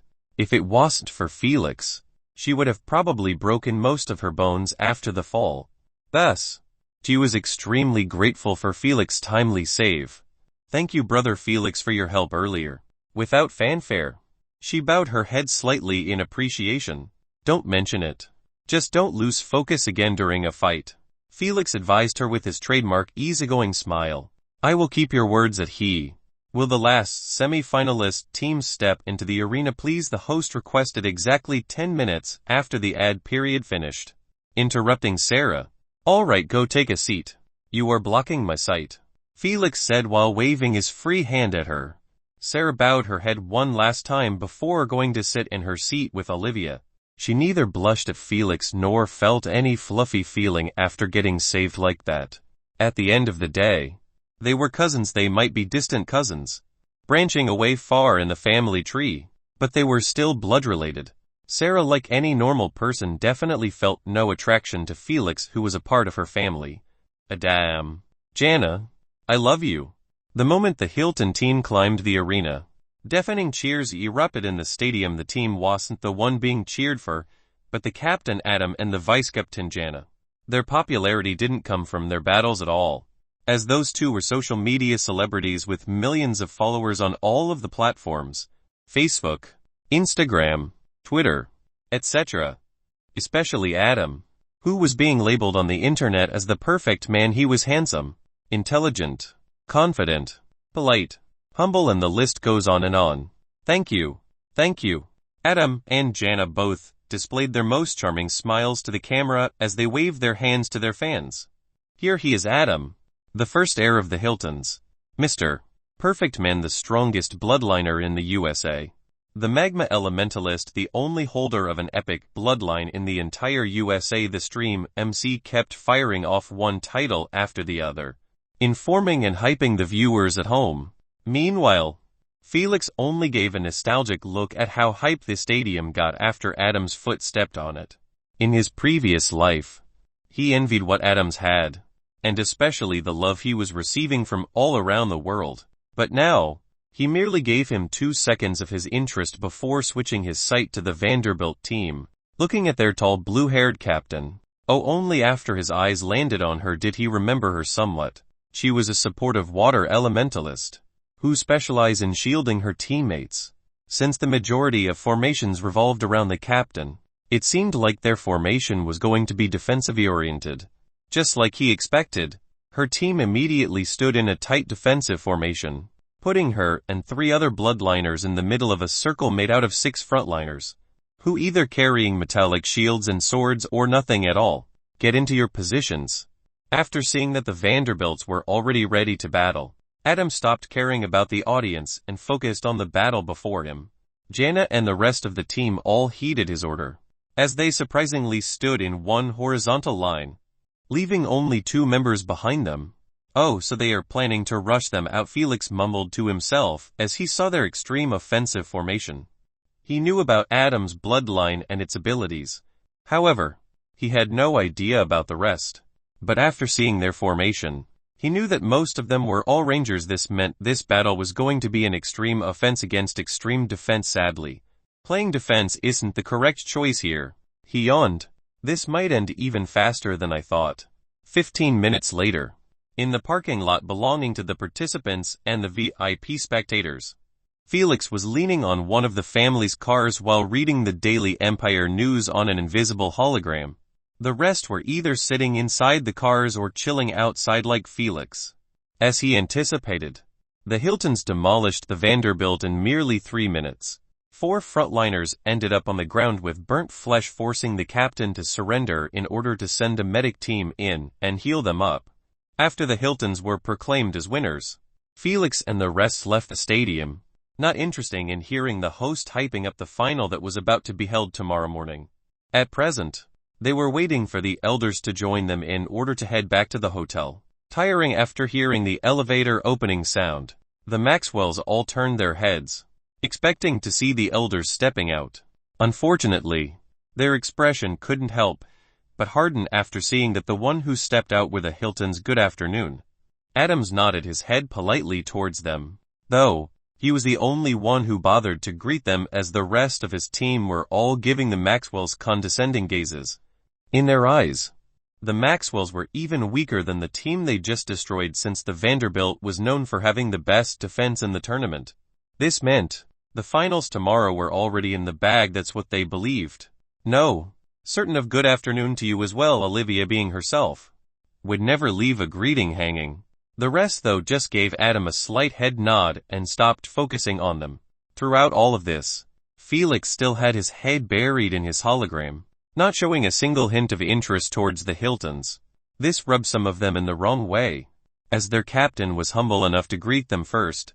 The least thing Felix could have done was greet him back respectfully. The most up-to-date novels are published on Light Novel World. Calm, what an arrogant prick, Jana scoffed while turning around. Let's go. No need to waste our time on them. Good luck tomorrow. Adam gave one last charming smile before following after Jana. Tiring. The moment Adam turned his back, 2 elevators opened up at once. The Hiltons and the Maxwells both glanced in the direction of the elevators, and what they saw made them gulp a mouthful. The Maxwells' elders and the Hiltons' elders, both stepping outside from each elevator. The juniors knew that a battle was going to start raging immediately after they make eye contact. Too bad. What they didn't see coming was that both of the elders already met before they stepped into the elevators. I can't fathom how can you possibly believe that your juniors are any better than ours. A white-bearded elder scoffed while looking at Abraham. Heh, your juniors might have won all of their battles in a swift manner, but they already exposed all of their abilities. Abraham pointed his finger at Felix, who didn't bother to lift his head, and bragged. Our team's captain wasn't even pressured to use his second ability. The battles were too easy. He weaved through them using only his brain and passive. So how can you compare him to Adam, who was simply relying on his bloodline rank to overpower his opponents? He asked with a smug smile. What a joke. If he had the strength to do the same, he wouldn't have bothered to create plans and strategies. He could have just smashed into everyone with his strength and got it over with. The Hilton elder sneered. You might have gotten lucky with 9 awakeners, but none of them could amount to Adam's finger even if you combine them. You mean Adam, who you sold an awakener to get him an epic rank bloodline? Charlotte interjected in the middle of their argument with a shocking intel that sent shivers at the back of everyone who heard her. Felix's finger that was scrolling down the news froze at what Charlotte just said. Chapter 189, The Butterfly Effect. The instant Felix heard Charlotte's shocking discovery, he felt like his brain exploded. After all the dots that were unsolvable before were connected together, he just froze in his place, unnoticed by the rest as they were looking at the Hilton's strange reaction. Instead of acting confused, they showed signs of shock, like their most hidden secret had just got laid out in public. Meanwhile, their juniors had a dumbstruck expression after hearing a totally different matter from what they were told by their elders. You see, the Hiltons had 7 awakened juniors before. This what Charlotte's intel got her months ago during the awakening in the training camp. However, now only 6 awakeners were left in the Hiltons. The juniors were told by their elders that their cousin, unfortunately, died during integration after using a higher percentage than his body could hold. This was also told to the media. However, after hearing what Charlotte said, Adam was the first to have doubts about the elders' previous claim. No wonder they told me to wait a week before awakening with the rest, Adam murmured with a dazed expression while looking at his hands. He already somewhat believed what he heard, as he knew that the elders didn't have that many coins to obtain an epic bloodline while also support the rest, especially one for his magma element. It was just impossible. If it was that easy, all the other families would have gotten an epic bloodline as well. If you didn't propose to change the rules of the tournament from lowering the number from 10 to 6, I wouldn't have gotten interested in knowing what happened to the 7th awakener in your family.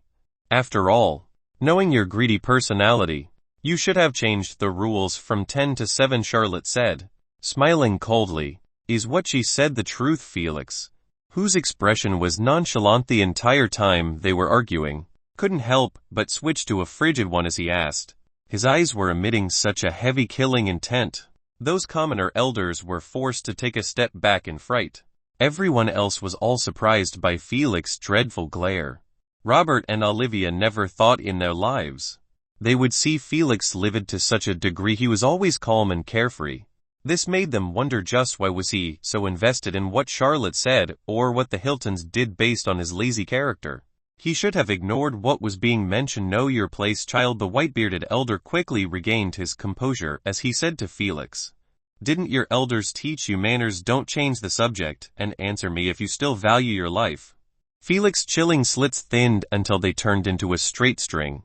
Yet, what scared those elders the most was the two light yellow bombs hovering in his hands. Everyone knew that Felix wasn't messing around. He would really kill them if they didn't answer. Whoosh! Phew. Thud! The Hilton Juniors immediately activated their abilities and stood before the elders, protecting them from Felix's aggression. Adam as well created tens of molten rocks on top of his head as he kept staring at Felix in his eyes. He might have believed what Charlotte said, but it didn't mean he wanted his elders dead. In his eyes, this was a family matter that shouldn't have any interference from outsiders. Although Felix was being aimed at by tens of elemental abilities, he didn't even flinch or trembled. He merely kept staring coldly at the Hilton elders.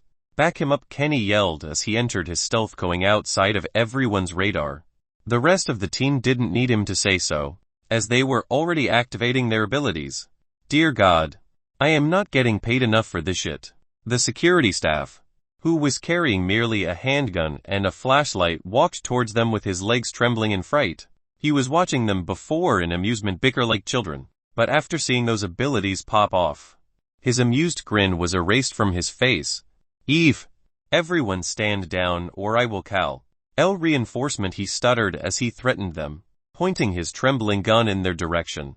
Seeing how unsteady he was carrying the gun, the elders quickly intervened, worrying that he might fire at one of them by mistake. "Son, back off. Let us handle those matters." Robert smiled towards Felix and advised him, "Just focus on beating their children tomorrow, not today." Instead of answering him, Felix snapped his finger and the bombs turned into particles. His eyes returned to normal as he let out a long exhale through his nose. A carefree smile returned to his lips as he gazed at the Hilton elders. He had to take a hold of himself as his earlier outburst was totally out of place. Plus, it seemed that based on their reaction, them selling an awaken for an epic bloodline bottle wasn't a lie. He already got what he wanted. Remember those words well. Tomorrow will be the worst day of your lives. His sincere smile as he said so sent goosebumps through the Hiltons juniors and elders. After finishing saying his piece, Felix turned around and entered one of the cars. The moment he closed the door, everyone withdrew their abilities, making the security staff sigh in relief. "If you don't show us evidence on your wild accusation, you should expect a lawsuit for slandering our honorable family." The Hilton elder glared at Charlotte for a second before waving his hand to his family members. "Let's leave. My celebration mood was totally ruined."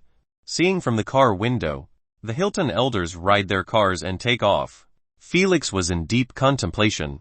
"I never thought the Gamma organization has started laying their hands on planet Earth's awaken as this early in time." "Gamma organization?" Asna asked in confusion. "Look at my memories during the next year and the one after." Felix sighed as he answered. Asna swiftly went through that period of time, wanting to see what kind of originalization made Felix this interested and especially livid. A couple of seconds later, Asna exclaimed in understanding, "No wonder you got mad. Those bastards actually wanted to kidnap you as well, Sai. I thought before that the planet Earth was still invisible to those organizations. But who would have known that one of them, or probably all of them, were already hiding in the planet and doing business with us for months now?" Felix smiled bitterly as he said, "Who knows how many Awakeners were already kidnapped behind the shadows and sold to them in the past months." This sudden shocking news truly blindsided Felix. He was always walking with a laid-back attitude, unworried about the dangers of the universe because he believed that his planet was still off the radar of those criminal organizations. He believed that although the planet coordination was already sold to the public by the Alexander Kingdom, no one actually bothered checking on them, whether they were other planets in the kingdom or those criminal organizations. However, this all changed when Earthlings played their first game and lost it horribly.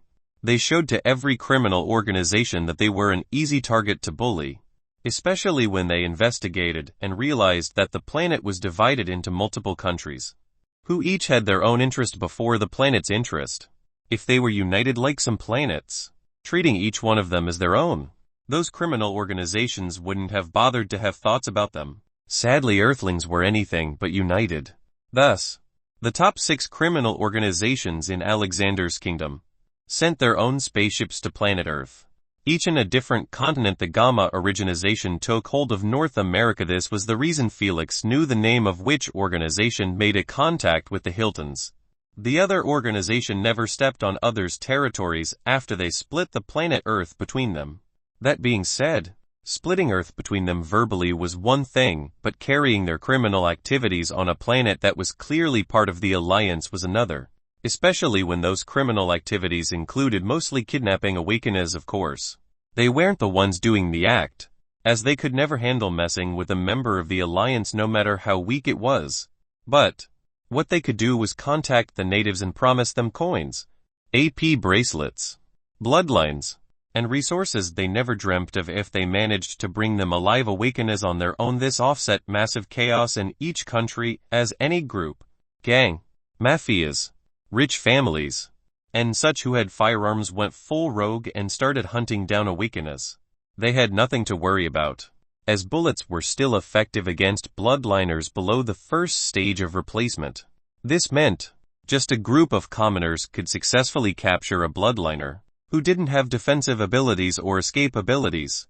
The best part about this was that those criminal organizations were absolutely safe on Earth. Their spaceships were completely hidden from the Council's radar, and neither the Alliance nor the Queen had any reason to interfere or bother helping Earthlings' plight. After all, it wasn't the Alliance problem to solve if Earthlings were greedy and remorseless to kidnap their own people and trade them like currency with those organizations. This made those criminal organizations feel like they owned planet Earth. No one was strong enough to stand against them on the planet, and the natives themselves were working for them as slaves.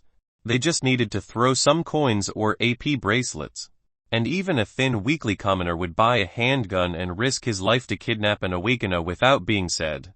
In that period, Felix and the rest of the Awakeners all around the world lived each day in fright, not daring to leave their homes or the public camps. After Asner read Felix's memories and saw the hell he had gone through in that period, she understood his livid outburst towards the Hiltons.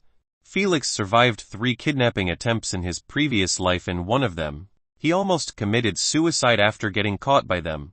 If the USA government task force didn't save him, he would have been dead. Felix would rather suicide than land in the hands of the Gamma organization. He knew what they'd do to the bloodliners, and just thinking about it made him tremble in dread and wrathful about almost experiencing a fate far worse than death.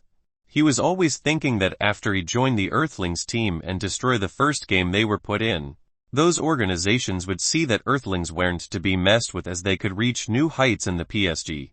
However, after finding out that the organization that was responsible for his kidnapping attempts was currently hiding in North America for months now, he knew that the chaos that happened in his previous life was bound to repeat in this timeline. The good news was that he was completely safe against their kidnapping attempts with his strength.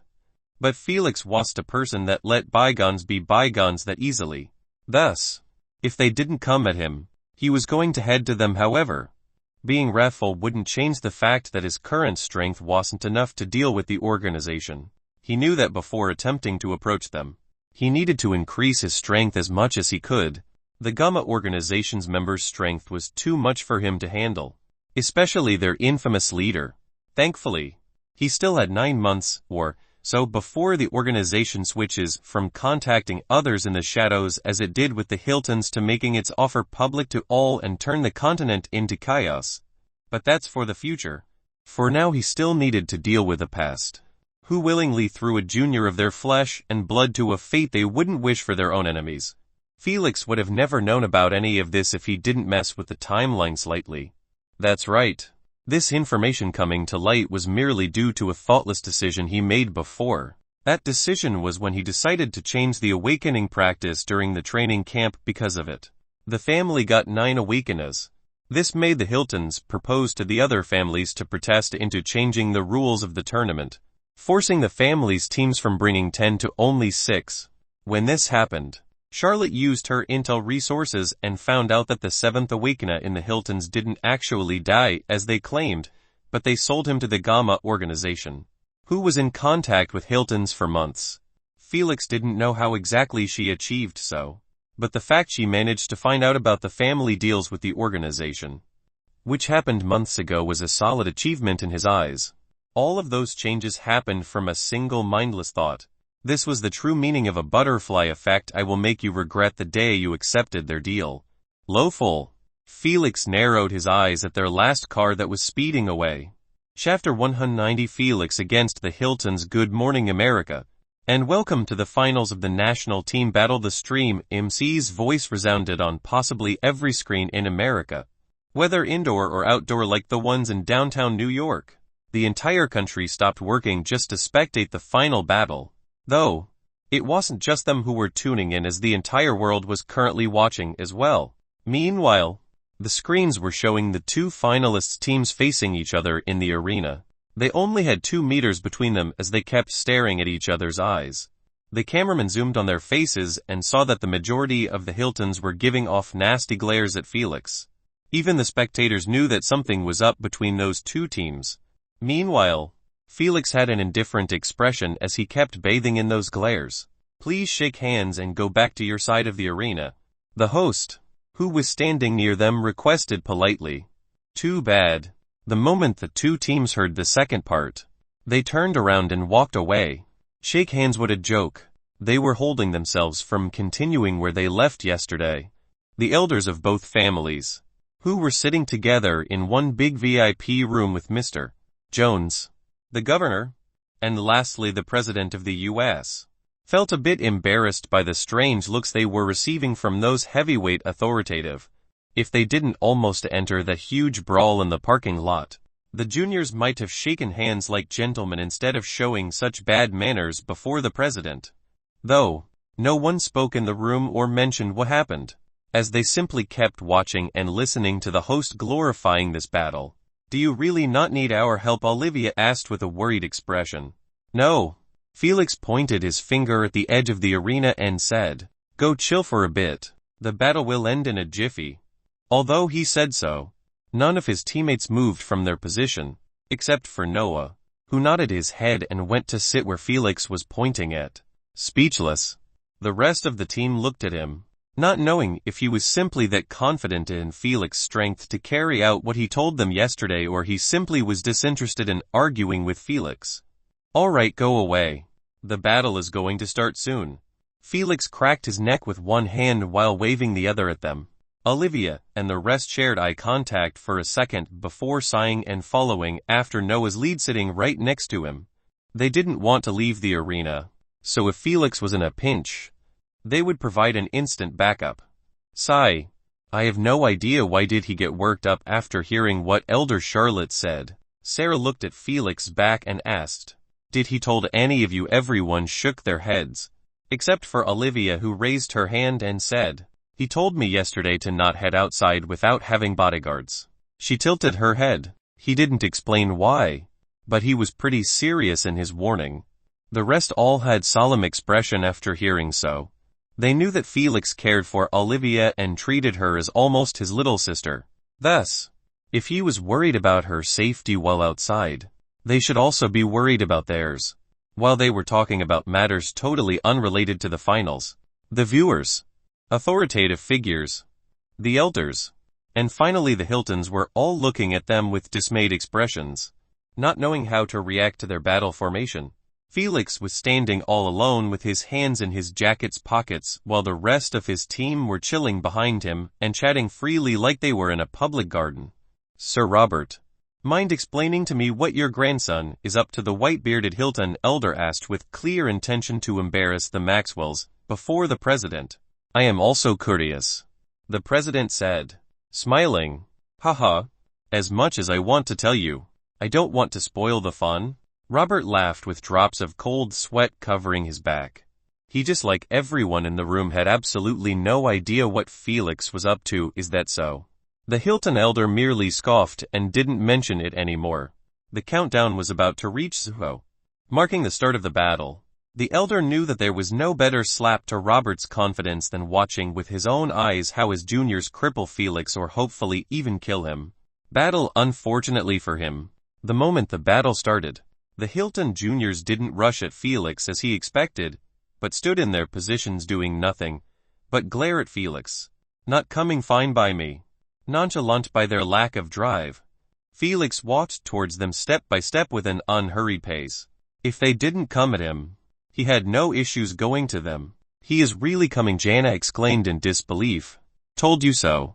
Adam smiled and ordered, activate your abilities and hold your positions.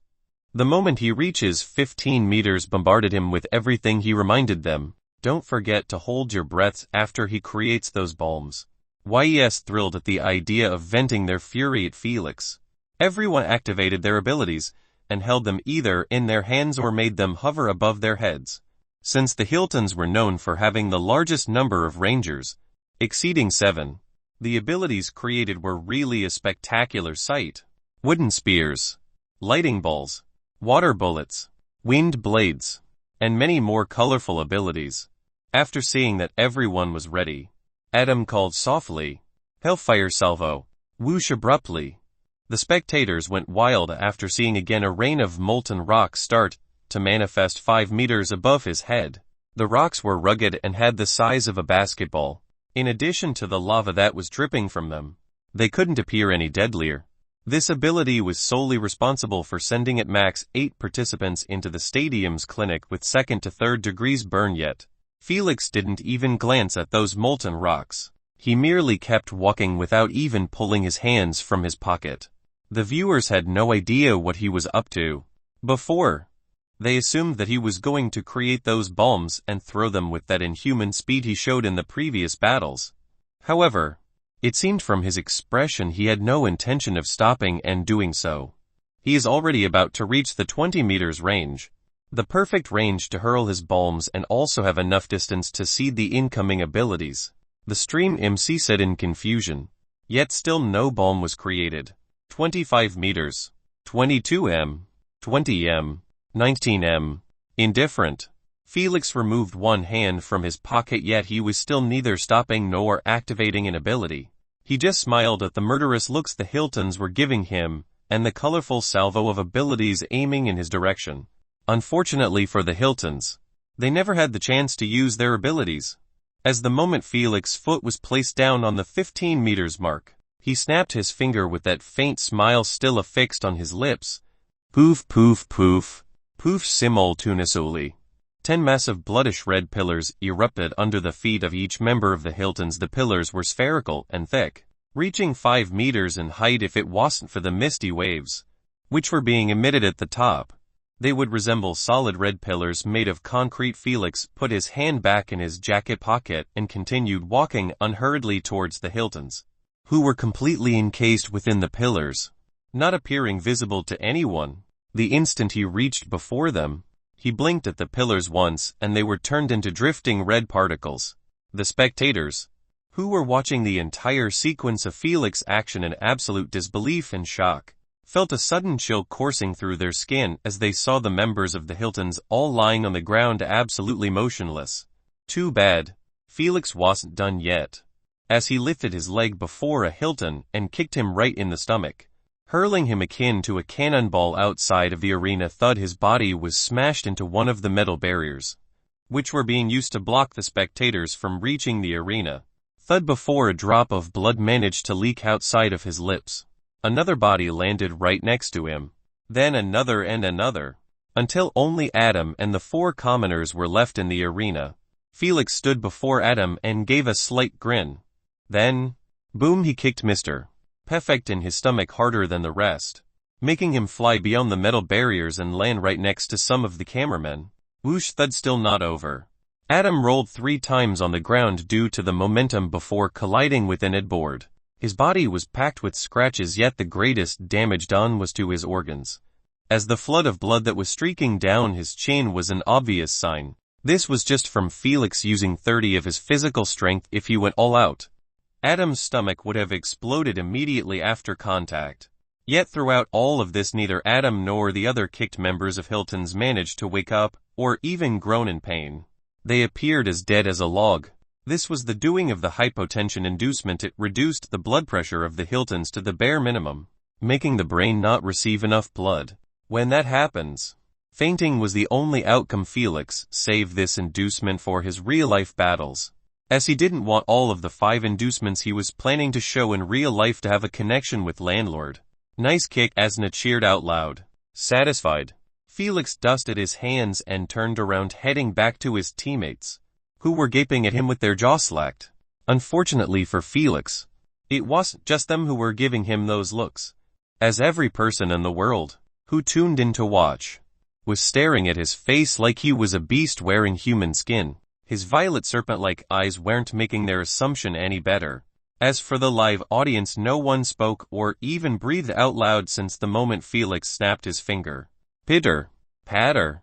Their deafening silence made Felix's footsteps resound thunderously in the arena for a second before it was broken by a pained groan coming out of Adam's mouth. Woha, just like a small sparkle lighting up the fuse of a TNT box. The silent stadium was lifted up its feet by everyone's intense reaction, akin to waking up a dormant dragon. What did I just watch? Holy shit, is this real life? Were those pillars even an ability? Exhilarate and stirred. Everyone was jumping from the seats while screaming at the top of their voices like they were just injected with 5 doses of energy drinks. The sight resembled hell breaking loose, with people pushing and pulling each other close with flushed cheeks.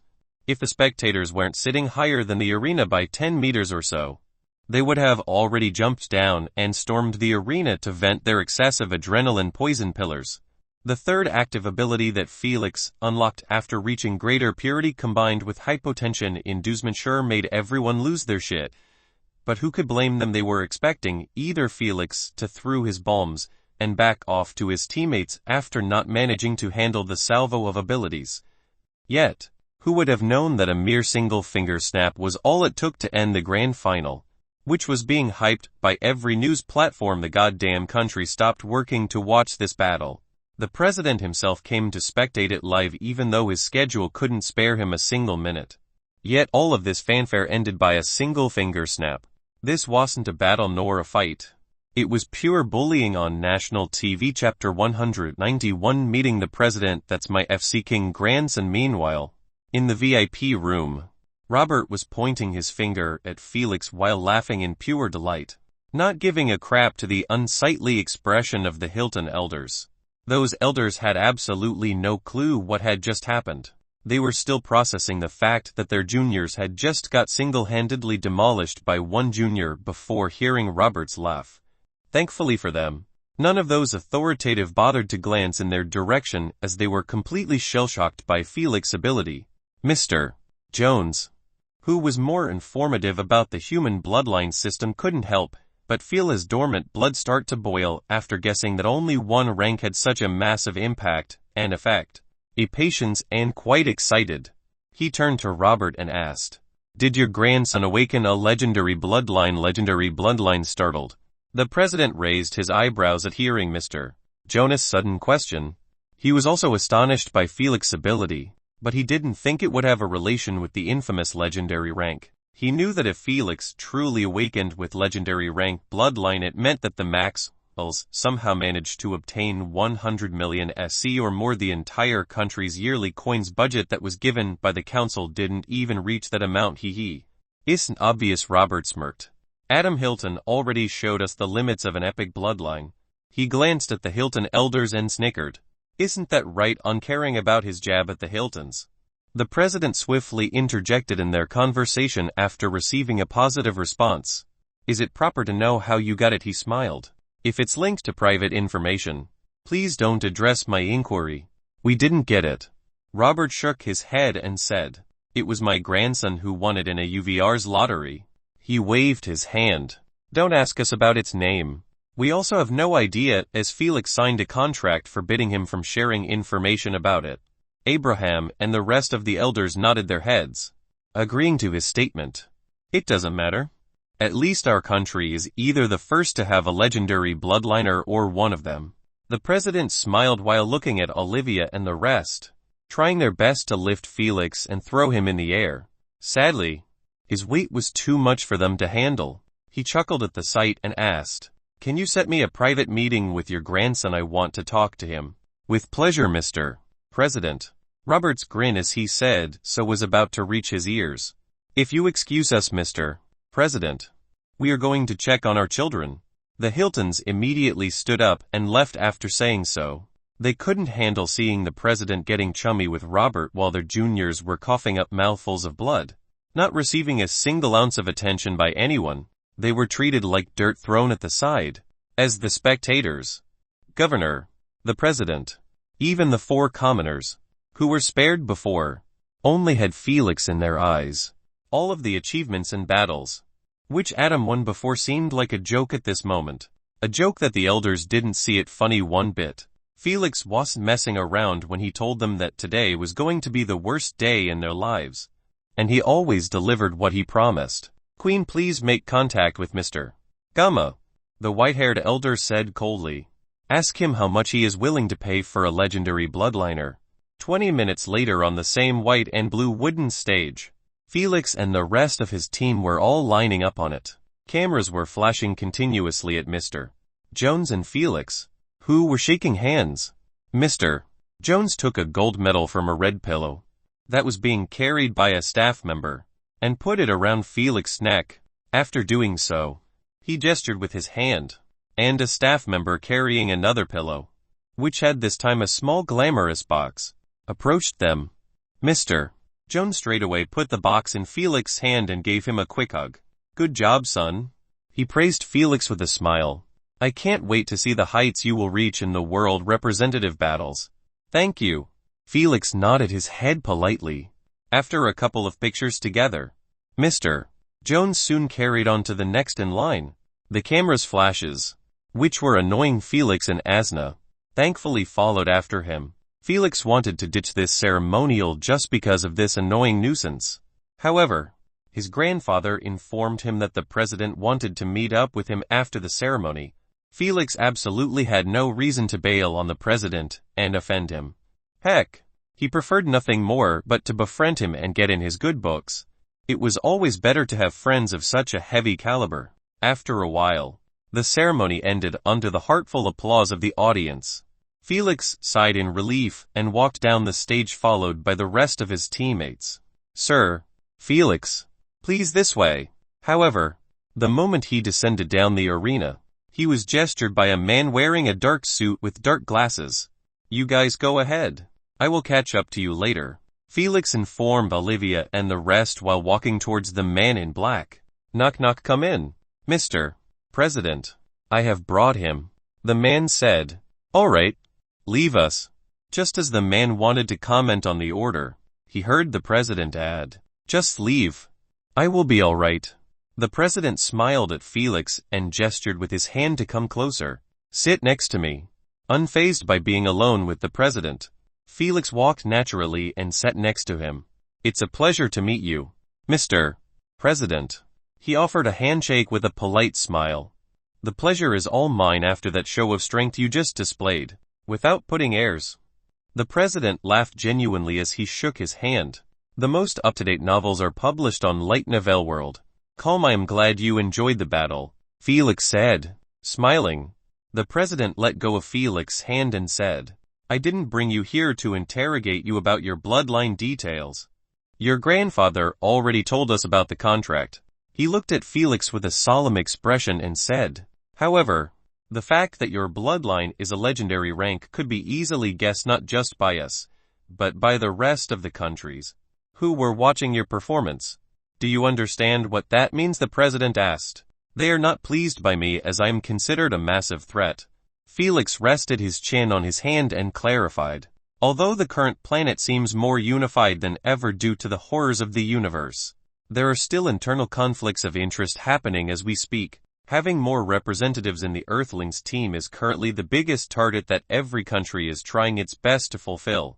Felix shrugged his shoulders and said lastly, after I showed them that I am capable of winning against a team that is almost equal to their team all by myself, this will put me in their must-eliminate target list before the representative battle starts. I couldn't say it any better. The president praised him. You might be young, but at least you are not naive. I am glad the national team is having you as their captain. The president assumed that Felix was able to figure out all of this by himself. But honestly, what Felix said had actually happened in his previous life to some bloodliners in the national team and also other countries' teams. Hidden assassinations or public ones. It didn't matter, as any bloodliner that was considered a threat to the interest of other countries had to be eliminated no matter what. The leaders of the world only cared about bloodliners from their own country clinching a representative spot. They didn't give a crap if their bloodliner was worse by a mile than another one from other countries. But who could blame them for thinking like this the moment the council's voting system was changed to have a relation with the number of representatives each country had in the Earthlings team? An internal conflict between countries was bound to arise. Sigh. People think that the World Representatives battle is about to start in 2 months. The president shook his head. What they don't realize was that the battle started right after we announced the creation of the World Council. But you don't have to worry about them making attempts on you. The president stopped lamenting as he informed Felix. I called you here to let you know that an elitist squad will be prepared just for you. They will be protecting you from any assassination attempt before we send you to Germany. We can't afford to lose our first legendary bloodliner. Mr. President, I'm honored by the gesture. Felix shook his head. However, there is no need to put so much focus on me. If you watched the previous fights, you would notice that my defenses aren't that shabby. He smiled faintly. In other words, bullets can't really harm me, and I doubt that they will use heavy artillery weapons for me. Though Felix sounded like he was bragging, he honestly was just trying to make the president remove any thoughts about continuing his protection plan. In his eyes, those elites will serve no purpose, but spy on him 247 and forcing him to keep his guard up every time he speaks or do something unordinary. He had no time for such a nuisance. Plus, he wasn't really lying about having bullet immunity. His skin was tougher than steel with his super strength. If they tried to use tranquilizers or poisons to get him, well, Felix would never say no to free food. Oh, your bloodline actually gave you immunity to bullets. The president got shocked for a second before regaining his composure. You have no idea how helpful such an ability for me. Amused, Felix merely chuckled at his envious expression. He knew that the president might say so, but actually he probably already drunk many protection potions such as hardened skin to keep him safe. Those potions might have temporary effects, ranging from months to years, but they were still pretty useful to protect high-leveled commoners like the president. All right, our time is running fast. The president glanced at his AP bracelet and said, I will respect your choice. However, I hope you remain indoors for the next 3 days. After so, you won't need to worry about your safety. Why so? Felix asked in confusion. Although he understood what he was implying, still, Felix had to feign ignorance. After all, information about what was going to happen after the tournament wasn't told to them yet. I will leave that to Mr. Joan to explain. He is probably with your team already and waiting just for you. The president extended his hand and said with a smile, Make us proud, son. Will try my best. Felix shook his hand for a second before letting go. He stood up and nodded his head respectfully before leaving through the door. The man in black who guided him here gestured with his head to follow after him. Felix knew that he was taking him to the gathering spot, where his teammates and Mr. Jones were at. Chapter 192 The Preparation Camp. Knock knock. 5 minutes later, inside a comfortable lounge at the other side of the stadium, a knocking sound resounded in the silent lounge. Come in. Mr. Jones, who was sitting in a leather armchair, looked at the door that was being opened. He is here. Delighted, his eyes shone as he saw Felix near the door, thanking the man in black for guiding him. After Felix closed the door, He turned around and saw that his teammates were gathered in one area away from 3 other individuals. As expected, those losers are coming as well. He gazed at those individuals indifferently. Unsurprisingly, Oliver Walton, Amelia Lauder, and finally Lena Vanderbilt were also in the room. Felix knew beforehand that the national team wasn't going to have only the winners of the tournament, but also captains of each semi-finalist team though. It seemed like Amelia managed to get a spot as well. It was only natural, as the entire existence of the national battles was to create the strongest team in the USA. However, each country could only have a team made of 10 bloodliners. This meant it was extremely difficult for the government to create a team, which was packed with only the best bloodliners in the country. To do so, they needed more time and resources. Unfortunately, they lacked both in the present time. The World Representative Battle was about to start in 2 months exactly. In other words, the tournament had to be wrapped up as fast as possible, but still giving them good candidates. Felix, Johnson, Noah, Kenny, and even Olivia gave a performance noteworthy to be in the national team. However, Sarah and the rest of the team didn't really do much even when the opportunity was given to them. When compared with Adam, who had an epic bloodline and destroyed 2 battles alone, or Walton, who was the only bloodliner in the tournament with aviation ability, of course, Sarah and the 4 commoners would appear lacking. Regardless, the government couldn't just replace them with those better than them when they were the champions of the tournament. That was just a plain stupid decision that would offend a lot of people. That being said, adding those 4 captains as substitutions for the team would make no one upset, except for Sarah and the rest, who were definitely going to be replaced if they performed subpar in the upcoming preparation camp. Felix knew all of this, even though he never actually made it to the national team in his previous life. That's because he watched on TV the national team having the 4 added commoners in the Hilton team get replaced by those captains. It created quite an outrage in the country, which Felix somewhat remembered. The only thing that changed in this timeline was the champion team and the members, who were at risk of getting replaced. Nothing more, nothing less. Based on Sarah and those 4 commoners' frustrated expressions, they also figured out as much after getting informed by Mr. Jones about the addition of those 4 captains. I hope I am not interrupting anything. Felix gave a polite nod to Mr. Jones while walking towards his teammates. We were actually just waiting for you so we can start, Mr. Jones said, smiling. I apologize if I kept you waiting. Well-mannered. Felix nodded his head slightly. Don't mention it. Mr. Jones pointed with his hand at the 3 captains and said, as I told your teammates before, those captains are going to join the team as substitutes. After all, we can't risk sending 9 or 8 to represent us if something happens to the main team during those 2 months. He asked, do you any opinion about this? Sarah and the 4 commoners all looked at Felix with a hopeful gaze, clearly wishing that he reject the proposition as the captain of the team or at least show that he wasn't in favor of adding them. Sadly, one word from Felix removed those wishful thoughts from their minds. Nope. In Felix's eyes, adding them or not, he didn't give a shit. He wasn't the one affected by them, but Sarah and the 4 commoners. Felix wasn't interested in being their babysitter even outside of the arena. In other words, it was their own problem to solve, not his. Want to stay in the main team? Simple. Perform better than those captains. That's good. Mr. Jones sighed in relief after hearing his response. Honestly, if Felix said he wanted them out, he would be put in a pinch. Felix was currently too important in the team and for the country. Mr. Jones had no issue giving up on those 4 captains, just to keep Felix in the team. Felix demolishing the Hiltons with one finger snap was still fresh in his mind. Now that everyone is here, let's dive right into the main course. Mr.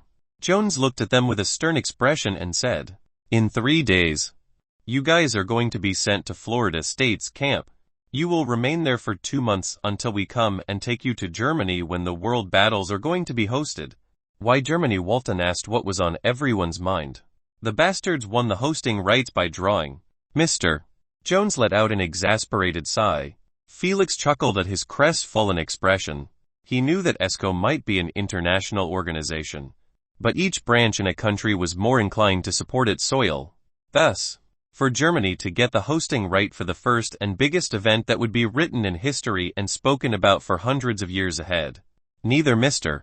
Jones nor the president was feeling good about it in the slightest. No more questions. Mr. Jones waved his hand and carried on. The camp is going to be mainly targeting preparation for the battles. For example, learning and studying about your strongest opponents by watching their national tournaments VODs. Building appropriate battle formations and synergies. And lastly, sparring between each other to keep you always on your toes. The moment Mr. Jones mentioned sparring, Sarah and the commoners flinched while Amelia and the rest of the captains showed enigmatic smiles. But most importantly, the camp's existence is to protect you. Those smiles were wiped off their faces at hearing Mr. Jonas' warning. The moment you made it to the national team, all of you became a target to other countries. We want to keep you together in one place to facilitate protecting you during those 2 months. As long as you made it to the world battles safely, no one would dare target you anymore. Just as Nathan wanted to speak, Mr. Jones interrupted him. Don't ask about why they want you dead. Figure it out by yourself. He looked at them right in the eyes and said sternly, don't make me regret giving you those 3 days to pack up and tie loose ends before you depart. They may not try to assassinate any of you, but still, stay indoors the entire period until we send a bus to pick you up. He warned. A bus, everyone exclaimed out loud. What, you never took one in your life before? He scoffed. We are not taking you by plane or military helicopters, as the camp is only half an hour away by car. He added, plus, you will be accompanied by 2 armored vehicles filled with armed soldiers, which will ensure your safety in case a fool decided to attack. He shook his head. Though, you have nothing to worry about. No one has the balls to pull such a public assassination attempt while under heavy protection. They will only dare to aim at you under one condition. That was being isolated without our protection.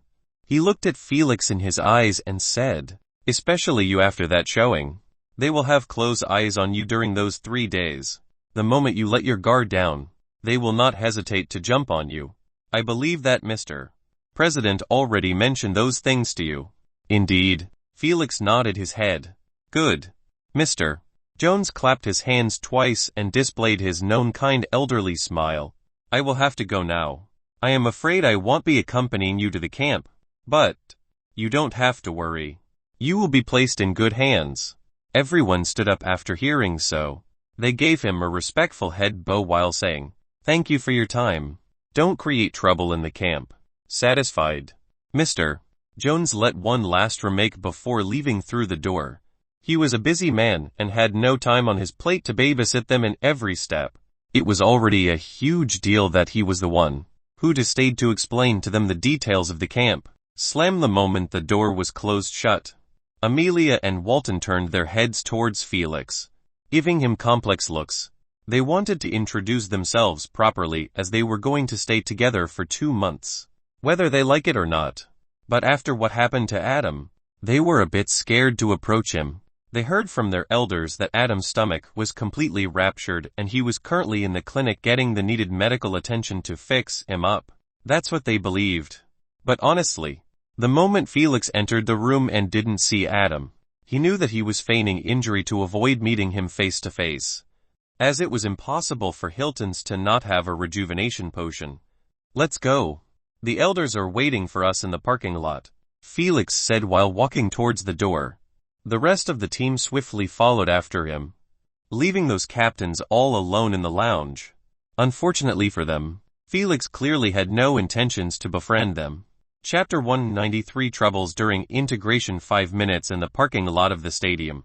Felix was dragged by his grandfather to the elders' car. Felix knew that they wanted to hear a report on what happened between him and the president as well as what Mr. Jones told them earlier. He had nothing to hide as he quickly gave them a quick recap on those 2 conversations. After hearing what he said, the elders decided to double down on the hotel's security team and also add an extra bodyguard for each junior. Felix, Mind explaining why did you show us in the practice runs only one pillar instead of the 10? Abraham changed the subject by mentioning Felix's ability poison pillars. Why would I show you 10 pillars? When no one in the team managed to defend against one, Felix looked at them in bewilderment. The elder's eyelids twitched at his answer. They wanted to argue, but his answer was truly impeccable. Still, you could have at least informed us about them. Albert said. You never asked. Felix blinked his eyes innocently and said, I am not a show-off to start tooting about my abilities and bloodline for no reason. Sigh. Forget it. After seeing that they were going nowhere with their questioning, the elders decided to drop the matter entirely. As for the red inducement, they already knew about it as Felix showed it before to them. 15 minutes later. Asna, prepare yourself. Felix looked from the car's window at the hotel entrance, which was getting nearer, and said, I am going to integrate the last 5. Oh, are you finally ready? Asna asked. There is only one way to find out. Felix frowned his eyebrows, thinking about the unpleasant last time he integrated. During the last month, Felix split the 21 remaining of the JR Mungander essence into the usual 5 per integration. During the first 2 weeks, he finished 3 integrations with extreme difficulty. Forget about integrating every 3 days. Felix gave himself 6 days break in between, yet he still found it difficult to handle the torturous agony of each integration. Heck, in the last integration, he actually almost fainted during the process, even though it was just 5. One should never forget that Felix had 15 minutes period during integration, even though he was drinking 4 pain relief potions, while the rest of humans only had 5 minutes period without drinking potions. All of this without mentioning the pain that was 3-fold than the normal known one. This meant, in each integration, Felix feels like he was walking on boiling lava for 15 minutes straight. For the sake of recovering his mental health to peak form again, he decided to chill on his bloodline path until at least the tournament ends. There was absolutely no point in rushing if he was getting harmed in the process. Everyone else was complaining about having a week to a month-long cooldown period between each integration. But honestly, the entire reason they were still sane and have not yet given up on gaining strength was due to it. Felix didn't have it, which seemed like a good point. But if he didn't pace himself even better, it would turn into a curse that would tip him into giving up on everything. 20 minutes later, in Felix's hotel room, he was sitting on the carpet near the bed with his upper chest naked.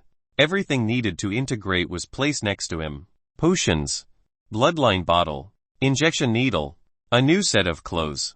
Hopefully, it won't go as shitty as before. A bit nervous, Felix picked the needle and extracted whatever remained in the bottle. The needle didn't get even 20 full after emptying the bottle. I need a refill again. Felix sighed dejectedly after seeing so. Though, he soon shook those negative feelings away and placed the needle on his chest. He started taking deep breaths until he felt completely relaxed. Then, he stabbed his heart with the injection needle, forcing all of its content deep within. Without a pause, he took out the needle and drank all the potions needed to facilitate the integration process. After doing so, he closed his eyes and waited with his eyebrows frowned for the pain to kick in. He never loved this feeling of calm before the storm. It's just 5. You have survived double that. It's just 5. He kept murmuring with his eyes closed, trying to pump himself up.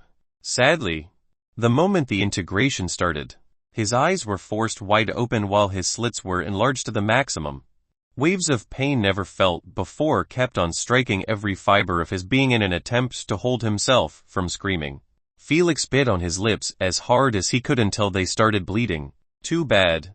That was enough to hold himself for only a minute before getting forced into letting out a heart-wrenching scream.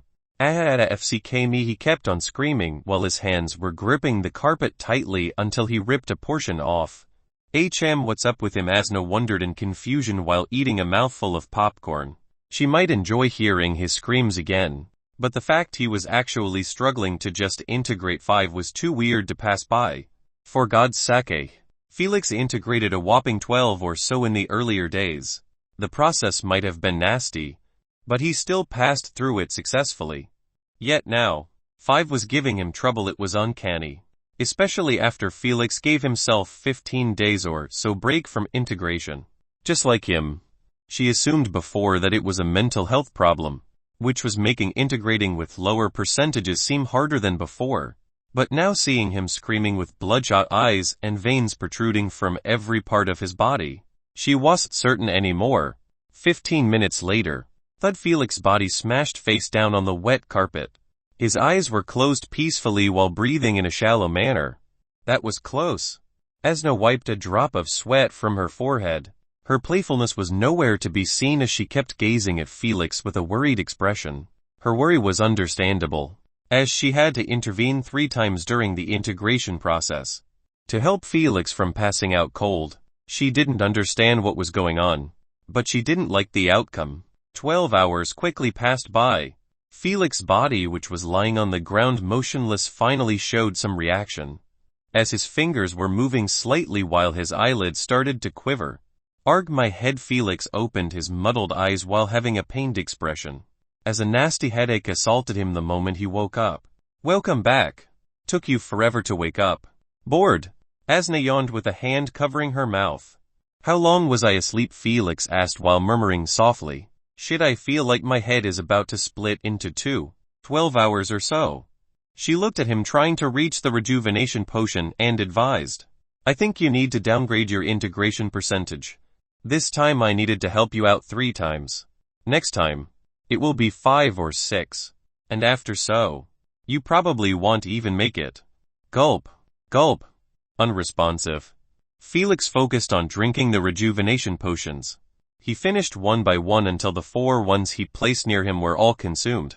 Only after drinking that amount did that nasty headache finally started to withdraw, giving him peace of mind. Before making a decision I need to first know what the FCK is going on. Irritated and confused, Felix massaged his temples while standing up from the dried-up carpet, which was emitting a nasty stench just like his body. Felix took the new set of clothes with him to the shower while thinking of the reasons why his integration kept getting worse and worse. His first guess before was his mental health. However, now he knew that it had nothing with increased pain, making him feel like he was integrating with a whopping 15 instead of just 5. 15 days was more than enough as a break. Yet, the integration got worse by 2-fold than the last time. I don't get it. Weren't you supposed to feel less pain the further you approach origin purity? Asna tilted her head slightly and said, That's what I read in your memories. That's what is creeping me out. Felix sighed while cleaning himself thoroughly. Based on what he knew about the bloodline system, the pain was supposed to get less and less the further a bloodliner got closer to origin purity. The human researchers concluded that it was because the body had already adapted to the beast's bloodline, making it easier for it accepts higher percentages doses without increasing the pain waves. The perfect example was awakening. Felix almost died during it even though he was using merely 1, yet the following integration attempts, he kept on increasing the percentage, yet he was still fine. But after he reached 50, things started derailing from his expectations, as now even 5 seemed like it was impossible to pass through safely. Sigh. It got to be the Jair Mungen's doing. Felix shampooed his hair and started rubbing it until the foam was all over it. Though, he still carried on talking. I believe that my body is having troubles adapting to such a high percentage of the primogenitor bloodline. Felix assumed so since in the beginning before 50, his human bloodline was dominating by having the most percentage. Thus the integrations were carrying as he expected. However, now that he reached 50, it meant that the Jair Munkinder bloodline was the one dominating, especially now that Felix had a 76 integration percentage, leaving only 24 of his human bloodline.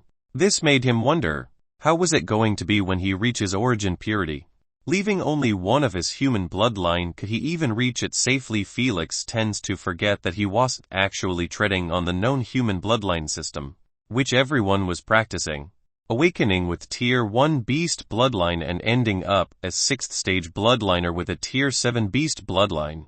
He awakened with a primogenitor bloodline, a superior being, who was ruling part of the universe during the primogenitor's era. Asna might have removed any problems about oppression during replacement, making Felix unworried about finding a bloodline to replace the Jair Munkinder. However, during the integration itself, Esna had no control over the bloodline. If it wasn't for so, she would have assisted him on his integrations, making him pass through them smoothly. This meant Felix was totally on his own until he reaches 99. Based on how the last integration went, he doubts that would be easy to achieve even if he lowered the percentages used. Sigh. I guess we will find out in the next integration if this was the cause or something else. But now, Felix closed the shower tab with an eager expression and said, "It's time to see the passives without further ado." He closed his eyes shut and delved deeper within the newly obtained information. Chapter 194 Offensive Type Passives Destructiveness. With the before reading everything, his eyes were snapped open with clear confusion shown on them. He wasn't confused by the passive itself, but by the fact he unlocked only one passive instead of two. Haha. Felix, you are getting slapped right and left by the JR Munkender. Asna laughed out loud. He is not pleased with you anymore. Before making any intense reaction over getting screwed over like this, Felix decided to see first what he unlocked. He swiftly closed his eyes again and continued reading from where he left. Poison absorption. Shocked and agitated by what he read, Felix's eyes couldn't help but bulge out from their sockets. He never heard of such a passive before, even with a specific type of poison, such as paralyze absorption or acid absorption. This was the first time he heard of it, and based on its details, he could see why. The passive was an offensive type. He finally obtained an offensive passive that affects his abilities. All of those previous passives had nothing to do with his abilities' attacking power. Super strength was an instant physical buff unrelated to his element. Poison immunity was a defensive passive. Ultra-infrared vision was a utility passive. And finally, poison revitalization was a supportive passive. All of them were amazing on their own. However, none of them affected his active abilities' offensive power. Felix always wished to have at least one passive that could buff out his abilities. Finally, he got it. He was too joyful about getting it that he didn't even bother to address the fact he only unlocked one passive.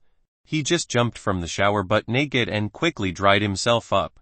He wore the sack that he brought in and swiftly went to his bed.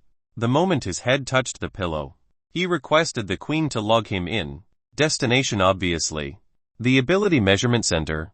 15 minutes later, Felix was standing in the VIP measuring room, which was split into 4 areas just like last time. Felix went for the offensive area and requested from the room AI to put 20 dummies a meter away from each other until the last dummy was 20 meters away from him. Let's start after seeing that the dummies were all in their positions. Felix snapped his finger with an excited expression. Immediately after, 2 light yellow bombs were created on top of his hands. However, he wasn't done yet as he activated his paralyze aura as well poison absorption. Without further ado, he called out loud, using the new passive. Abruptly, the static aura sphere started to shrink in a visible manner. However, the poison wasn't re-entering Felix's body through his pores, but actually was being absorbed by the bombs on his hands. Haha, delighted.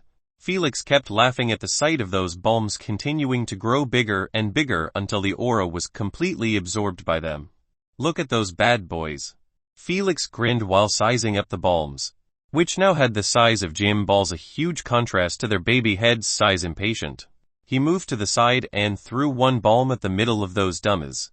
Poof, the bomb exploded immediately on contact with the dummy's head. However, it didn't just cover him alone, but the 2 dummies in front of him and 2 more behind him. This meant the explosion diameter extended to 4 meters in comparison to the usual 2 meter. It might not seem much, but this was just the area of the explosion without adding the free spread of the mist. Thrilled, Felix kept watching the mist spread wider and wider until 8 dummies were affected by it. However, the duration of the bomb explosion remained the same, as after a couple of seconds, the mist was completely gone.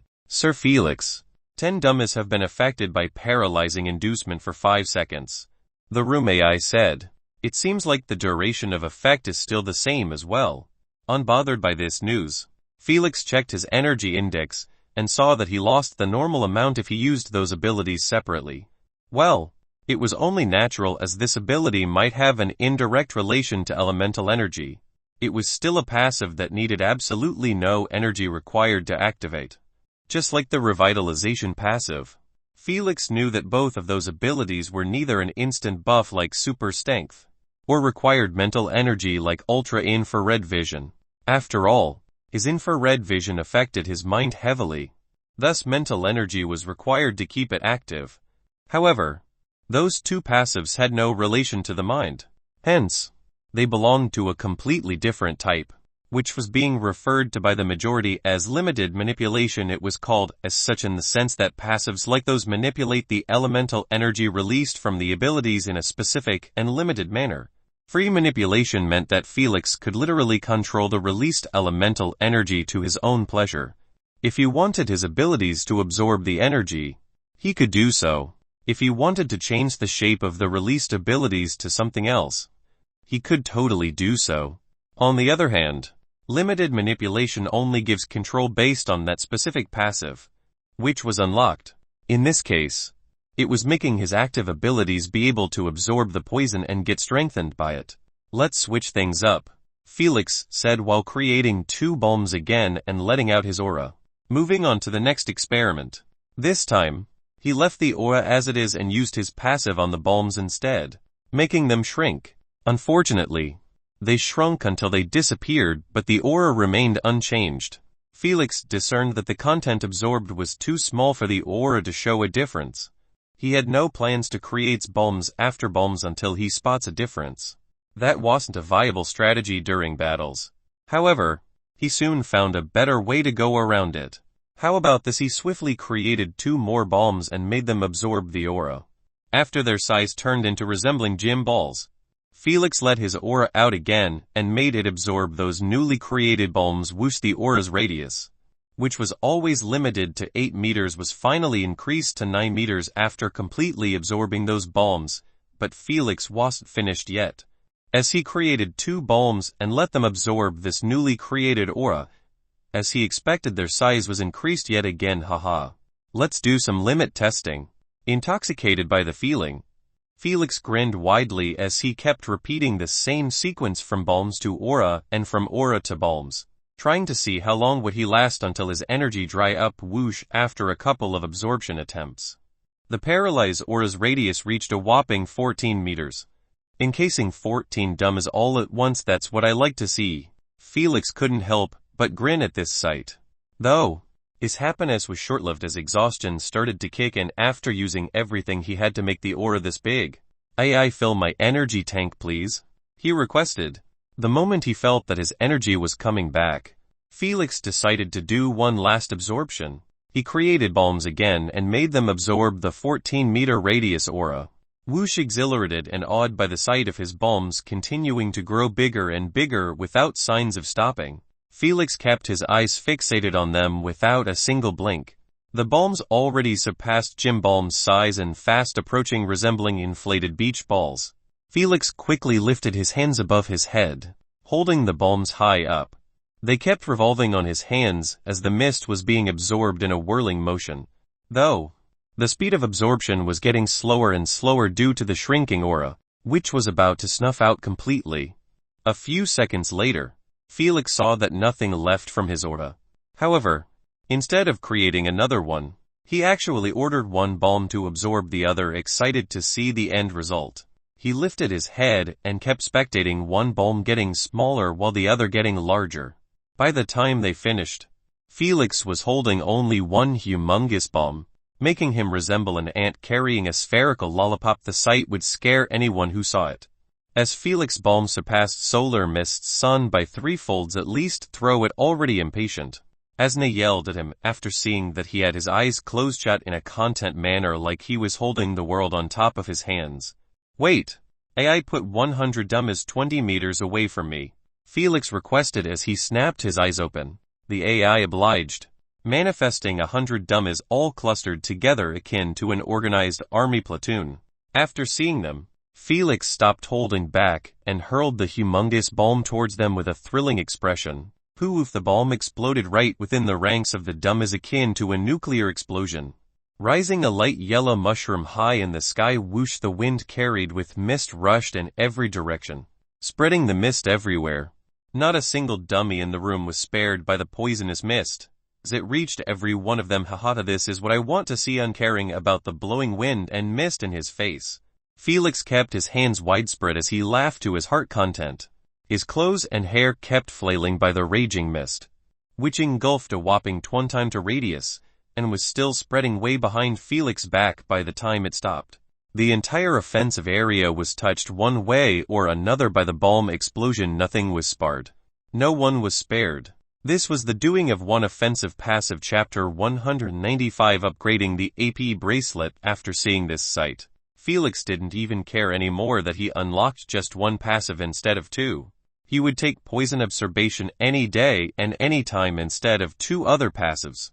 Phew, that was intense. Extremely pleased, Felix kept looking at the mist around him that was getting dissipated slowly until nothing was left behind. Sir Felix, 120 dummies were affected by paralyzing inducement for 5 seconds. The AI reported faithfully. Tisk. All of that fanfare and the duration was still 5 seconds. Asna clicked her tongue in criticism. Ignoring this party pooper, Felix requested the AI to fill his energy tank back up. Although the attack was too dashing, the energy required to pull it off wasn't really affordable by Felix. After all, he cheated by refilling during the preparation. Regardless, Felix wasn't planning or recreating the same humongous bomb during battles, as that was overtop and simply a waste of energy. He could only do so in those centers to have fun and test the limits of it.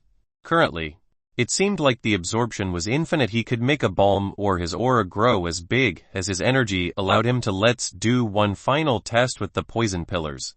Felix wasn't planning on leaving the center until he tests everything out, though. The poison pillars was the last ability that could be affected by the passive. As for his fourth active ability, it had no relation to elements just like before. Felix activated his aura first. Then, he snapped his finger, and abruptly the same red-colored pillars erupted under the feet of each dummy before him until 15 dummies all were encased inside a red pillar.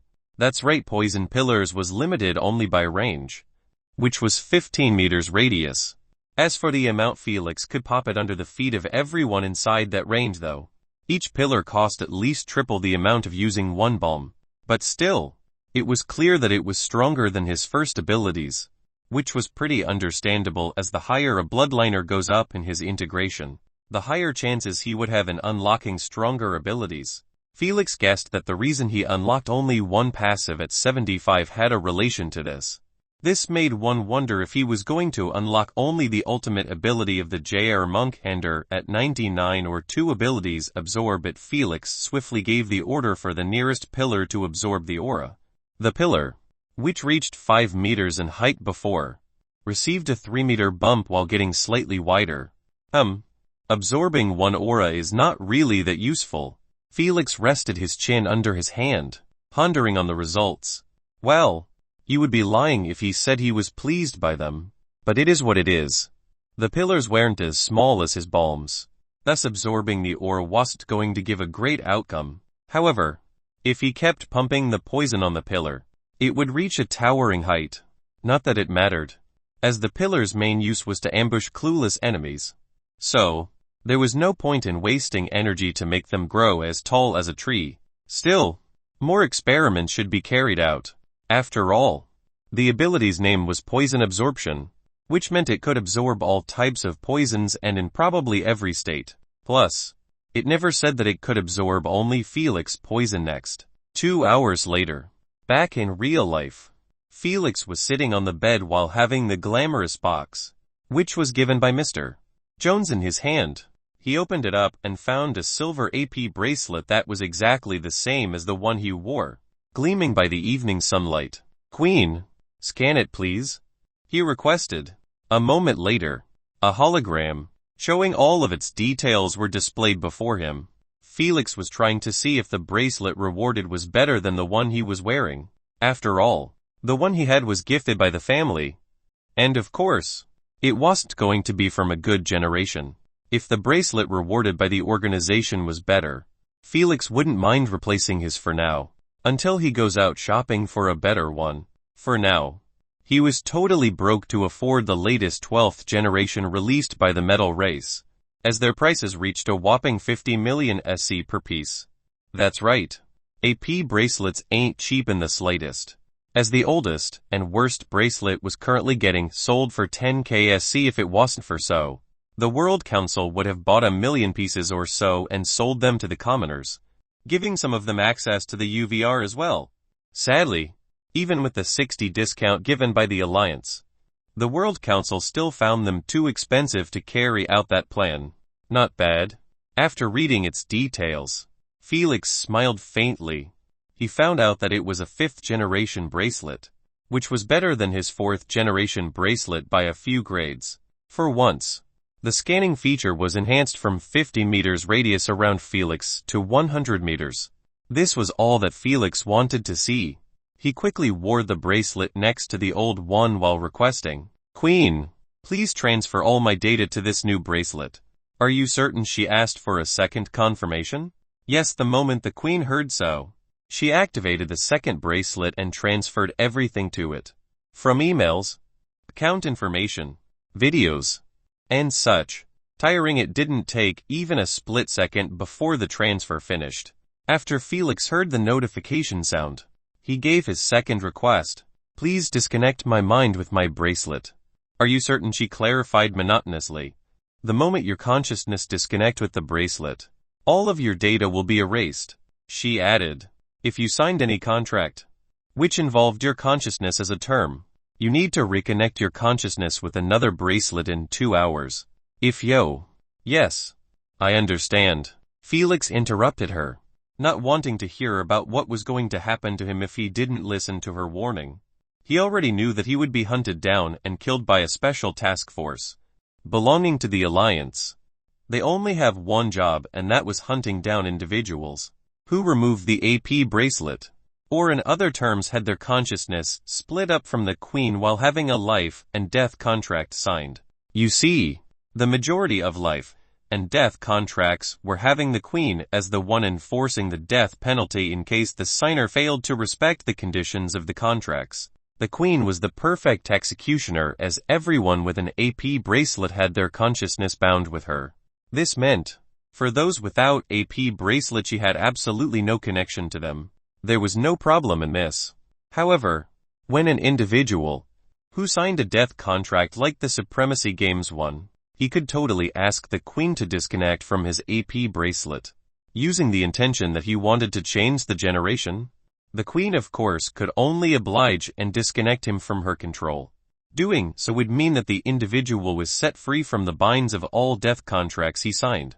Obviously, the Alliance couldn't have that, as it would harm the integrity of the contract's trustworthiness in the UVR. God knows that the only reason the UVR was still operating successfully was due to those contracts. Thus, they set an unquestionable rule of connecting with the Queen in 2 hours maximum.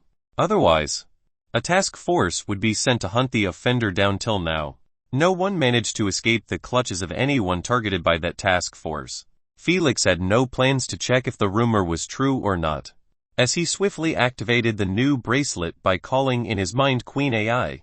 Just like the first time, he entered his white room and got informed by the Queen that his consciousness was now bound with this bracelet. After hearing so, he logged out and removed the old bracelet from his wrist. He pressed for 10 seconds on the spatial card back until it pulled back, akin to a memory card getting removed from a phone. He quickly installed in his new bracelet, finalizing the entire transfer. Now the old bracelet appeared the same as it just came from the factory. Felix looked at it with a thoughtful expression. "I should probably gift it to Layla. She really needs one to facilitate her management of the island." If his Aunt Mary didn't already secure her AP bracelet, she would have been his first choice. But his auntie was filthy rich to not buy one by herself from the organization. After deciding what to do with it, Felix put it in the box and called a servant to take care of the delivery. "Felix, wanna play cards?" Utterly bored, Asna immediately asked when she saw that Felix wasn't busy with anything. Felix thought for a couple of seconds and realized that he didn't visit Asna in a while now. He closed his eyes while asking, "The same bet, same bet." Asna smiled charmingly while changing her entire outfit to a more alluring one. It was clear that she planned on cheating. "Bring it on," Felix said, Smirking. Chapter 196. Lucky for you. I am not a regular awakened 3 days later. In front of the hotel's entrance, Felix was standing with his teammates, each having a suitcase placed beside them. All of them were wearing thick clothes as the morning wind was too much to handle even for them. The elders were also waiting with them for the bus to arrive. They were already informed that it would arrive in 2 minutes or so. Is that the Maxwell team? A passerby murmured to himself after spotting Felix and the rest. Just as he wanted to approach them and ask for a signature, he received an impolite glare from one of the 10 burly bodyguards, who were circling the team in a protective formation. So scary. The passerby lowered his head and increased his walking speed, completely removing any thoughts about approaching them. Thankfully, the time chosen by the U.S. organization was early in the morning, where the traffic was still not heavy in the city, and not a lot of pedestrians in the streets. Otherwise, Felix and the rest would have been stormed by fans, not giving a shit about the bodyguards. Specifically, Felix after his latest display in the final. His popularity already exploded on the internet during those 3 days, making him a shooting star. The national team battle hype might have faded a bit, but the hype for Felix was just starting. His pictures, videos, and highlights about him were all being shared on the internet in a noticeable manner, especially when he snapped his finger, making the Hiltons faint within an instant. His finger snap was already turned into an iconic GIF and a meme, getting used widely as a template for everything. If Felix had a social account or bothered to create one, he would have gotten 10 million followers in a heartbeat. Unfortunately for them, Felix had no interest in social media even when Earth was still in the modern era. Vroom vroom. After waiting for 3 minutes, Felix lifted his head after hearing the loud engine sound of the bus getting closer and closer. They really sent armored vehicles. Speechless, he looked at 2 armored army jeeps, which were packed with soldiers, surrounded the bus from the back and the front. Shortly after, the bus stopped right in front of the team. Felix lifted his head and saw that Amelia, Walton, and Lena were looking at them from the window. Adam still didn't come. Felix raised an eyebrow in surprise. He didn't think that Adam was still actively avoiding him even after 3 days had passed. It was a bit weird in his eyes. TSSHSHS whatever. The moment Felix saw that the bus door opened up, he stopped bothering about the matter and focused on the soldiers, who were getting out of the 2 vehicles in an organized manner. All of them were carrying firearms, making the few pedestrians take out their phones and start recording instead of leaving. Good morning. I am Charles, the captain of the squad responsible for the team's safety on the road, said a tanned middle-aged man with an orange mustache while offering a handshake to the elders. We appreciate the effort. Abraham smiled as he shook his hand. Charles nodded his head and gestured with his hand for the team to ride the bus. Please get it. The instructor is waiting for you in the camp. After hearing so, Felix picked up his suitcase and went inside the bus. The moment he stepped inside, he knitted his eyebrows in confusion at the sight of the driver. The driver was wearing a hat and had his head lowered, making Felix only see the side of his face. However, he felt like he saw him before. He just couldn't remember. Asna can. Forget it, she said lazily. Tisk. Felix clicked his tongue in annoyance and moved on, letting the rest of his team enter as well. He looked around and saw that there were 2 soldiers sitting at the back of the bus. As for Amelia and the rest, they were sitting next to each other in the right seating area. Felix sat in the opposite area from them after storing his suitcase in the overhead bin. Felix, little help, Olivia requested with a smile while holding a gray suitcase in her arms. She was too short to reach the bin. Felix took it from her hands and stored it next to his. He then reseated himself next to the window. Thank you, Olivia said while removing her scarf. She folded it and held it in her arms while sitting next to him.